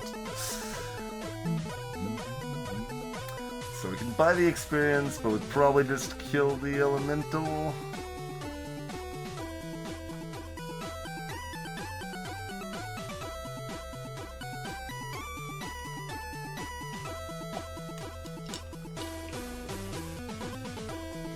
It'd be amusing if, due to some gimmick, the elemental is harder than the Titan or something.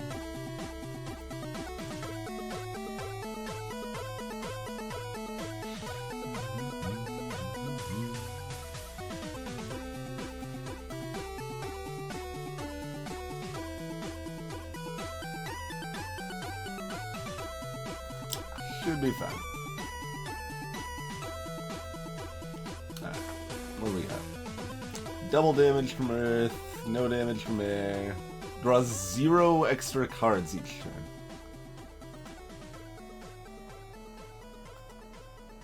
Okay.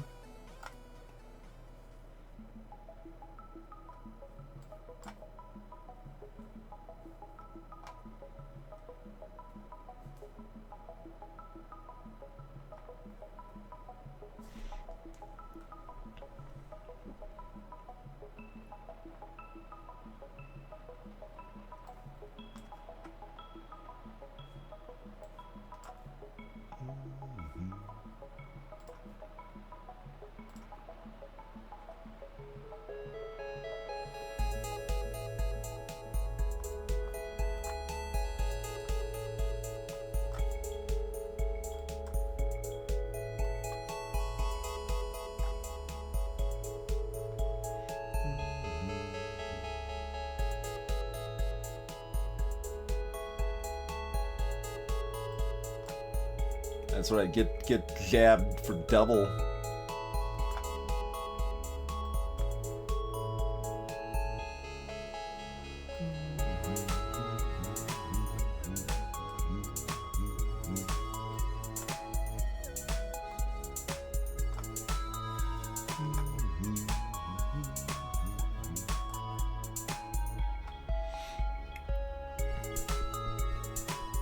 Choose an additional talent.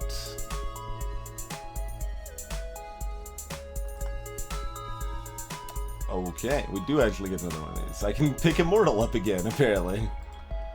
I can draw an additional card each turn. Opponent's hand size reduced by 1. I don't know, I could take an action, or I could gain 20 health, 5 mana, and an action.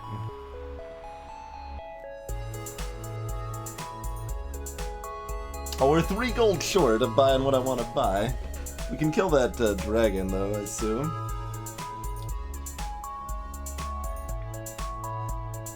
Yeah, I could have bought the 5 experience Alchemist, but I wanted the gold too because I wanted 120 to buy the really good thing.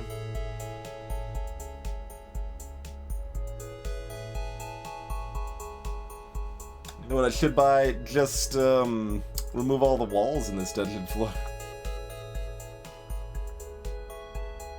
Well, who knows what final boss shenanigans are happening. So obviously this is, like, you know, safely good.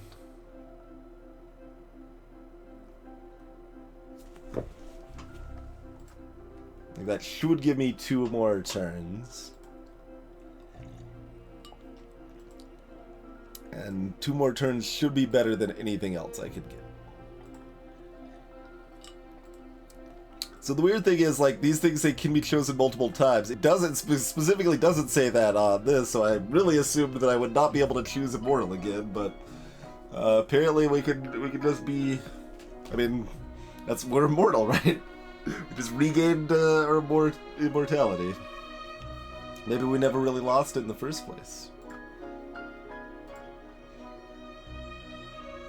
But yeah, I feel like Immortal, like, that's 2 more turns. This is like 6 more damage a turn, so that's garbage.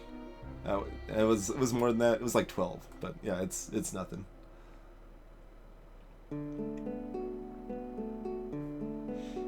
Yeah, even the fact it got proc means I didn't think I would be able to get it again, though, just because it doesn't say you can get it multiple times, but assumedly that is part of why. Yeah, I don't have a bow, Frown.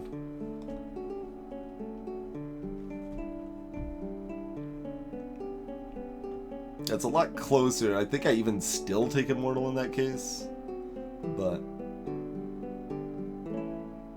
yeah, let's take Immortal. And I guess we're taking another sidestep because we don't really want a coup de grace.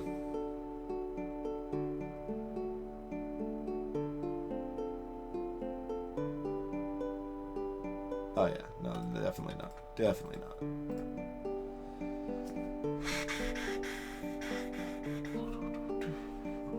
Okay. Find treasure.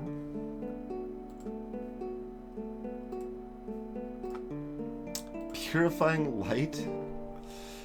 Oh, I thought it was like the other one.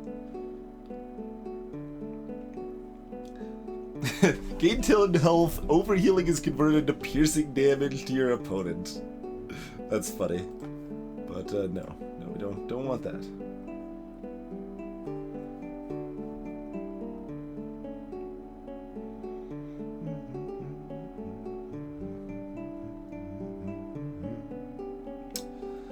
So, kill the dragon so we can buy Accelerate?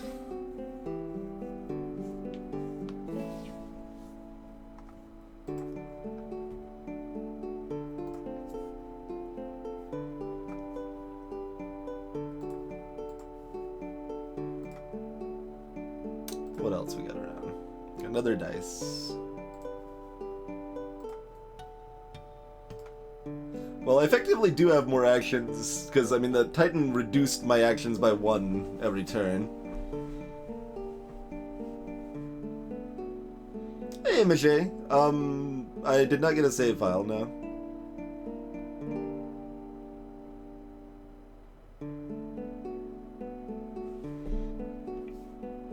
Still lets me buy experience, even though I'm apparently at max level.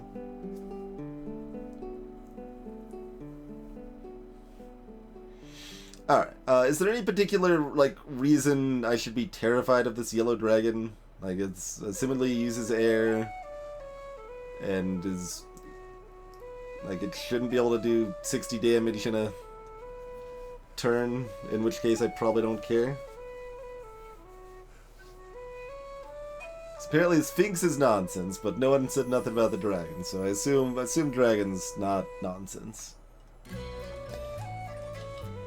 Yeah, probably air resistant, does a lot of air damage. It's gonna be flying at least once, so we won't be able to damage it, but it won't do 60 damage, and then we'll kill it the turn after.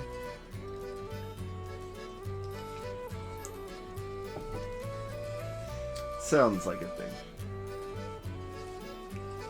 Harsh as your starting actions. Okay, that should be fine.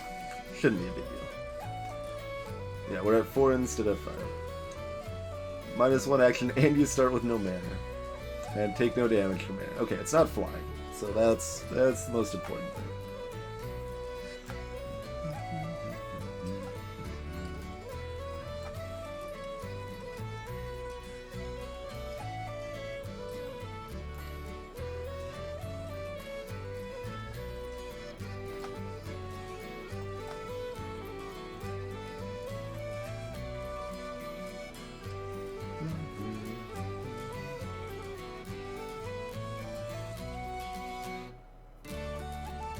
So I didn't draw well, but so that'd be 7. So 14, 28, 42. So dice would do 42 damage right now.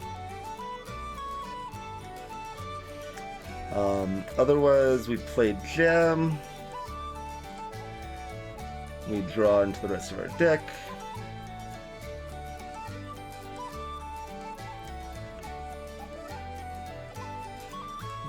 So, hold on. 42 plus 9, 51 plus backstab. 6, 7, 8, 9, 10. 2 with the jab. It's gonna be. Oh wait, we can use our other sidestep on our backstab though. So using dice now, we should win. But do we win the other way any more reliably? Yeah, I've got like 4 sidesteps now. Well thought out. Yeah, I've got 2 more, that's true. I was actually, yeah, thinking I had already played 3, but I've only played 2.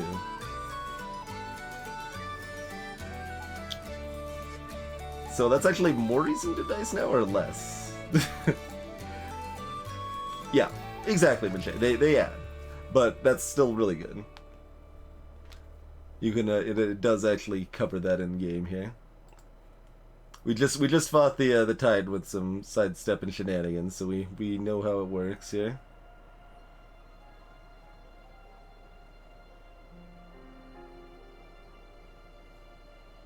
We can also burn the sidesteps on the backstab now and then save the dice for later.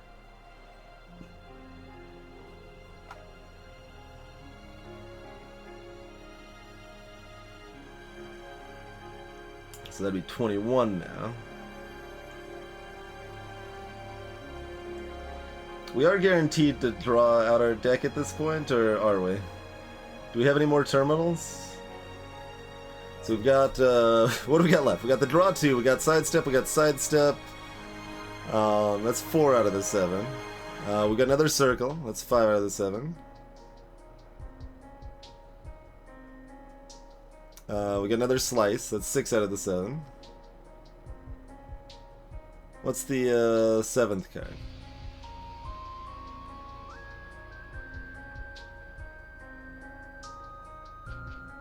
What is the 7th card? It's another sidestep that I'm not remembering?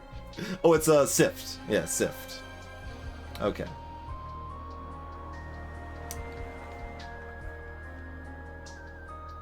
Hey, Raven.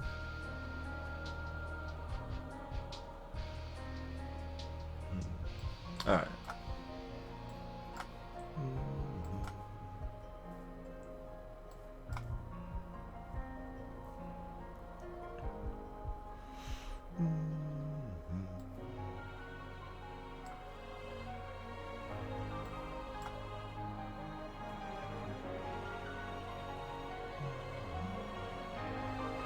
Yeah, we don't play Sift when it only draws us 1 card. That's okay. So sidestep into sidestep into... Really? I thought I counted out that I would have enough actions, and I'm way short. I'm way short.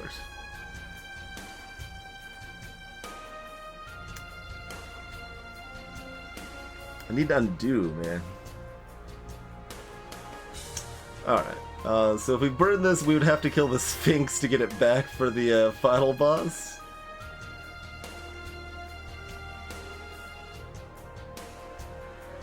So, assumedly this guy won't do 64 damage in 1 turn, so I should just suck up my mistake and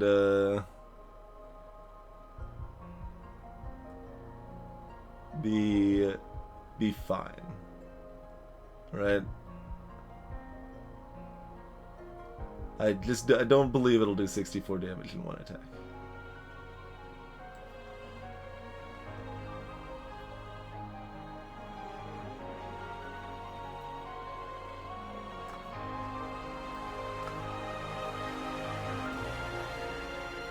We probably want to get rid of this stuff, don't we? Certainly want to get rid of that. We played both circles. We don't have any draw 2s. Like, do I want a Sift in my opening hand to smooth things out more or not? In some ways it does, some ways it doesn't. Alright, whatever. Keep the Sift. Yes.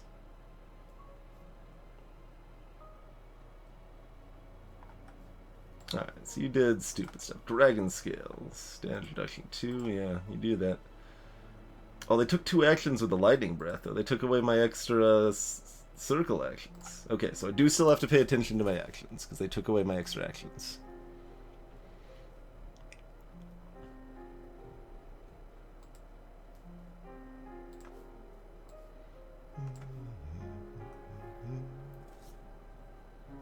Welcome back, Chronometrics.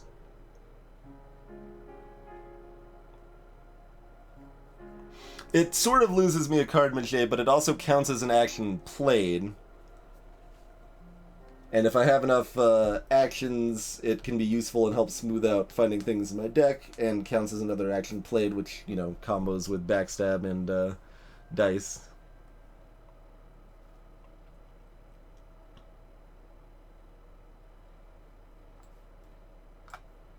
One slice, one strike, circle, circle,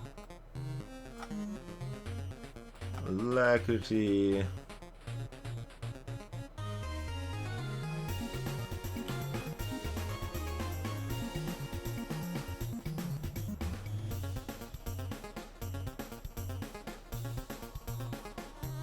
do still need to play focus, right?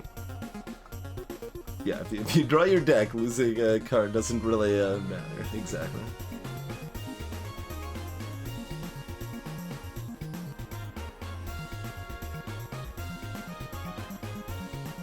I'm trying to make sure I don't like accidentally screw myself on actions here.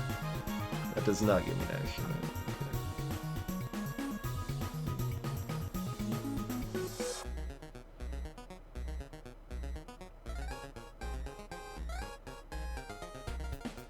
Yeah, so we may not actually want to play focus. Interestingly enough. Definitely get rid of that.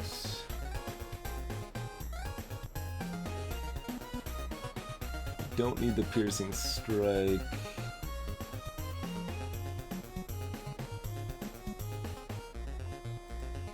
I mean, they're only at 29 health, so I don't know why I'm min-maxing this much, but it's correct.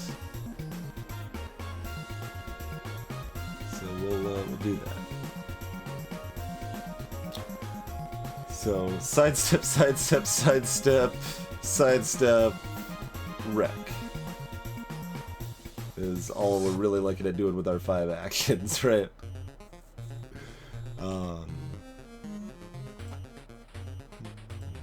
We don't actually want to play everything right now because we don't have enough actions with the 2 new sidesteps we've gained. Greetings, Scotty!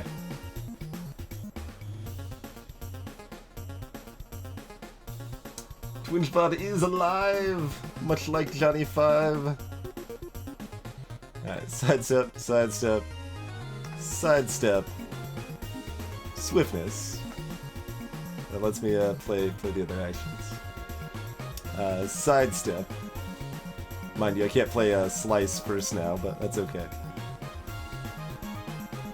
Then Piercing Stab, then Dice. Obviously, we don't need this much damage, but, you know. A lot of damage. A lot of damage. Alright. So, I think we are buying... Oh, not that one. No. Go over here. We're buying frickin' Accelerate. That super smooths out the one problem I have. Ah, man. Was that not intentional? It seemed intentional. It's perfectly fine if it was.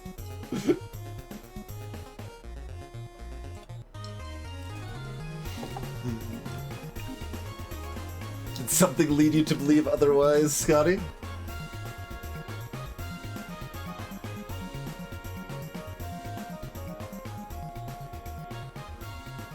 Okay. This is what I thought. That's what I thought. I don't need to fight the Sphinx, Majay. I'm going to ignore it. We just needed the extra fight to get the money for Accelerate.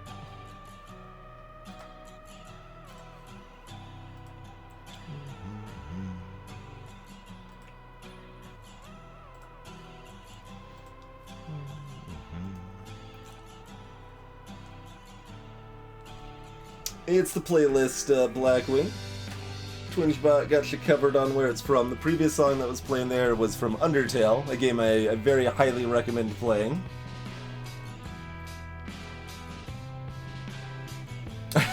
I don't think anyone, I don't know of anyone anyway that's commented about me being a nice lady, but I mean, I don't take it as an insult or anything. But I mean, not the most womanly figure, I suppose.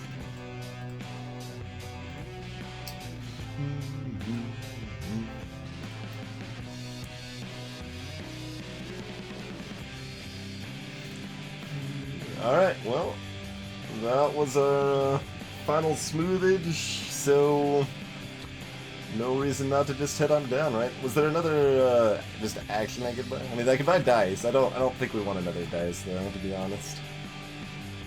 Yeah, we're good. Let's roll.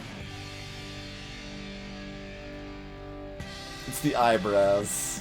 You're only saying that because of the current song playing, Incredible Frown.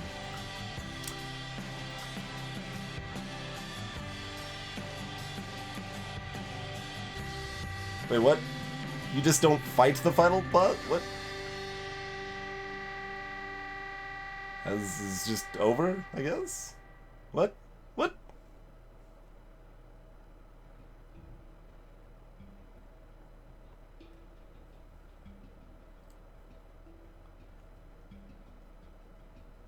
Apparently we won.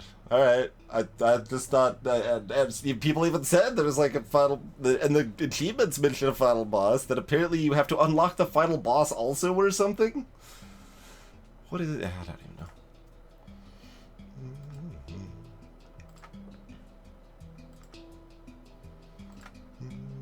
Gain access to the Mimic card. Gain access to the Donnerschwert card?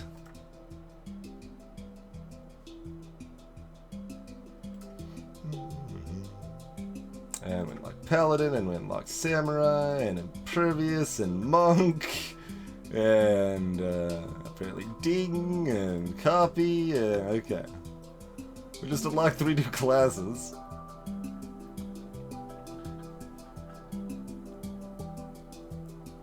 Accelerated right past the final boss, eh? No, I'm on medium more.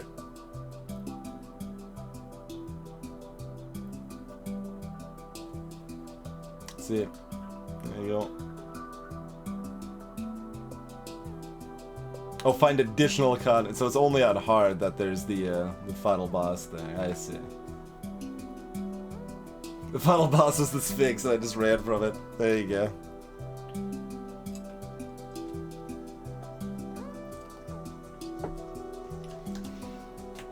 Well, yeah, that